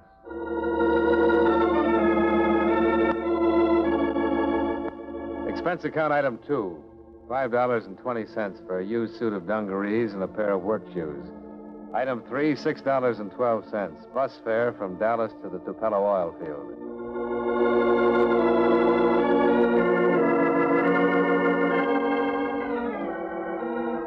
I found quarters in a rundown boarding house, and at 7 the next morning, I was at the employment office. Before 9 a.m., I had a shovel in my hand and was digging a sludge pit. Hey, you, the new man. Knock off a minute. You talking to me? Yeah, come here. What's your name? Johnny Dollar. I'm Bull Farrell, straw boss on this job. Hi. Smoke? No, thanks. New man comes on the job, I like to get to know him. Help him along if I can. Where'd you work last before you come here? I was out of a job for quite a while. Oh, that's too bad. No money coming in gets rough on a fella. Yeah. You broke? I ain't being nosy, Dollar. Just thought if you was, I might figure out a way to help. Thanks. I'll get by all right. Well, if you do get stuck, let me know. All right, you can go back to work. He was friendly, all right. A little too friendly. I was a stranger, but he wanted to help me out with money. And when I said I didn't need it, he didn't like it. It was too late to go back to him without making him wonder. I had to figure out a way to make him offer again. By lunchtime, I had it figured. I left the well and crossed the field to the office. Went up to the payroll window. Something I can do for you? Yeah, I just signed on this morning. When's payday? Weekend Wednesday. You get your money Thursday. Any chance of getting a little advance? I'm broke. Your first day on the job, what do you think this is? Well, I gotta get by until payday. I gotta eat. I can't help that. Advances are against the rules. Well, thanks anyhow. Hey, just a minute. Yeah? You need some money. See Bull Farrell.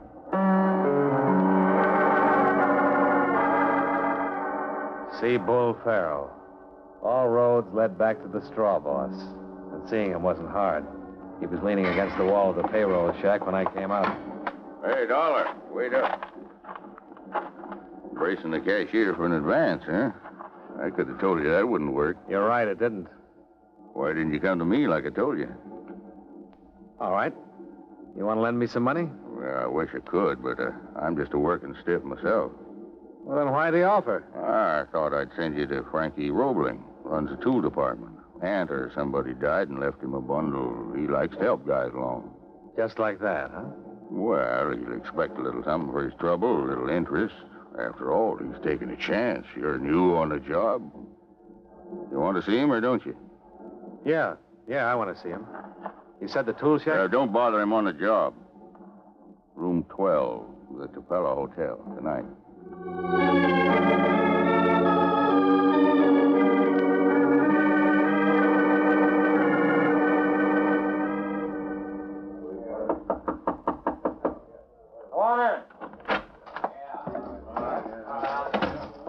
I'm looking for Frankie Roebling. I'm Roebling. You Dollar or Prescott? Johnny Dollar. Deal me out of court. Come on in the next room, Dollar. I understand you need some dough. That's right. How much? How much can I get? Enough to live on until payday. If you ain't planning on taking any trips, where do you live? Kilgallen's boarding house. $20 see you through? Sounds all right. Yeah. And on payday, you'll drop in and give me the 30 back, right? 30 for 20? Well, just to show you appreciate the favor. Well, you wanted it, don't you? All right. You want me to sign some kind of a note? An IOU? What for? I'll remember it. And if you forget, I'll remind you. $20 and 4 dead workmen. There was a big gap. No way of linking them together. But somewhere the pieces had to fit. Then Thursday came, and I drew my first pay.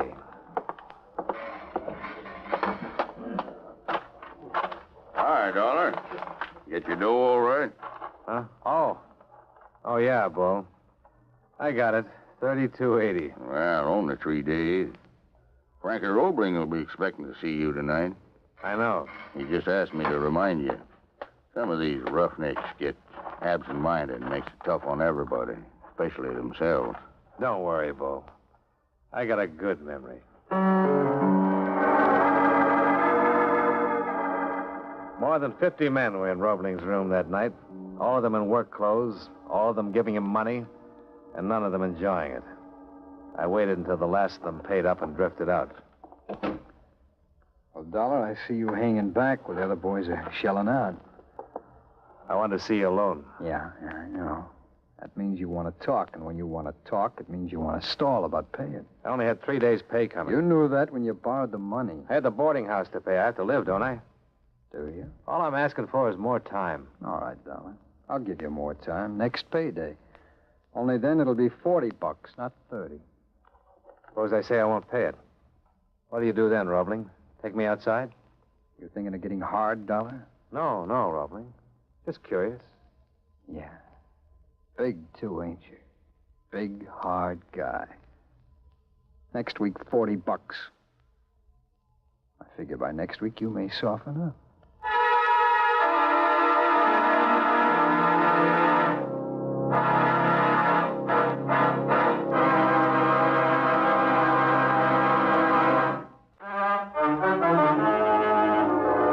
And now, with our star, John Lund, we bring you the second act of Yours Truly, Johnny Dollar.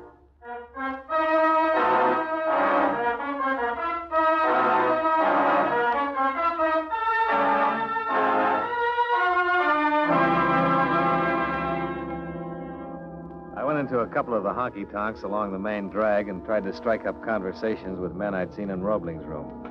But they shied away from the subject like skittish horses. I was ready to give it up when a man I recognized from the job came over and set his beer down next to mine. Mind if I sit down? Help yourself. My name's Prescott, Willie Prescott. Yeah, I know. You were behind me in the pay line this afternoon. Yeah. And I saw you up at Roebling's room tonight.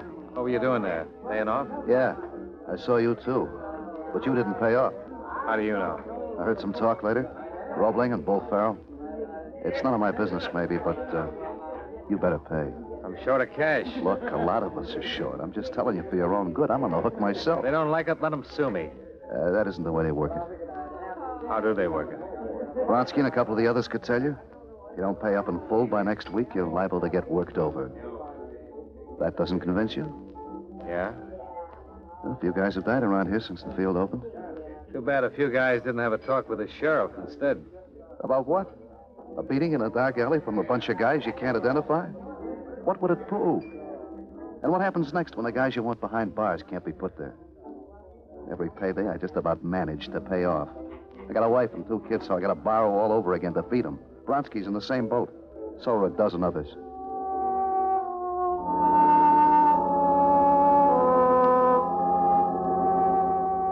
I wanted to walk and think about it. I left the main drag behind and started toward the boarding house, cutting across lots on the gravel walks between the trailers. Mister, Yeah? could you give me a hand? Where are you? Back here into the trailer. What's the matter? Oh, so this butane tank's clogged or something. My stove won't work. You got a flashlight? No. I'll see what I can do, though. Haven't you got a... Oh!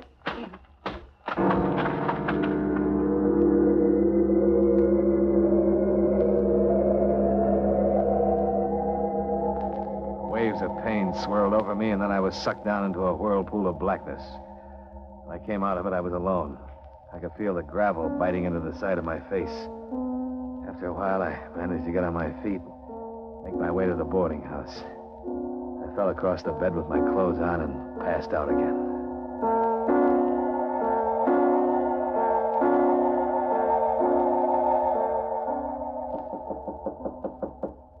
Oh. Come in. Well, what happened to you, Dollar? I had a little accident, Bo. Isn't that what usually happens? Rough town. I'd have known better than to get liquored up on pay night. I'd have known that's what happened when you didn't show for work this morning. Why don't you save it? We're alone. Oh. What are you talking about? You know what I'm talking about. You and Roebling had me worked over. I wouldn't go around saying foolish things I couldn't prove if I was you. Things could be worse, you know. You might have been hurt as bad as Prescott was. Prescott? Yeah. He got to talking through a bottle last night, and somebody resented it. He's over at the hospital. Ain't saying much today, though. Guess he's sobered up. Guy with 2 kids. Probably lose a whole week's work. Roebling likes him, though. He'll see him through. You better be back on the job tomorrow, though. You got obligations, too, you know. They're due next Thursday. Don't worry, Bull. I'll be paid off in full.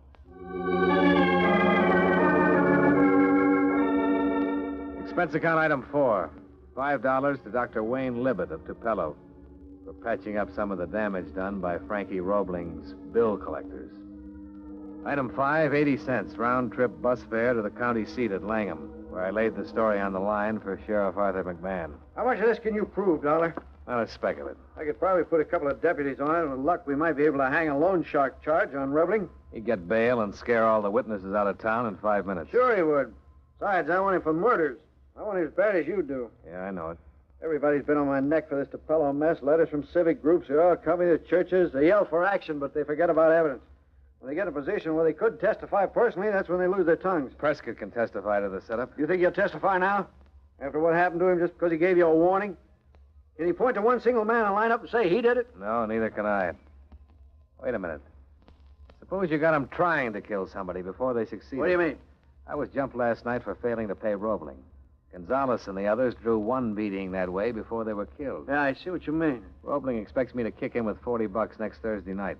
Suppose I don't pay him again. You willing to be the clay pigeon on this? If you keep me tagged next Thursday night from the minute I leave that hotel. I'll be there. But if we stop them from killing you, we still wind up with an assault charge. They all know they've done murder before, though, Sheriff. When you take them in and split them in different cells, each one is going to be worrying about how much the others are talking. Somebody in that syndicate is going to get nervous. I went back to the job. For the first couple of days, my head throbbed and my sides ached, until the beating finally wore off. Bull Farrell was at his post outside the payroll shack when Thursday came. I saw him speak to a couple of the men. With me, he didn't think it was necessary. When we knocked off for the day, I headed straight for the Tupelo Hotel in Roebling's room. Hello, Dollar. Hello, Roebling. Come up on business or just to talk again? I came up to tell you I couldn't pay you this week. Oh, it's too bad. I'm sorry to hear it. I had an accident. Had to pay a doctor bill. I borrowed $20 from you, and you'll get it next week. $20. That's bad business, Dollar, to lend money without interest. You gonna do something about it? A big guy like you? No, you're too big for me. Much too big. You know what I'm gonna do? I got an idea. I'm gonna make that 20 a gift, Dollar, from me to you. No strings. No strings at all. I left the hotel and hit the main drag as I had the week before. I started to sweat. If the sheriff and his deputies were around, I couldn't see him. I pretended to have quite a few drinks in a half a dozen bars before I headed for the boarding house. Once I got away from the center of town, the streets were like a cemetery.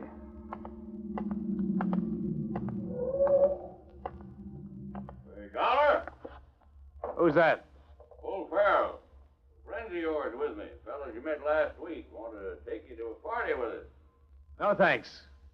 Come on, boys. We can do it here. All right, come on. Should have listened to Prescott. He told you a couple of guys was killed. Okay, boys. Give them the full job this time. All right, that's enough. I got 4 deputies riding herd on this party. First one of you to move stops a bullet.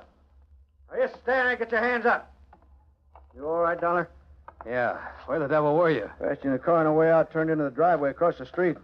How'd you know where to stake out? This big mouth laid it out for his playmates in the hotel bar right after you left.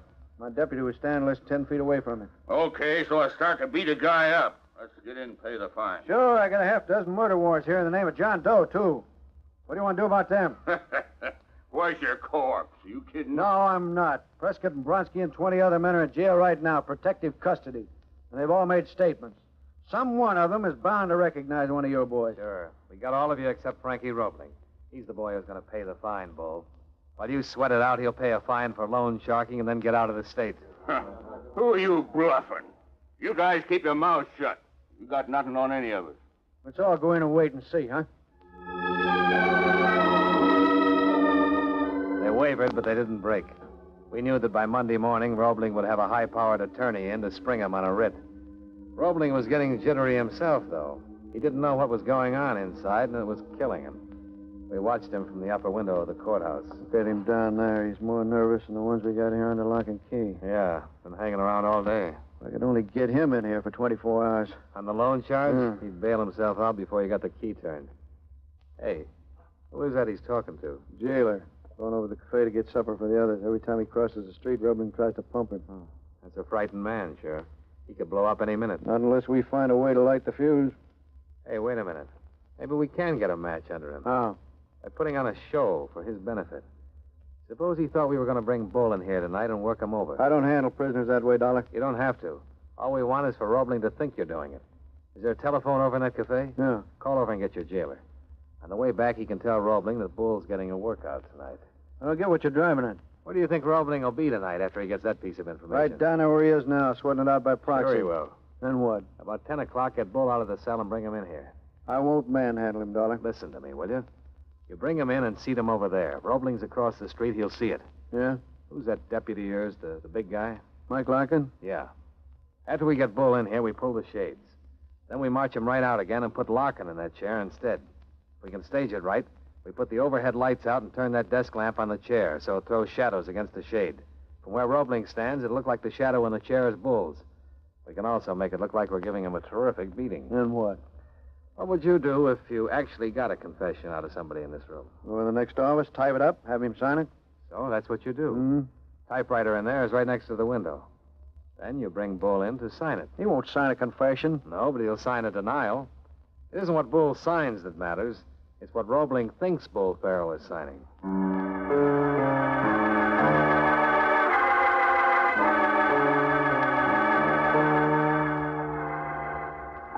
What's the idea? What are you pulling me in here for? Won't take a minute, Bull. Just want you to sign this.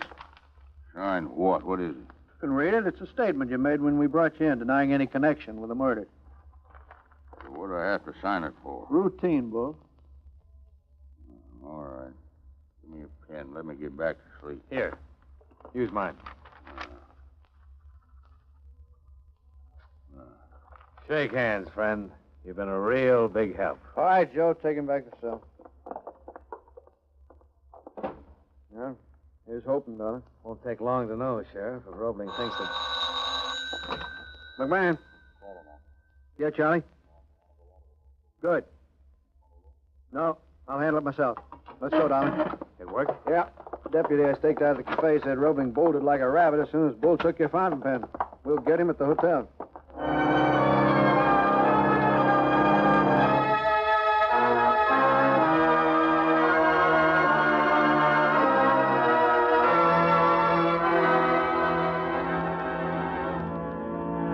And that about wound it up. There were 6 of them altogether. Bull steered the suckers to Roebling for half his take and kept a staff of 3 muscle men to enforce the payoffs.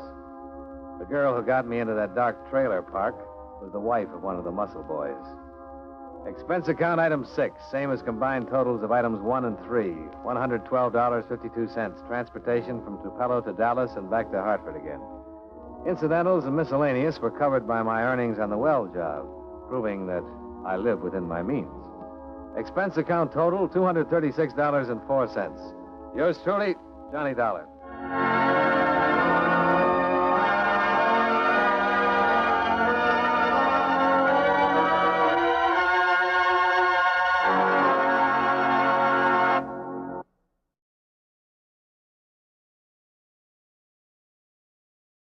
For your listening enjoyment, John Lund as Johnny Dollar. Ned Talbot, Johnny. What are you working on? Why, nothing at the moment. I was thinking of going to New York for a couple of days. Why? Well, I have one here on my desk you might be able to do something with while you're there. Well, tell me about it. Corinthian covers a textile outfit in New York. Wallace Cottons and Company. This week their auditors found a shortage in the books. How much of a shortage? Well, it's nearly 5,000. Wait, I got it right here. $4,185.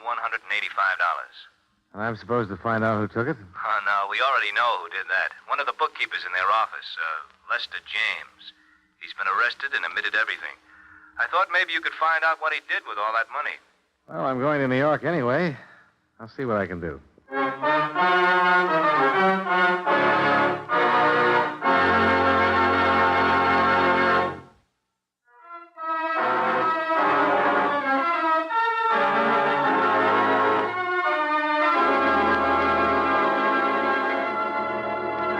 Expense account submitted by Special Investigator Johnny Dollar to the Continental Adjustment Bureau, 418 Elizabeth Avenue, Hartford, Connecticut. The following is an accounting of expenditures during my investigation of the Lester James matter. Expense account item 1, $32.56. Train fare and incidentals between Hartford and New York City. After receiving from Ned Talbot the necessary information concerning the indemnity claim of Wallace Cottons and Company, Incorporated. I arrived in New York at 1:30 in the afternoon and checked in at the New Weston. Central Division told me that Lester James is being held in the 17th Precinct Jail. I went right over. Well, here you are, darling. Now what? Take it easy, James. This is Johnny Dollar. He wants to talk to you. Hello, James. Hi. I'll see you later, Dollar, huh? Yeah, thanks, Sergeant. You'll give me a yell when you finish, huh? Right. Well, what are you? Lawyer or something? Nope. I don't want a lawyer. Said somebody be around to talk to me again, but I don't want to see anybody. Why not? I just don't want to see anybody, that's all. Well, you'll have to be represented by counsel when you go into court. All right, let somebody represent me. Just a technicality anyhow. I know what'll happen in court. I've got my confession. Who are you, anyway? I'm an insurance investigator. Well, what are you doing here? It's a swell day outside. I'm trying to find out what you did with that $4,185 that you took from Wallace Cottons. Oh, that? Yeah, that. How about it, James? Isn't it enough that I'm in jail? It's enough for the police, but not for my insurance company. I don't have anything to say to you. Now, look, don't be foolish. A whole or a partial recovery will have a lot to do with what happens to you in court. I don't want to be foolish. It's just that I spent it all. Every dime of it. No way to pay it back. Spend it on what? Doesn't make any difference. Might make a lot of difference. I don't have anything to tell you. You've never been in trouble before, have you? No. They think of things like that when a man comes up for sentencing. Now, this is your first offense. I know. You trying to shield somebody, James? Why don't you go away? You been trying the market? Did you gamble with it? No, just leave me alone. I won't tell you anything, Mr. Dollar. If you bought something with it or gave it to somebody, if it can be recovered in some way. No, I tell you, go away, leave me alone. I'd like to, but you're a thief, James. And you're going to get what's coming to you. I can't leave you alone. Listen. Now, you listen to me. If I don't get the information I want from you, I'll get it elsewhere. I'm going to be real honest with you. Corinthian Liability wrote a blanket policy on Wallace Cottons and Company, promising to pay them in full for every loss caused by fire or theft on their premises. Now, no insurance company takes the word of some guy sitting in a jail cell where there's cash to be recovered. It's the same as stolen property. If you gave it to someone or spent it when it wasn't yours, it's still redeemable. Now, what do you have to say? Look, Mr. Dollar, this won't do you any good. I'm no low forehead job who got caught crawling in a drugstore window. I'm a college graduate. I've been in the business world for 10 years or better. I know what I want to tell you and what I want to keep to myself. And I don't want to talk about this, do you understand? And there's no way or no person who can make me talk about it. I took the money, I admitted that. I did a bad job of it, I was caught, I've confessed, and you've got me. And that's the whole story. Okay. Have it your way, Lester. Go away. Just go away, please.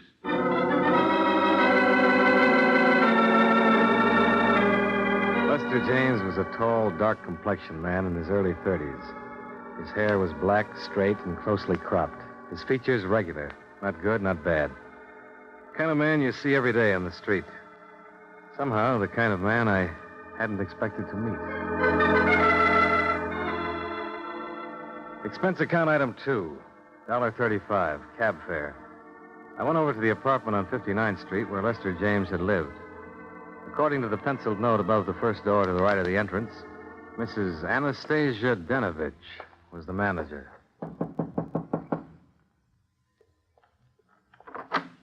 Yes, what is, please? You're Mrs. Denovich? Yes, what you want, mister? I understand that Mr. Lester James lived here. Is that right? Oh, yes. Bad. Bad. I hear he steals money, and that's bad. Yeah. I'm from the insurance company, Mrs. Denovich. We're trying to recover some of that money if we can. Wonder if you could help me. I fixed dinner now for my son. He's come home from work. What I do? Well, I want to know about Lester James. What is? The works, Mrs. Denovich. Did he drink? Gamble? Did he stay in nights or go out? Did he pay his rent? You're a policeman? Insurance investigator. Oh, please. Sometime else. Look, it's important now. I talked to Lester on phone. He said I don't have to answer any question. Well, you don't have to, but I'd appreciate it if you would. My son home soon. All right, mister. I know these things. You ask about men who live here. Well, look, how about his friends? Who visited them? I know. I cannot say. No visitor. Was he a good tenant? No trouble, like Mr. O'Sullivan on third floor, always drunk. Fine. Did you ever meet his girl? Girl? Well, sure, his girl. He has a girlfriend. No, I never see girlfriend. How long have you known him?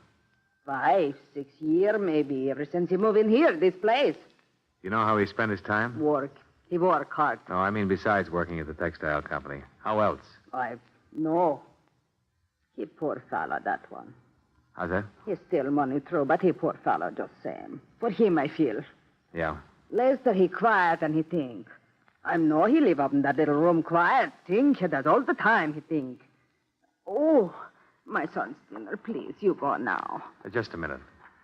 I'd like to see his apartment, if I can. No matter. You bring key back, please. Thank you, Mrs. Denovich.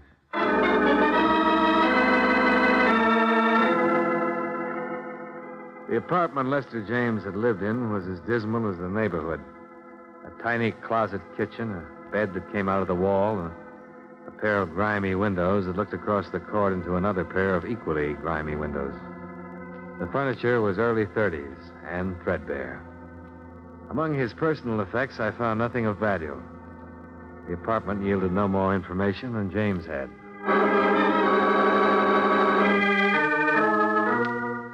Expense account item 3, $1.95, dinner. I had it in a neighborhood restaurant called the 59er. A place where, I learned, Lester James had frequently eaten. The restaurant manager remembered him and liked him. A woman who ran a bakery shop across the street told me how he'd come back from the war in 1946 and had worn his uniform for a month until he got a job and could buy some civilian clothes.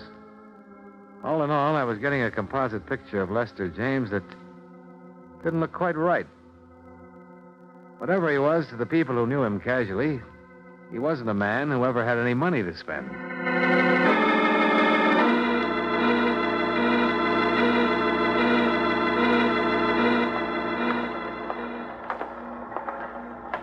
Well, hiya. Hi. No good, huh? Well, that's the way it goes. We had some action here today, though. Oh? Sit down. Jim's preliminary hearing was this afternoon. A man from the district attorney's office took about 15 minutes to lay out the evidence against James. Uh-huh. And the public defender took about 3 minutes trying to get James to answer one question. What did he do with the money? Did I miss anything? No, not a thing. Wouldn't open up at all. Just said that he'd spent it. Well, Public defender about threw up his hands. I'm about ready to throw up mine. When is the trial set for? Sometime next week. I'd like to talk to him again. He been moved yet? Didn't go to the sheriff's office. Somebody bail him? He bailed himself. $200 he had in war bonds. Has he left yet? No. We'll get out till about 6. That's when the shift changes. You still want to see him? Yeah, I'll wait.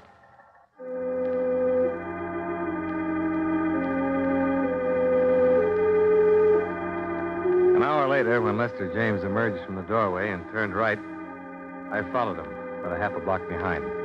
When he caught a cab and headed uptown, I caught one, stayed right with him. When he got out at the Empress Theater and walked around to the stage door, I was standing at the alley entrance. 10 minutes later, he came out and hailed a cab. Once more, I followed. This time, he went back to his apartment on 59th Street. I waited 15 minutes before I went in.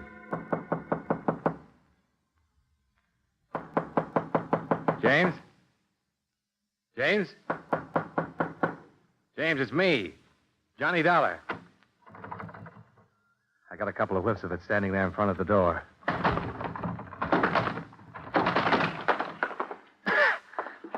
The room was acrid, stinging with gas fumes, and Lester James was stretched out on the floor of his 6-foot kitchen.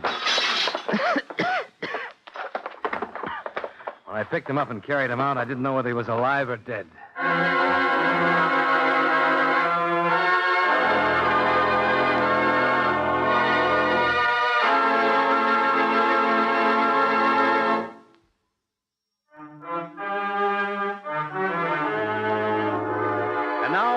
star, John Lund, we bring you the second act of Yours Truly, Johnny Dollar.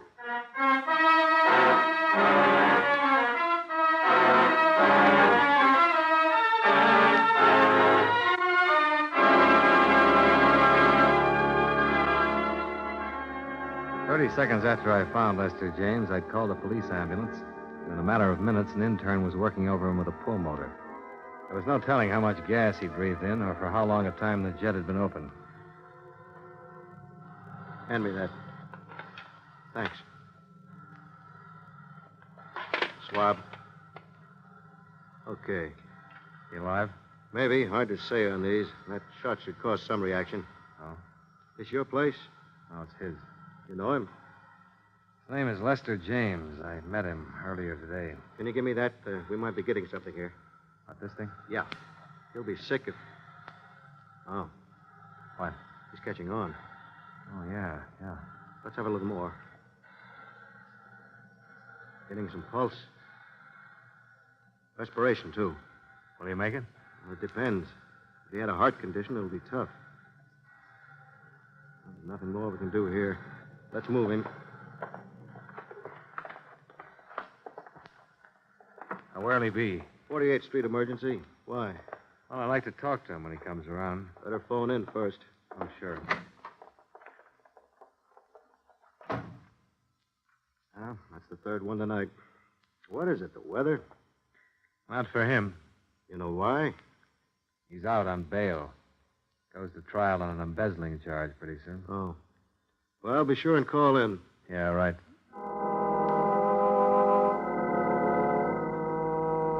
The investigating officers questioned me regarding the circumstances of Lester James's attempted suicide. I told them what had happened and gave them my business address for reference. After that, I went back to my hotel and had dinner. Then I went over to the Empress Theater. A musical show was playing there, and it had just finished.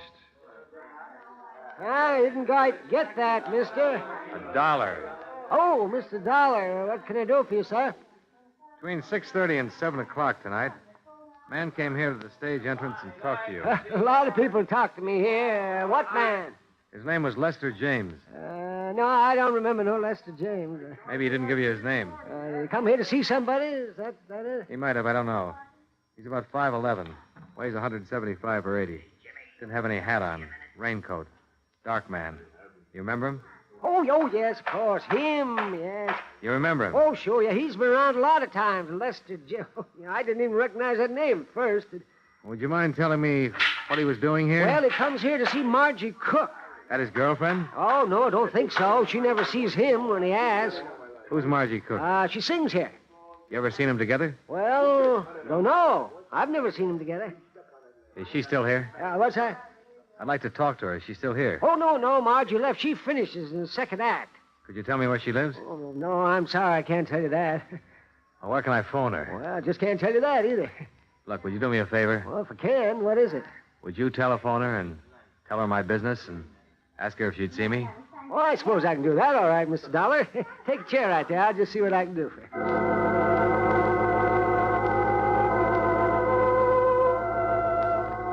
Expense account item 4, $2.65. More cab fare. This time to the apartment of Margie Cook, singer. She met me at the door with cold cream on her face, wrapped in a chenille dressing gown. Miss Cook? You must be Mr. Dollar. Come in, please. Thank you. I didn't quite understand Frank on the telephone. Frank? Oh, the doorman at the theater. Yeah. Yes. I didn't quite know what to make of it. Goodness, are you really an insurance detective? Yeah, investigator. Can I fix you a drink? No, thanks. You mentioned something about a man named Lester James, Mr. Dollar? Yes. You know him? Well, no, I don't. There's sort of a reservation in the way you say that, Miss Cook. You know his name? Yes, I know the name. What's this all about? Oh, just a routine investigation. Are you sure? Oh, yes. I'm curious. How did you get my name? How am I connected with Lester James? Well, that's what I want you to tell me. Oh, first, about my name. Well, James was at the theater tonight asking for you. I found that out from the doorman. And then I asked to speak to you.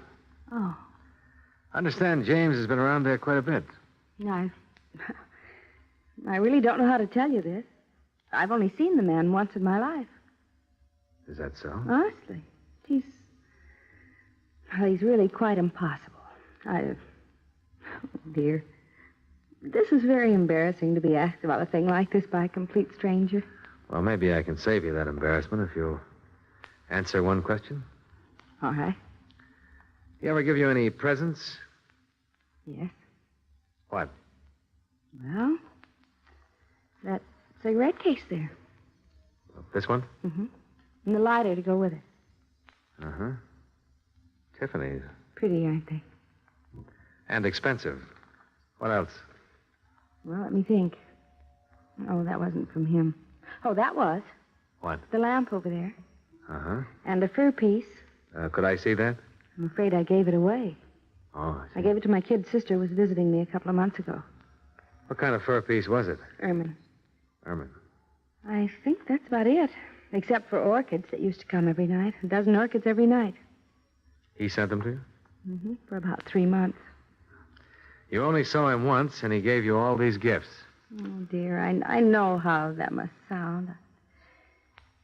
Look, it started about 6 months ago, I guess. I got a card in my dressing room one night asking me to dinner. It was signed Lester James. Well, I'd never heard of anyone named Lester James, and I tore it up. But every night after that, I kept getting the card, and pretty soon flowers, and then the lighter, and the cigarette case came. That's when I saw him. I didn't even dine with him, Mr. Dollar. We had one drink, and I told him I had a headache. I see. Gifts still kept coming, flowers, invitations, and I ignored them.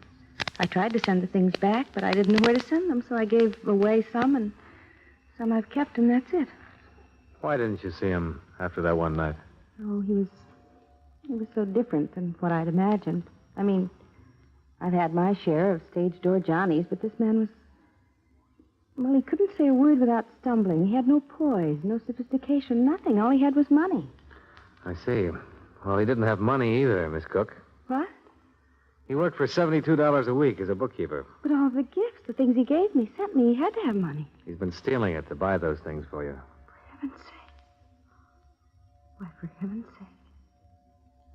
And that's why you're here. No wonder.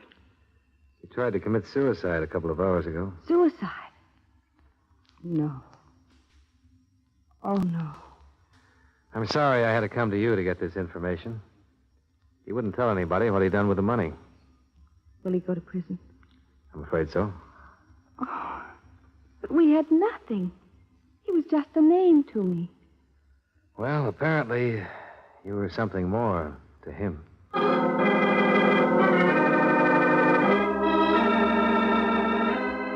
I spent the next 2 days tracking down the places from which the gifts had been purchased and ascertaining their retail values. Totaled $2,780.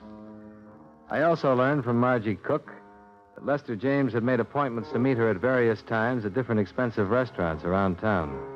She had never once kept any of these appointments. A check with the Waldorf, 21, the Stork, and several other places revealed that James had always made elaborate arrangements to entertain her. His restaurant bills, which were paid, came to $835. The florist bill, $680. Total, $4,295.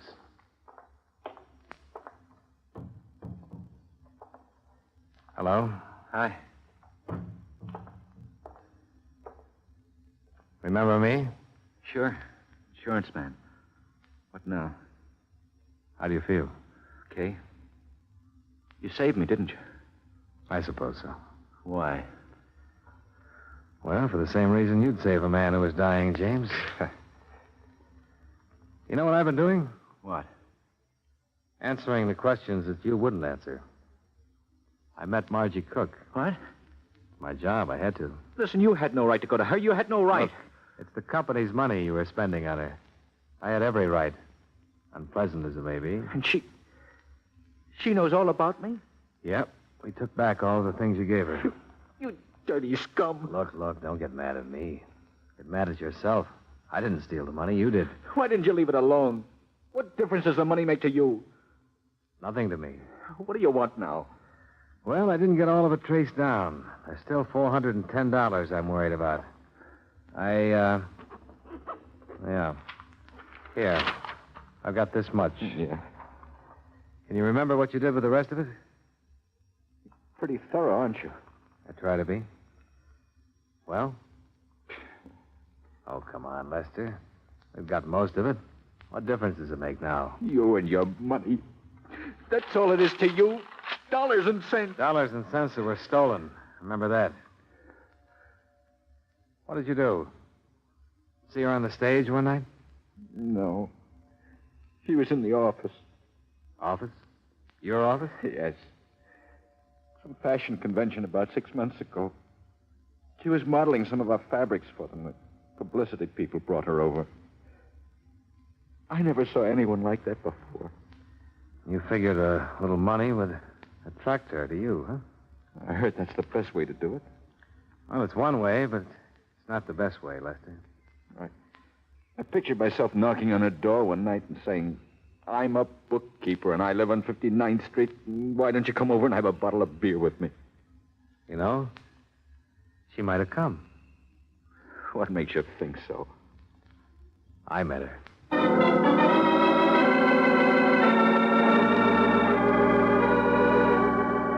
Up until the time I talked with Lester James in the emergency hospital, I had my doubts about love at first sight. But after I talked to him, I was convinced that it could and did happen. To him. I was sorry that he didn't know quite how to handle it. I was also wondering if I'd been in his shoes, would I have done the same thing? Johnny Dollar. Oh, I was afraid you might have left town. I'm just packing up. Who's this? Margie Cook, remember me? Oh, yeah, sure. I haven't been able to sleep thinking about that man. Lester James? Yes. What'll happen to him? He'll go to prison. Even with all of the money returned? Only half of that stuff's redeemable. Take at least, $2,500 more. And then what? Well, then it would be up to the court. I want to pay it. What? I want to make it up, the whole thing. Look, Miss Cook, I know your motives are the best, but you're not responsible in any way for this man's actions. He just went... $50. He's the first man I've ever known who actually went out on a limb for the girl he loves. I'm the girl and he's the man. Are you serious? Poor dumbbell. He doesn't belong in any prison. He ought to get married to some nice girl. I want to help him. Are you still there? Yeah. What's the matter? Oh, nothing. Nothing at all.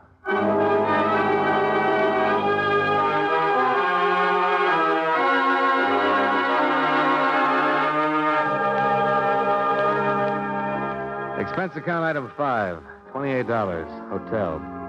Item 6, $37, meals. Item 7, $15.15, miscellaneous. Item 8, same as 1, transportation back home. Total, $151.22. Remarks, James comes to trial next week, and in view of Margie Cook's paying back the money he stole, James just might get a suspended sentence. But, as always, that's up to the court. Yours truly, Johnny Dollar. Wrigley's Spearmint Chewing Gum, the refreshing, delicious treat that gives you chewing enjoyment, presents for your listening enjoyment John Lund as Johnny Dollar. Henry Grant, Johnny. You read your morning paper yet? I'm on page 4 on my second donut. Well, turn back to page 1. There's a picture there of Mrs. Frank Loring. Oh, I read it. Enoch Arden divorce decree. Husband missing 7 years. New York court declared him legally dead. So? So we had him insured for $250,000. And this court decision means you'll have to pay off? Within 10 days. Something make you think Loring isn't as dead as he ought to be? It's a possibility. I had a phone call a little while ago from a woman up in Boston. She saw the item, too. What's her connection? She's a nurse. 10 years ago, when we issued the Loring policy, she was working for the physician who examined him. Now, her story may not mean anything, but, well, I asked her to take the first plane she could get and come in for a talk. She should be here by 11 o'clock. I'll grab a cab and come right over.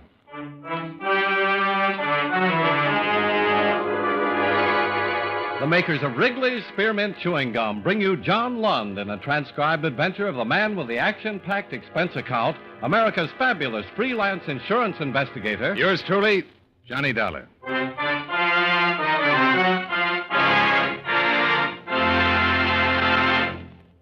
Wrigley's Spearmint Chewing Gum refreshes you. Wrigley's Spearmint Chewing Gum gives you real chewing enjoyment. Yes, for chewing enjoyment plus refreshment, it's Wrigley's Spearmint Chewing Gum. The lively, delicious flavor of Wrigley's Spearmint cools your mouth, helps keep your throat moist, and gives you a nice little lift. The good, smooth chewing of Wrigley's Spearmint helps keep you feeling fresh and alert, adds enjoyment to whatever you're doing. So for chewing enjoyment plus refreshment, treat yourself often to Wrigley's Spearmint Chewing Gum. Healthful, refreshing, delicious.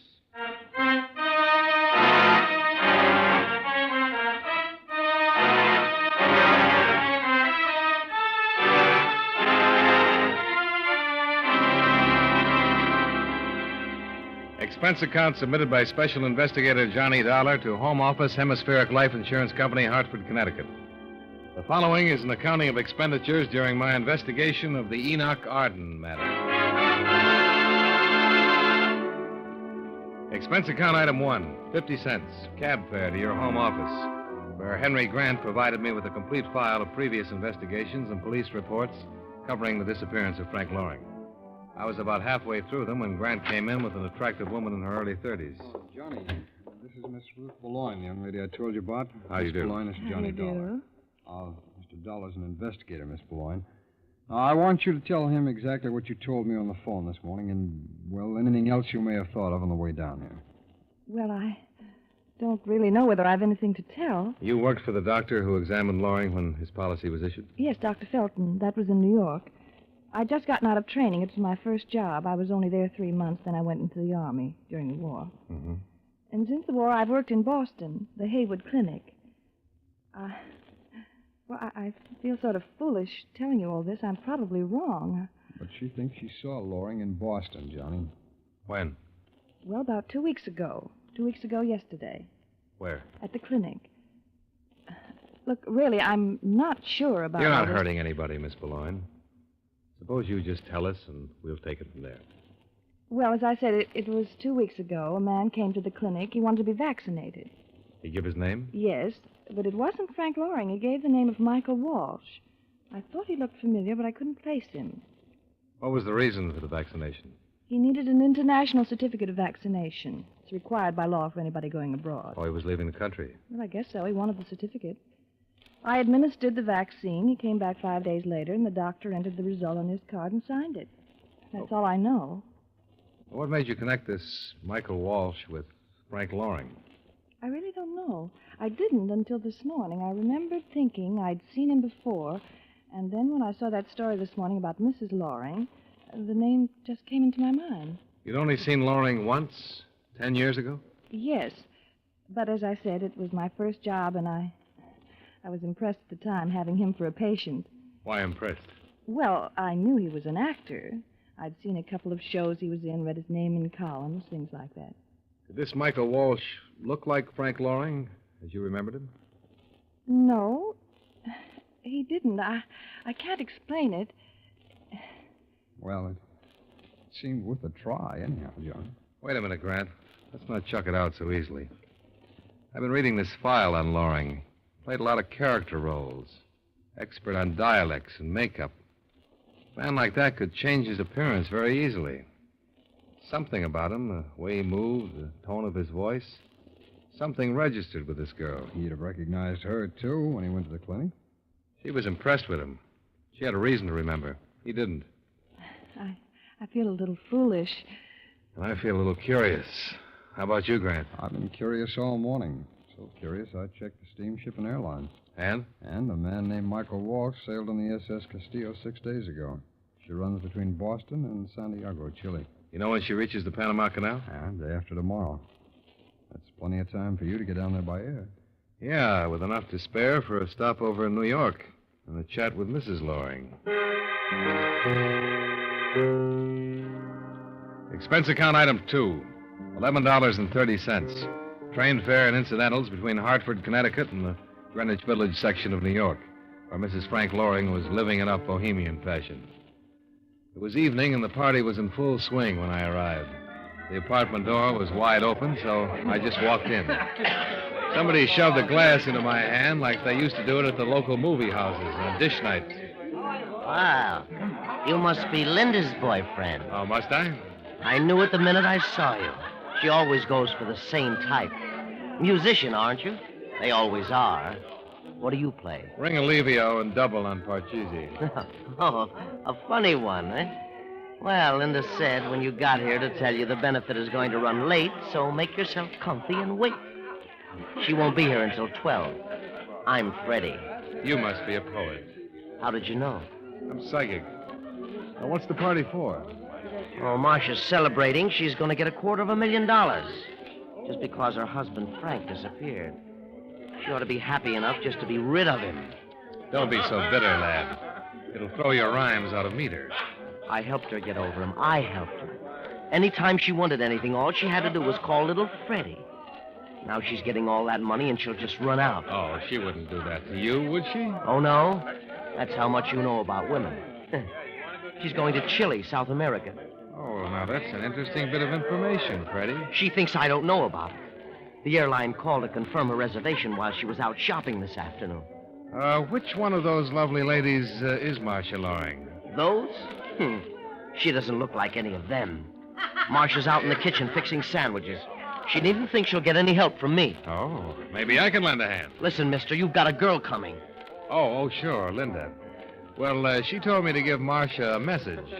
Besides, you don't want to talk to me. Interferes with your brooding. I'll see you later, Fred. Come on. Well, hello. Come in. I'm making sandwiches for the starving multitude. I know. I came in to help. How are you on opening bottles? Champagne? What, for those peasants? Beer. It's right there. The opener's on the hook. Oh, we're in business.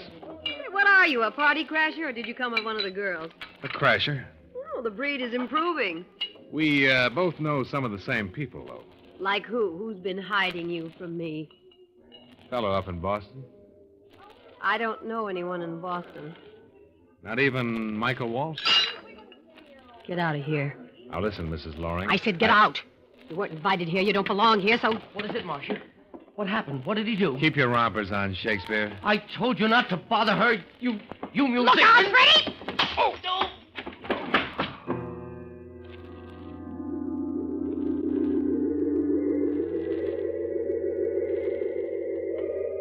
I came out of it lying on the cold stone of a basement areaway.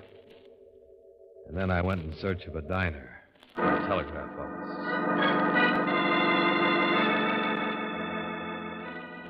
Expense account item 3, 80 cents for breakfast and aspirin. Item 4, $1.20 for a telegram, advising that payment of the Loring claim be delayed until my investigation was completed. Item 5, $7.60, cab fare to the international airport. And item 6, $415, plane fare and incidentals to the city of Colon, Panama Canal Zone.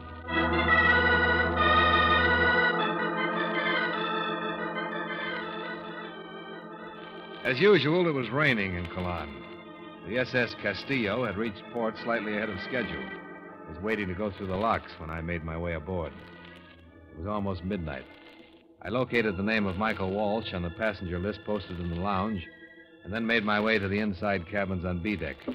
I knocked on the door of cabin B64. There was no answer. May I help you, senor? You the cabin steward? Si. I'm looking for the passenger who occupies this cabin. Oh, Senor Walsh is not here. He's gone ashore. In this downpour? Si. Look, here's $5. All you have to do for it is to bring me the biggest towel you can find and open this cabin so I can wait inside. Gracias, senor. But if you are waiting for Senor Walsh, he will not be back. Why not? He's booked through to Santiago. When he went ashore an hour ago, he took his baggage with him. I helped him with it. You know where he went? No, senor. He was most anxious to get ashore as soon as our lines were fast. I see. Ship's wireless take any kind of cablegram for him in the past 24 hours? Si. I delivered one to him in the middle of last night. It was most urgent, I think. He seemed most concerned.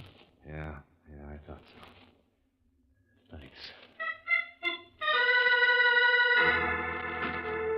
I knew that Frank Loring, alias Michael Walsh, wasn't going to be easy to find. Away from the ship, he was likely to have a third name. And since he was an expert with dialects, there was every chance he'd adopt a different nationality. I thought about it as I made my way through the narrow, rain-swept streets. I seemed to be the only man without shelter in all of Panama. But I wasn't. Do you have a match, senor? Huh? Oh, could hardly see you. Yeah, I got a match. I doubt it will light in this rain. You don't appreciate the rain, senor? In the rain, I always get what I want. The turistas, they never refuse Jose. Hey, that isn't a cigarette in your hand. No, senor. It is a gun. You join me in the doorway, no? Well, I'd rather die than say no. Now, if the senor has some little thing he wishes to give Jose for a gift, Jose will be most grateful. I don't have much cash, but this wristwatch is worth a couple of $100. Oh, see. Oh, that's a very nice one. I will like that. He bent his head slightly to look at the watch, and his gun hand dipped automatically. I brought my hands up to undo the watch strap, stepped quickly to the side, and let Jose have a left in the solar plexus.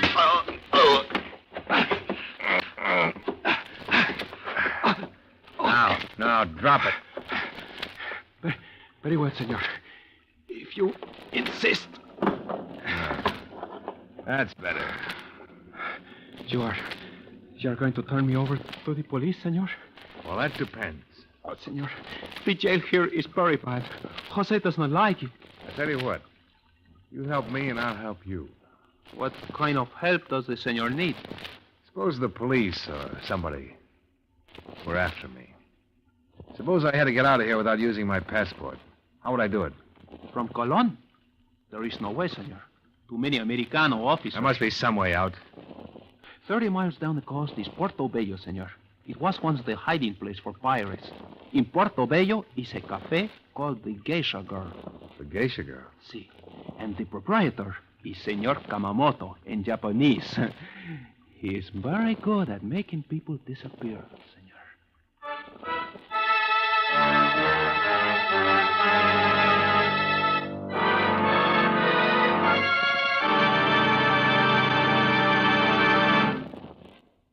Friends, wherever you are, whatever you're doing, you'll enjoy chewing Wrigley's Spearmint Gum.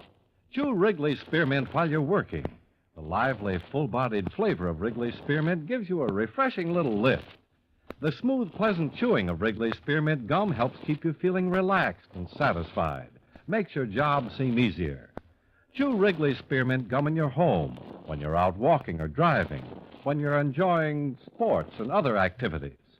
Wrigley's Spearmint Gum tastes good anytime, and the natural chewing aids digestion and helps keep your teeth bright and attractive. Yes, wherever you are, whatever you're doing, you'll enjoy chewing Wrigley's Spearmint Chewing Gum.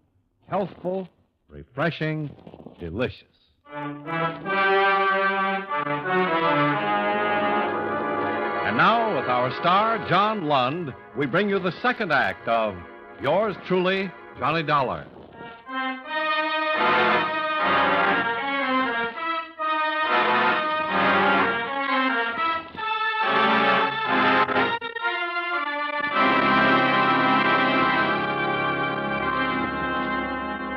Expense account item 7. $20, flat rate. For the native taxi that slithered its way down the miserable, muddy road to Portobello, Caribbean stronghold of the old-time pirates. It was a port of intrigue, an international black hole, a Western Hemisphere counterpart of Shanghai or Calcutta or Suez.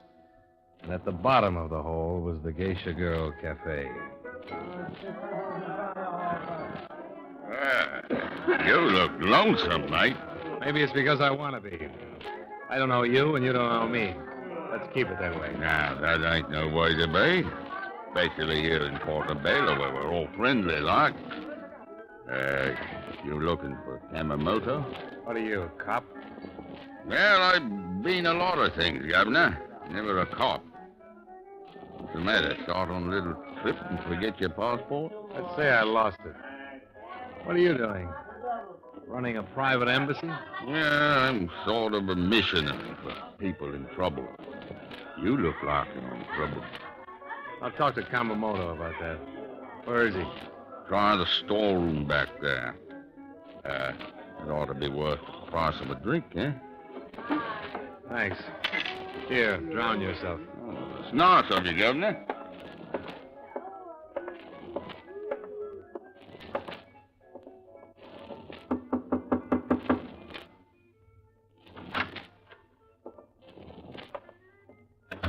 Kamamoto? Ow. Hey. Anybody in here? Matches. Oh, don't bother with that. We won't need a rag.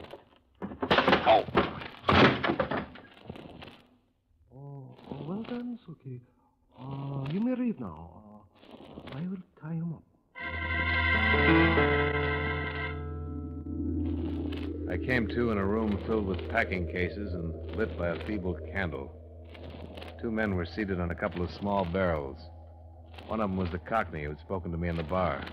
The other was a Japanese. Are you feeling better, Mr. Dara? How did you know my name?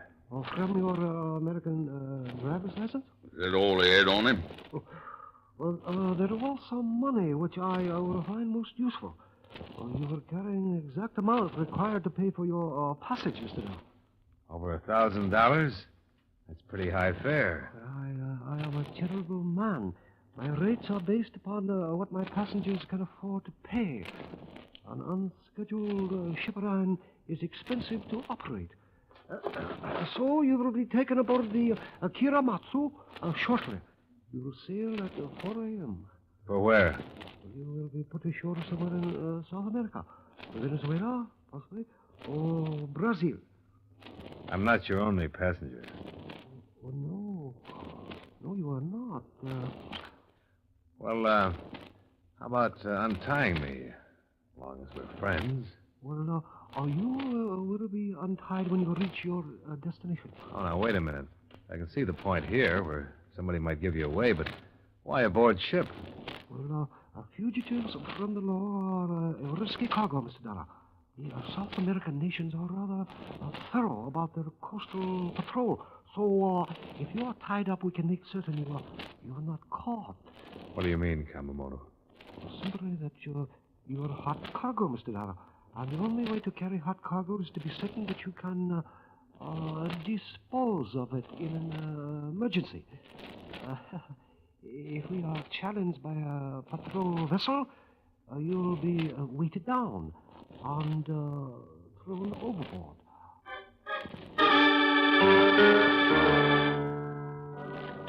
It was dark when they carried me aboard and left me still trussed in the deck cabin. Then the Kiramatsu pitched and rolled her way into the open sea. I knew that Loring was on board someplace, and I knew something else. Kamamoto had lied to the Cockney about what he'd found when he searched me. He had more than a driver's license. He had my insurance company credentials and my passport. Then the door opened, and I got something else to think about. Buenos dias, Senor Dollar. Jose, how did you get here? After you left me, I ran into another Americano with no wristwatch, but much money. He was kind to me. He gave me money to leave the country when I told him about the bad jails. Well, how come Kamamoto is letting you run loose? Why, you are the only one who is tied up, senor. I do not think they intend for you to finish the trip. How many other passengers are there? Besides us, 3. A man and a woman came just before we sailed. That's 2. Who's the other one? A man with a white suit and a hat. A Cockney accent? What is that? He sounded like an Englishman? Oh, yes, he is English. Yeah, I thought so. How many in the crew? Kamamoto and 5 seamen. It is a very small boat. Yeah, I can feel that. Look, Jose, I gave you a break with the police. How about giving me one? I'm a businessman, senor. No sentiment. $1,000. Guaranteed by an American insurance company. If you cut these ropes and lend me your gun. Cash, senor. No credit. too much, Book. I haven't got any cash. Kamamoto took it all. Too bad. Maybe next time. There isn't going to be any next time for me. Ever buy a sweepstake ticket? See? Well, then take a chance on me. Come on. How about it? All right. But when is the time for the drawing to see if my ticket wins? As soon as you get these ropes off. But let's do it now. This tub may get to my stop any minute.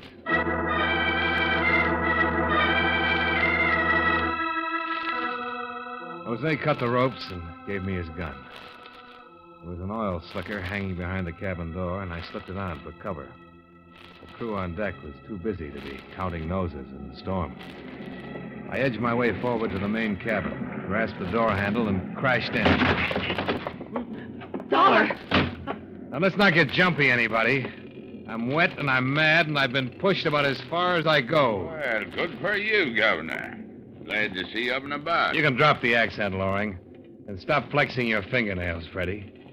Now, what's the matter, Marcia? You get too nervous to stay home and fix sandwiches? I didn't have to stay.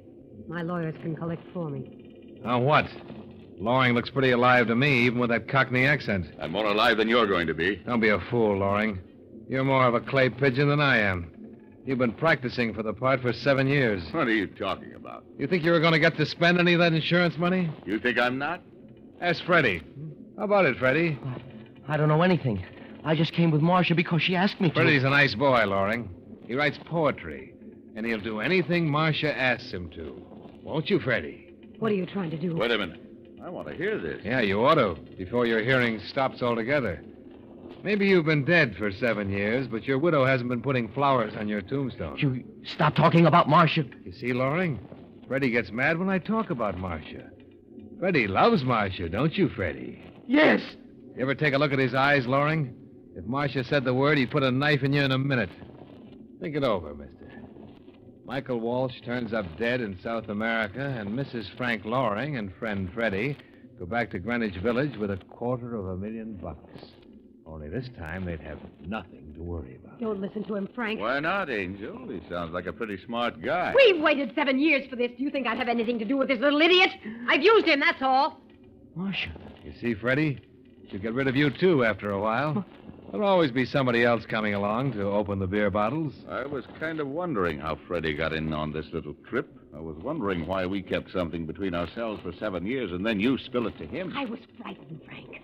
I knew Dollar was after you. That's why I wired you. I couldn't come down here alone until I was sure we'd be together. We'll be together, and we'll stay together until the money comes. Then maybe I'll have some ideas of my own. Give up, Loring. You're never going to get that money. Yes, I am, Dollar. Kamamoto's standing right behind you, the curtain between this cabin and the next one. Don't turn, Mr. Dollar. Now, let me have that gun, Dollar. All right, Kamamoto. Now let's get rid of him. Oh, of course, Mr. Dollar. Why, Kamamoto? Why don't we bargain a little first? I'm afraid you are not in a bargaining position. How much is he going to give you for dropping me? You'll get $5,000, Dollar. Oh, you're dealing with a real cheapskate, Kamamoto. I'm worth more than that. I could shut you up right here. Please, Mr. Loring. Let the gentleman speak. Do not use that gun unless I say so. This is my ship. You took my credentials before, Kamamoto. You know who I am. Yes.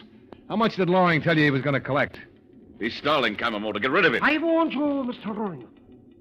I will decide who leaves the ship, and when, and how. Suppose you tell me the amount of the piracy, Mr. Dollar. $250,000. He's lying. It's only $25,000. Is it, Loring? I tell you what I'll do then, Kamamoto. Put us both ashore back in the canal zone where I can get him into the hands of American authorities, and my company will pay you $25,000. And I'll make it $50,000, Kamamoto. $50,000. I bid 60. Do I hear 70? Come on, Loring. Bid. I can go the whole $250,000. Won't cost my company any more either way. I'll kill you, Dollar. No! Loring and Kamamoto fired at the same time. Both of them were hit, but only Kamamoto went down. Loring turned to Marcia.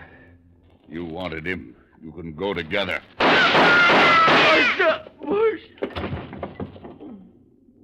All right, Dollar.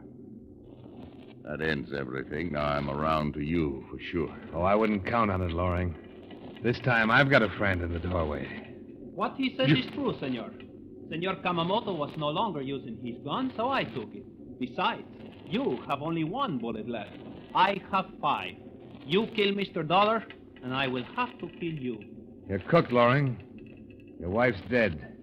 You couldn't even get the money if you could get away. All right. Here. You can have it. Yamamoto hit me in the side. It hurts. Maybe I can patch it up a little. You better just rip your shirt. I loved her. She always wanted things more than an actor could give her. Whose idea was it? Hers. I hid out like a dog. She sneaked up to Boston to see me. Maybe once every 6 months after the first year. The rest of the time I was without her. I guess she wasn't lonely. Yeah. Some women never are.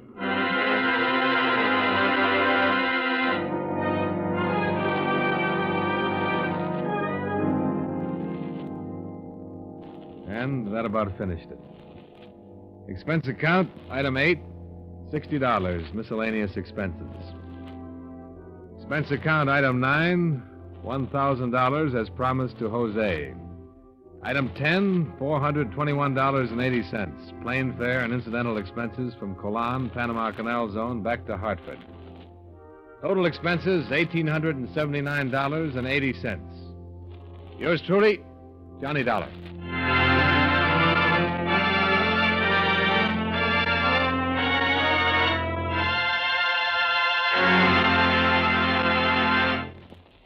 Remember, friends, Wrigley's Spearmint Chewing Gum refreshes you.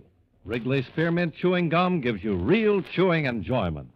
The lively, full-bodied flavor of Wrigley's Spearmint cools your mouth, freshens your taste, sweetens your breath.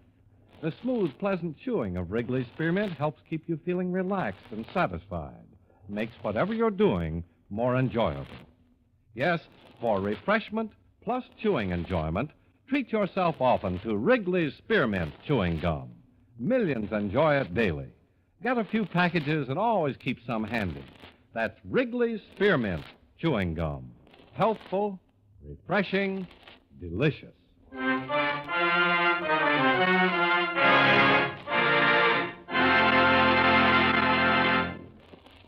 Yours truly, Johnny Dollar, brought to you by Wrigley's Spearmint Chewing Gum, stars John Lund in the title role and was written by Joel Murcott with music by Milton Charles. Featured in tonight's cast were Stacey Harris, Jeanette Nolan, Sidney Miller, Mary Jane Croft, Elliott Reed, John McIntyre, and Howard McNear. Yours truly, Johnny Dollar, is transcribed in Hollywood by Jaime Del Valle.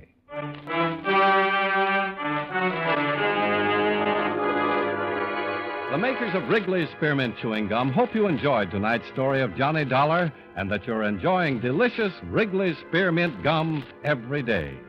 This is Charles Lyon, inviting you to join us again next week at the same time when, from Hollywood, John Lund returns as... Yours truly, Johnny Dollar.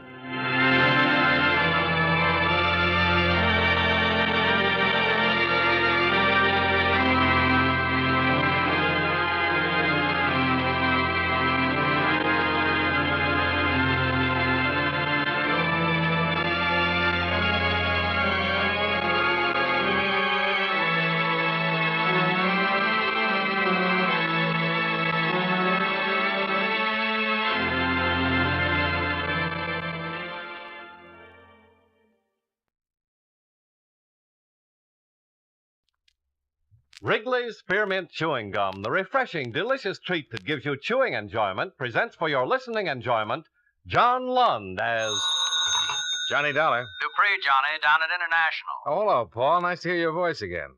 How are things? Oh, about the same. Hey, Johnny, would you like to come over to my office and meet a girl? She pretty? Very. Interesting? Very. As a matter of fact, she just told me the most interesting thing I've ever heard. Oh, yeah? What's that? She just told me that she was dead. I better come over.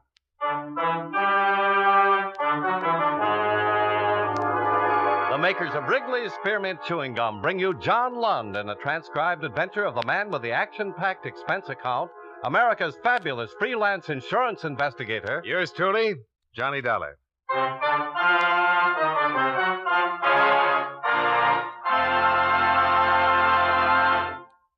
Wrigley's Spearmint Chewing Gum refreshes you. Wrigley's Spearmint Chewing Gum gives you real chewing enjoyment.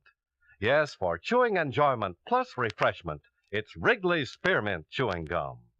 The lively, delicious flavor of Wrigley's Spearmint cools your mouth, helps keep your throat moist, and gives you a nice little lift. The good, smooth chewing of Wrigley's Spearmint helps keep you feeling fresh and alert, adds enjoyment to whatever you're doing.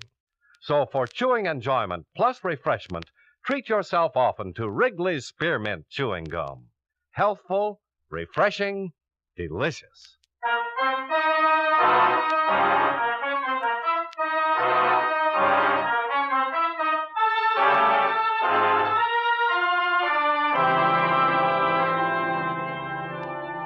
Expense account submitted by Special Investigator Johnny Dollar to the International Insurance Corporation, International Building, Hartford, Connecticut. Attention Claims Division. The following is an accounting of expenditures during my investigation of the Madison matter. Expense account item 1, $1.30. Cab fare downtown to the International Building. I went up to the 10th floor in Paul Dupre's office to find him sitting across the desk from a tall, dark-haired woman in her early 30s. She was pretty, she was quiet, she was well-dressed. Oh, hello, Johnny. Come on in. Hi, Paul. This is Mrs. Walker, Mr. Dollar. How do you do? How do you do? Sit down, Johnny. Make yourself comfortable. Mrs. Walker came to see me this morning with a most unusual story. Something Johnny. about being dead?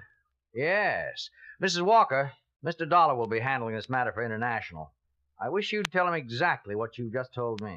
Well, there really isn't much to tell you, Mr. Dollar. It's just that I'm legally dead and my husband is collected on my insurance policy. What's your husband's name? Frank Madison, Dr. Frank Madison. I took the name Walker when it happened. It was my maiden name. My married name is Thelma Madison. Where does your husband live? In Los Angeles. I made a file check before you came over, Johnny. We issued a straight life policy on a Thelma Madison in Los Angeles, April 23rd, 1945. According to this, Mrs. Madison passed away June 5th, 1951. Claim was filed by the beneficiary, husband, Dr. Frank Madison, June 7th, and paid on the 10th of that month. Frank Madison, that's your husband? Yes. How much was the policy? Full claim, $10,000. Who adjusted it? A local man, Los Angeles office, McCarthy there. How about a death certificate? Oh, yeah. Here's a photostat. Cause of death, coronary thrombosis. Here. Thanks. This is signed by a Dr. Willis Reed, Mrs. Walker. Do you know Dr. Reed? Yes, he's a friend of my husband's. They share medical offices. Suppose you tell me how it worked. Well, one night Frank had a patient who was in pretty bad shape. A girl had been drinking somewhat and saw his shingle and just came in the office. She said she was feeling badly. I was there helping Frank, acting as receptionist. The girl had a heart failure in the examining room. You mean she died? Yes, there was nothing anybody could do. It was one of those things. Anyone there besides you and your husband? No. Well, how did all this work out? Well, we looked in her purse and found an address for her in Jersey City. No Los Angeles address? No, so we put in a long-distance phone call to the place in New Jersey. It was an apartment. We talked to the manager there. I see. He told us that the girl's mother had died very suddenly 2 days before and that her daughter was out in Los Angeles and he'd been trying to locate her to ask her what to do with the body. What was the girl's name? Wanda Thompson. Go on. The man we talked to on the phone was quite upset. He didn't know what to do about the mother who died in his apartment building, and he told us that the daughter was all she'd had in the world. In other words, Wanda Thompson was completely alone. Yes, as far as we knew. I see. Well, we didn't tell the man that she was dead, too. When Frank hung up the phone, he turned to me and said that we were in luck. I asked him what he meant, and he told me his idea. You mean to use her body? Yes, he called Dr. Reed and asked him to come over. Dr. Reed had never seen me, and he made out the death certificate. In your name? Yes, that's right. And your husband collected your insurance? Mm-hmm. Why? Well, he needed money. Seemed a good way to get it without too much trouble. Well, what was supposed to happen?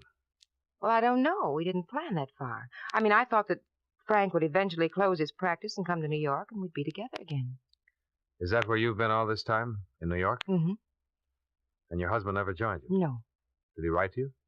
Yes, for a while. Do you have any of the letters? No, I'm sorry. Do you know why he stopped writing? No. Why he never joined you? No. Is there any way that you can prove you're Thelma Madison? Well, not here in Los Angeles, I could. How? Well, people there know me. No friends I've had all my life. Were you ever fingerprinted? No, I don't think so. During the war, did you work in a defense plant, maybe? No. Did you ever have a postal savings account? No. How about a California driver's license? No, I'm sure I don't have my fingerprints on file anywhere. Mm-hmm. Would you be willing to furnish me with a list of names, people who'd identify you if asked to? People in Los Angeles? Yes. Yes, I would. You've been living in New York under the name of Thelma Walker since June 1951. Is that right? Yes. Where?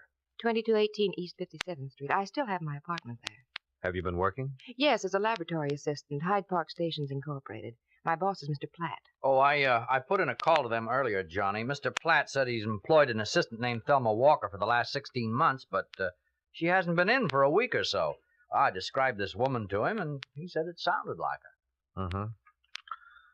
Did you get any of the insurance money, Mrs. Walker? Not a dime. Were you supposed to? I suppose so. Would you say that this whole thing was your husband's idea? Yes. Well, you're the one who seems to have lost all around, Mrs. Walker. Well, what did you expect to get out of it? Well, I did it for Frank. What about Wanda Thompson and her people, if she has any? She hasn't. Very few people in this world are without somebody, somewhere. Would you be willing to sign a statement containing all the information you've given me here today? Yes. You realize that if what you tell me is true, that you'll be criminally charged? Yes.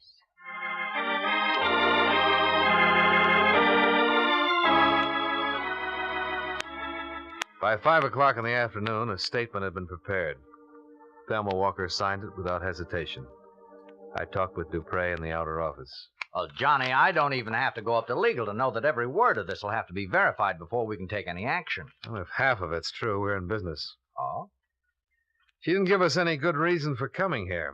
Well, maybe she has a conscience. She wouldn't have done it in the first place if she had. In the second place, she couldn't have lived with it for almost 2 years.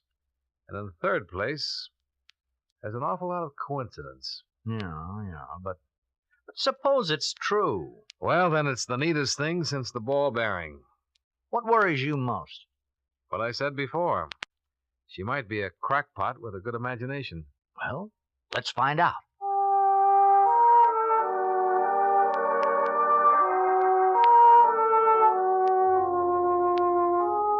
Expense account item 2, $38.14, transportation, Hartford to New York City. I checked my bag at the airport and took the limousine as far as the Waldorf. Expense account item 3, $3, cab fare and tip, to 2218 57th Street, Thelma Walker's residence. I talked to the manager. This is her apartment, Mr. Dollar. I see. How long has she lived here?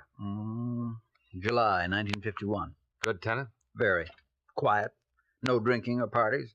Wish we had more like Mrs. Walker. Do you know her very well? Just as a tenant. You ever talked to her?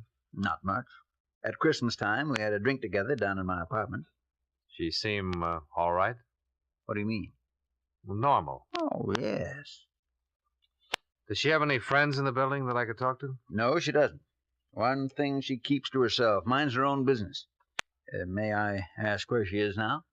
In Hartford. New Hartford Hotel, if you want to talk to her about anything. I'll remember that. You mind if I look around? I'll have to stay with you.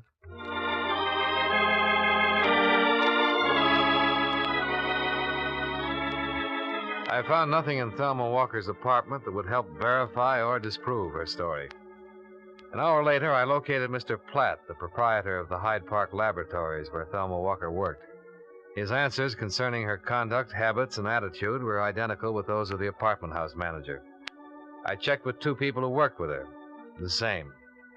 By midnight, I was back out at the airport. Expense account item 4, $2.25. Long-distance phone call to Hartford.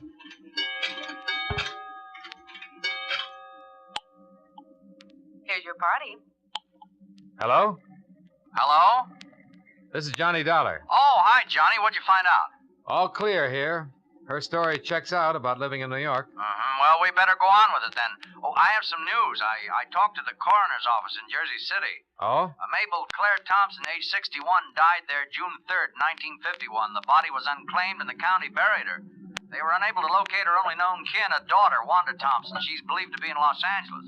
See if you can find a picture and some prints on Wanda Thompson. All right, Johnny.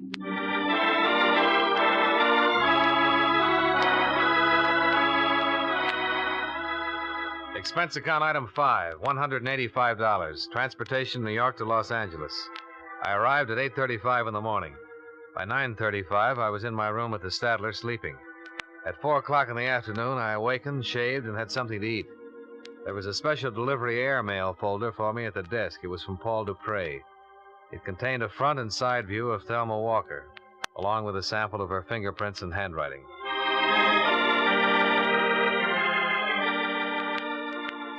Expense account item 6, $15. Car rental, so I could get around to very big Los Angeles. I caught a woman by the name of Quincy just as she was having a bite of dinner. Please excuse me for eating like this while you're here, Mr. Dollar, but I'm in a terrible hurry tonight. I have a date. Oh, that's all right, Miss Quincy. I'm intruding anyhow. No, not at all. You say you're from an insurance company? That's right. I thought perhaps you could help me. I'll try. What do you want? Well, I'd like to have you look at this. Mm-hmm. You know the woman in this picture, Miss Quincy? Well, she looks terribly familiar. Do you know her name? Let me think. Yes, I know that girl. Of course, that was Thelma Madison. Frank Madison's wife? Yes, poor Thelma died a year or so ago, very suddenly. How well did you know her? Oh, we played bridge together occasionally.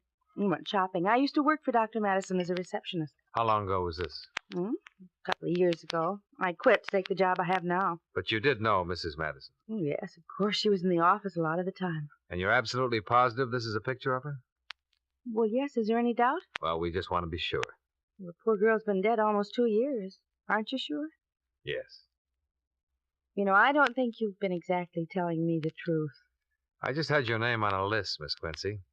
I was told you'd be able to recognize a picture of Thelma Madison if you saw it. Oh, who told you that? I'd rather not say. So mysterious. You want some coffee? No, thanks. Well, you look nice enough, I'll say that. Oh, thank you. Miss Quincy, when did you hear about Mrs. Madison's death? The day after it happened. I dropped in to see Dr. Madison about some things I'd left there, and he told me what had happened. It was quite a shock. She was always so healthy. I see. Did you go to Mrs. Madison's funeral? No, there wasn't one. Dr. Madison had her body cremated.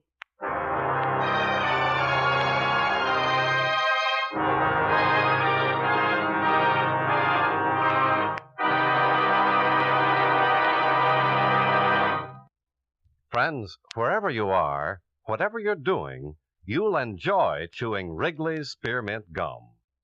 Chew Wrigley's Spearmint while you're working. The lively, full-bodied flavor of Wrigley's Spearmint gives you a refreshing little lift. The smooth, pleasant chewing of Wrigley's Spearmint Gum helps keep you feeling relaxed and satisfied, makes your job seem easier. Chew Wrigley's Spearmint Gum in your home, when you're out walking or driving, when you're enjoying outdoor sports and other activities. Wrigley's Spearmint Gum tastes good anytime, and the natural chewing aids digestion and helps keep your teeth bright and attractive. Yes, wherever you are, whatever you're doing, you'll enjoy chewing Wrigley's Spearmint Chewing Gum. Healthful, refreshing, delicious.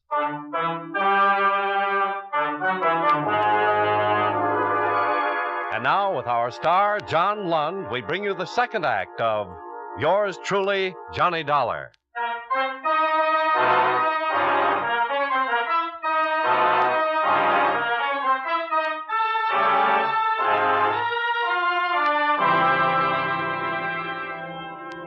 The Los Angeles police had a missing person report on Wanda Thompson dated June 21st, 1951. They'd been unable to get any leads as to her whereabouts. The reports had been filed by a man named Rexford. I looked him up. He lived in a small house off Laurel Canyon Drive. I told him my business. Insurance? Investigator. Oh, well, come on in. Here, sit down. What can I do for you? I understand you're a girl named Wanda Thompson, Mr. Rexford. Yeah, that's right, I did. Don't tell me you know where she is. No, I couldn't say that exactly. Oh, you're looking for her, huh? Yeah. You been to the police? Yes. You filed a missing person complaint on her? Yeah, but they never did find her. Was she a good friend of yours, Mr. Rexford? Yeah, sort of. She was a nice little kid. Came from someplace in New Jersey. How long did you know her? About 3 weeks or so. How did you happen to meet her? I met her in a restaurant. She sat across from me. It was kind of crowded, and Now, don't get the wrong idea. It was just that we began talking, and we wound up going to a movie together. I saw her quite a bit for a while, and then she just up and disappeared without a word. That's about it. Do you remember when you last saw her? Sure, it was my birthday, June 5th. Went out and took in a play and had some drinks and food. I took her home, and she lived in a room over on, I think it was Berendo Street. 1480 West Miranda? Yeah, that's a little sort of court. That's the last I saw of her. Called a couple of times, and the landlady said she hadn't seen her around, and I went over there. We went in the room, found all of her things there, but she was gone. Finally got worried and went to the police. Mm-hmm. She drink much? No. You think something happened to her? Well, I don't know. I mean, anything could happen. Why would a kid like that just walk away from all her clothes and things and not let anybody know about it at all? Did she know many other people in town? Well, I told the police that I didn't think she did. I never heard her talk about anybody else. I knew she'd only been here for a little while. She came here for health. Oh? Yeah, some kind of heart trouble. Needed the weather or something like that. Did you tell this to the police when you reported her missing? No, should I? Did she go to a doctor here? Oh, yeah. I saw him a couple of times while I knew her. Was his name Madison, by any chance? Dr. Frank Madison? Yeah, that's it. Dr. Madison. He was the guy who was taking care of her.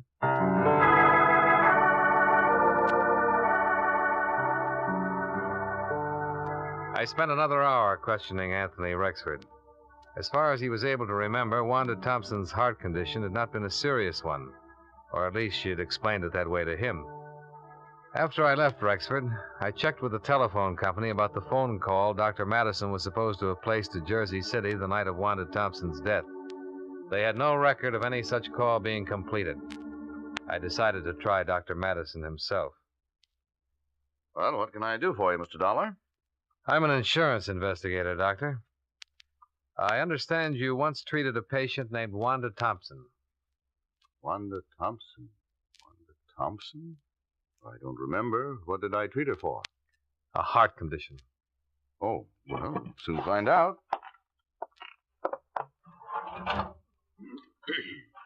Thompson. Wanda. When was this? Oh, almost 2 years ago. I don't have the exact dates. Well, I don't have a Wanda Thompson in my files, Mr. Dollar. Was it something important? Pretty important. Well, she might have come in once for some little thing. I wouldn't make a history of that necessarily. A man she once knew here told me that she came to you a few times. Could have been another Dr. Madison? No, she told him it was you. That's funny. Well, say, now, wait a minute. You say this was 2 years ago? About that. My wife was acting as receptionist for me then. She wasn't too good at keeping records. Oh. You suppose I could talk to her and ask her? My wife is dead, Mr. Dollar. Oh. I'm sorry I can't be of more help. I thought every doctor kept a record of all his patients, even if they just came in with a nosebleed. As I said, my wife wasn't too efficient at her job here. Oh, yes. You did say that, didn't you, Doctor? What is this, Mr. Dollar? My chance to get a look at you. What do you mean by that? I'll come right out and say it, Doctor. You should have kept a file on Wanda Thompson. You should have kept that above all other things. The fact that you don't have one is going to make me believe a lot of things that I haven't really believed up till now. What things? What on earth are you talking about? I talked to a woman in Hartford, Connecticut 4 days ago who told me her name was Thelma Madison. She said she was your wife. She said that Wanda Thompson died in your office one night and that you identified the body as your wife's. What? And what's more, you collected $10,000 worth of insurance on her. Here's her picture, Doctor. Is this your dead wife? Well? All right, I'll tell you. It is your wife. And she's still very much alive. And the story she told me in Hartford is pretty much the truth. I've never seen this woman before in my life. That's funny. 14 people in Los Angeles who knew her pretty well have seen that picture, and all of them say her name is Thelma Madison, that she was your wife. I've talked to every one of them, and I've got statements from them to that effect. And what's more, I have a rather long statement from Thelma Madison herself. Tells the whole story. Would you like to read it? No. Then maybe you'd like to make a statement yourself. I have nothing to say, Mr. Dollar. No, I didn't think you would, Doctor.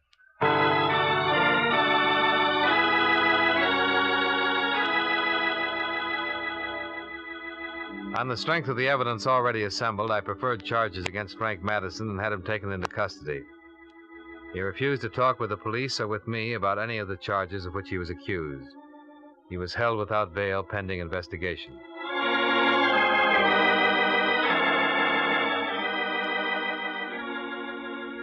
Expense account item 7, $2.20. Telegram. I wired Dupre to bring Mrs. Madison to Los Angeles as soon as possible in order to avoid a lengthy extradition procedure. They arrived the following day. I interviewed her once more. You say Frank's in jail? Yes. Oh, I suppose I'm to be arrested. Well, so far we have enough evidence to prove conspiracy against you two, and we'll prosecute to the limit on that. There'll be some other charges against him, business with the body and so on. Yes. But there's something else here I want to get straightened out. Let me read this to you. A girl, whom we later found out to be Wanda Thompson, walked into the office on the night of June 5th, 1951, and complained of feeling ill. She'd been drinking. My husband took her into the examination room, where she died a few minutes later of a heart condition. Those are your words on this sworn statement. Yes. Let me go on. I had never seen or heard of Wanda Thompson until that night. I was with my husband when he placed a phone call to her home in Jersey City. He spoke with a man there who managed an apartment house, and so on. Mrs. Madison, that call was never placed. I was in the room when Frank made it. The phone company has no record of it. Were you in the room when Wanda Thompson died? No. Did you know that she was a patient of your husband's before that time? No. Well, I found out. I'll tell you, Wanda Thompson was one of your husband's patients.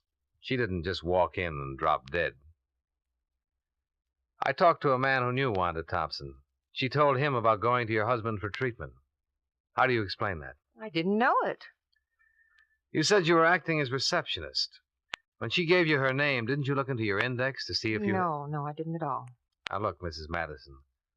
A lot of these things you told me have been true, but a lot of them don't make sense. Well, you wouldn't know anything about any of it if I hadn't come to you. Well, maybe that's so. But why do you think we've gone to the expense and trouble of checking all this? I'll tell you. Because it was just too good to be real. A girl, alone and friendless in Los Angeles, dying of a heart attack in a doctor's office. A doctor who needs money and has a wife who's heavily insured. It's too much for us to take. Even with a signed statement, it's too much to take. Wanda Thompson was a patient of your husband's. She came in his office one day like anybody else. You or your husband took her personal history.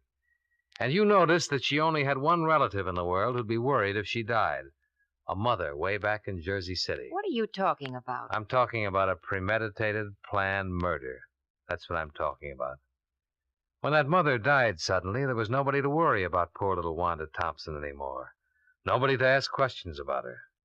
Am I right?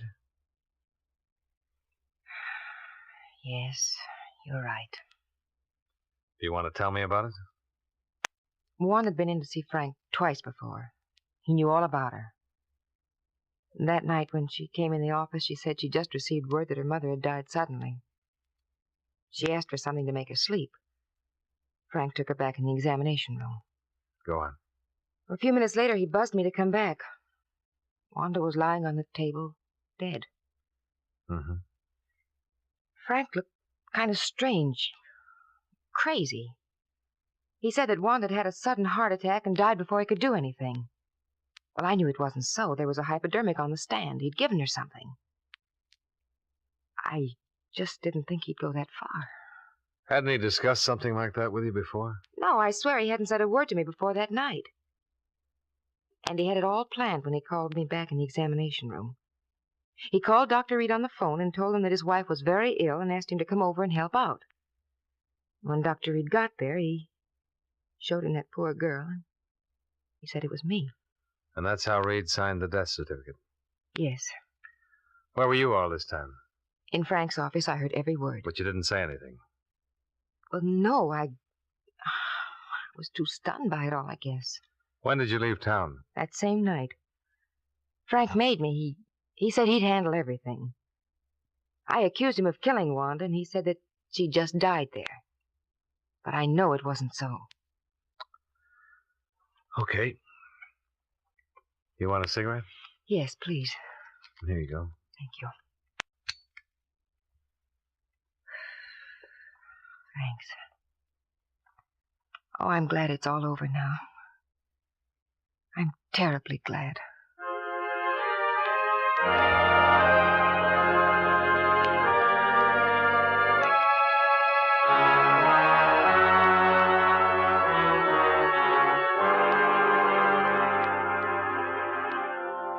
Expense account item 8, $73.50. Board and room while in Los Angeles. Expense account item 9, $205. Plane fare to Hartford. Expense account total, $525.39. Yours truly, Johnny Dollar.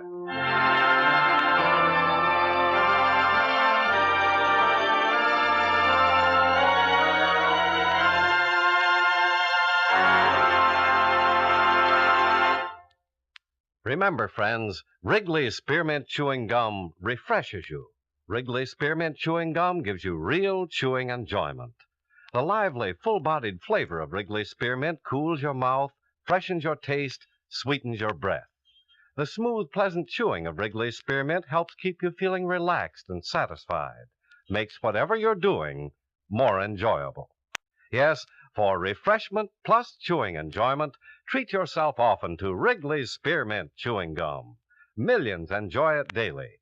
Get a few packages and always keep some handy. That's Wrigley's Spearmint Chewing Gum.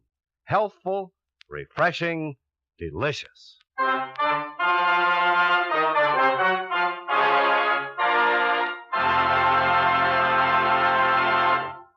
Yours truly, Johnny Dollar, brought to you by Wrigley's Spearmint Chewing Gum, stars John Lund in the title role and was written by E. Jack Newman with music by Eddie Dunstetter. Featured in tonight's cast were Joseph Kearns, Lillian Baeff, Parley Bear, Virginia Gregg, Tom Tully, and John McIntyre. Yours truly, Johnny Dollar, is transcribed in Hollywood by Jaime Del Valle.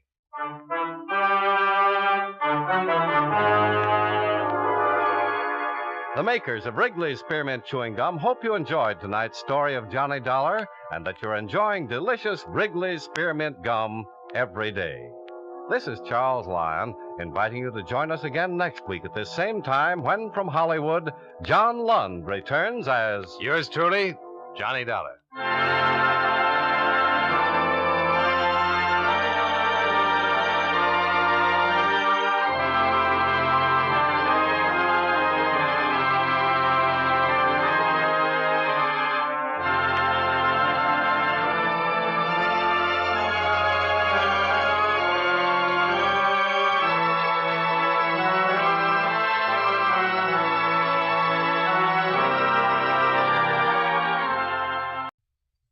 WBBM-FM, Chicago. Wrigley's Spearmint Chewing Gum, the refreshing, delicious treat that gives you chewing enjoyment, presents for your listening enjoyment John Lund as... Johnny Dollar. This is Joe Benson. You call me? Oh, yeah, Lieutenant. I'm from Federal Underwriters. All the way from Hartford? Yeah. They sent me to get a report on the National Savings and Loan holdup. Oh, I see. How's the watchman? Well, he died about a half hour ago. Oh, I'm sorry to hear that. Shot 3 times. Hardly had a chance. Did he ever regain consciousness? Yes. Long enough to give us a make on one of the 4 guys who heisted the place. Oh, that's something. Look, if you want a report, you better come on down and get it firsthand. I'll be there in 10 minutes, Lieutenant.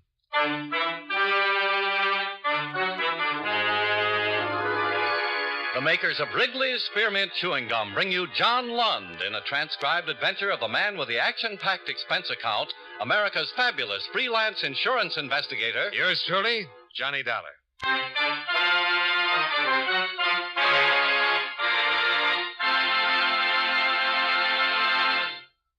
Wrigley's Spearmint Chewing Gum refreshes you.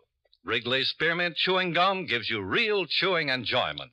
Yes, for chewing enjoyment plus refreshment, it's Wrigley's Spearmint Chewing Gum.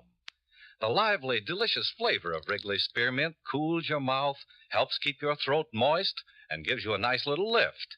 The good, smooth chewing of Wrigley's Spearmint helps keep you feeling fresh and alert, adds enjoyment to whatever you're doing. So for chewing enjoyment plus refreshment, treat yourself often to Wrigley's Spearmint chewing gum. Healthful, refreshing, delicious.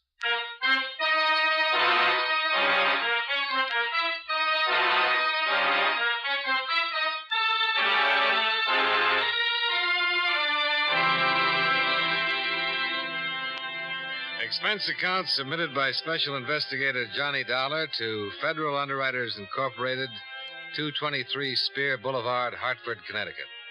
The following is an accounting of expenditures during my investigation of the Dameron matter. Expense account item 1, $240, plane fare and incidentals, Hartford to San Francisco. I arrived 10 hours after the news of the National Savings and Loan holdup reached the office. Lieutenant Benson was waiting for me when I got to the city hall. Yeah, you're just in time, Dollar. My men picked up Bernie Manners a few minutes ago. He's down the hall. Manners?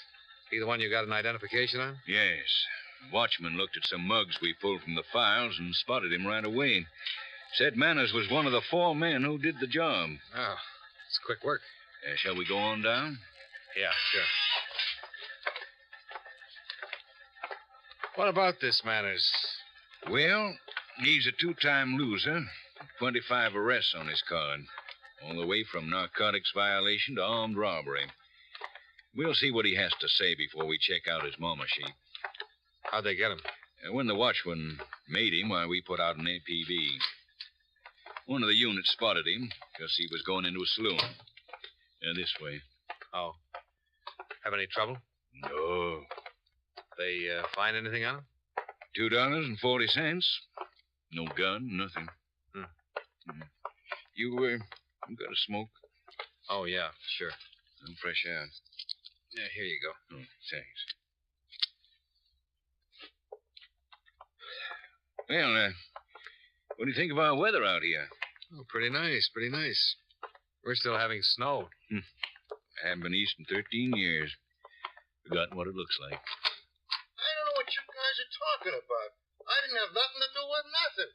This Manners? Yeah. Sergeant Friedman, Johnny Dollar. Aye. How are you? Hello, Bernie. Hello, Lieutenant. Well, let's have it. Of what? A story on the National Savings and Loan job. I don't know anything about the National Savings and Loan job. 4 men walked in there about midnight last night. Shot the watchman, cracked the safes, and got away with $65,000. Now you know about it? I don't know anything. What are you guys trying to hang on me? Where were you last night, Bernie? When last night? Between 10 o'clock and 2 o'clock. I was in my room sleeping. Can you prove you were sleeping last night in your room? Who can prove they were sleeping? Well, a landlady, somebody like that. I don't know. What do you know? Huh? About the National Savings job. Nothing. I don't know nothing. Look, Bernie, you can make this thing a whole lot easier. I can? Now, who worked it with you? Who were the other 3 men in on it? Oh, come on, Bernie. You were always pretty good at talking. I'm not going to tell you anything. I don't have anything to tell you. How are you making a living these days? What? What do you do for a living? Why, I've been driving a truck up to last week. Yeah? Where? Coast Trucking Outfit. Did you quit? I was fired. Why? I got in a beef with the boss. Check that. Yeah. Lieutenant Benson and Sergeant Friedman continued to question the suspect. He refused to admit any part in the burglary of the National Savings and Loan Company or to name any people who were connected with it. An hour went by. He still refused to talk. 2 hours. I'm getting tired. So am I. All of us are tired, Bernie. Now, look, why don't you open your face so we can get some rest? I've told you I didn't have anything to say. Who's this joker? Me? My name's Dollar, Bernie.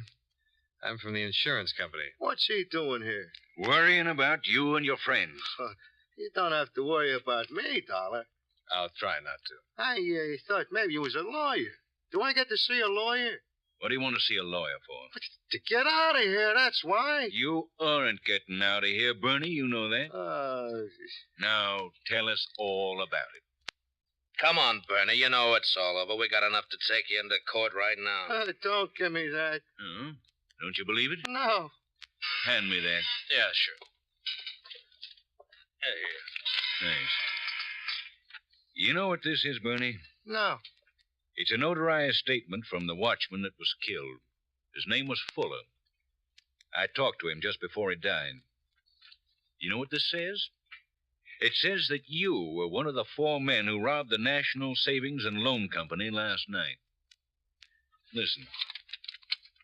Me. Please state your full name. Him. Henry Fuller. Me. Where do you live? Him. 235 22nd Avenue. Me. I understand that you are seriously hurt. Is that true? Him. Yes. Me. Do you believe that you are about to die from injuries you have received? Him. Yes. Me. Have you any hope of recovery from the effects of these injuries? Him. No. Listen, Shut up, Bernie, and listen. Me. Who caused the injuries from which you are suffering? Him. One of the robbers. Me. Is this a picture of one of the men who caused your injuries? Him? Yes.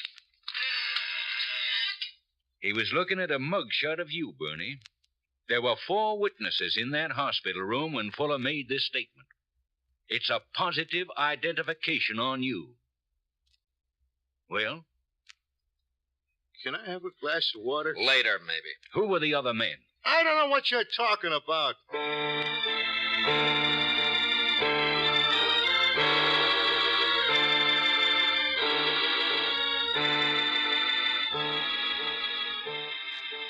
Questioning went on.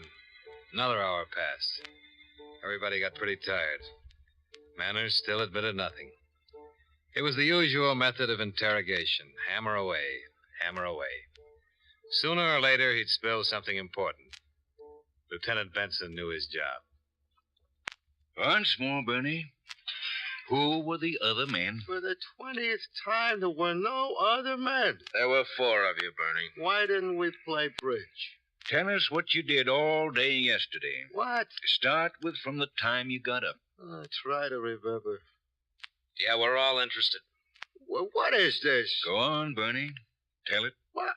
I got up about 10 and I fooled around all day and I got to bed early. Very nice. What do you want me to tell you?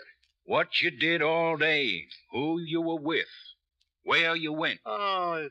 And after you tell us that, you can tell us how you worked on the National Savings and Loan Office. I'll tell you nothing. All right, what's your name? What? What's your name? Bernie Manners, you know my name. Where do you live? I told you. Tell us your address. 2020 Army Street. Who worked with you? Nobody. Yeah, just a minute. Benson? Yeah.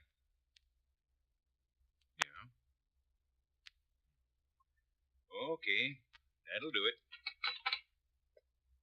Yeah. That was about you, Bernie. What about me, Lieutenant? What about me? Guess what the crime lab found tucked behind one of the cushions in the front seat of your car? Oh? $20,000, Bernie. You didn't hide it very well. I didn't think you'd be looking. Did you use your car? Yeah. Who were the others? Eddie Page, Jack Ivers. One more. The other guy was called Chick. I didn't know him. Chick one. Just Chick. He figured the whole thing. Who contacted you? Eddie, he put me in on. But Chick ran it. Where can we get hold of Chick? I don't know. What about Eddie Page? I don't know. Jack Ivers? No. It won't do you any good to lie now. I'm not lying. I just don't know where you can get hold of any of them. What'd you do after the job? We all got in my car and beat it. I let them off near the Fairmont. All 3 of them? Yeah. That way you split the money? No, we did that before we left the loan company. Look, I'm tired. One more thing. Who shot Fuller? This Chick. Are you sure? Well, he was the only one who had a gun. Sure, I'm sure. Why'd they shoot him? I couldn't figure that myself. We're all leaving the place. Watchman was all tied up and there was no trouble. Chick walked over, stuck the gun in his back, and let him have it.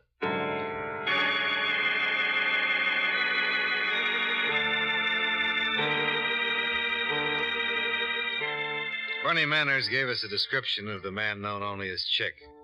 It was pretty much the same as the description given by the watchman. A check through the moniker files revealed a possible 23 persons who answered the general description and background of Chick. Manners was shown a picture of each one. Couldn't identify any of them. I went back to my hotel and went to bed. The next morning, I was with Lieutenant Benson. They checked the slugs taken from Fuller's body. Any luck? They came from a .45 automatic revolver. Looks like it might be a Colt. Well, that checks with what Manners said. Yeah, but nothing in our files on the gun itself. Manners is in the mug room now. If this chick ever did time in any California prison, we'll have him on file. The hard way, huh? Odd case. Man's been killed. What about the other two, Page and Ivers? Ivers was released from San Quentin 3 months ago. Parole office gave us an address for him on Turk Street. Quinlan Friedman went out there, but the people who run the rooming house say Ivers hasn't been around for 2 days. I've got the place staked out. What was he in San Quentin for? Grand theft auto. Did 4 years. That the only time he fell? Mm-hmm. Page has had a little more experience. He's older than Manners or Ivers. He's a 2-time loser. Both convictions were for armed robbery. Police in Denver want him for questioning, too. Any leads on him? No local address. He has a sister who lives in Eureka. Police there are talking to him. Should be getting something pretty soon. Communication's been broadcasting this every 30 minutes all night long.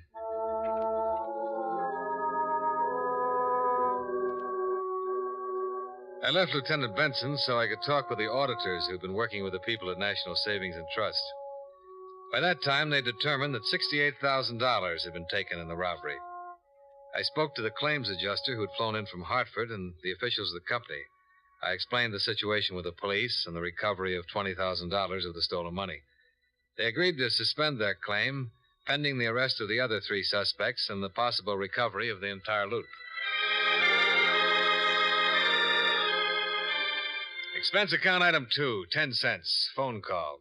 I checked with Lieutenant Benson about 4 o'clock. Hi. Hi. You're just in time. We got a lead on Page. Oh, yeah? 1485 Clare Street. I'll meet you out in front. Right. Expense account item 3, $1.35.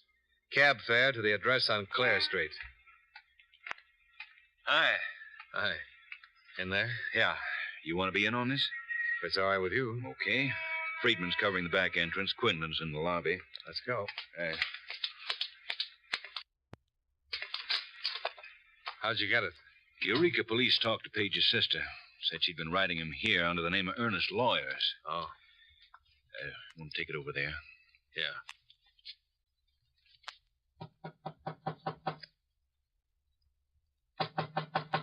Who's there? Looking for Mr. Lawyers. You Mr. Lawyers? Yeah.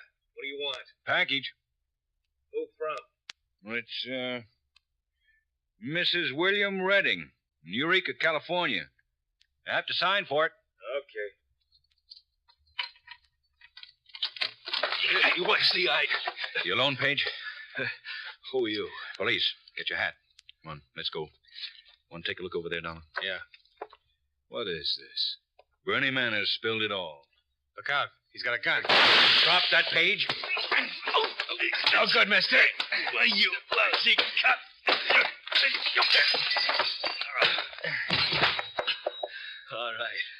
All right. Come on, get up.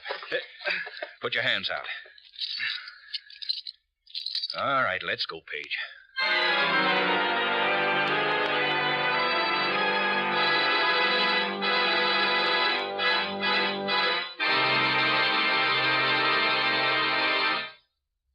Friends, wherever you are, whatever you're doing, you'll enjoy chewing Wrigley's Spearmint Gum. Chew Wrigley's Spearmint while you're working.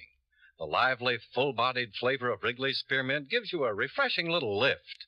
The smooth, pleasant chewing of Wrigley's Spearmint Gum helps keep you feeling relaxed and satisfied, makes your job seem easier. Chew Wrigley's Spearmint Gum in your home, when you're out walking or driving, when you're enjoying sports and other activities. Wrigley's Spearmint Gum tastes good anytime, and the natural chewing aids digestion and helps keep your teeth bright and attractive. Yes, wherever you are, whatever you're doing, you'll enjoy chewing Wrigley's Spearmint Chewing Gum. Healthful, refreshing, delicious. And now, with our star, John Lund, we bring you the second act of Yours Truly, Johnny Dollar.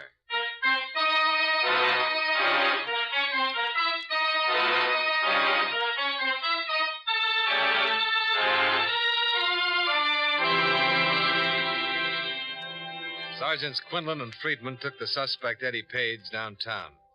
I drove over to the emergency hospital with Lieutenant Benson, where they patched up the cut on his temple where Page had slugged him with his gun. After that, we returned to headquarters. Sergeant Friedman met us outside the interrogation room. How do you feel, Joe? Oh, headache. And what about him? Real quiet so far. Fine. We went over the apartment. Now, you'll be happy about this, Dollar. More money? $15,000 stuck in his suitcase. Your insurance company's doing well so far. Yeah. Well, let's see about Tough Boy.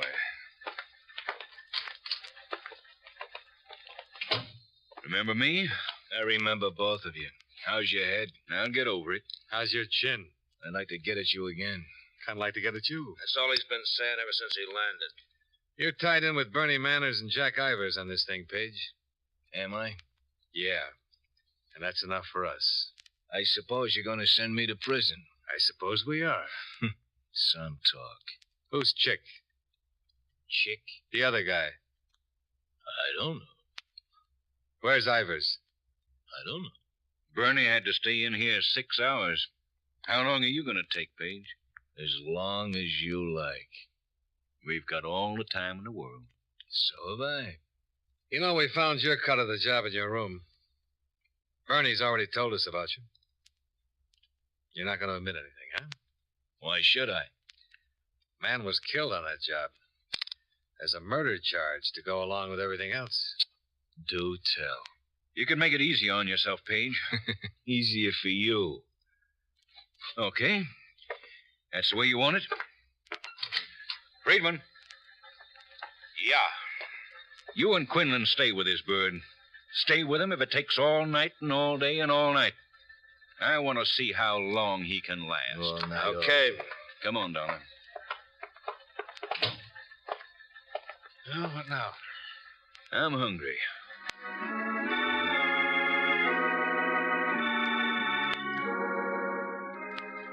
Expense account item 4, $6.35. Drinks and dinner for Lieutenant Benson and myself. After eating, we returned to the interrogation room and the questioning of the suspect, Eddie Page.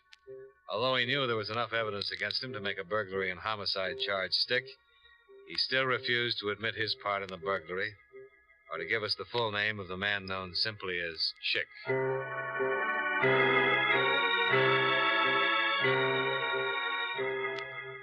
About 10 o'clock that night, a man who ran a drugstore on Geary Street telephoned that he thought he might have some information that would help.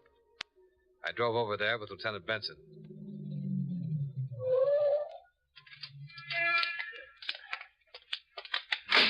Foggy. Yeah, sure is.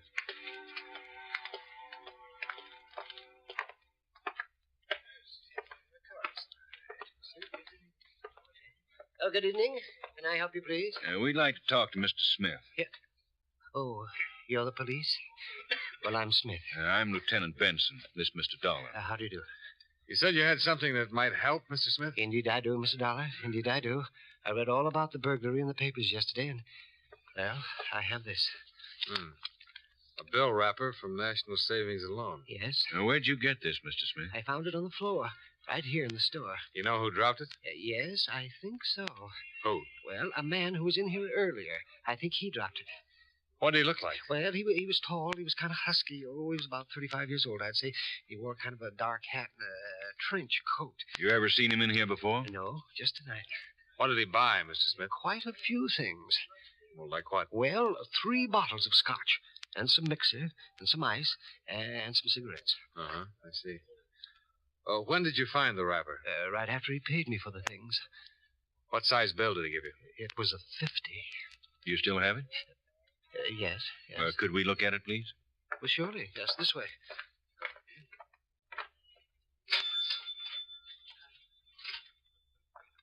Here you are. Thanks. No, huh? Brand new. Did you happen to notice if he left in a car, Mr. Smith? No, he was on foot. When I found the wrapper on the floor and then remembered the newspaper story, I ran outside to take a look to see which direction he went. He walked right across the street. Do you mean he might possibly live around here? I think so. Like right there, you see? He went into the Alden Hotel. How long ago was this? Oh, my, that was not over 15 minutes ago. Hey! What? That's him, just coming out on the street there. Get back. Can you see his face? No, not yet. Is he one of the men you're looking for? I don't know yet. Sounds like it. Lieutenant. Yeah? Take a look. Jack Ivers. Let's go. You. Yes, sir. Call downtown.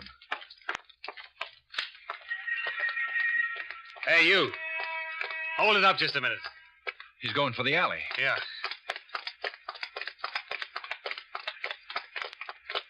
He ducked right in there, I think. Yeah. Be careful, Johnny. Okay? Yeah, I'm okay. Throw out the gun, Ivers. You don't have a chance. Down! Yeah. He's going to try for that fence down there. Yeah, let's go. He can't see us in the shadows.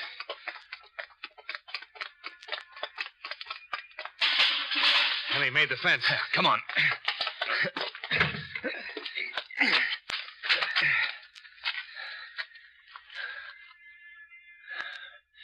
See anything? Oh, too dark. Somewhere in here. Hey. Over there? Yeah.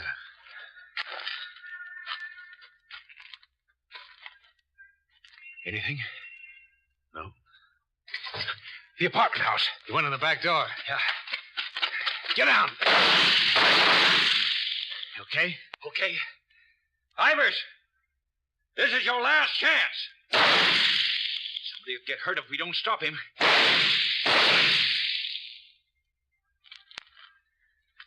That did it.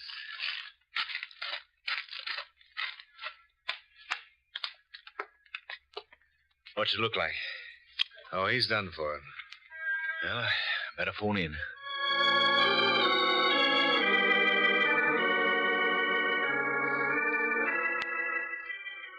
Jack Ivers, one of the suspects connected with the burglary of the National Savings and Loan Office, died instantly while attempting to escape arrest. While we waited for the coroner's men to arrive, we searched his body and found $12,000 of the stolen money concealed in a money belt around his waist. I accompanied Lieutenant Benson to the Alden Hotel, where we learned from the desk clerk that Ivers had checked in the previous day using the name of David Ward. The clerk said that he shared the room with a man who'd registered as Charles Daly. Daly was still in the room, as far as the clerk knew. We went upstairs. Well, if this is Chick, it's been a good day's work. Yeah. 210. Yeah. Here we go.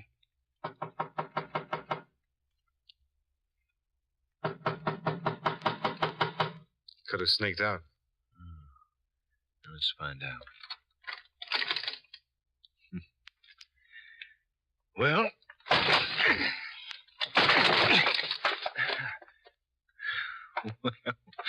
I'll be.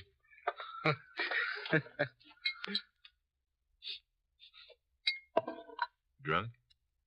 As you can get. That's the way I like to pick 'em up. Quiet.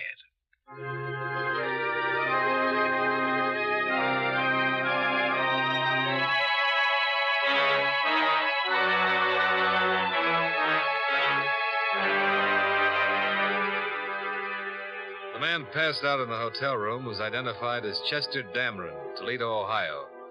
A check with authorities there revealed he had a criminal record covering 17 years. His nickname was Chick. Along with Eddie Page and Bernie Manners, he was indicted on charges of burglary and murder. The remainder of the stolen money was found in his hotel room. All told, 99 and 39/100% of the loot was recovered, excepting what Ivers spent for whiskey. Pretty good for federal underwriters.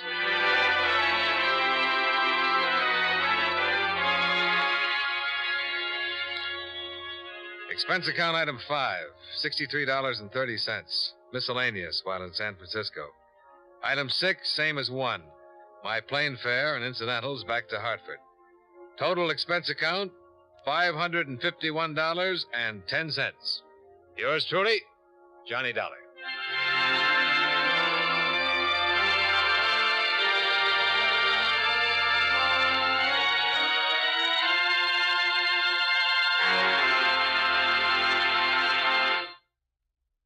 Remember, friends, Wrigley's Spearmint Chewing Gum refreshes you. Wrigley's Spearmint Chewing Gum gives you real chewing enjoyment. The lively, full-bodied flavor of Wrigley's Spearmint cools your mouth, freshens your taste, sweetens your breath. The smooth, pleasant chewing of Wrigley's Spearmint helps keep you feeling relaxed and satisfied, makes whatever you're doing more enjoyable. Yes, for refreshment plus chewing enjoyment, treat yourself often to Wrigley's Spearmint Chewing Gum. Millions enjoy it daily. Get a few packages and always keep some handy. That's Wrigley's Spearmint Chewing Gum. Healthful, refreshing, delicious.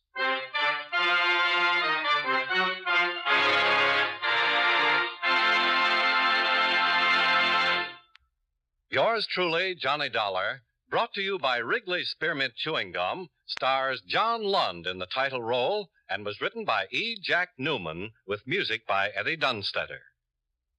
Featured in tonight's cast were Bill Johnstone, Clayton Post, Bill Conrad, Peter Leeds, and Howard McNear. Yours truly, Johnny Dollar, is transcribed in Hollywood by Jaime Del Valle.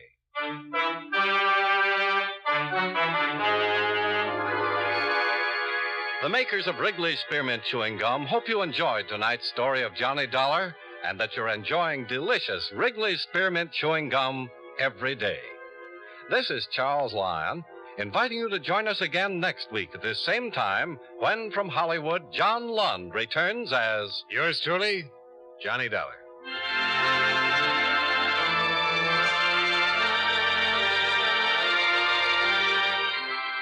Many of the war orphans of Korea are dying of starvation and exposure.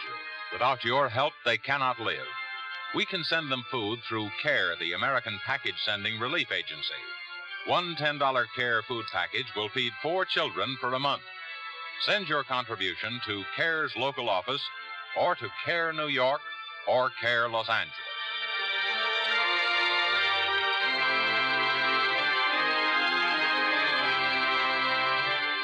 This is the CBS Radio. Wrigley's Spearmint Chewing Gum, the refreshing, delicious treat that gives you chewing enjoyment, presents for your listening enjoyment John Lund as Johnny Dollar. Ed Quigley, Johnny. Are you free? If you mean am I available, yeah. What's up, Ed? Remember Mark San Antonio? The bootlegger? Yeah, sure. What about him? Well, somebody shot him this morning. Shot him to death in St. Petersburg, Florida. Oh, yeah? Great Eastern Fidelity set up a trust 2 years ago for San Antonio's daughter. They'll want a full report before they come across. I see. They know who killed him yet, or why? No, not a thing, Johnny, just that he's dead. When can you leave? As soon as I can get a plane. Good.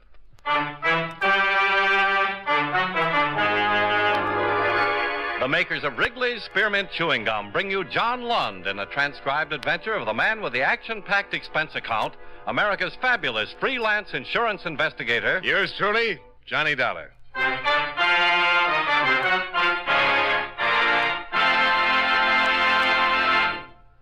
Wrigley's Spearmint Chewing Gum refreshes you. Wrigley's Spearmint Chewing Gum gives you real chewing enjoyment. Yes, for chewing enjoyment plus refreshment, it's Wrigley's Spearmint Chewing Gum. The lively, delicious flavor of Wrigley's Spearmint cools your mouth, helps keep your throat moist, and gives you a nice little lift. The good, smooth chewing of Wrigley's Spearmint helps keep you feeling fresh and alert, adds enjoyment to whatever you're doing. So for chewing enjoyment plus refreshment, treat yourself often to Wrigley's Spearmint Chewing Gum. Healthful, refreshing, delicious.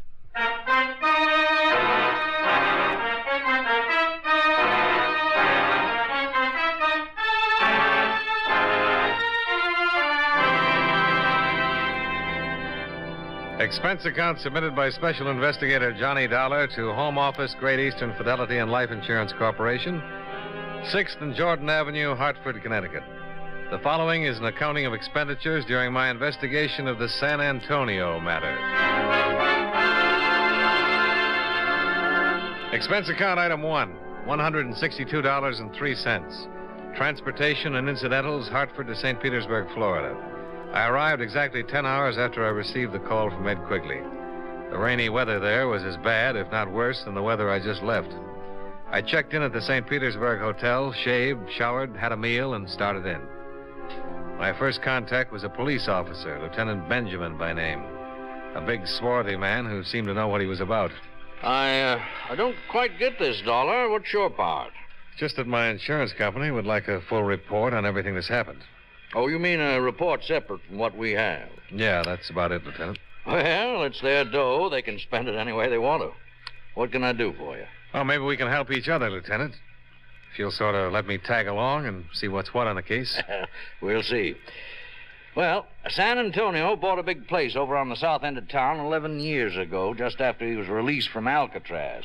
He's lived there ever since. Quiet, minding his own business, keeping his nose out of trouble. Yeah, so I understand. Well, as long as a man does that, even a man with a background like San Antonio, as long as a man does that, we don't bother him, he doesn't bother us. Well, today was the first peep we ever got out of him. What happened? Seems at 6 o'clock this morning he phoned into the station and said that somebody was watching his house. The prowl car went out to have a look around. He told the officers that 2 men had been hanging around the front of his house, but they got away just before the car showed up. Uh-huh. He give a description? Yeah, both about 6 feet, dark, wore dark overcoats and hats. San Antonio didn't recognize either of them. The officers put the description on the air and tried to find them, but they didn't have any luck. Now, San Antonio wasn't the kind of a bird to get excited about a couple of guys staking out his place. He pretty well knew how to take care of himself and handle trouble. Yeah, but you say that he hadn't been in trouble or asked for any around here. That's right, too. And I'm sure he didn't want any either. So his call was treated like any other prowler call. We investigated, didn't find anything, and promised to keep our eyes open. Mm-hmm. The cook came on duty about 8:30. She went in the kitchen, made him some breakfast, took it up to his room, and she found him dead. He'd been shot twice with a Luger. The lab has the slugs now. It was a close-range job. Well, then the surest bet is the 2 men that San Antonio reported watching his house, huh? Well, that's about it. Wish we could find them somewhere. What about the cook? She just worked their days fixing his meals and taking care of him. San Antonio must have been past 60. He was 67. I guess he was beginning to show a little tread. A man who's lived the kind of life he has and done the things he's done is bound to show some wear and wants some rest sometime in his life. According to her, he spent his days painting. Painting? Yeah. Mark San Antonio? Every room in the house covered with pictures he's done these last few years. Oils, pretty good, too.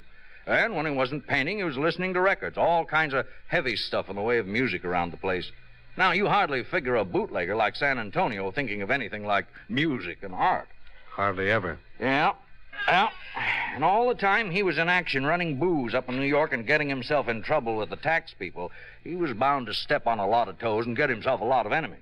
The kind of people who wouldn't forget. You talk to him much? Oh, yes. Now and then I'd meet him on the street or in a store. He seemed pretty gentled up. How'd he live? Apparently he saved something from the old days. A house he paid for in cash. The Bank of New York used to send him a statement every month. I suppose he had some arrangement with them. Well, that's about it so far. I see. Well, I sure appreciate the information. It's okay. When I get any more, I'll let you know. Crime Lab's still working on some of the stuff in his room. Maybe we'll get something there. Mm-hmm. Say, do you mind if I talk to that cook? Oh, that's your privilege, Dollar. Her name's Olson. She's staying at the San Antonio house during all this. Okay. San Antonio's daughter blew into town this afternoon. She's at the house, too. What did she have to say? Oh, nothing. She didn't even know Mark San Antonio was her father until your insurance company told her. Didn't know? No. She's been living in Philadelphia all these years with an aunt. All very legitimate. The girl's been using the name Randall. Edith Randall.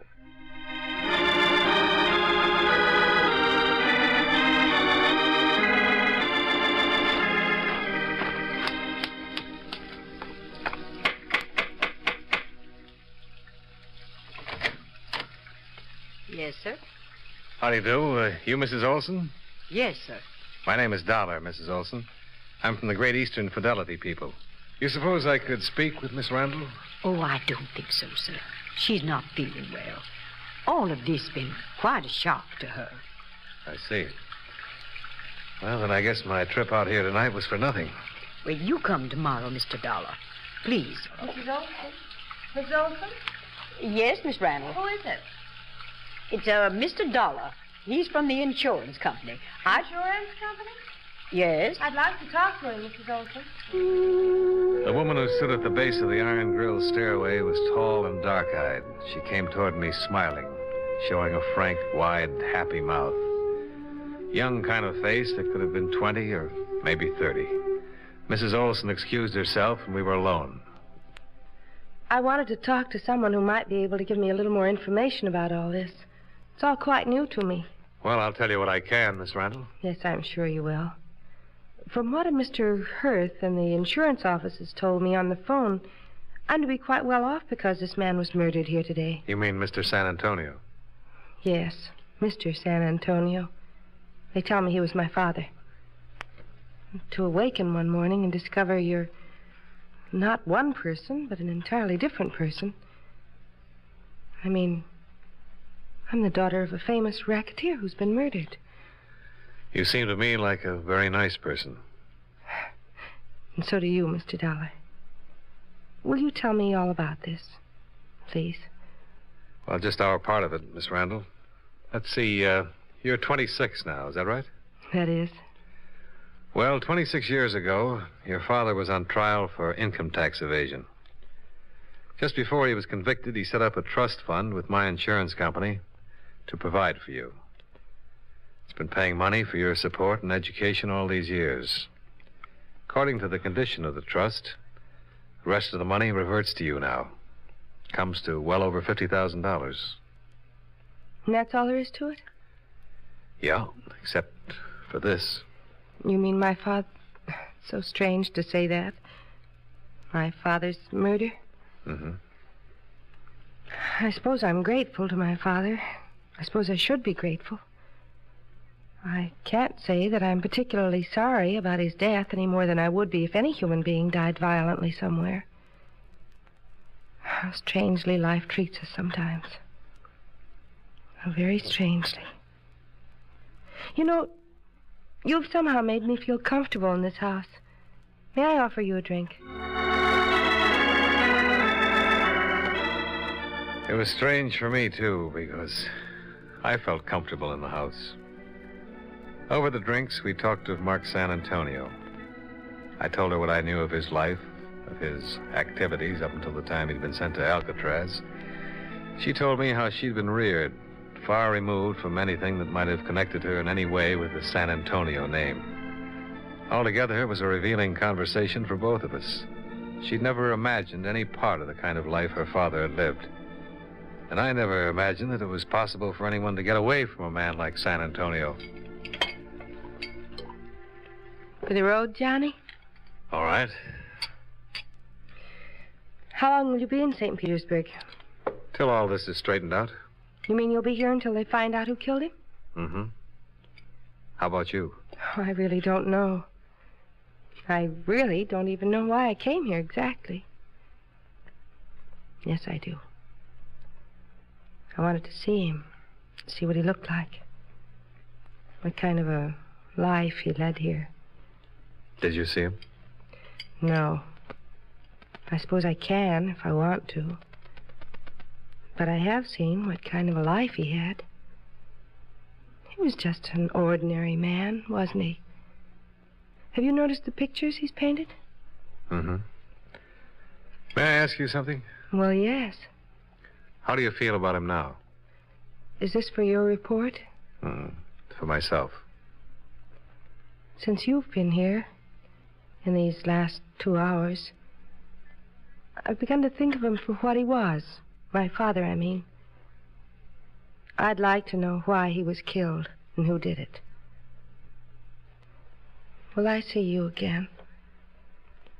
I hope so. Edith. Yes? I hope so very much. So do I, Johnny.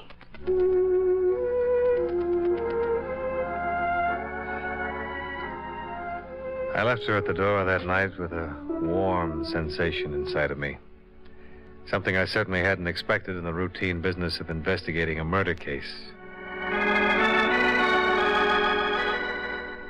The next morning, I was back at the house talking to Mrs. Olson. She gave me all the information she could remember about San Antonio's activities up until the time of his death. Same information she'd given the police. All of it accurate, but lacking in any possible clue as to the identity of his slayer or slayers.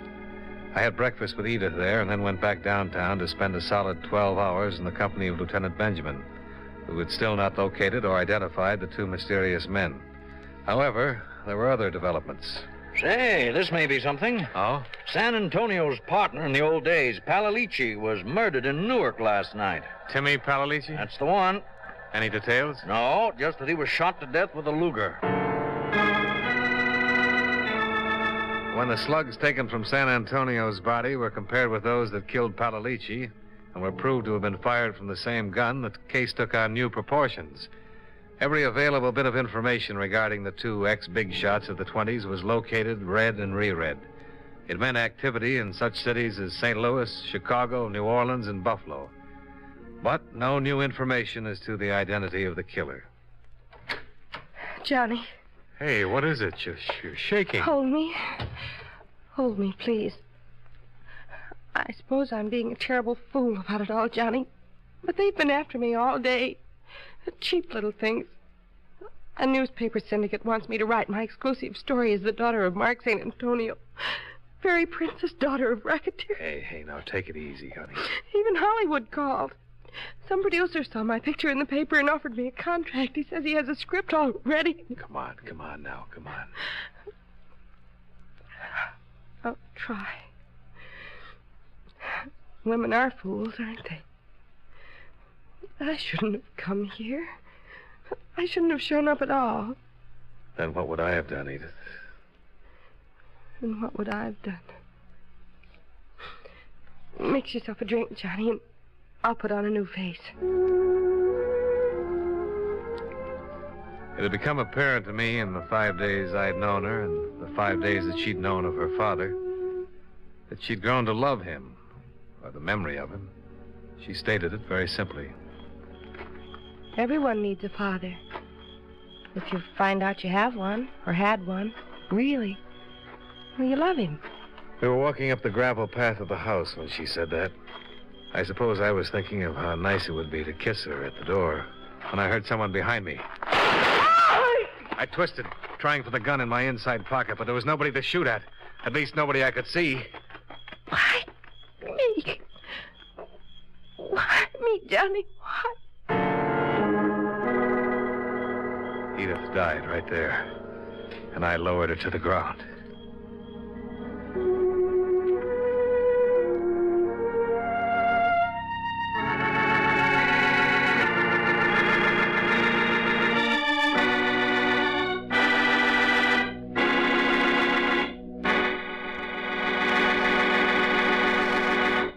Friends, wherever you are, whatever you're doing, you'll enjoy chewing Wrigley's Spearmint Gum. Chew Wrigley's Spearmint while you're working. The lively, full-bodied flavor of Wrigley's Spearmint gives you a refreshing little lift. The smooth, pleasant chewing of Wrigley's Spearmint Gum helps keep you feeling relaxed and satisfied. Makes your job seem easier. Chew Wrigley's Spearmint Gum in your home, when you're out walking or driving, when you're enjoying sports and other activities. Wrigley's Spearmint Gum tastes good anytime, and the natural chewing aids digestion and helps keep your teeth bright and attractive. Yes, wherever you are, whatever you're doing, you'll enjoy chewing Wrigley's Spearmint Chewing Gum. Healthful, refreshing, delicious. And now, with our star, John Lund, we bring you the second act of Yours Truly, Johnny Dollar.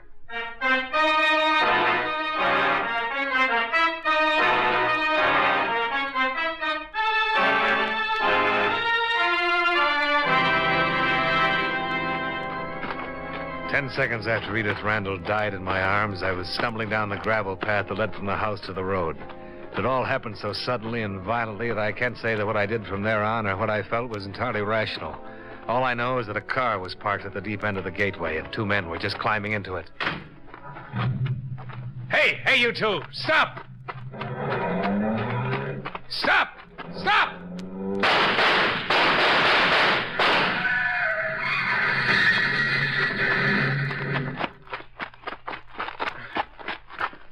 Get out of there. Both of you. Get out with your hands up. I'm hit. I'm afraid to move. Get out! Come on. I'm coming. I come. All right, you two. Come on.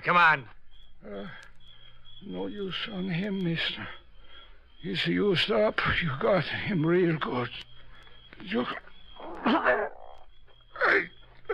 need the doctor. Stay where you are. Mr. Dollar! Mr. Dollar! What is it? What's happened? Go phone the police, Mrs. Olson. Tell them to get over here right away. Who are they? What is all this? Go on, do what I tell you. Hurry. All right, Mr. Dollar. All right. You pretty tough fella. What's your name? Giuseppe Rico. Who's he? He was my brother. Giovanni. I need the doctor. Listen. Tell it to me. Tell it to me right now. There's no policeman around to cover you. Nobody but you and me. If you don't tell it to me now, you'll never tell it to anybody. Now tell it. Tell it. Never. I die first. I had 1 bullet left in my gun. I set the barrel back against his temple and pulled back the hammer. I think I really meant to go through with it. And for the first time, I noticed that my shoulder was covered with blood. My head began to ring, and I had to let go and straighten up. That was not the thing to do. Oh.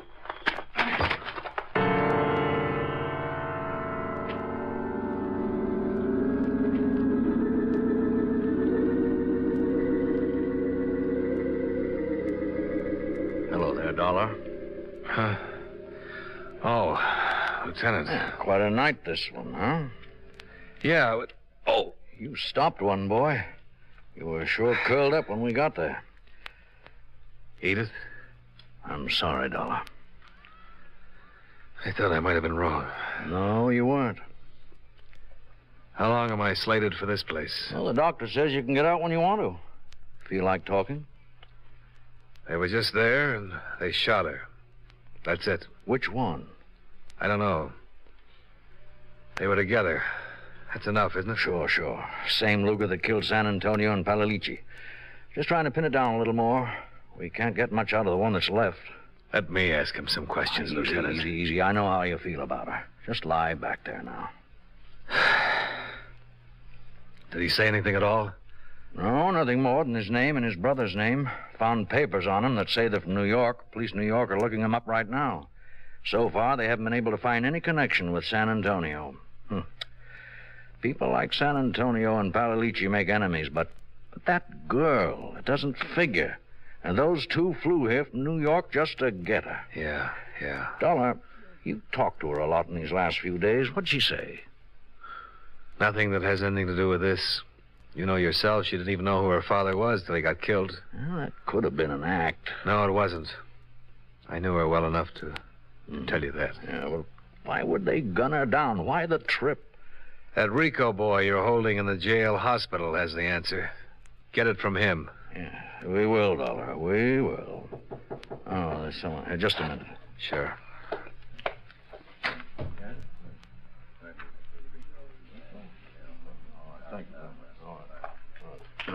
Oh, Dollar. Huh? Maybe I spoke too soon. Rico died 5 minutes ago.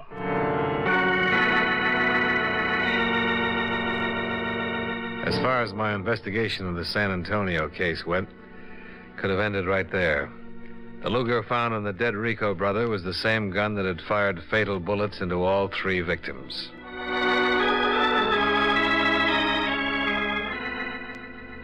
I got my release from the hospital and late that afternoon walked into Lieutenant Benjamin's office. Dollar, I don't get it. Don't get what? Here. This just came from New York on the Rico boys.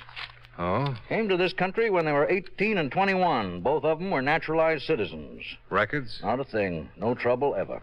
Oh, that's funny. What else? Well, that's about it. Police there can't seem to locate their old man. He disappeared a week ago. Lived on the east side somewhere.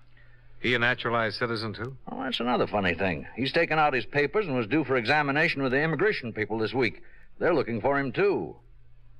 When are you leaving? Tomorrow afternoon on the 1 o'clock plane. Well, come on. I'll buy you some dinner. We had dinner together and talked about the case. It had been a strange one. The deaths were useless, the motives unknown. The killers weren't even associated with their victims. I parted company with Lieutenant Benjamin and went back to my hotel to trouble it out with sleep. About 11 o'clock, I had a phone call. Johnny Dollar. Hi, Dollar. This is Ben. Oh, what's up? Old man Rico just walked into the city morgue. He wants to take his 2 sons back to New York for burial. 20 minutes later, I was standing in the coroner's office when Lieutenant Benjamin led a small, wizened old man into the room and sat him down in one of the chairs. Gave him a glass of water, offered him a cigarette. Old man refused. No, senora, no. Oh, thank you. Mr. Rico, this is Mr. Dollar. Hello, Mr. Dollar. Mr. Rico? I read of you.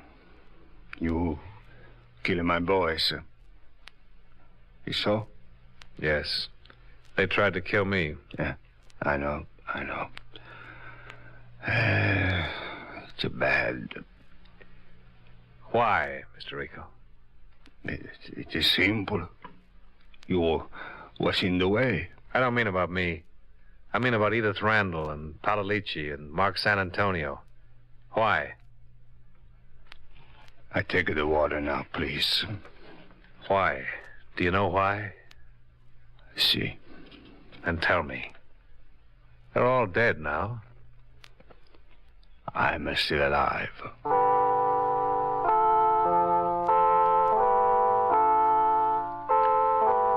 Pietro Rico was held in custody for the immigration officials. He refused to talk about his sons or any of their activities. He just stayed in his jail cell, silent, non-committal to all visitors, including the chaplain. I don't suppose we'd ever have gotten the story of it, except that the will of Mark San Antonio disclosed that before her marriage to him, his wife's name had been Maria Rico. Yeah. More questions, Mr. Dollar? No, I've got some answers. Mark San Antonio's wife was your daughter, wasn't she? Wasn't she? See. Well, is that all you have to say? I no talk. Well, then I do, Mr. Rico. Because your daughter had a daughter. A lovely, wonderful daughter that your 2 sons killed. I happen to know that girl. She had to die, too. Why? Padalici, San Antonio, and her. They had to die. All are bad. All of us are bad at one time or another. Who made them die? You? See. Who gave you the right? I'm the father. When a daughter marries a bad man, only bad can come of it. He came to our village many years ago and he took her away. He and the men of Padalici helped him. It live with me all this time. I live only to destroy him for that. I destroy him and the other man and the girl through my sons. Why the girl? She could not have been good from a bad man. A vendetta. Was that it? If you like, vendetta. He was a bad man who did bad things. Bad man. I smoke now. You got a cigar?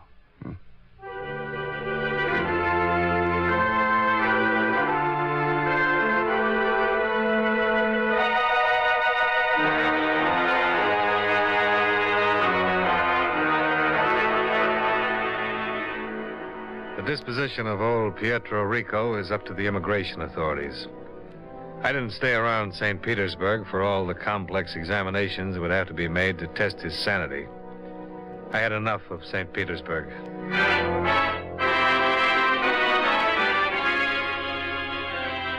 Expense account, item 3, hotel and board, $79.30. Item 4, hospital, $168.13. Item 5, same as item 1, transportation back to Hartford. Expense account total, $573.49. Yours truly, Johnny Dollar.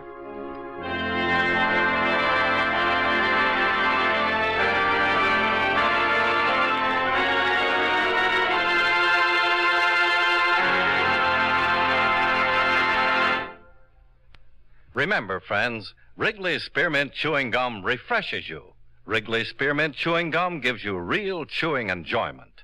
The lively, full-bodied flavor of Wrigley's Spearmint cools your mouth, freshens your taste, sweetens your breath. The smooth, pleasant chewing of Wrigley's Spearmint helps keep you feeling relaxed and satisfied, makes whatever you're doing more enjoyable. Yes, for refreshment plus chewing enjoyment, treat yourself often to Wrigley's Spearmint Chewing Gum. Millions enjoy it daily. Get a few packages and always keep some handy. That's Wrigley's Spearmint Chewing Gum. Healthful, refreshing, delicious.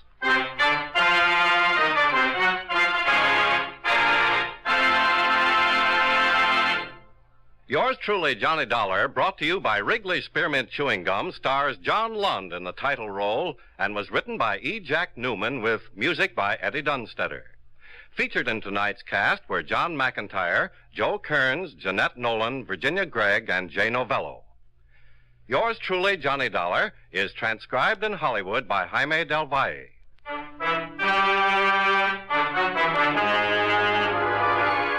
The makers of Wrigley's Spearmint Chewing Gum hope you enjoyed tonight's story of Johnny Dollar and that you're enjoying delicious Wrigley's Spearmint Gum every day. This is Charles Lyon, inviting you to join us again next week at this same time when, from Hollywood, John Lund returns as... Yours truly, Johnny Dollar. This is the CBS Radio Network.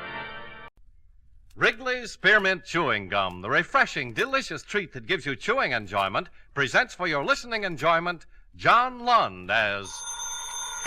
Johnny Dollar. Philip Shaw, Johnny. Oh, fine. What have you got for me? Mr. Dale Martin is insured with National. He owns a gym, one of those bodybuilding places. Man was killed there. When did it happen? This morning, about an hour ago. And we don't know if it's an accident or not. The police are over there now. Anything to work on? Nothing. That's why I called you. Better get over there right away.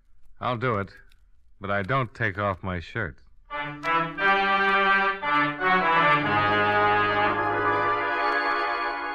The makers of Wrigley's Spearmint Chewing Gum bring you John Lund in a transcribed adventure of the man with the action-packed expense account, America's fabulous freelance insurance investigator. Yours truly, Johnny Dollar.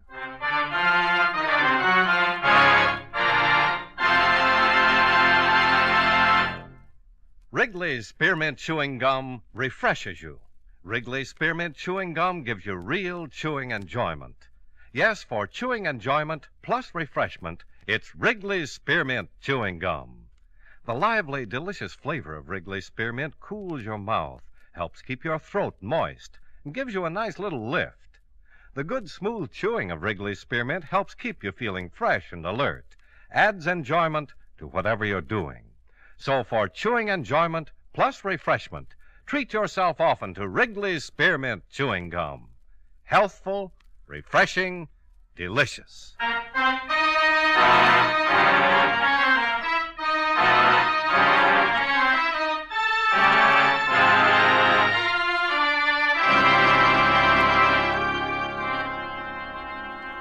Expense account submitted by Special Investigator Johnny Dollar to Home Office, National All-Risk Insurance Company, Hartford, Connecticut. The following is an accounting of expenditures during my investigation of the blackmail matter. Expense account item 1, $1.40. Cab fare and tip for ride from my office to Martin's gym. After receiving what little information there was from you by phone, I arrived at 12:15 at 1084 6th Avenue in the heart of downtown. On the second floor, I found Dale Martin, a very nervous Adonis, seated at a desk in his office. A policeman at the door informed me that a Lieutenant Nathan of the homicide detail had stepped out for a minute and the coroner was expected soon. Mr. Martin? Yeah? I'm Johnny Dollar from the National Insurance Company. Oh, that's the outfit I'm insured with. Yeah, I know. That's why I'm here. I want to get the facts in case there's any claim. Now, tell me, what happened? I don't know. I went back to the locker room to check on the towels, and I found him lying on the floor. Found who? His name's Royal, Frederick Royal. He's been coming up here for over a year. Well, why did you call the police and not a doctor? Because I think he was murdered. Why murdered? I've seen a lot of accidents around this gym, but never saw anything like this. It wasn't an accident. What makes you so sure? Well, it looked like his neck was broken. I don't know how it happened, so I called the police. Now, the publicity's going to ruin what little business I have. Murder always ruins something. You got any idea who might have done it? No. Who was in the place when you discovered the body? My 3 assistants and 3 fellas working out. They all still here? Yeah, all of them. Nobody else left or came in? Just the cops. Business is real slow. Does everybody know about it? No, I took the body and put it back in the rub-down room. Haven't even told my boys. Well, the officer at the door won't let anybody leave, so let's have a look at the body and see what we can find out.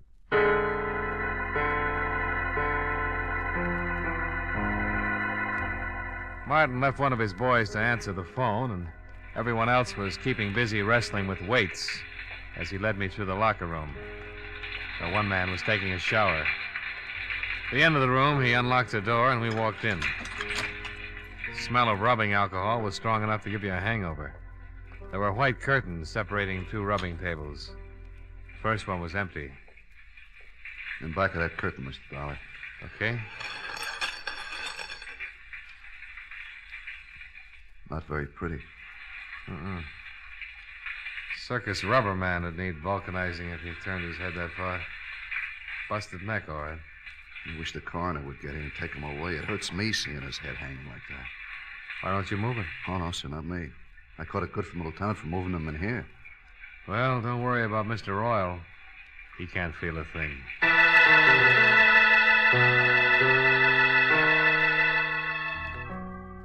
Lieutenant Nathan arrived with the coroner, and the latter confirmed our diagnosis. Nathan had Martin keep his clients and assistant muscle men busy. They started comparing biceps and forgot anybody else was there. Nathan was an old friend, so I didn't have to convince him that I was there on business. You saw the corpse, huh, Dollar? Yeah, it took a pair of pretty strong hands to do a job like that. Yeah, that makes everybody around here a suspect. Got any ideas? You'd have to know a man pretty well to let him get that close to you without starting something. Yeah, somebody could have been rubbing a kink out of his neck and got carried away with his work. Yeah. Why don't we start asking some questions? Yeah, I'll go out and round up everybody. Might as well start at the beginning.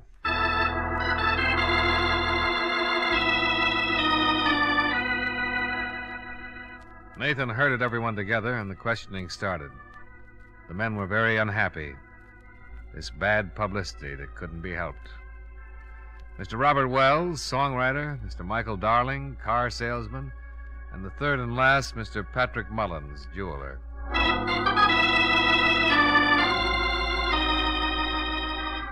3 prosperous men, 3 prosperous denials. The assistants came next, the 3 men who worked for Martin. First, Bernie Carroll, the man who'd instructed Fred Royal, the one who'd put him through his exercises and sent him in to take a shower before he cooled off and got stiff. Sure. I worked him out and sent him in the shower like always. We tell him to take a good long hot shower to relax the muscles. Isn't that right, Dale? That's right, Lieutenant. That's the way it works. Bernie left him, went over to start on Mr. Wells. Bernie's a pretty strong boy. Yeah.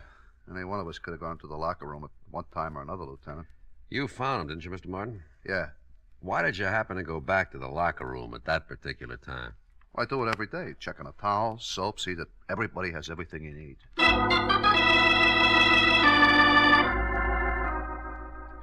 Question after question, trying to nail down alibis, trying to make them stick or tear them apart. According to everybody so far, it was a big mystery. Next man, Jack Olson. Yeah, I went back by the locker room several times. Why? Well, there's an electric coffee maker on a table against the wall back there. I want to get some coffee. Mm-hmm. The other times? Well, Once to look at the appointment board to see what's coming in, later to get some chalk for my hands. Chalk for your hands? Yeah. Keeps your hands from perspiring and making blisters, you know, when you're working with heavy weights. You're fairly new here, aren't you, Jack? 3 weeks. How'd you know that, Dollar? Well, the other boys all have heavy calluses. They don't use chalk. You know quite a bit about this weightlifting stuff, huh? Oh, sure. I used to lift candy bars when I was a kid. All right, all right. Call in the last one. The last man, Johnny Morgan, and his story was no different than the others. Yes, he'd walked back past the locker room. No, he had not slipped in and popped Mr. Royal's neck while he was preparing to take his shower. The coroner removed the body, and all the rest went down to the precinct to sign formal statements. They were all released and sent home, pending further investigation. I hailed a cab and rode home with Dale Martin. Would you like some apple or carrot juice? Well, I'll try anything once. Good for you. Yeah, I figured that. You didn't kill him, did you, Martin? Don't be silly. He was the best customer I had. I wouldn't kill off my business. Here. Thanks. You have any ideas, Dollar? Nope. How long did you say Fred Royal had been coming to your gym? Over a year. What do you know about him? Not much. He was a wolf, like the girls. Always talking about the gal he was out with the night before. I got tired of his gab. I put him straight. You know what business he was in? Whatever it was, he had a lot of money. Wore a new suit every time he came around. Oh, excuse me. Hello? Oh, just a minute. For you, Dollar. Oh, thanks. Hello? I got something on the dead man. Got a record. Blackmail. You know where he lived? We're checking. Oh, wait a minute. Martin, you wouldn't by any chance know where Fred Royal lived, would you? Well, I send a bill to him every month. I got my books here in the apartment. I'll get the address. Oh, Nathan, Martin's got his address. I found something else in his personal effects. Key to a safety deposit box. Boys are checking to see which bank. Here's the address, Dollar. Fred Royal, 673 East Weeping Willow Circle. I told Nathan I'd meet him at Royal's place. I downed my liquefied carrots, said goodbye to Martin. Half an hour later, the lieutenant and yours truly, Johnny Dollar, were tearing Mr. Fred Royal's apartment to pieces. Nothing. Yeah, I came up empty, too. Hey, What's the matter? here's a date book. Good. Maybe we've been working on a holiday. See, here's a name. Barbara Carroll. Carroll. That's the name of one of Martin's muscle trainers, Bernie Carroll. Same name on some of the other pages. The 5th, Barbara, 6 o'clock. Again on the 2nd, Barbara, 8 o'clock. Again on the 28th and the 22nd. Wonder if there's any connection. Oh, might be his sister. Let's give it a try. Bernie and Barbara Carroll. Sounds like something they'd play at the Palace. Well, let's go see their act.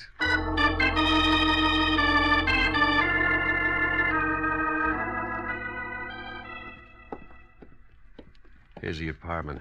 They live with that new fella. Jack Olson? Yeah, the quiet one.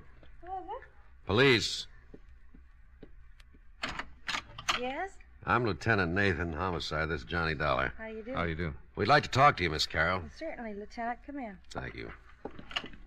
I was just making some lemonade. Would you like some? Yeah, thanks. It is pretty hot out. Maybe you'd like something stronger. No, thanks. The lieutenant's on duty. I guess you've heard about the accident. Like your lemonade sweet, Lieutenant? Medium, please. Here you are. Oh, thank you. Your brother didn't mention anything about your going out with Royal. He was probably protecting his little sister. The lieutenant found your name written in Royal's date book. I've been out with him 6 or 7 times. You know what his business was? He never discussed it. Did you ever meet any of his friends? No. Did he ever mention any of the other fellows at the gym? At the gym? I don't think so. Mm-hmm. Jack Olson lives here, doesn't he? That's right. Whose picture is that on the piano? Oh, that's Jack's father. You don't have any idea why anyone would want to kill Royal, do you? No. How did Jack Olson happen to move in here with you and your brother? Bernie asked him to. When he went to work for Martin, he was living in a terrible place. One small room. I told Bernie he could move in here if he shared the rent. Mm-hmm. How well did Olson know Royal? He'd seen him at the gym. Seen him here when he came to pick me up. Where's Olson now? Working, I think. Well, thanks, Miss Carroll. We'll be talking to you again. More lemonade? Later, maybe, Miss Carroll.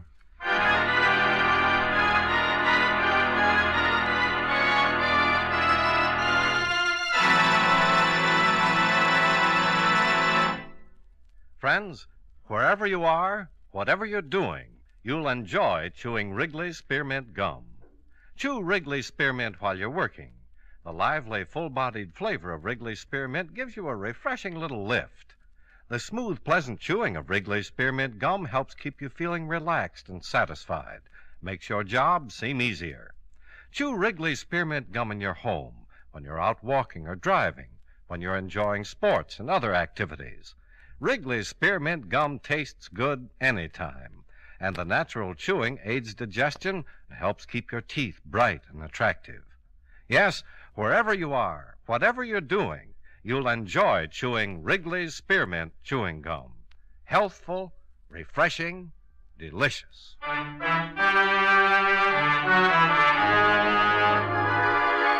And now, with our star, John Lund, we bring you the second act of Yours truly, Johnny Dollar.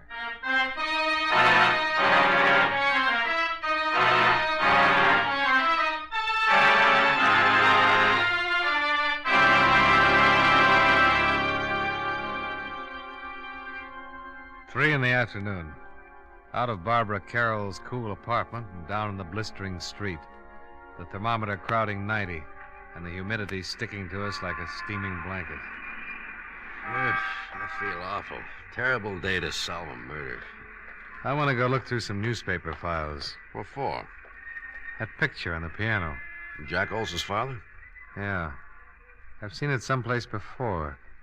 There's a news story connected with it. Yeah, I'll drop you off. I got to get back to the precinct, see if the boys have found the safety deposit box that fits Fred Royal's key.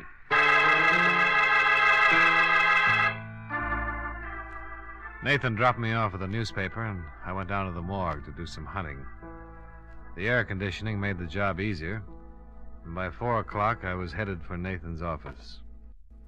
We found the bank and the safe deposit box. Oh? Anything turn up? Yeah. Royal was doing some pretty fancy blackmailing. Here's a bundle of evidence and a list of names. Mm-hmm. Well, I can understand why someone would pay to keep these out of circulation. Yeah. Lousy photography. What'd you find out? Here. Newspaper clipping. Oh, picture of Jack Olson's father. Same as the one on the piano. Prominent banker leaps to death. William Barrett. The boy's name is Olson. That's what he calls himself. William Barrett. Give me that list we got out of the deposit box. I've just been looking at it. William Barrett's name is on here, all right. Ooh. That article you've got on his suicide mentions that he left a son and a wife. Yeah. Well, let's go pick up Jack Olson, or Barrett, or whatever his name is.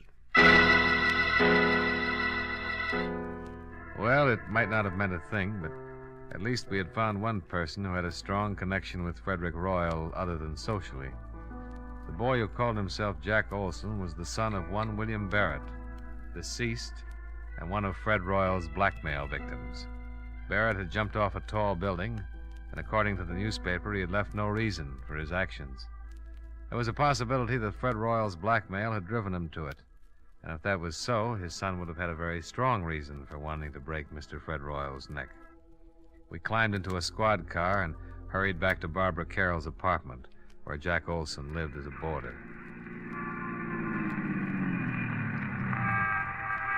Now, let's go. Hey, wait a minute. Oh, what's wrong? Jack Olson, coming out of the building. All right, we pick him up on the street. He's hailing a cab. Oh, let's see where he's going. Wouldn't it be easier to just ask him? Oh, stop trying to ruin my afternoon. You know, there's nothing more relaxing than a pleasant drive through quiet, peaceful old New England. We started tailing Jack Olson's cab. Across town. Along the Merrick Parkway. Across a bridge. He's headed for Long Island. Well, your Connecticut badge won't be much good over there. We kept going across the Sound, past the outskirts of a couple of waterfront towns and onto a long highway. Pretty expensive cab ride. Pretty expensive. Pretty important. Yeah. Oh, they're turning off on that road. Hope we don't lose them.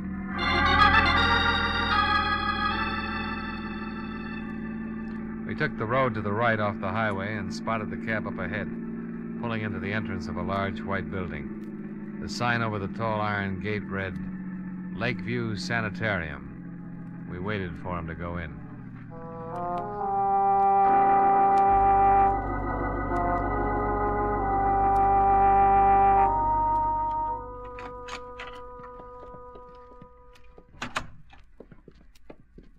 Yes? Is there something I can do for you? I'm looking for a man. Oh, any particular man? Oh, who's in charge of this place? Dr. Feder. Well, run him out, please. I want to talk to him. Which one of you is the patient? Patient? Can't you tell? Look, just go get Dr. Fodder. Feder. Oh, Feder, okay. Go get him and tell him Lieutenant Nathan wants to talk to him. Lieutenant Nathan. Of the cavalry. Huh? Oh, well, I'll get him right away. Lieutenant. You think that's funny? Oh, well, I liked it. Let's see what kind of a reaction it gets out of Dr. Feder. Cavalry. Nice thing to say in a place like this. Lieutenant Nathan? Yeah, that's right. I'm Dr. Feder. Oh, this is Mr. Dollar. How do you do? How do you do? Now, are you related? No, but we've been friends a long, long time, haven't we, Nate? Yeah, I'm a police officer, Doctor. Oh. We've been following a man. He came in here a few minutes ago. Is that right? The lieutenant thinks he might be a killer. I can handle this, Dollar. Doctor, I'm with Central Division Homicide. This isn't my territory, but I'd appreciate it. Which one of you is the patient? Now, look, this is getting a little ridiculous. Here are my credentials. Oh. The man we want came in here a few minutes ago. Well, Mr. Barrett is the only one. And his real name is Barrett. Who's he seeing? His mother. What's wrong with his mother? Mrs. Barrett is seriously ill. Have anything to do with her husband's suicide? Everything to do with it. I doubt if Mrs. Barrett will ever recover. We went back out to the car and tried to put it all together. Jack's father had jumped off a roof. He was being blackmailed and couldn't take it. The shock of his suicide had driven Mrs. Barrett into a permanent breakdown, and Fred Royal had been responsible for the whole thing. Motive enough for Jack to get a job with Dale Martin so he could get his hands on Fred Royal's neck. Cavalry. Oh, stop groaning. Tell me what you think of my theory. We still need a confession. We'll get it. Mind if I make a pest of myself and ask how? Let's ride back to town and see Dale Martin.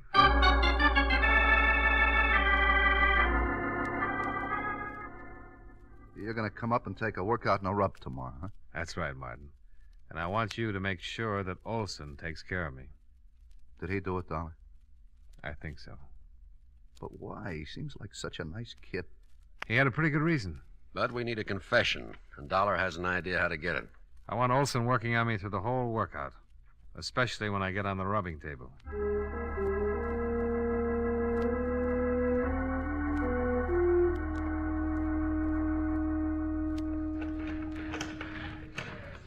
You're in pretty good shape, Mr. Dollar. Well, I'm carrying a few extra pounds. I will knock that off of you in a hurry. Don't try to talk while you're using the pulleys. Hi. Hi, Martin. He's in pretty good shape, Mr. Martin. Now, let's see. Better not do too much on the stomach the first day. I'll see you later, Mr. Dollar. Nice fella, Martin. Yeah, very nice. Tell me, have you found out anything about Mr. Royal's death? Oh, the police have got a few ideas. Lieutenant and I went up to see your roommate's sister. Yeah, Barbara told me. I hope you don't suspect her. She kind of liked Mr. Royal. She wouldn't have any reason to kill him. All right, let's go back to the rub table before you cool off. Huh?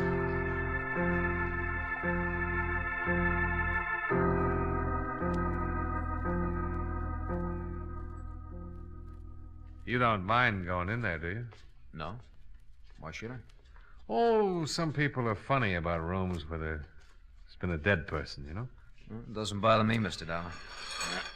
Martin's got all his towels piled on the other table. I can move them if you like. Oh, no, it doesn't make any difference. Royal wasn't killed in here anyway. All right. Up on your back. Yeah. Give me a good brisk rub. Let me relax for about 10 minutes. All right, slide down a little. Yeah.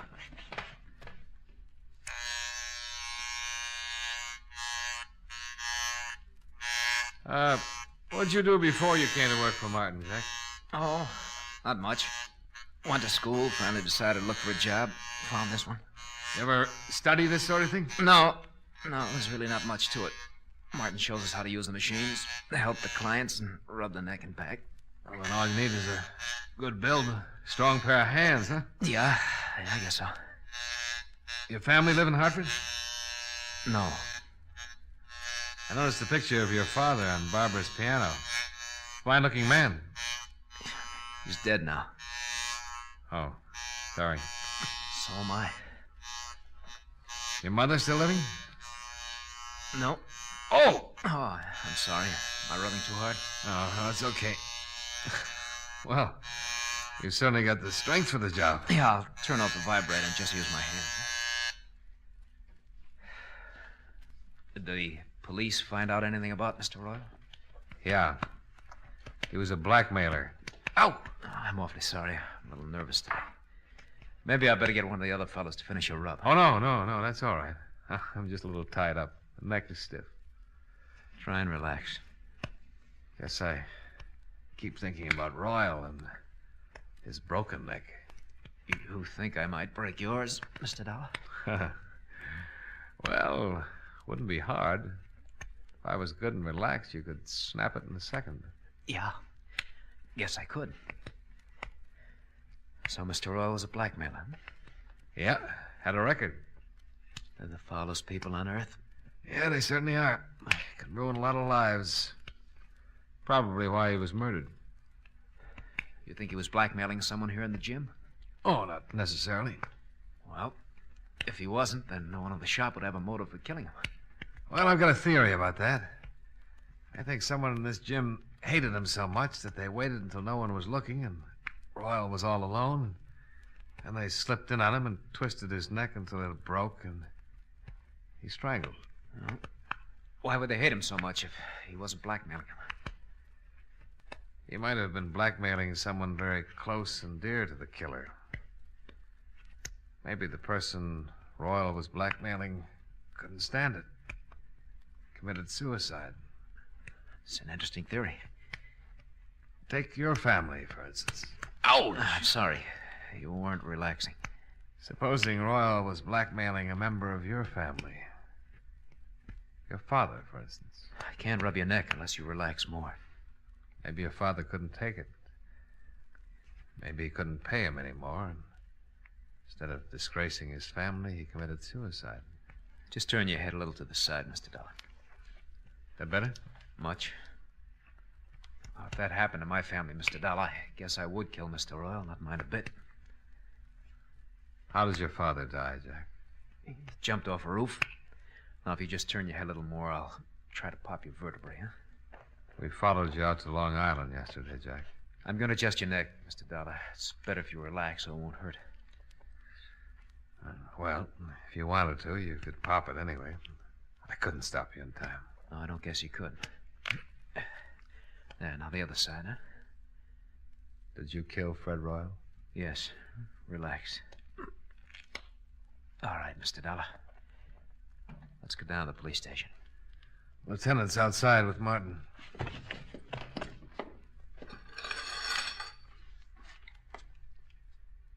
After you, Mr. Barrett.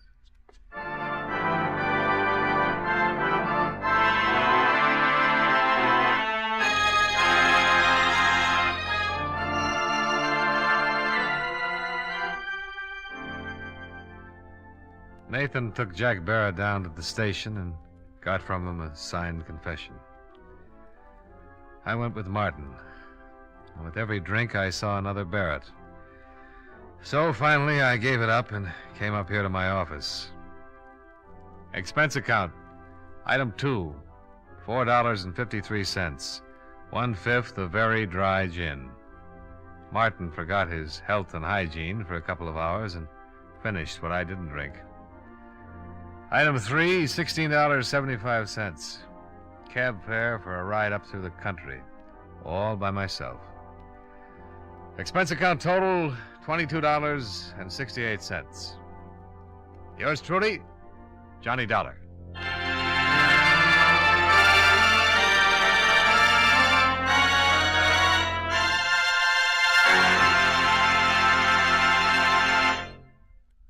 Remember, friends, Wrigley's Spearmint Chewing Gum refreshes you. Wrigley's Spearmint Chewing Gum gives you real chewing enjoyment. The lively, full-bodied flavor of Wrigley's Spearmint cools your mouth, freshens your taste, sweetens your breath. The smooth, pleasant chewing of Wrigley's Spearmint helps keep you feeling relaxed and satisfied, makes whatever you're doing more enjoyable. Yes, for refreshment plus chewing enjoyment, treat yourself often to Wrigley's Spearmint Chewing Gum. Millions enjoy it daily. Get a few packages and always keep some handy. That's Wrigley's Spearmint Chewing Gum.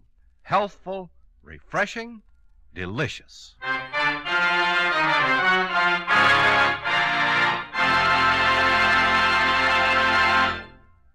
Yours truly, Johnny Dollar, brought to you by Wrigley's Spearmint Chewing Gum, stars John Lund in the title role and was written by Blake Edwards with music by Milton Charles. Featured in tonight's cast were Edgar Barrier, Hy Averback, Hal March, Jim Nusser, Tony Barrett, and Virginia Gregg. Yours truly, Johnny Dollar, is transcribed in Hollywood by Jaime Del Valle.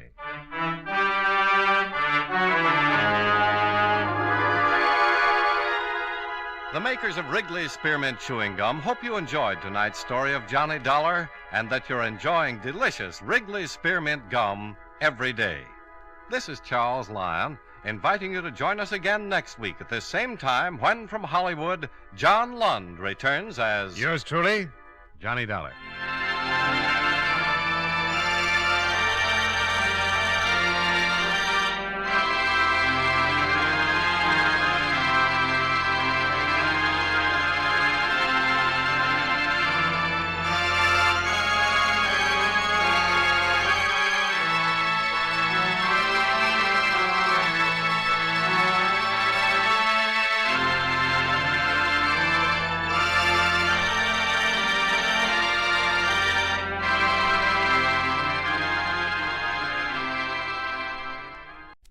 Wrigley's Spearmint Chewing Gum, the refreshing, delicious treat that gives you chewing enjoyment, presents for your listening enjoyment John Lund as Johnny Dollar.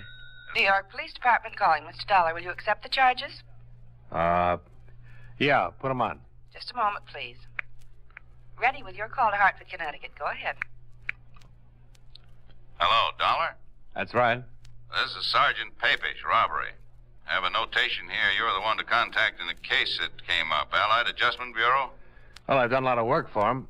What's it about, Sergeant? Well, we've recovered a mink coat you were looking for about 6 months ago. Oh? Yeah, stolen from a party named Jacoby in Rochester. The Jacobys are in Europe right now, but the furrier's already identified it as the one he sold to him.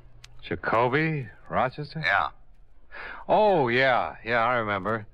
It was insured for $5,000. There were some other things taken in the same haul. A watch, rings, bracelet. That's the job. So far, we just have the coat and the girl who was wearing it. What does she say? Nothing. So far, she's got a couple of bullet holes in her. Maybe I better get down there, Sergeant. Room 212, Sergeant Papish. Right.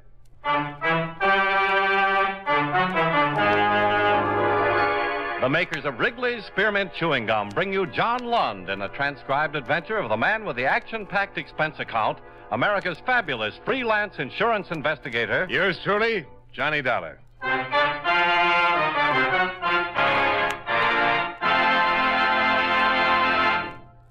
Wrigley's Spearmint Chewing Gum refreshes you. Wrigley's Spearmint Chewing Gum gives you real chewing enjoyment. Yes, for chewing enjoyment plus refreshment, it's Wrigley's Spearmint Chewing Gum. The lively, delicious flavor of Wrigley's Spearmint cools your mouth, helps keep your throat moist, and gives you a nice little lift. The good, smooth chewing of Wrigley's Spearmint helps keep you feeling fresh and alert, adds enjoyment to whatever you're doing. So for chewing enjoyment plus refreshment, treat yourself often to Wrigley's Spearmint Chewing Gum. Healthful, refreshing, delicious.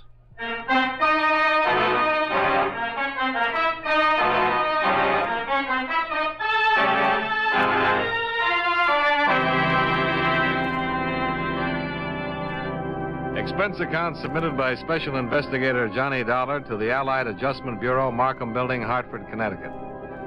The following is an accounting of expenditures during my investigation of the Rochester theft matter. Expense account item 1, $1.65. Person-to-person collect call from Sergeant Papish, New York Police Department. Item 2, $32.56. Train fare and incidentals between Hartford and New York City after clearing authority to resume on the Jacoby case. It had been stalemated 6 months before when the Rochester police and I were unable to recover any part of the items stolen from the Jacoby residence. I arrived in New York at 1:35, dropped my bags off at the New Weston, then went directly to the Metropolitan Police Station.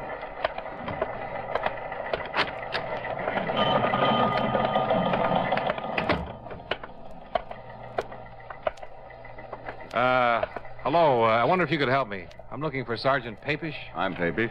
Oh, Johnny Dollar, Sergeant. Oh. Thanks for coming down, Dollar. Have a chair. Oh, thanks. Your mink coat's in the crime lab. They're looking it over. Uh-huh. We still haven't found out much about the girl who was wearing it. What's her name? Yeah, just Jane Doe for now. We didn't have her prints on file here, but we're waiting to hear from Washington now. She's been unconscious ever since we picked her up. Pretty bad shape. Oh, what exactly happened? It came in as a complaint about 3 this morning. A woman over on 57th Street telephoned about a disturbance. The prowl car went over to the address and found this girl lying in the entrance to the apartment house wearing the mink coat. She'd been shot twice. Uh-huh. No one in the apartment house seemed to know her or had ever seen her before. We asked about the neighborhood. No dice. But we did find out how she got there. Oh? The lady across the street said she saw a man drive up sometime after midnight and unload the girl from his car. She was able to give us a fair description of the car and the man. Here. Nice. But nothing definite. No license number or anything like that. Could be any car and any man, from what she said. Got an APB out, of course. Was there a purse or anything? Nothing. The dress she was wearing came from a store downtown. Hundreds just like it. The coat was the only item that might have helped, and it turned up listed in the stolen property file. How about jewelry?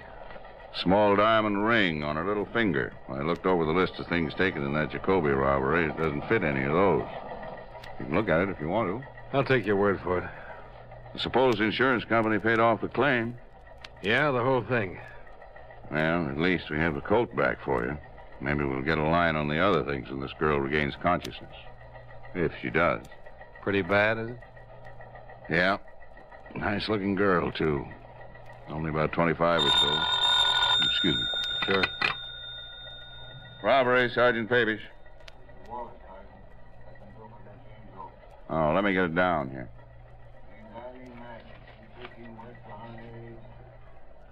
213 West. Right. Okay, see you there. Bye.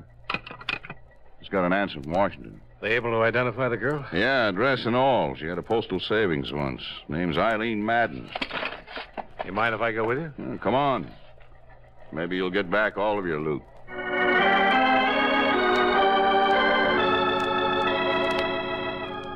I accompanied Sergeant Papish to the address for Eileen Madden.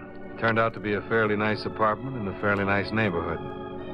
By the time we arrived there, a full crew of technicians were at work giving the place a complete check. Sergeant Papish introduced me to a tall, heavy-set man.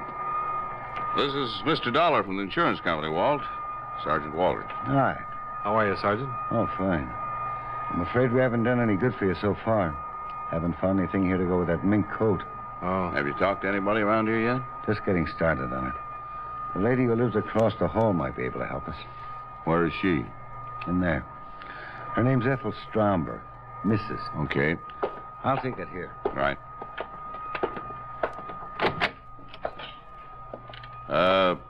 Are you Mrs. Stromberg? Yes, I am. I'm Sergeant Papish. This is Mr. Dollar. How do you do? How do you do? How's poor Eileen? Not very good, Mrs. Stromberg. She's still unconscious. Oh, dear, that's terrible. It's just a terrible thing. Where is she? I'd like to go to see her if it's possible. She's at the police emergency hospital right now, Mrs. Stromberg. I'll have them phone you when she can see people. Well, thank you. What an awful thing. How did that happen? What's that all about? Maybe you can tell us something about her, Mrs. Stromberg. Where she worked, How she lived? What people she knew? Oh, dear. How long have you known her? Well, I moved in here about 5 months ago. I met her the very first day. Mm-hmm. Nice girl? Oh, yes, very nice girl. Quiet, minded her own business. Do you know where we can contact her family? No, I can't help you there, Sergeant. I know they live somewhere in California, but that's about all. She talks about them now and then. How about her friends here in town? What about them? Did she talk about any of her friends to you? What do you mean? Well, she's a pretty girl. Young. Boyfriends, maybe. Yes, she did talk about them now and then. You suppose one of them had something to do? Mrs. Stromberg, Eileen Madden was dumped from a convertible last night after she'd been shot. A witness described the car as possibly blue or black in color, white top, white sidewalls. She said it was a late model Cadillac or Buick. Do you know if any of Miss Madden's friends drove a car that comes near that description at all? Why, yes. Yes, I saw him pick her up one night. I was just coming home. Saw who pick her up, Mrs. Stromberg? A man she called Bill. Bill who? I really don't know his last name. She didn't introduce me to him. But she talks about him. He drove a black Cadillac. Can you tell us what he looks like? Well, he seemed very tall. As tall as Sergeant Papish here? So about your height, very nice looking. He seemed quite big. Husky, sort of. Very nicely dressed, too. What color was his hair? I don't know. He always wore a hat. I think it was dark, though. His eyes? I don't know. About how old would you say? Oh, I'm no good at this, but I say between 30 and 35. Seems to fit what we have from the witness. Yeah. This Bill, would you say he had money? Oh, yes, I would say so. He drove that nice big convertible. He always dressed so nice. And he gave Eileen pretty nice things. Do you know if he ever gave her any jewelry? I don't know. I don't think so. Eileen would usually run across the hall and show me when he sent her something nice. I don't remember her ever showing me any jewelry. I just talked to the hospital. How is she? Just coming around. I think you better go over there and talk to her if you're gonna. Is she bad? They think she's dying, Mrs. Stromberg.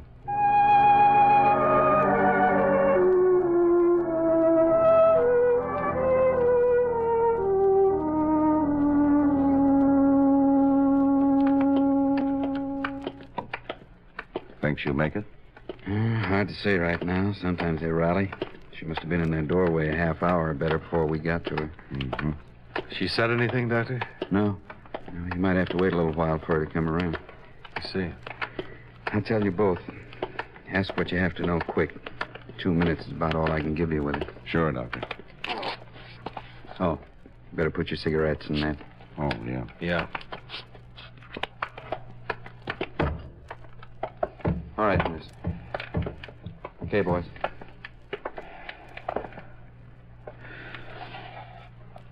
Is she conscious? Yeah, she can hear you. Are you Eileen Madden? Is Eileen Madden your name? Yes. You're seriously hurt, Miss Madden. Can you tell us how it happened? Miss Madden? No. Bill shot you? Yes. What's Bill's name? Where can we find him?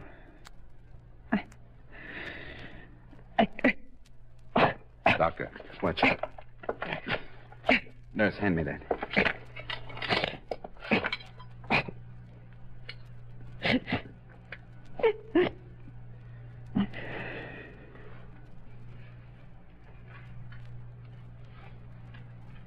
Sorry, fellas. There was nothing I could do.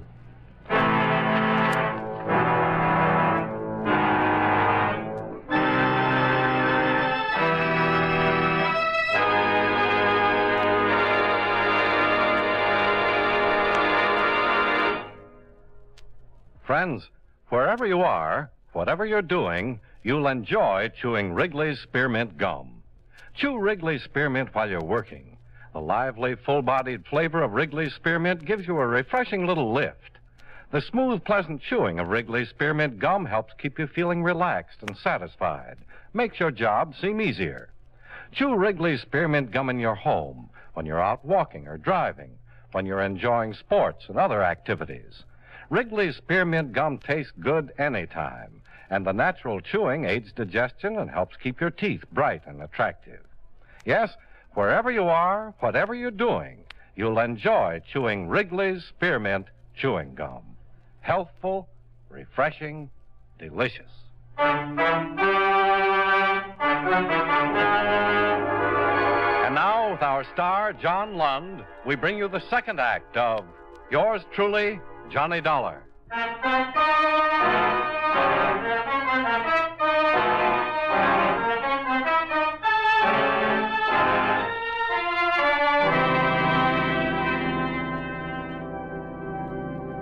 Eileen Madden died at 3:35 in the afternoon without giving us a full name of the man who'd shot her the night before. I stayed with Sergeant Papish and Sergeant Walters as they continued their investigation of her death and the appearance of the mink coat covered in policy number 27M55567, issued to Roland J. Jacoby, Rochester, New York. The apartment where she had lived yielded some information. Here it is. Letters from Robert J. Madden in Riverside, California. Looks like her father. Okay, we'd better notify him. This might be the best lead. What's that? This picture. Found in one of her closets. Let's see. $1. Oh, thanks. Love, Bill. He loved her, all right. Yeah. Anybody identified this yet? That Mrs. Stromberg's supposed to be here right now. What time you got? Oh, 5:30. She said she'd be here at 6. Anything on the bullets? They didn't check with anything in our lab. Ballistics says it was an Army 45. The old 1911 model. Pretty good gun for killing. What gun is it? Oh, I got the wrong room at first. Oh, come in, Mrs. Stromberg. You remember Sergeant Papish and Mr. Dollar? Yes. Do I have to answer more questions? Not many more. Oh, I'm just all worn out. I can't get over this terrible thing happening to Eileen. Did you get in touch with her family? Business office is doing it right now. Oh, dear, what a terrible, terrible thing. Mrs. Stromberg, you ever seen this man before? Oh, yes. That's Bill. The man Eileen's been going with? Yes. The man who drives the black Cadillac convertible? Yes, that's him. But did he do this terrible thing? It looks that way, Mrs. Stromberg. Oh, dear, dear. Sergeant Papish. Yeah. Yeah, right. Goodbye.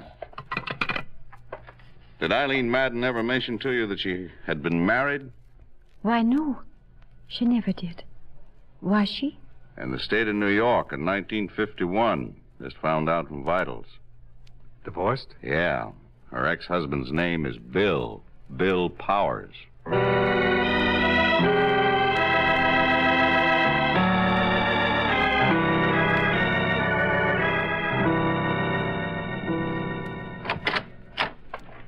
Sergeant Papish, this is Mr. Dollar. How do you do? What's the matter? May we come inside, Mr. Powers? Sure. Well, what's this all about?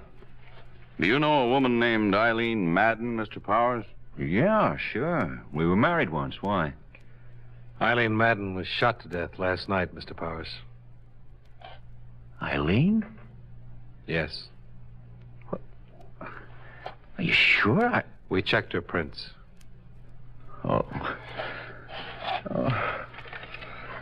Shot? Yes. What? Oh, what happened? How could a thing like that happen? That's what we're trying to find out, Mr. Powers. I can't believe it. Eileen dead. Have you seen her lately? Well, yeah, I saw her last week. Had a drink together. Are you sure it's Eileen? We'd make sure before we came around with news like this. Mr. Dollar represents an insurance company, Mr. Powers. Miss Madden was wearing a stolen coat when we found her. Stolen coat? Yes, a stolen mink coat. Was she ever in trouble anywhere? I don't care what she was wearing. Eileen never steal anything. She was a fine girl, a wonderful girl. I was a fool to ever let our marriage go on the rocks. Can you come with us, Mr. Powers? Where? We need a positive identification. Sure. Sure, Sergeant. I'll be right with you. Want to smoke? Thanks. Well, he isn't the bird in the picture. No. Did you see the car in the driveway? Yeah. 51 Caddy, black convertible.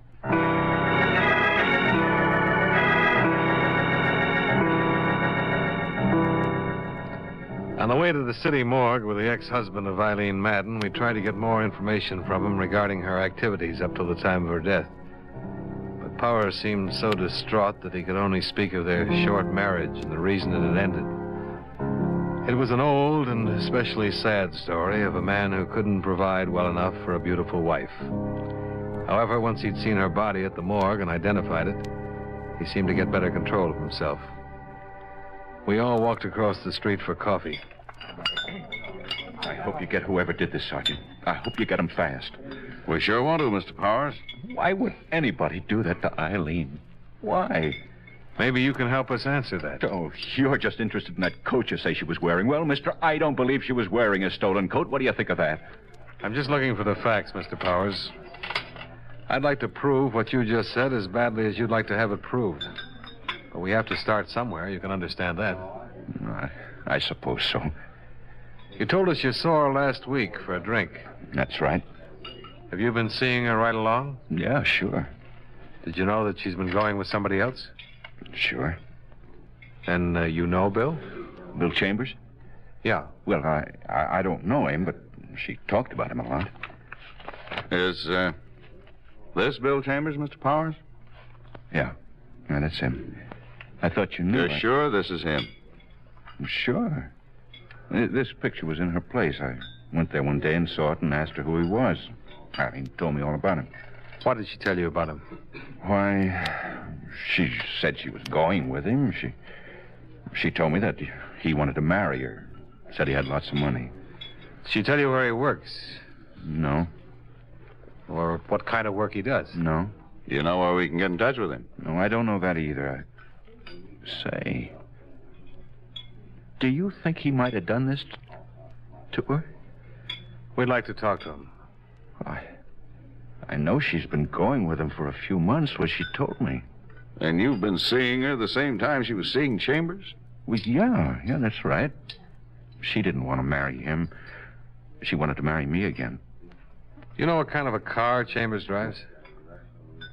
Cadillac. Thought you never met him. Well, she told me about his car. It's another thing. I went out and bought one myself. I thought it might do me some good with her. Mm-hmm. Were you at home last night? Yeah. Can you prove it? Yeah. I was home. She was out getting killed.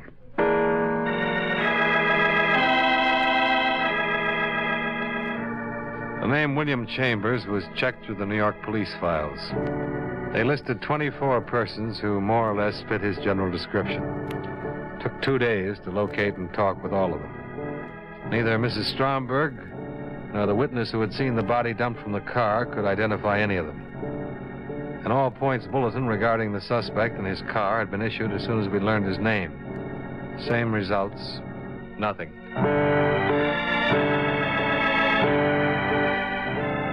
On the third day, the pawn shop detail turned up 2 more items that had been taken in the Jacoby robbery. There they are. Huh. Watch and ring. Jacoby stuff? Case numbers on the watch checkout. The ring's engraved. Where'd they wind up? Shop on 3rd Street.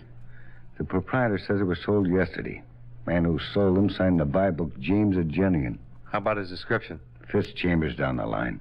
Well, at least he was still in town yesterday. Yeah, but his stuff's been on the hot sheet for a long time. If he's had any experience at all, he knew he was taking a chance trying to unload it.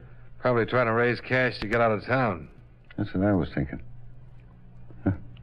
Gave an address on Polk Street, a vacant lot. If he keeps on trying to unload it, I'll have all the loot back. If he keeps on trying, we'll keep on trying. Well, they found his car. Where? Used car lot in the Bronx. He sold it at 10 o'clock this morning.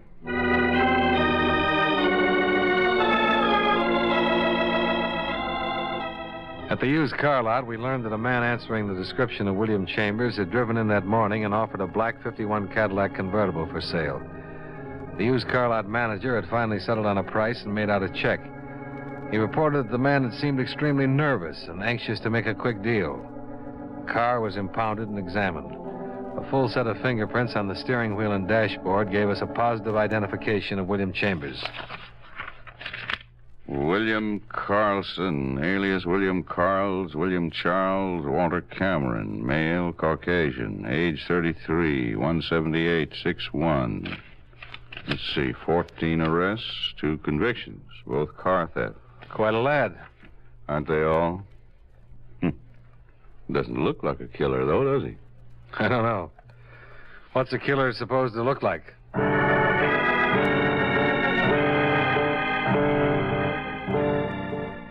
The search to locate William Carlson, alias William Chambers, extended to all parts of the city. The associates and relatives listed in his criminal file were contacted and questioned. All of them denied having any knowledge of his whereabouts. In the meantime, 2 more pieces of stolen property connected with the Jacoby theft were recovered by the pawn shop detail. Each of the pawn shop proprietors identified the mugshot of the wanted man. He'd used different names in each instance. The handwriting was the same. Each address had to be checked out. I went with Sergeant Papish to the one he had given on 78th Street. It was not a vacant lot. Hello? Hello. We're looking for William Courtney. You found him? Huh? Cops? Yeah. Come on in. Hold still. I'm clean. Checked me through the buy book yesterday? Yeah.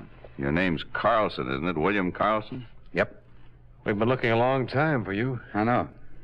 Yesterday, I decided I'd let you find me. I gave my right address. You want to get your hat? Sure. Look, I didn't mean to kill Eileen. I didn't mean to at all. I want you to know that. Let's talk about it downtown. No, we won't. I'm not talking to anybody downtown. I'm talking to you two right now, and that's it. So you better listen. Okay. I've been doing pretty good with these house jobs. Real good. Enough to buy myself a nice car, get some clothes, get around a little bit. I work all alone.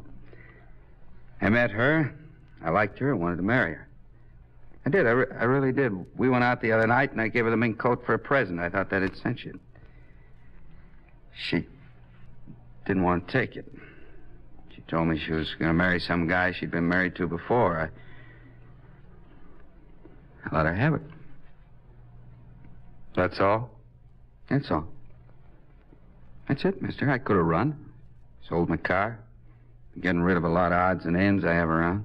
I decided not to, after all. I don't want to run. Okay, let's get with it. Remember, I let you get me. I wrote my address right down where I knew you'd check it out. Okay. And there's no more talking. You two got it all straight.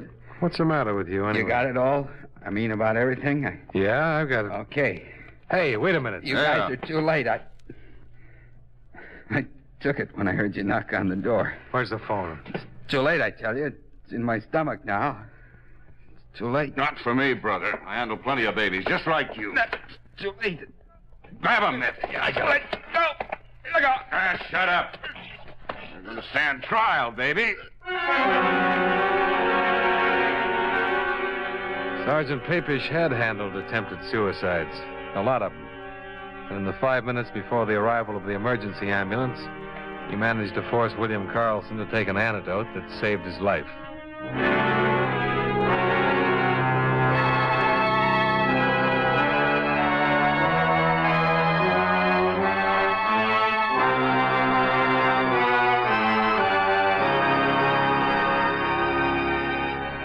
The remainder of the Jacoby theft items were found in and around the apartment of the suspect, along with other stolen property listed with the New York police. All of the articles on the enclosed list have been impounded and will be available following the trial of William Carlson. Expense account item 3, hotel and board while in New York, $88.65. Item 4, same as item 2, transportation back to Hartford. Expense account total, $155.42. Remarks? Please file a copy of the above report for the information of William Powers in regard to his ex-wife, Eileen Madden. I think this is what he wanted. Well, that's it. Yours truly, Johnny Dollar.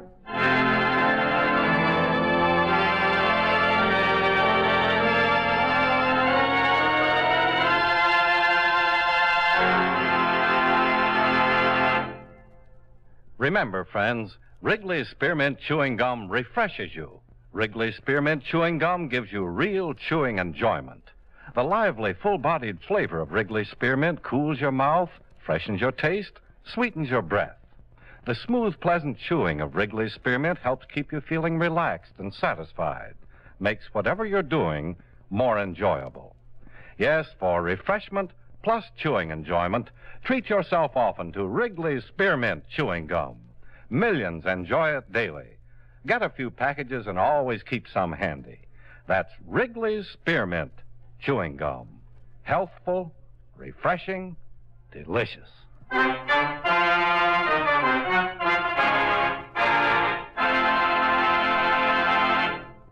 Yours truly, Johnny Dollar, brought to you by Wrigley Spearmint Chewing Gum, stars John Lund in the title role and was written by E. Jack Newman with music by Eddie Dunstetter.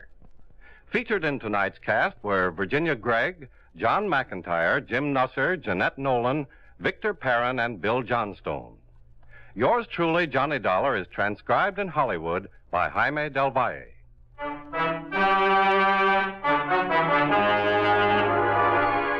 The makers of Wrigley's Spearmint Chewing Gum hope you enjoyed tonight's story of Johnny Dollar and that you're enjoying delicious Wrigley's Spearmint Gum every day.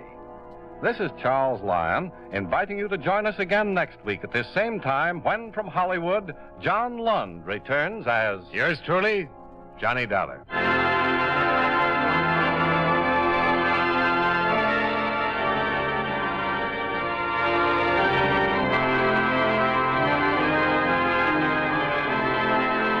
This is the CBS Radio Network. Why let your floors get scuffed up? Beacon Wax stops floor scuffing. The WBBM Air Theater, Wrigley Building, Chicago. Wrigley's Spearmint Chewing Gum, the refreshing, delicious treat that gives you chewing enjoyment, presents for your listening enjoyment John Lund as... Johnny Dollar. Hi, Johnny. Frank Preston, Baltimore Liability. Oh, hi, Frank. How's it going? Okay, I guess, Johnny. Say, you tied up? No, not at the moment. What is it? A bad check artist out on the West Coast has been giving us a lot of headaches lately. Uh-huh. Hotel in Monterey, another one in Santa Cruz, and this morning I had a wire from one of our clients who runs a place in Santa Barbara. $4,500 worth of claims already, and all in 5 days. Sounds like a very busy man. That's something else. It isn't a man, it's a woman. A woman? And you've got to stop her, Johnny.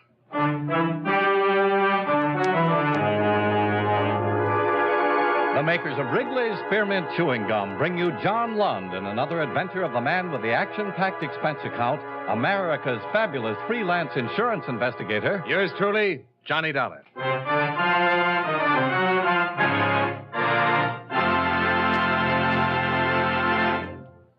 Wrigley's Spearmint Chewing Gum refreshes you. Wrigley's Spearmint Chewing Gum gives you real chewing enjoyment. Yes, for chewing enjoyment plus refreshment, it's Wrigley's Spearmint Chewing Gum. The lively, delicious flavor of Wrigley's Spearmint cools your mouth, helps keep your throat moist, and gives you a nice little lift. The good, smooth chewing of Wrigley's Spearmint helps keep you feeling fresh and alert, adds enjoyment to whatever you're doing. So for chewing enjoyment plus refreshment, treat yourself often to Wrigley's Spearmint Chewing Gum. Healthful, refreshing, delicious.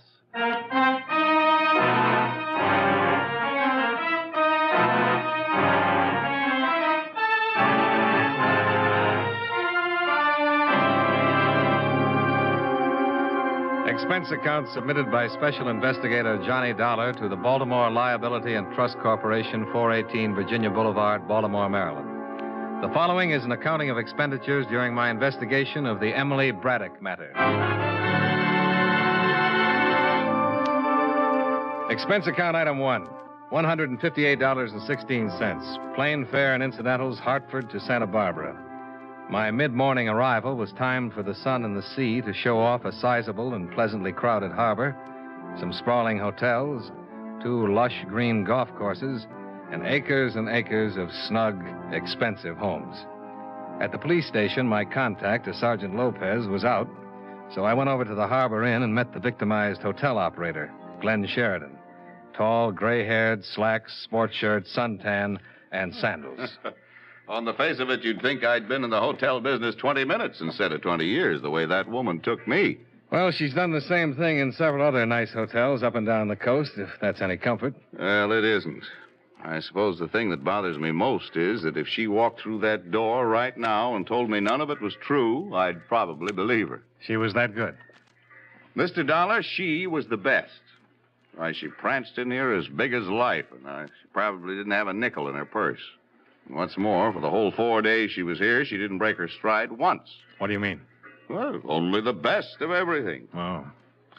She gave you a check for $813, is that right? Painfully right. Mm-hmm. And I took it, no questions. Every night in the dining room, she'd order champagne, special dishes. I've seen my share of grifters and bad check artists, but she tops them all. Perfume, clothes, luggage, conversation, and a very pretty woman, Dollar. Beautiful, in fact.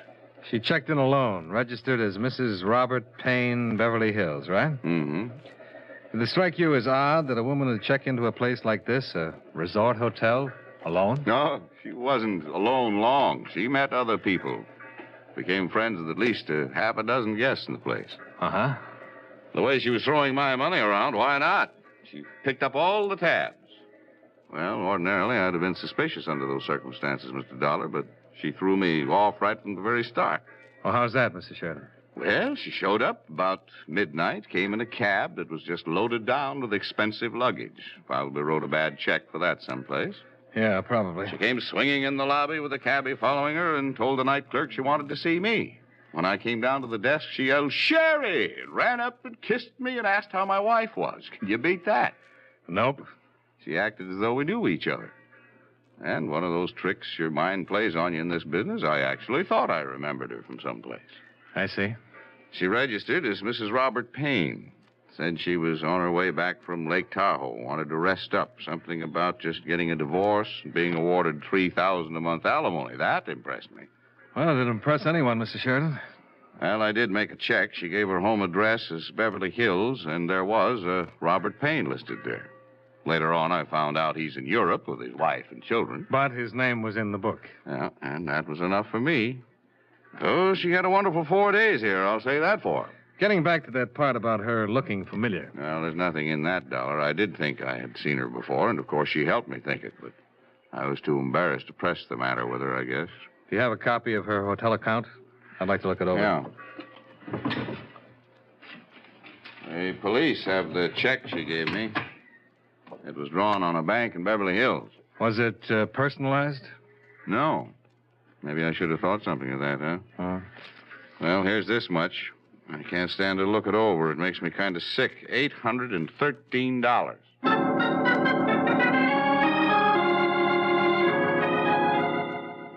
I spent another hour with Mr. Sheridan as he distastefully covered the items on the bill she'd paid with a bad check. Later that afternoon, I met with Sergeant Lopez, who reported a woman answering the same description had passed bad checks in Burlingame, Santa Maria, and Ojai.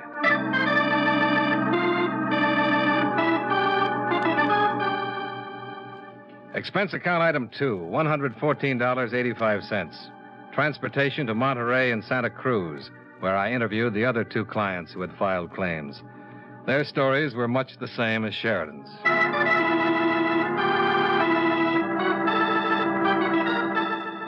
Expense account item 3, $4.15. Long-distance phone call. That you, Johnny? Yeah, Frank. All the claims are pretty solid. The police have no line on Don't this... come home. Oh? Hop down to Malibu Beach. She's done it again. At a place called the Seaside Inn. The guy who runs it found out it was bad 15 minutes after she left. That was this morning. I don't expect any miracles, but if you get down there right away, maybe you can get on her trail. Well, I'll try.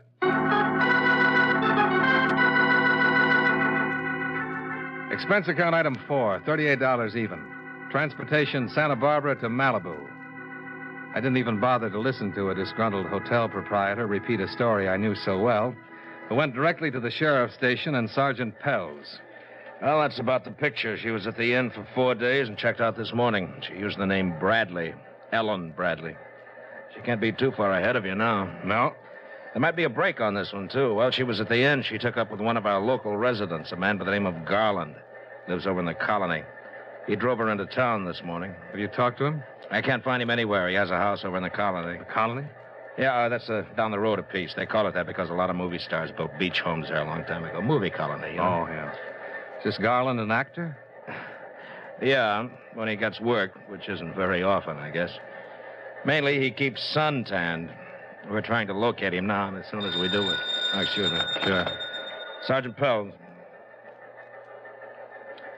Yeah, right away. Garland's home now.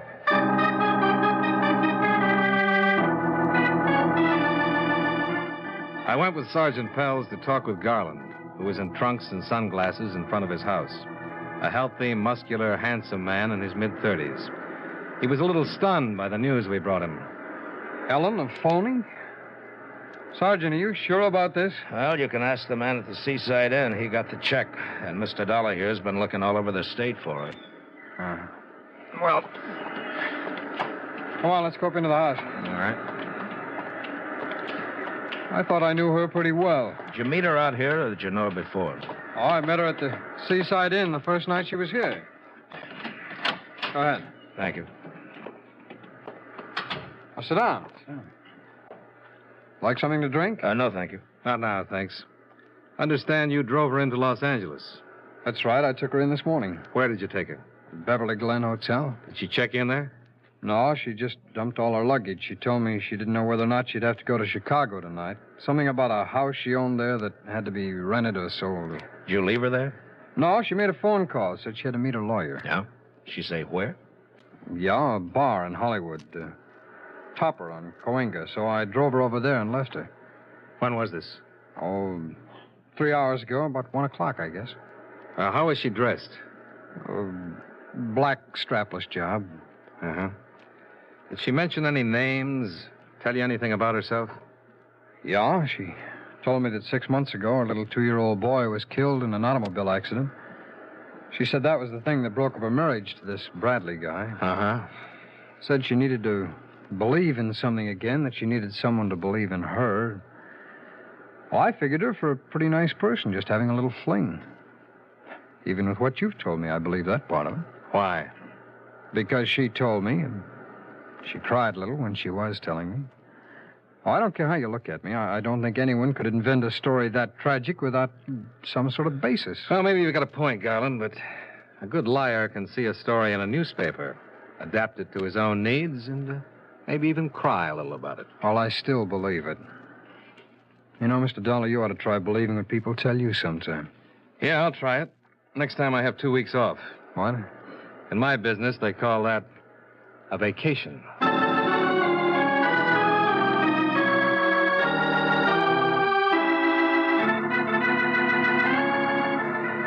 Well, what'll it be, gents? Police. I'd like to talk to the man who was on duty here at 1 o'clock this afternoon. Oh, that's me, Sergeant. My name's Lenny Pollard. Anything wrong? No, just routine. Well, can I get you something? No, thank you. We're trying to locate a woman who's been using the name Ellen Bradley. We were told she was in here around 1 o'clock today. I don't recognize that name. About 5'5", dark brown hair, brown eyes.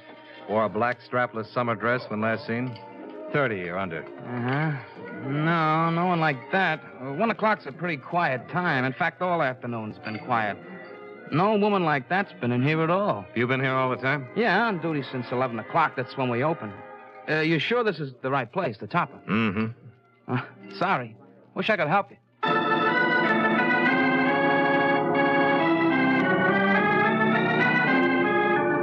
When we got to the Beverly Glen Hotel, a worried clerk was still wondering what to do with the 14 pieces of luggage Ellen Bradley had left there earlier. No, she hadn't phoned in and given him any instructions. No, she was not registered at the hotel. Sergeant Pell's made arrangements for a man to cover the lobby in case she showed up to claim her things.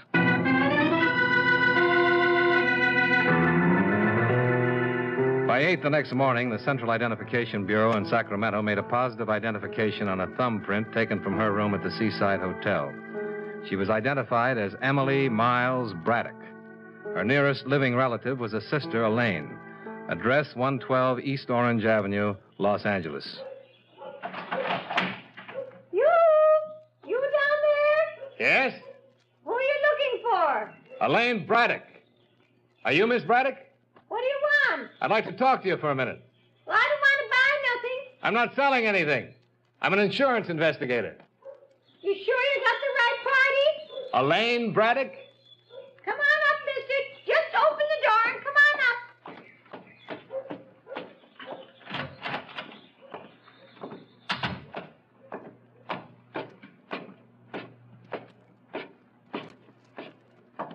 Come on in. Wanted to see me, here I am. What do you want to see me about? The gray-haired woman who had cackled at me from the second story was sitting in a wheelchair by the window. My name's Johnny Dollar. I'm here about your sister. Oh, Emily, huh? Yes, we're trying to find her. Has she been around here? We know she's in the Los Angeles area. Emily was here a little bit yesterday afternoon. Where she's gone now, I don't know. Have no idea. How long was she here? Oh, she stayed maybe 2 or 3 hours.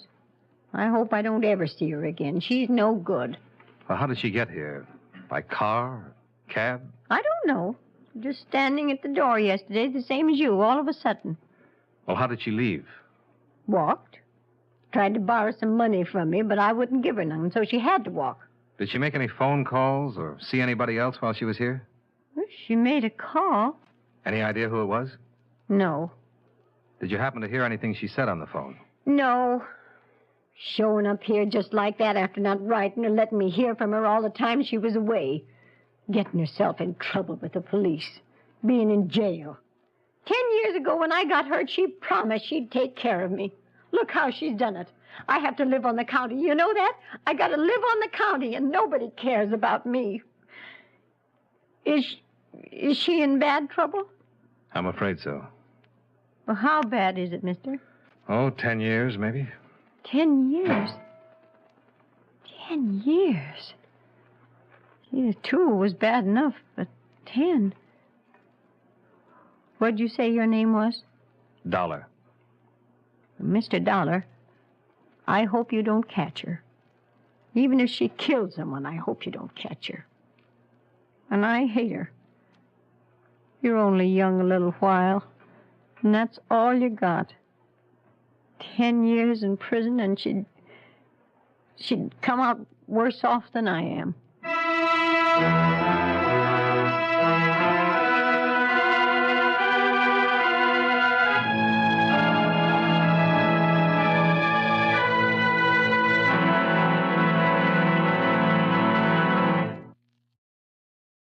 Friends, wherever you are, whatever you're doing, you'll enjoy chewing Wrigley's Spearmint Gum. Chew Wrigley's Spearmint while you're working. The lively, full-bodied flavor of Wrigley's Spearmint gives you a refreshing little lift. The smooth, pleasant chewing of Wrigley's Spearmint Gum helps keep you feeling relaxed and satisfied, makes your job seem easier. Chew Wrigley's Spearmint Gum in your home, when you're out walking or driving, when you're enjoying sports and other activities. Wrigley's Spearmint Gum tastes good anytime, and the natural chewing aids digestion and helps keep your teeth bright and attractive. Yes, wherever you are, whatever you're doing, you'll enjoy chewing Wrigley's Spearmint Chewing Gum. Healthful, refreshing, delicious. And now, with our star, John Lund, we bring you the second act of Yours truly, Johnny Dollar.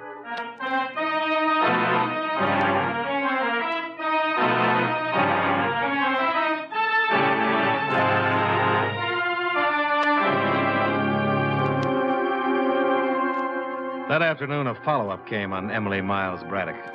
The completed folder included a mug shot that showed a woman of 30 years with dark brown hair, wide-set eyes, a well-formed nose and mouth. I took it with me when I went back to see Tom Garland. Oh, hi. Hi. Mind if I come in? What now? Your friend. What about her? I've been thinking about what you told me about her yesterday. That's nice. Here. Take a look at this. That's her, isn't it? Yeah, that's her. Can we talk now? Okay, come on in.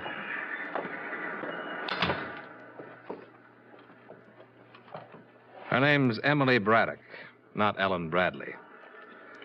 Up until 2 months ago, she was in the state correction home for women, serving a 2-year term for grand theft. Here, take your picture back. I'm not pushing my weight showing it to you, Garland. But you're a little stubborn about what you want to believe about her. If she lost a baby, as she told you, she was in prison when it happened. I thought I'd better prove this lie. All right, so you proved it. You mind if I sit down? No, help yourself. Thanks. Well, do you have anything else to tell me? Well, I suppose I do, since you don't seem to want to tell me anything. I've been on this case almost a week now. In that time, I've talked to 8 different men who have met Emily Bradock, and 1 woman who knew her by her real name and for what she really is. Garland, every one of those people came out on the short end of things with her. Just a minute, I've looked at this mug shot. I've heard these men describe her, and I think I can understand why. It's not hard to imagine this face set off with a nice hairdo, some earrings, makeup, and the works. This sister of hers I met this morning lives in a very crummy neighborhood, a family home. She's all Emily has left, or vice versa. Emily walked out on her. Well, if it's as bad as you say it is, why shouldn't she? For one reason, her sister's a hopeless cripple. But even she would protect Emily. You're my only hope. What? This woman can get away from us right now. She's smart and clever. She can go right on doing the same thing she's been doing all along. Oh, she'll get caught eventually, But because I know her and she passed a few bad checks doesn't mean that I'm responsible in any way. You know that. You're right, it doesn't. But you're involved just the same. You're different from a hotel man who's been tilted. You're a boyfriend. True, just a 4-day boyfriend. But a woman like that can do a lot of damage in 4 days' time. Why are you here, Dollar? What do you want? I'm here to disillusion you, Garland. Because I don't think you're disillusioned enough right now. Now, wait a minute. You're a perfect stranger to me. I don't know you from a Grand Rapids chair. But I'm doing you a favor telling you that Emily Bradock is a crook and a thief and a forger, and that everything she ever told you was a lie. Now and then a woman walks into a man's life that he'd sell his soul for. But don't ever do any business along those lines with this baby, because all she'll do is give you a bad check for it. She's trouble in a great big way, Garland, and you know it as well as I do. Well, what do you want me to do? Apologize for meeting her? I'll be satisfied if you tell me why you lied. Garland, Emily Bradock never went to that bar you were talking about earlier. You didn't drop her off there. No one there had even seen her. And she's the kind who could walk into the World Series with 50,000 other people around and still be noticed. Where is she now? I don't know. I won't buy that. Not from you. Now, let's try once more. Where is she? What did you do with her after you dropped the luggage off at the Beverly Glen Hotel? Where did you take her? She phoned you from her sister's house yesterday afternoon, didn't she? Right after I'd been here with Sergeant Pells. Garland, you should see that sister. Ellen's in Santa Monica. Where? At a little hotel called El Tonquis. She's registered there as Evelyn Brady. Where's your phone? It's over there.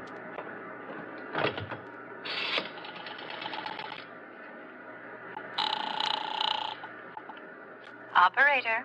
Sheriff's office, please. Thank you. Dollar? Yeah? Dollar, could it be fixed so that she wouldn't know that I told you? Could be. All of this beats me. I don't understand it. What? Oh, what you've told me is true, I know, but an hour ago she called me up and said, Tom, I love you. That sounded true, too, huh? I told her I loved her, and now I'm turning her in. What kind of a crazy world do we live in?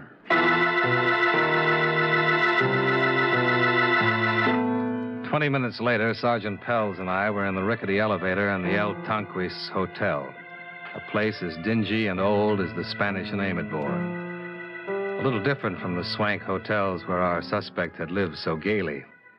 Pells was thinking of it, too. Yeah, some joint this is. Yeah. What was it, 518? Yeah, it's down this way, I think. This one kind of harpoons you a little, huh? Yeah, I suppose so. There are a lot worse things than passing bad checks and telling lies.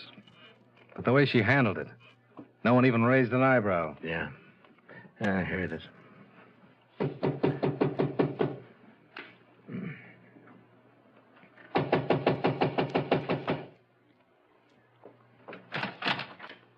Yes? Emily Bradock? Beg your pardon. I said, is your name Emily Bradock? You must have the wrong room. My name's Evelyn Brady. Sorry, miss. You're the one we want. I'll have to change into a dress. I'll check the room. Excuse me. What's this all about? I think you already know. I have no idea. What is it all about? Bad checks. There must be some mistake. All right, miss. Go ahead and change. We'll wait out here. Thank you. I'm sorry. We'll have to keep this open a little bit. Oh? You can dress behind it if you want. If that doesn't suit you, well, we'll take you down like you are. Thanks again.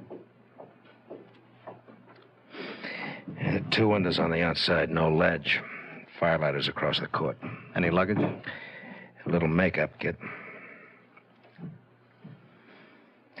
Bella? Yeah? Now that you've seen her, what do you think? Well, I'm only human. Too bad she's a crook.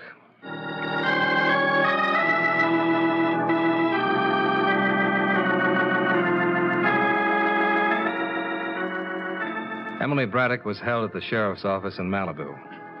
The officers who questioned her reported that she steadfastly refused to admit any part of some 16 counts that had been filed against her. I wasn't surprised to learn this, but I was surprised when she sent word that she'd like to see me before I left town. Hi. Here you're about ready to beat it. Uh-huh. You're the one who talked to him, aren't you? Talk to who? Tommy Garland. He told you where I was, didn't he? Sure he did. I thought you wanted to tell me something. You thought wrong. The same as all these others around here. I'm not going to tell you or anybody else anything. Police are like hotel men. You figure out their little system and then you beat it. If you say so. I don't have a lot of time. We could be pretty good friends, you and I, if this hadn't come up. I mean, a drink or something together. We'd have looked nice. Now, look, Emily. You're the one who got him to tell where I was. And he asked you to fix it so I wouldn't know. Oh, yeah, Tommy would do that, I know. What I don't know is what you said to him. How did you get him to tell? Is that all you're interested in? It's not asking anything. Well, I told him just what you are. A thief. A crook. That sold him? Well, he told me where to find you. I guess it did. I must be slipping. You slipped a long time ago. When you walked out on that sister of yours. When you thought you could talk and look your way into anything you wanted. I didn't know I thought that, but if you say so. Whatever I've got, it's worked. Has it? 2 years the last time. Whatever you get this time will be longer, no matter what you say or don't say. I'm not in a courtroom yet. That's where it happens, not in a lousy jail. We'll see about that. You're just as bad and just as dumb as the worst of them. Any day you believe that. Like it says in the manual. When a woman suspect is to be interrogated, remember that the strongest appeal to her is in her family connections and moral outlook. Question her regarding these. Stinking cops. Just stinking cops. You never give up, do you? Hardly ever. Stinking cop.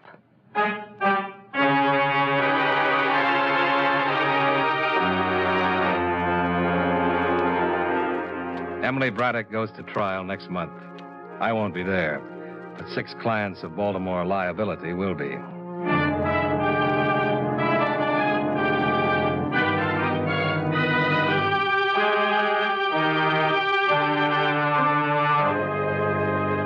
Expense account item 5. Miscellaneous, $265. Item 6, same as item 1, transportation back to Hartford.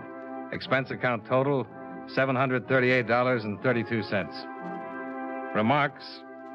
The next time I go after a check artist, I hope it isn't a good-looking woman who feels that there's no one in the world she can't dominate. This last one scared me, even if she was behind bars. Yours truly, Johnny Dollar.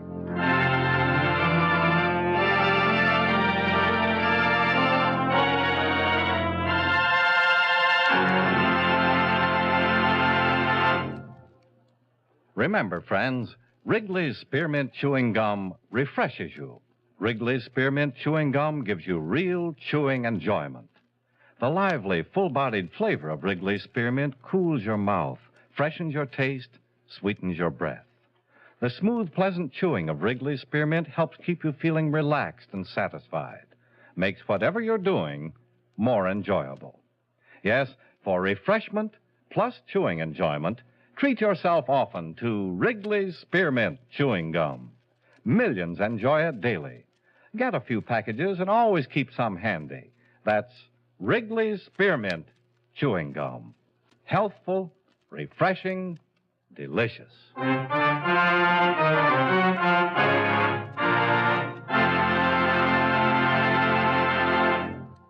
Yours truly, Johnny Dollar, brought to you by Wrigley Spearmint Chewing Gum, stars John Lund in the title role and was written by E. Jack Newman with music by Milton Charles. Featured in tonight's cast were James McCallion, John McIntyre, Bill Conrad, Stacey Harris, Jeanette Nolan, and Joan Banks. Yours truly, Johnny Dollar, is produced and directed in Hollywood by Jaime Del Valle.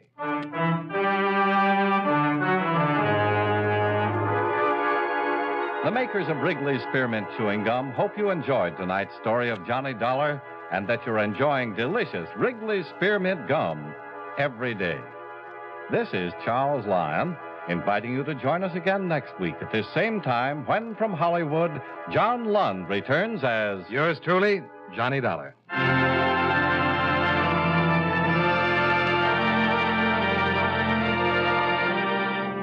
This is the CBS Radio Network. John Lund as Johnny Dollar. It is Johnny Pantella at Missing Person. You telephoned this office about you Brisbane, did you? That's right. Insurance, is that your business? I'm an investigator. Oh, I see. I was sent here by the company that wrote the bonding policy on Brisbane's firm. We heard he'd been reported missing. Well, that's about it. Mrs. Brisbane filed a complaint with us last night. But how'd you hear about it so fast? One of Brisbane's clients happened to be one of our insurance brokers. He reported it to us. Oh. Any leads? Nothing so far. I'm going out to talk with Mrs. Brisbane in a little while. If you'd like to come along, you're welcome. Fine. We'll return to our program in a moment. But first, I'd like to say a few words about jamming. And I don't mean Mother's Preserve. During wartime, it has frequently been the practice of an enemy country to jam our radio communication. That is, to cut into our broadcasting with broadcasting of their own so that our radio messages cannot be received with any degree of clarity. There was a time when our civilian radio broadcasts were jammed too, unintentional though it was. As you can imagine, it was quite a mess, and still could be. Can you imagine what would happen today if there was no coordination among our many radio and TV stations? Or if the telephone companies didn't cooperate? When radio broadcasting first began in our country, each station chose its own call letters, power, and spot on the dial. It wasn't long before 2 or 3 stations would try to come in on the same spot, and the poor listener couldn't understand a thing he heard. So, to get things organized, the Federal Communications Commission was born. Licenses were issued to each station and to qualified operating engineers. The same thing now applies to TV stations. Today, a radio or TV station may request certain call letters, and if no one else has them, the call letters are issued. But power and the spot on the dial are restricted by laws of nature, and the FCC engineers don't have much choice in what they tell the station operator he can or cannot do. With the telephone and telegraph, however, the situation is different. The FCC makes sure the rates are fair both to the company and to the consumer, and that all of the independent companies work together so that someone in Japan or Germany, for example, can call someone else in New York with practically no delay or trouble. So the next time you pick up a stateside broadcast loud and clear, or hear everything your family says to you over the telephone, just remember that you have the Federal Communications Commission to thank.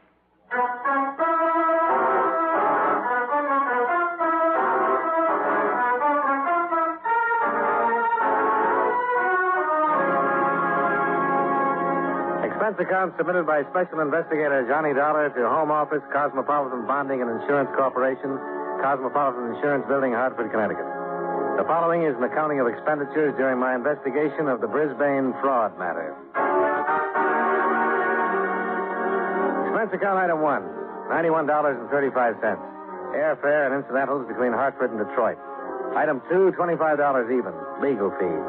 Before I met Sergeant Pantella, I engaged attorney Robert E. Pearson to arrange for a court order impounding all of the records and books in the offices of Hugh Brisbane's small brokerage house. However, I moved an hour too late on that procedure. When I met Sergeant Pantella at the police station, he told me, We'll have to look at them first, Dollar. DA's office got out a court order first thing this morning. Well, I wasn't trying to jump you, Sergeant. I didn't know how far you'd gotten.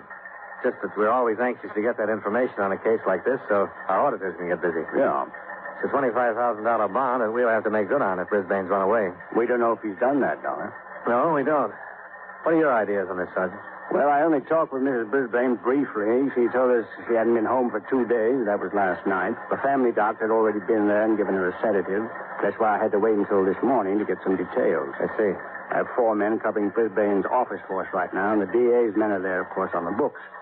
I will be glad to give you a copy of their findings, maybe save your people some money. Almost 11. Now, what do you say? Anytime.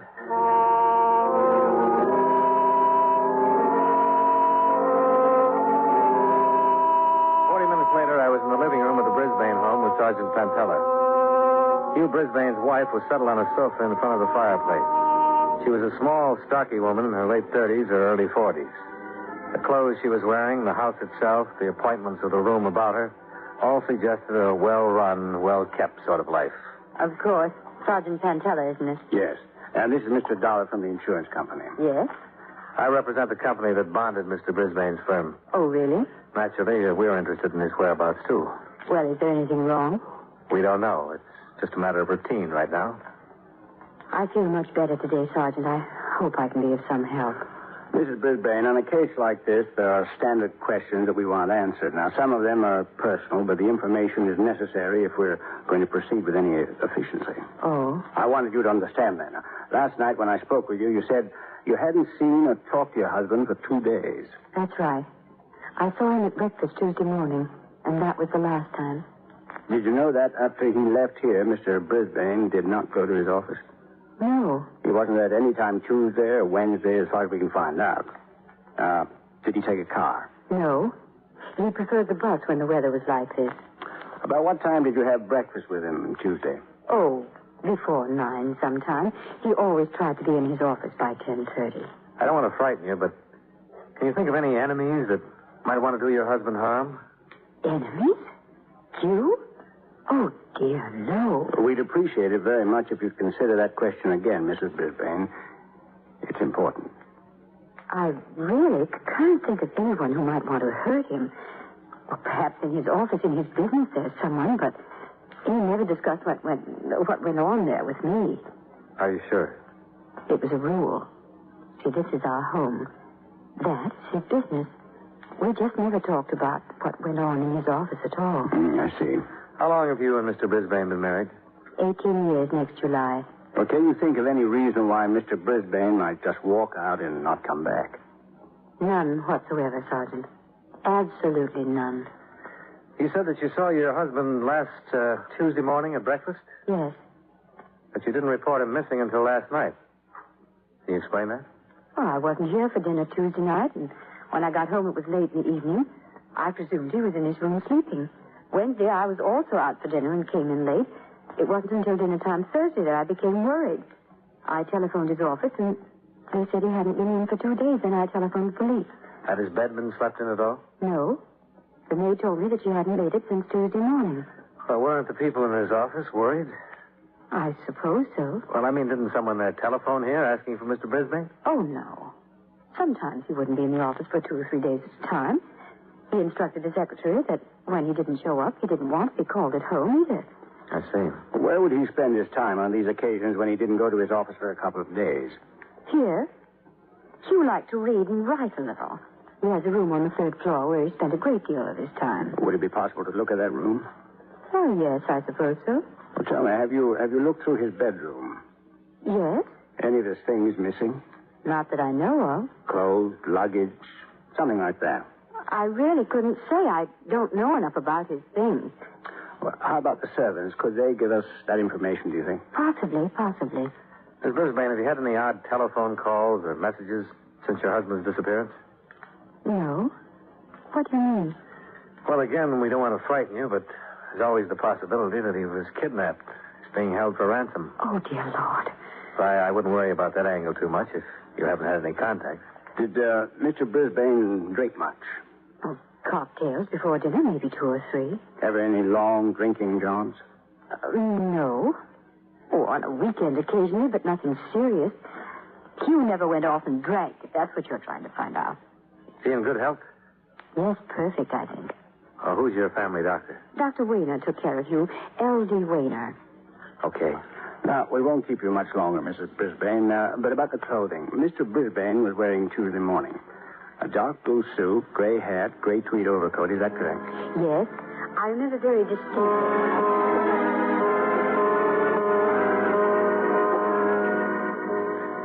We talked to Mrs. Brisbane for another half hour, gathering information concerning the missing man.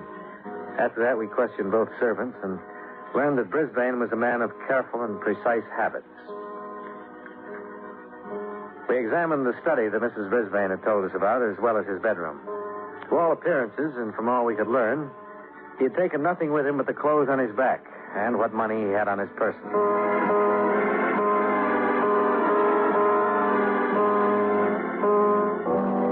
By mid-afternoon, every member of Hugh Brisbane's office force had been interviewed and questioned. None of them were able to furnish a motive behind his sudden and complete absence. He was described by everyone as a model husband and a model business executive. The detail from the district attorney's office reported that his business was in sound financial condition. I went with Sergeant Pantella when he interviewed Dr. Wayner, Brisbane's personal physician. Well, according to my records, I examined him last on December 13th. He was in good health. For a man of his age and responsibility, I would say he was in excellent health. Oh, could you explain the qualification, Doctor? Well, I was thinking only by comparison. Hugh Brisbane is 45 years old. He's held a position of tremendous responsibility for many years. For a lesser man or a frailer man, the incidence of an organic disturbance increases with the years. In Brisbane's case, it didn't seem to hold. He knew how to relax, or he knew how to escape for periods of time and get a complete rest. He told me that he read a great deal and tried his hand at writing. Did you do a complete physical on him, Doctor? Yes. Why? Was there any indication or any reason whatsoever for you to suspect that he might suffer from some sort of mental trouble? No, there was not. I'd say that when I examined him, he was in excellent mental shape, too. Oh, I know you're seeking out the possibility of an amnesia condition or something similar. No, it wouldn't come in a flash just like that. There would have been some symptoms. What kind of symptoms? Well, symptoms that Mrs. Brisbane or the people in his office would have noticed and probably told you about when you questioned them. An inability to remember names, addresses, telephone numbers are the most easily recognized. Someone would have picked up those things in his conversation or his actions. For instance, he might have not been able to count his change when he paid a check at a restaurant. See what I mean? I see, yes. I think you can discount the probability of amnesia on those grounds. How long have you known him, Doctor? Well, 6 years, I think. He used to go to a friend of mine who passed away, and then he came to me. Did you ever meet him outside this office? Socially, yes. Where? Well, we both belonged to the same country club. I played golf with him several times. I've seen him at dances, other affairs. Did he and Mrs. Brisbane strike you as a happy couple? Oh, I suppose so, Mr. Dollar. I never really thought about it much. I'll tell you this. Hugh Brisbane has quite a head on his shoulders. That was always my impression of him. Did you ever have occasion to talk with him about anything but business or social activity? Yes, I did, once. It startled me at first. I was aware that he was a man of education and some culture, but I was quite taken aback by his ability to quote the classicists. Oh? It seemed incongruous somehow. I remember we were sitting in the club. It had been a 2:00 lunch. Practically everybody had left except the waiters, and I heard him quote a Greek. Callicles. Oh, what did he quote? Do you remember it? Why? Just curious. I don't remember it, but I was so impressed with the passage, I took the trouble to look it up myself and to write it down. I have it here somewhere. Ah, yeah. There it is, Mr. Dollar. Thanks. Surprising, I don't know. What does it say? But if there were a man who had sufficient force, he would shake off and break through and escape from all this. He would trample underfoot all our formulas and spells and charms and all our laws which are against nature. The slave would rise in rebellion and be lord over us, and the light of natural justice would shine forth. When did he quote this to you, Dr. Waiter? Monday, the day before he disappeared.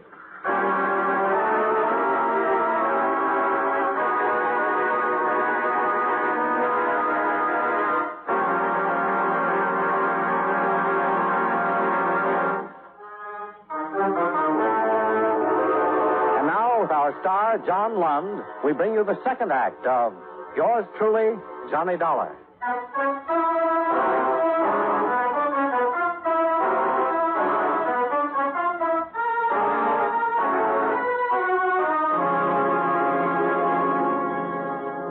The disappearance of Hugh Brisbane had been complete and final up until the time the district attorney's men discovered that $5,000 had been withdrawn from his savings account on the morning he'd vanished. The fact that he was known to have a large amount of money with him opened up new possibilities in the case. What was his name? Cook. This is the third cage. Oh, yeah. Over there. Yeah. Mr. Cook? Yes? I'm Sergeant Pantera. This is Mr. Dollar. Oh, yes. You phoned me. It's about Mr. Brisbane? You took care of him when he was in here last Tuesday. Is that right? Yes, I handled the withdrawal. We'd like to see the slip on that, please. Yes, I looked it up. I have it ready for you. Thanks. You said on the phone you'd want a copy? Yes, for the handwriting man. Well, you may have that one. There was an automatic duplicate when he made out the withdrawal slip. We have that for our file. I see. Have you known Mr. Brisbane very long? Well, I've seen him the many times he's been in the bank since I've worked here. How long is that? 5 years. Are you sure you know him? Oh, yes, of course. Is this him? Yes. This is the same man who signed this withdrawal slip last Tuesday morning. That's right. Mm-hmm. Okay, now tell us, what happened? He just came up to the cage and gave me the withdrawal slip. That's all. I see. Weren't you a little surprised when he made out a withdrawal slip for $5,000? No, not particularly. Oh, that's a lot of money. Oh, well, maybe I was a little surprised, but Mr. Brisbane has withdrawn large sums from his personal savings account several times. Yes, I remember once he took out $3,500, and another time he withdrew $2,000. I assumed this was for some sort of speculation where he needed cash on hand. When he came up to the cage, what exactly did he say to you? Oh, just good morning, and will you please take care of this? Was that all? Yes, that's all. Well, didn't he stipulate how he wanted the money? Tens, 20s, hundreds? Oh, yes. He did say that. He took it mostly in hundreds and 50s. I think I gave him $200 worth of 10s and 20s, too, but I'm not sure. Any of those bills happen to be recorded? No, I'm sorry. $5,000 is quite a bundle of money to be carrying around broken down that way, Mr. Cook. Oh, he was ready for it. He had a small bag with him. He put it all in that. What kind of a bag? Oh, just a bag, like a doctor's bag. It was black or very dark brown, I think. Mm-hmm. Anything else you can remember about it? No, I'm afraid not. Initials, maker's name? No, sorry. Okay. Dollar? Yeah, just 1 minute. When Brisbane left the bank with a bag of money, did you happen to see which way he went? Oh, no. Okay. Oh, wait. I don't know if this is important, but come to think of it, I did notice something peculiar about him that day. Oh? What? Well, usually when we did business, he'd be very brisk about it. I mean, he'd hurry away from the cage, but last Tuesday he didn't seem to be in any hurry at all. I had the distinct feeling that Mr. Brisbane didn't particularly care in what direction he went somehow.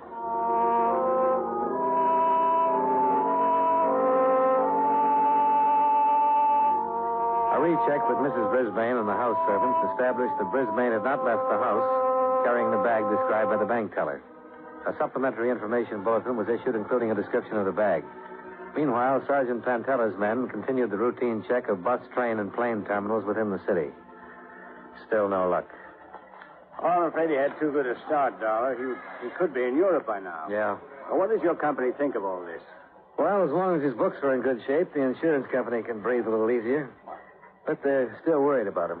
I phoned Mrs. Brisbane and told her she could bring charges against him for desertion if she wanted to. That way we'd get a little more action from the other cities.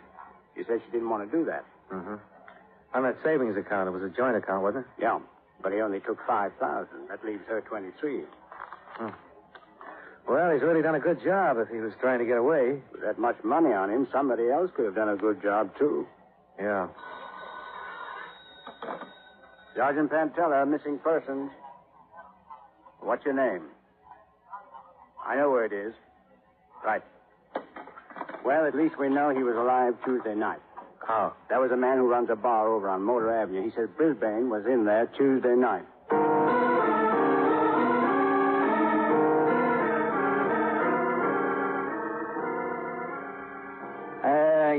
Yeah, that's him. That's the picture of the guy who was in here Tuesday night. Are you sure? Sure, I'm positive. Was he with anybody? All alone, sat right down there on that stool. How long was he here? Oh, he was here when I come on. He was still here when the place closed. Did you happen to see where he went from here? Huh? What kind of shape was he in? Was he drunk? No, real sober and quiet. He drank all night, but it didn't seem to affect him at all. Well, did you talk to him at all? No, I just took his orders for drinks. He didn't seem to want to talk to nobody. I see. What time did you come on? 8 o'clock. What time do you close? 2. Did you happen to notice if anybody who was in here talked to him? Oh, I think a couple of people tried, drunks, but he didn't have much to say to him, so they just left him alone. Uh-huh. Anything else happen? No. Oh, wait, yeah, he was making a phone call all the time he was here, a long-distance phone call from that booth right there. He sat at the end of the bar so he could hear the operator call him back. You don't happen to know where he was calling? No. How do you know it was a long-distance call? Oh, because once he handed me a 20 and asked me to change it. I gave him $5 worth of quarters. All the quarters I had, as a matter of fact. Uh-huh. Well, what time was this? Well, I couldn't say exactly. It seemed to be about 10 o'clock when he started. You mean when he first placed the call? That's right. But he was still at it after midnight. I guess the operator was ringing him every 20 minutes the way they do, Do you know if he completed the call? Oh, yeah. I heard him slugging quarters into the box once. Okay. Did he have anything with him while he was here? What do you mean? Was he carrying a bag or anything? No, nothing but his overcoat.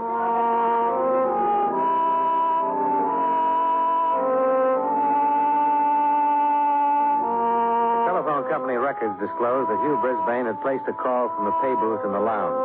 A person-to-person call to a Kenneth Temple in San Francisco. We tried to place a call to the same number, but there was no answer. I'm sorry, sir. Your party does not answer. I'll call you back in 20 minutes. All right, miss. Kenneth Temple. Temple? Something familiar? Something, yeah. I don't know what it is, though. Well, we should be hearing from the police there pretty soon. I asked them to look him up.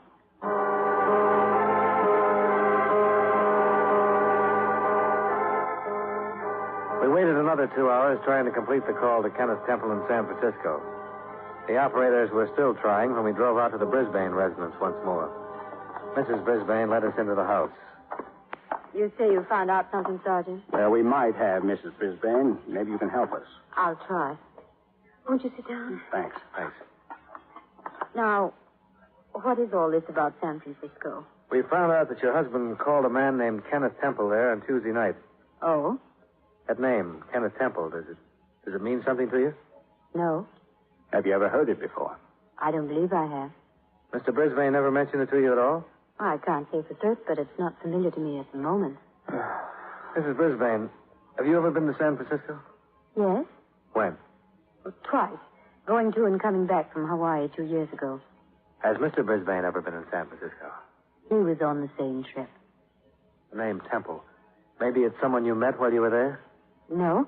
I don't recall meeting anyone there at all. We were in a group of people. We all took the same plane from here and stayed together the whole trip. I see. Oh, excuse me, please. Sure. This isn't getting us very far. I don't get it. Hello. Me? Oh, yes, operator. Just a moment. It's for you, Sergeant. Oh, thanks. Probably San Francisco. Thank you. This is Sergeant Pantella. Yes? Hello, Mr. Temple. This is Sergeant Pantella, Missing Persons Division, Detroit Police Department. We're trying to locate a man named Hugh All right. He's there now. Hugh, let me talk to him. Just a minute, Mrs. Brisbane. Mr. Brisbane, we've been pretty worried about you. Yes, I'm speaking to you from your home. She's fine. Yeah, just a moment. He wants to talk to you. Hello, Hugh. Oh, it's so good to hear your voice. Hugh, what on earth is... Yes, Hugh. I'm listening.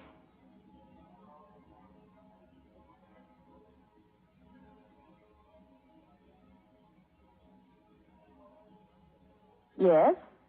Yes, Hugh, I remember all that.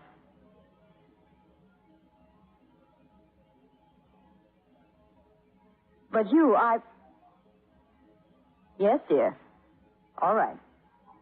You again. Hello, Brisbane. Yes? Yes, I'm... Are you feeling all right, Mrs. Brisbane?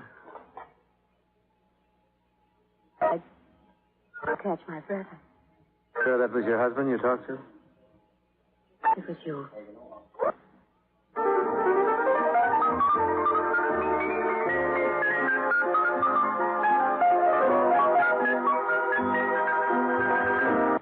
I'm leaving you and everyone else. That's what he said. What? Well, he said that he was going to take a long sea trip with Mr. Temple, and that he wouldn't be back for a year, if he ever came back. He said he wrote me all of this in a letter that I should receive today. Why would he do a thing like that? He had everything here in this home that he wanted. It's a lovely home. We have lovely friends. Why? Why? If you would have just talked to me about it. I don't... Maybe he did, Mrs. Brisbane. What? The doctor's the only one I found who ever listened to him.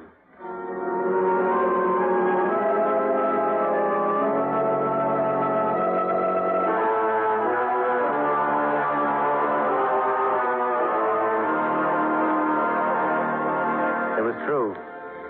Hugh Brisbane had just plain walked out one day and had no intention of coming back for a long, long time. And as far as the police were concerned, there was no way to stop him. As far as we're concerned, we'll have to sit on that $25,000 bond and hope that he'll come back to Detroit someday when he gets whatever it is out of his system. There's nothing we can do either.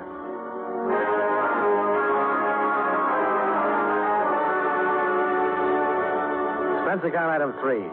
Room and board of the Chase. $78.50. Item 4, same as item 1, transportation back to Hartford. Expense account total, $286.20. Yours truly, Johnny Dollar.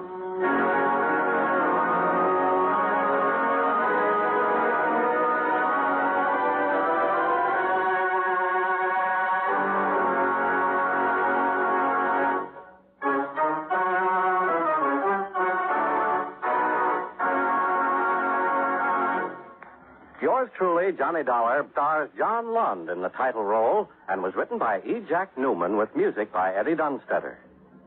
Featured in tonight's cast were Jay Novello, Jeanette Nolan, John McIntyre, Joe Kearns, and Virginia Gray.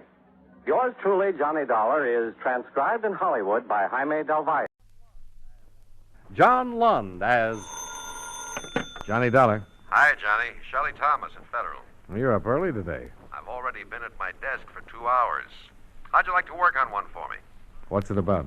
In cold, hard claim cash, it comes to exactly $12,482.16. That's interesting. What does it mean? Somebody's been filching a lot of merchandise over in Toledo, and it's beginning to hurt. Could you get over there and have a look around? Sure.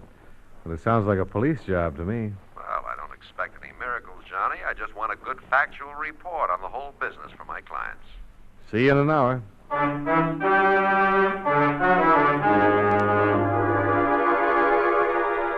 John Lund in a transcribed adventure of the man with the action-packed expense account, America's fabulous freelance insurance investigator. Yours truly, Johnny Dollar.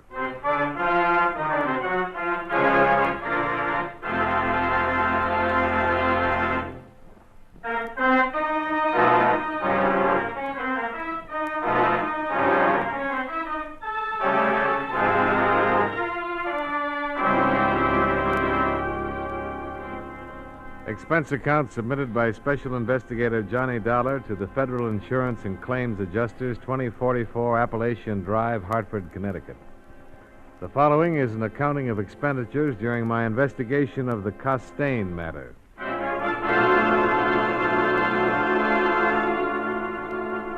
Expense account item 1, $49.15. Plane fare and incidentals, Hartford to Toledo.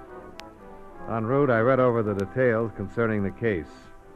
37 stolen merchandise claims had been filed and paid off in what looked like a first-class shoplifting epidemic in Toledo. I parked my 2 bags at the Commodore Perry Hotel and went over to the main police station. Lieutenant Sturgis was in charge. Sit down, sit down. Thanks. Federal Insurance and Claims Adjusters, huh? That's right. You're here to find out what we've been doing about all this shoplifting, is that it? Well, we represent the insurance companies who've had to pay off on these theft claims. Yeah, sure, I see. Well, where do you want to start? Let me see. How about this Mommy dress shop, Lieutenant? Okay.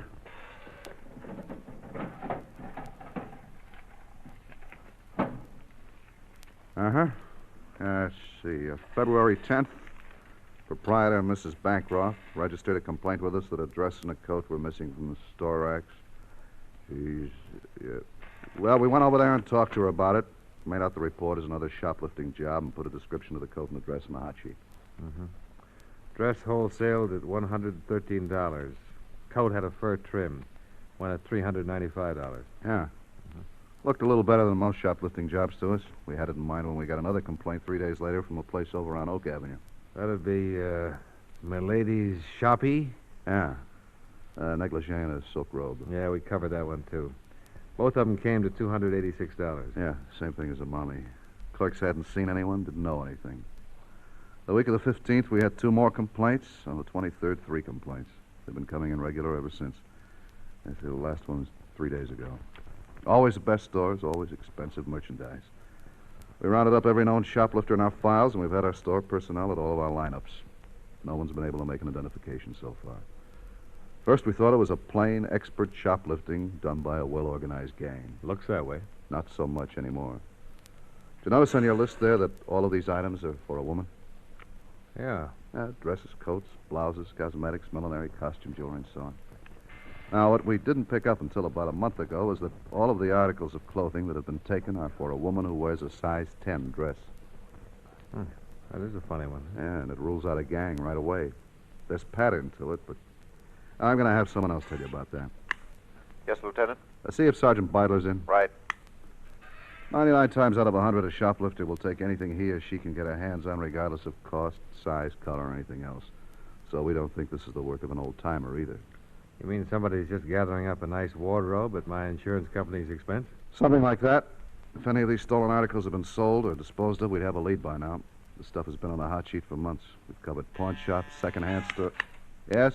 Sergeant Beidler on 2. Right. Hello, Sergeant. How's it going? Fine, thanks, Lieutenant.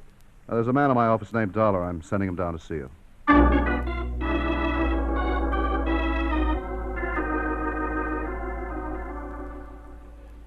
Women in the department reacted a little differently than the men to all this. How's that, Sergeant? Well, when they went over the stolen property sheets, they were first impressed, of course, by the fact that all of the clothing was for someone who wore a size 10. The other thing, though, was the good taste. Well, a lot of thieves have good taste, I suppose. This one seems to have not only good taste, but a pretty exclusive taste. You mean the expensive places that have been robbed? Well, that, but even more. You see here, on March 4th, 1 green suede coat missing from Toll's apparel shop, and here on the 13th. A brown organdy dress from the Commodore, and here, cocoa-colored sports coat. Yeah? Hats and gloves in green and brown, beige, sometimes yellow. No other colors. Well, what does it mean? Any woman who restricts herself to these particular colors in dressing, green, brown, beige, cocoa, yellow, must have a very definite coloring of her own. We think a redhead with green eyes. Well, you know best about that. But, why green eyes? Couldn't they be blue or brown? Yes, they could be. But there's been a particular emphasis on green in the coats and dresses that have been stolen. And besides that, there's the cosmetics. Did you cover Jaeger's? Jaeger's. Let me see. No. Well, Jaeger's is a very plush cosmetic store here. Nothing but perfumes and makeup. They reported March 2nd, a whole box of green eyeshadow had been stolen from one of their counters. And green eyeshadow only goes with green eyes? Yes, whereas blue eyeshadow would fit a person with either blue or brown eyes. Now, at the same time the eyeshadow was taken, several tubes of lipstick and rouge were also stolen. Both of those items contained orange tinting. That gives us another reason for thinking the eyes are green. I'm convinced. A redhead with green eyes. Oh, and it's a short hairdo. It is? Look at my hair. I am, Sergeant. With a short hairdo like mine, I'd look rather ridiculous in a big picture hat that requires a hair frame. But a small hat, one with a tight contour, would be all right. Hey, I'm coming around. The Case Millinery store, eh? Yes. 4 hats. Total value $185? Yes, those hats that were taken from cases were small, especially designed for a woman with a short hairdo. We think that some of the costume jewelry that's been stolen ties in with the clothes, too. Uh-huh. Well, how does it stand right now? Well, we've had our troubles on this one. It's impossible to tie up the manpower it would require to cover every dress and apparel shop in town, not to mention the department stores. Sure. We're doing the next best thing. No store has been taken a second time, so we've spotted a dozen policewomen from my department and as many stores around town that still hasn't been hit. And they're posing as clerks. How long has this been going on? Since Monday. Maybe we'll get a lead this way. Yeah. Sergeant, this is just a wild one, but suppose a red-headed woman with green eyes isn't doing it after all. Suppose somebody's doing it for her. We've thought of that, and it looks like a possibility. None of the personnel we've questioned in any of these stores has been able to say definitely whether or not they saw anyone with red hair on the premises or around the shop to fit the time incidents of the particular robbery. I see. And there's another thing we're working on, too, beauty shops. Oh? She's a redhead, and she's got all of these expensive clothes. It's a good bet she keeps herself up. You know, has her hair and nails done regularly. Yeah. We've covered about 50 different beauty salons in town, the best ones. Told them the kind of woman we're looking for and given them an idea of what she'll be wearing. Well, if she's still in town, something should break pretty soon. I'd like to go over the original complaints, if it's possible. Main filings on the 2nd floor. Ask for Sergeant Kelly, and he'll give you what you want. I'll do that. Thanks a lot.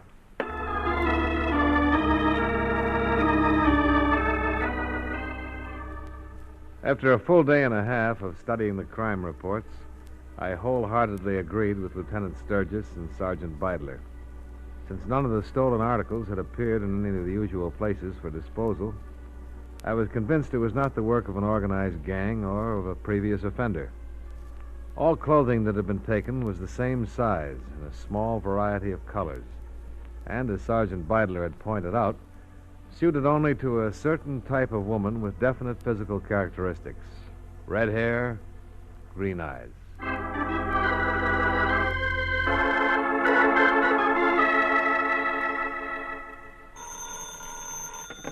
Johnny Dollar. I think we've got something here. What? A lead on one of the coats.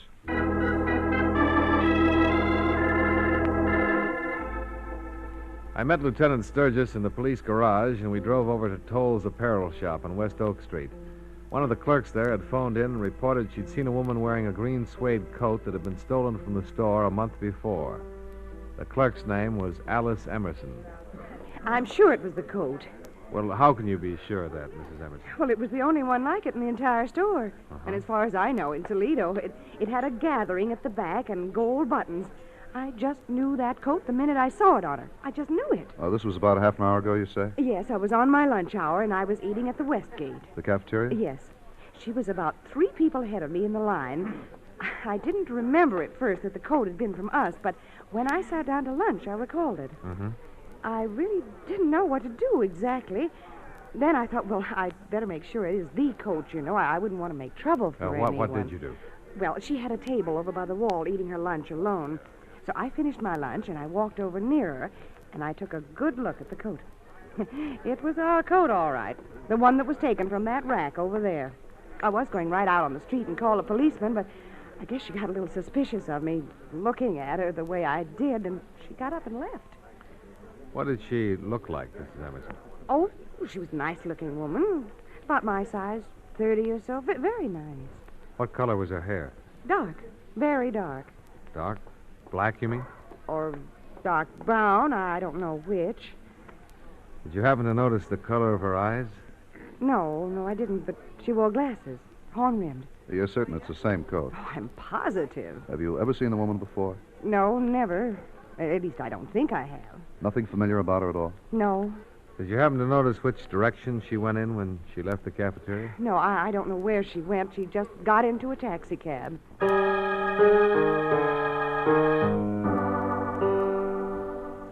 I went with Lieutenant Sturgis to the offices of the taxi cab company that covered metropolitan Toledo. There we began checking the way bills as they came in. Since less than an hour had elapsed from the time Mrs. Emerson called in, we didn't have to go through too many of them. At the intersection of Oak and Westgate, which was right in front of the cafeteria, cab number 418 had carried a fare to a hotel apartment house called the Colonial on the east side of town, Yondota Street. We spoke with the driver of the cab on the phone when he checked into the office. He remembered the fare. A woman in a green suede coat.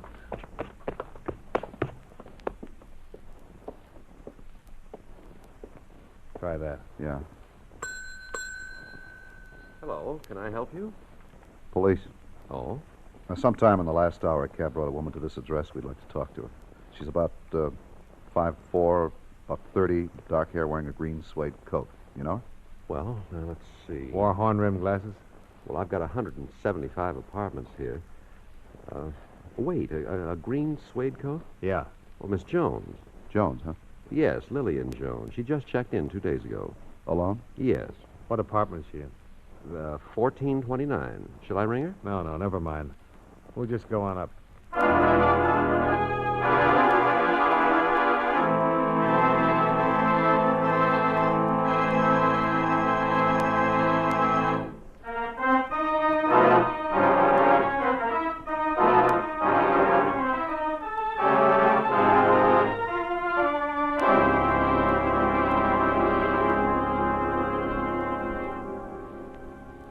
From the description we gave the desk clerk at the Colonial Apartments, he identified our suspect as Lillian Jones, apartment 1429. She'd come in approximately 20 minutes before we'd arrived. As far as the clerk knew, she was still in her apartment. We took the self-service elevator up to the 14th floor. Ought to be down this way. Hey, wait. 1410, then it goes to 21. Yeah. Oh, the corridor. Oh, yeah.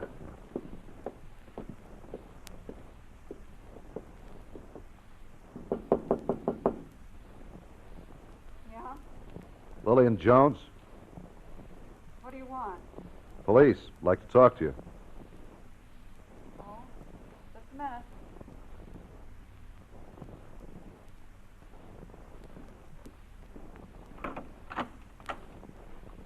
May we come in? We can talk here. It'll be easier inside. Here's all right for me. Let's go inside, Miss Jones. Okay.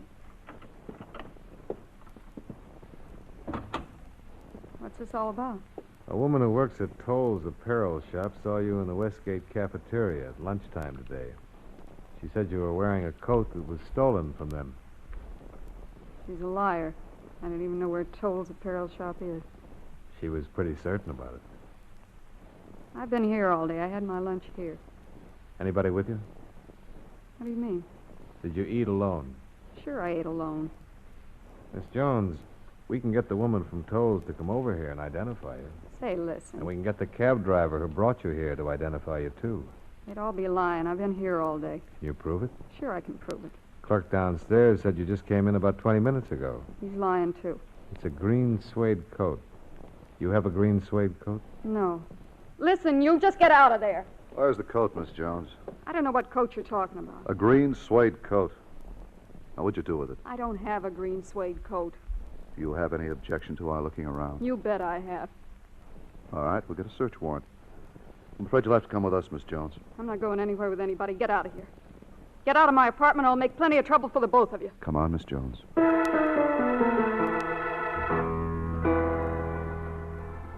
Lillian Jones had a record of one previous arrest 2 years before. The charge, grand theft. She'd been released for lack of evidence. Her profession was listed as a domestic. The saleslady from Toll's apparel shop appeared and positively identified her as the woman she had spotted in the Westgate cafeteria wearing the stolen coat. The cab driver who'd driven her from the intersection of Westgate and Oak to the Colonial Apartments was called in. He also identified her. She still refused to admit anything, maintaining that she hadn't left her apartment all day. Lieutenant Sturgis took a detail of men to her place to search the premises. I stayed with Sergeant Beidler while she questioned Lillian Jones. Why won't you tell us what you did with the coat, Lillian? I don't know what coat you're talking about. Honest, I don't. Mrs. Emerson saw you wearing it at the cafeteria today. The cab driver saw you wearing it. The clerk at your apartment desk saw you wearing it. They're all liars. I don't own a green suede coat. You people have no right to hold me like this and ask me all these questions. I haven't done anything. What did you do with the coat? There isn't any coat. Where'd you hide it? I want a lawyer. Can I call a lawyer? Tell us about the coat. You stole it from Toll's apparel shop on March 4th. Isn't that right? I don't know anything about Toll's apparel shop. I told you. It's on Oak Street. I'll drop in and say hello sometime. What about the other thing? What other thing? You know what we're talking about, Lillian. Why don't you get it off your chest? We'll find out sooner or later.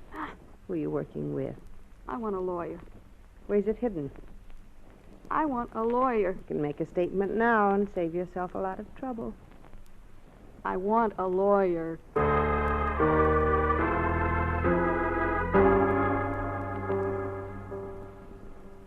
We continued to question Lillian Jones regarding the green suede coat. She denied ever having such a coat in her possession. However, at 3:45 that afternoon, Lieutenant Sturgis returned with his detail of men. They had found the coat, stuffed into a clothes hamper. I took it over to the shop, and the people there positively identified it as the one stolen on March 4th. Yeah? Yeah, it had their label and one of their stock tags in the pocket. Well, that should do it. I don't know what we've uncovered here, though. There wasn't anything else in the apartment that fit any of the other thefts. Yeah? Well, you can hold her on this. Oh, sure. I'll have her booked in right away.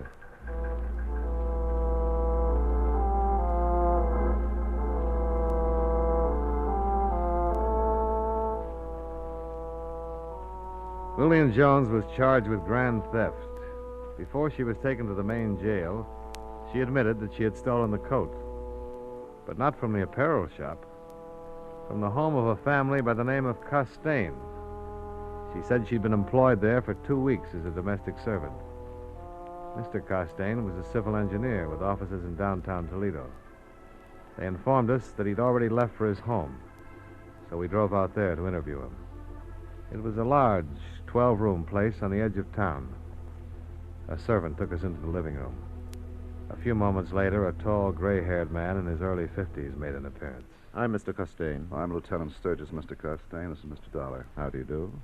Police? That's right. They hate to bother you around dinner time like this. Quite all right. Sit down, please. Thanks. We're holding a woman downtown named Lillian Jones, Mr. Costain. I understand you employed her at one time. Lillian Jones? Oh, the maid, yes. Is she in trouble? We're just checking her story.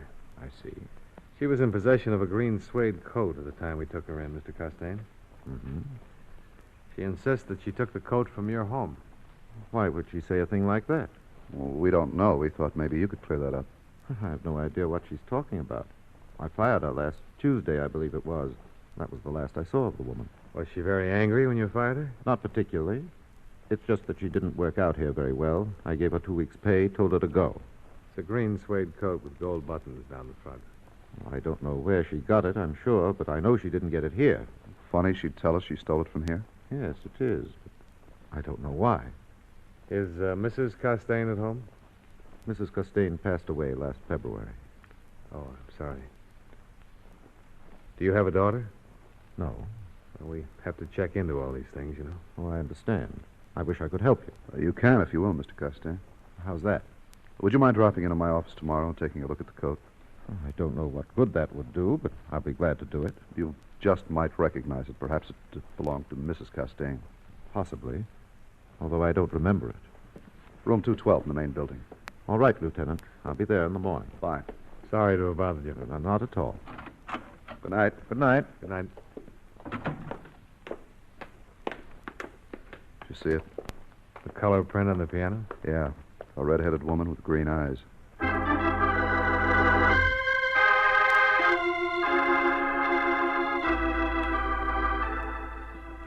A check in the neighborhood revealed that the Costains had been living in Toledo less than a year.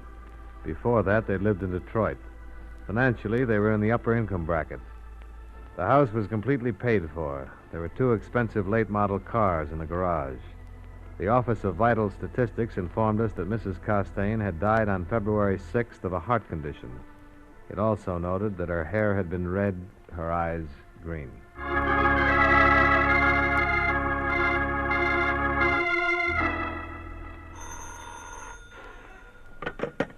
Lieutenant Sturgis, robbery. Oh, yes, of course. I see. What, are you going to be home? Fine. Arnold Costain.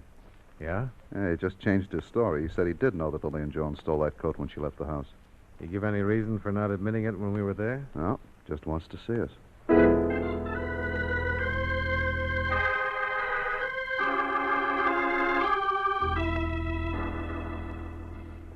I'm afraid I've caused you some trouble on this. Oh, we don't quite understand why you didn't tell us about it last night. It's rather simple, probably rather silly.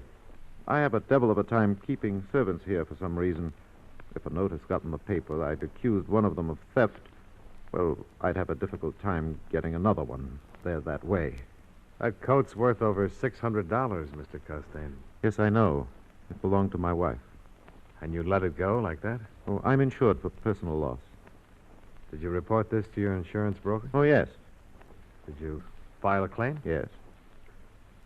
What's your broker's name? Mr. Levant. He has offices in the Metropolitan Building. When did you report the loss? On Wednesday. You mind if I call him and check this? I don't see why that's necessary. I've just told you what I did about the matter. Oh, we're still puzzled, Mr. Costain. That coat was reported stolen from Toll's apparel shop last March 4th. Oh, that's absurd, of course. Mrs. Costain bought that coat for herself a week or so before her illness. Did she handle it, or did you? What do you mean? Well, did she pay for it, or were you billed? I suppose I was billed. I don't recall. Are you insinuating that Mrs. Costain might have stolen that coat? No, Mr. Costain. Your wife was already dead when that coat was stolen. Oh, no. You're wrong. What do you mean? Edna's not dead. She'll come back. And when she does, I'll have all these things for her. The things I denied her before. Denied her? Yes. I always told Edna she was too extravagant, that she didn't need all those expensive things. Well, you could have bought them. Why did you steal them? I always denied her the things she loved. When Edna went away, I don't know what came over me. I mean, the loneliness seemed too much somehow. And I'd go out during the day from my office and wander through the stores that she used to love very much. And whenever I had the opportunity, I stole the things she always wanted. What did you do with them? They're in Edna's bedroom, hanging in her wardrobe. Would you like to see them?